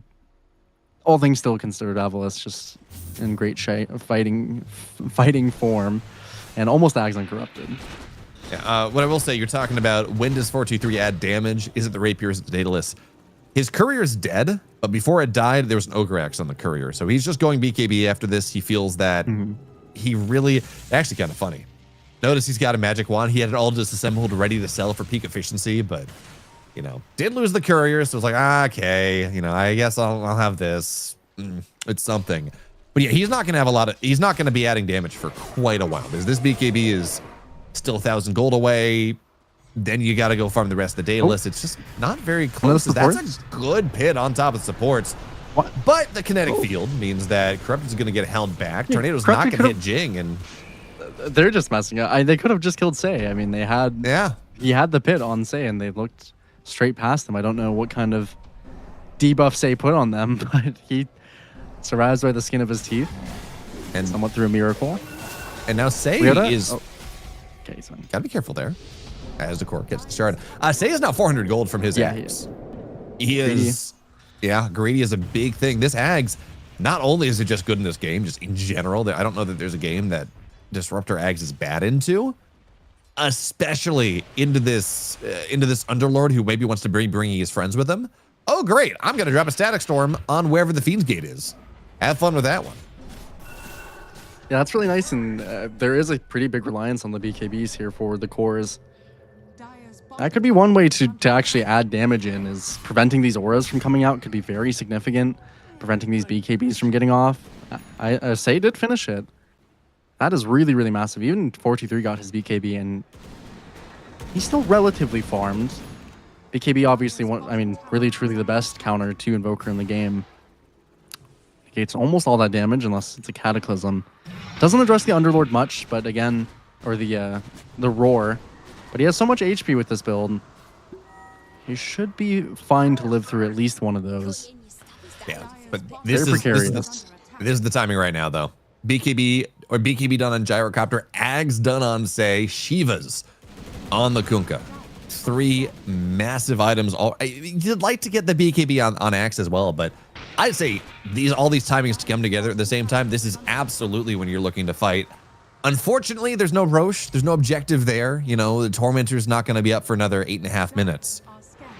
They're actually going to back out of it. They were playing topside, but there was a ward that spotted them. So they're actually just going to TP out of here, despite the timing, saying, you know, maybe it's not worth it.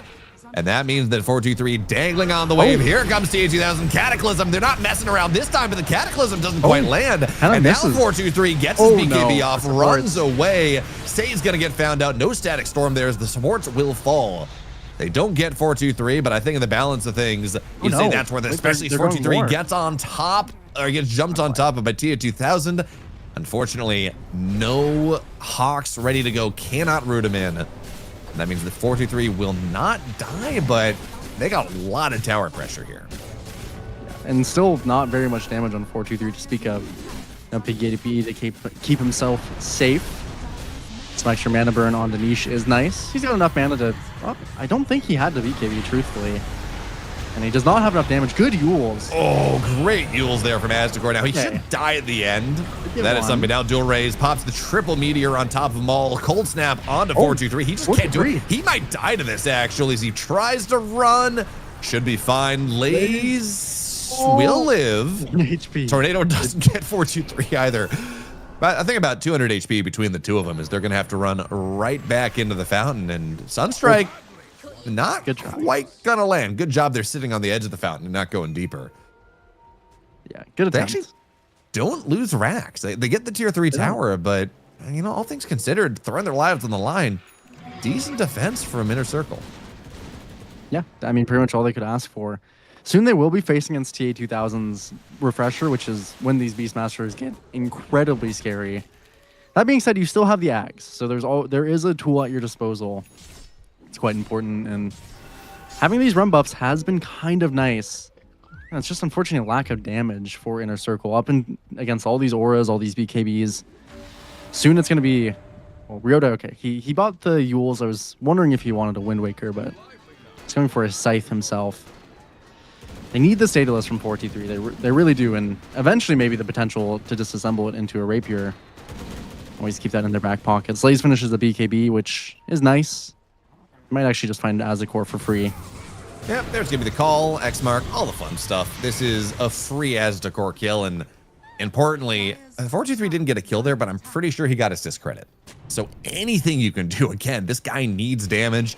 With Aztekor dead, that's gonna be a tier 1 tower he can go take down.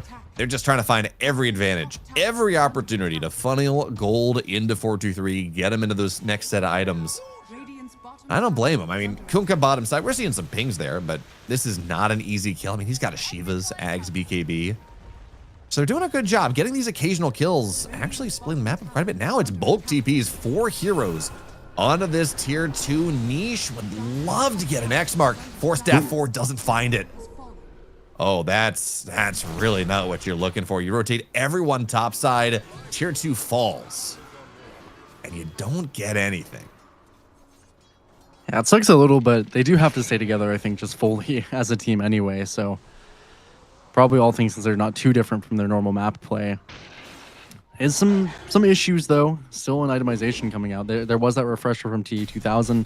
It also, nice part about that specifically is if TA2000 is able to press his BKB before he initiates, then he has that extra one for the Static Storm available. But they also did get BKB on Corrupted, if he can ever prop that early. It's going to be a game of cat and mouse between Say and every other player in the game. He has so much weight on his shoulders with this Disruptor Ags. Unfortunately, it does seem like their smoke for now. One of their last couple smokes is not going to land. You say that, but Dual Raise is showing up. Smoke pops, 423 doesn't have a dust. So he's not going to be able to find this. Does get the tower. Finally, all the tier 1. It's 37 minutes in. Finally, all the tier 1 towers are down.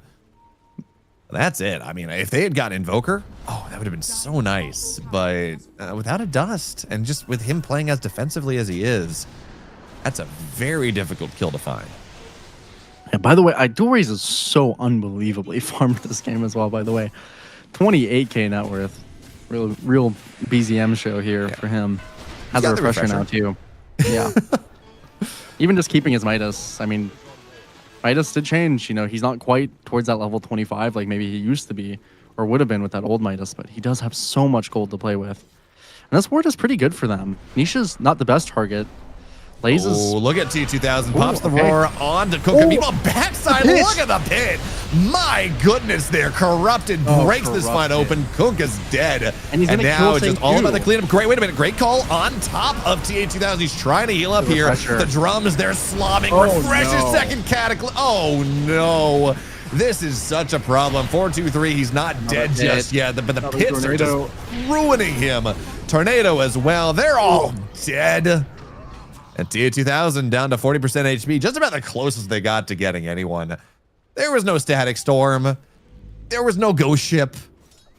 Nothing. They got no chance to get any of their big team fight spells off. I mean, you were trying to ask me earlier, right, why I was advocating for Underlord in every draft, right? Well, I think you got your answer, Bayo. I mean, you know well enough from all the games you've watched. This Ags is disgusting. In my defense, that was a rhetorical question. Yeah, I know. Oh, I know. I know you have the same opinion of Underlord as I do. This hero is so strong, and this Ags in particular. I've been seeing some of the Underlords just go first item Ags, and I love it. This game, of course, Corrupted opted for the auras. Now he's got BKB, and he was strong enough to just solo kill Say, which, again, cat and mouse game. It's hard to beat a portal. He's got 283 damage, by the way. Yeah. So just taking the Thrax on his own.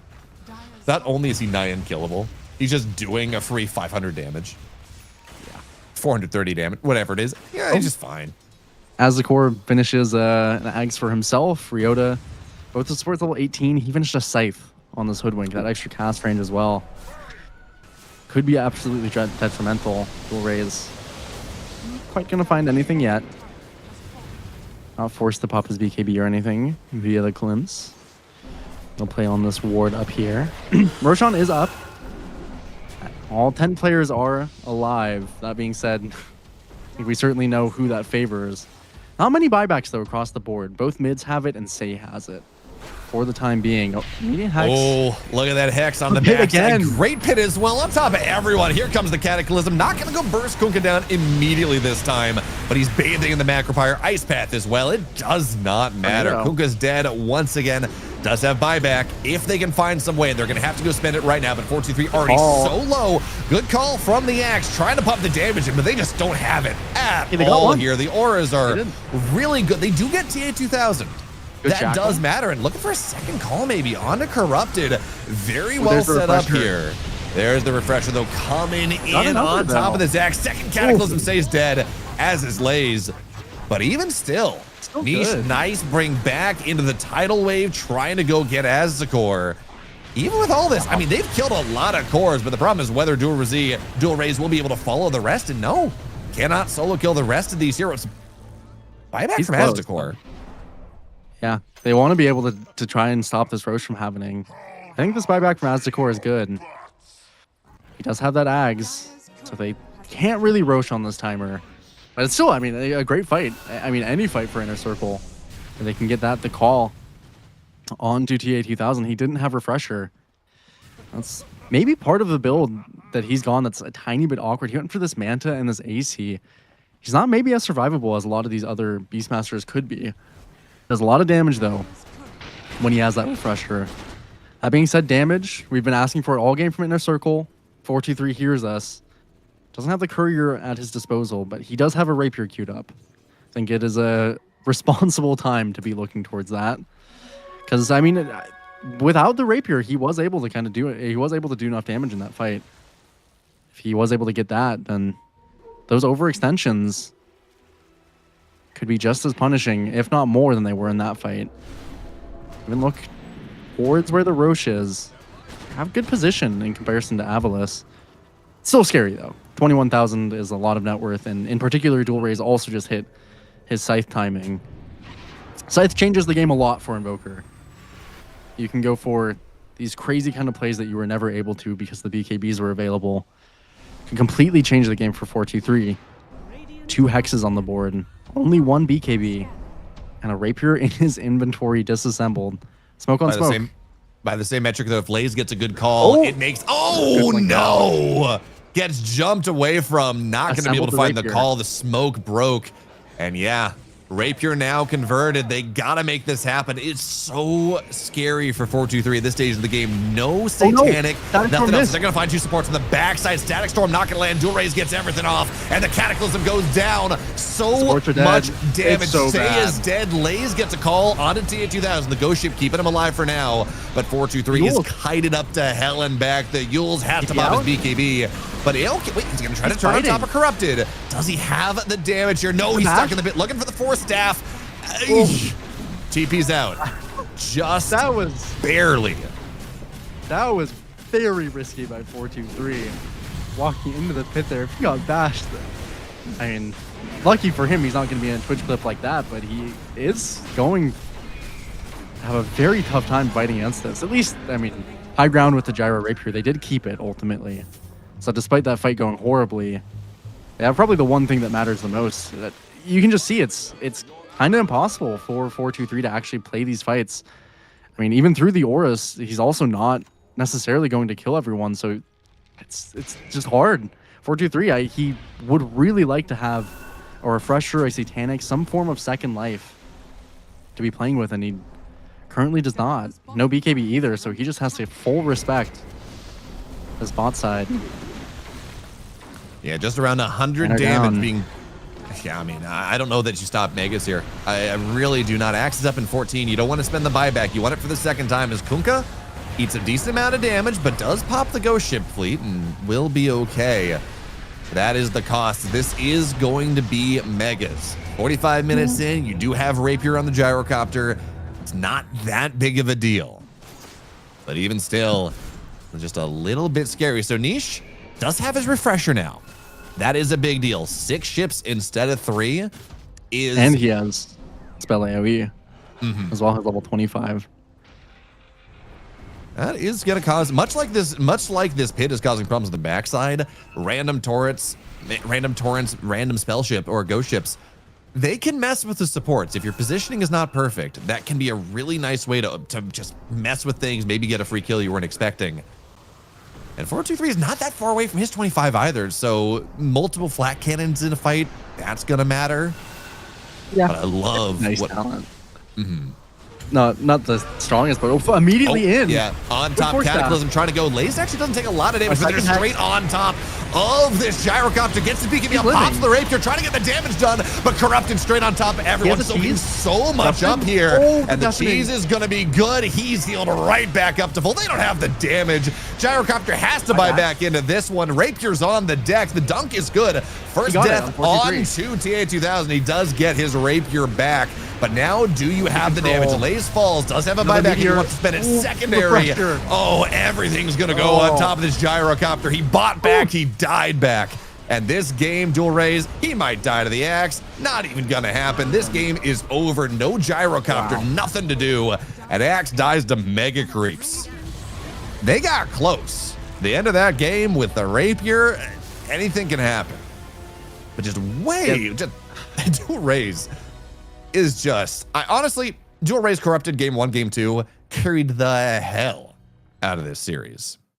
Yeah, this was their series. They played incredibly well across the board. I mean, again, Avulus did everything they needed to, but Dual Rays and Corrupted, they really came to play today. They did great in their lanes, or better than they could have possibly expected, and then just across the board had incredible performances. Dual Rays in this game, I mean.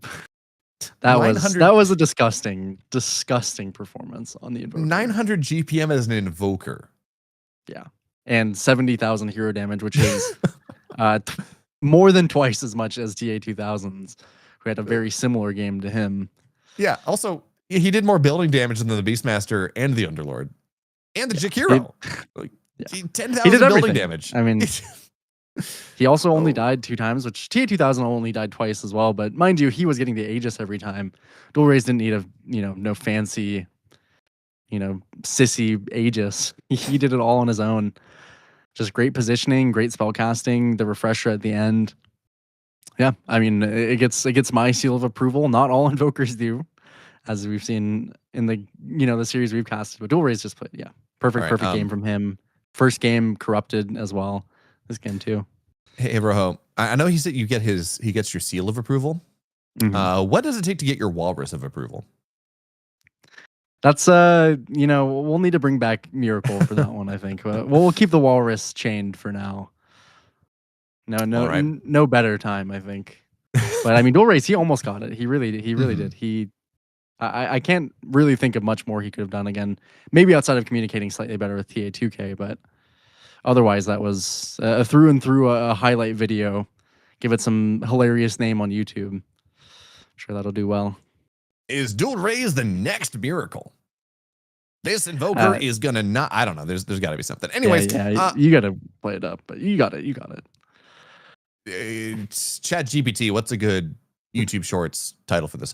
Anyways, we're done here today. It's a 2-0 ICX. They fall down 2-0. They take Nigma Galaxy down day 1. Avulus 2-0s them in pretty convincing fashion, which means that Avulus is miles better than Nigma Galaxy. You heard it here first. That's the transitive property at work. We're going to be back here tomorrow as we continue to work our way through the group stage. Who moves on to the playoffs? Who doesn't? Where are they going to get seeded? All important questions that we'll solve tomorrow on the next day, and maybe even the one after that. We'll see you tomorrow.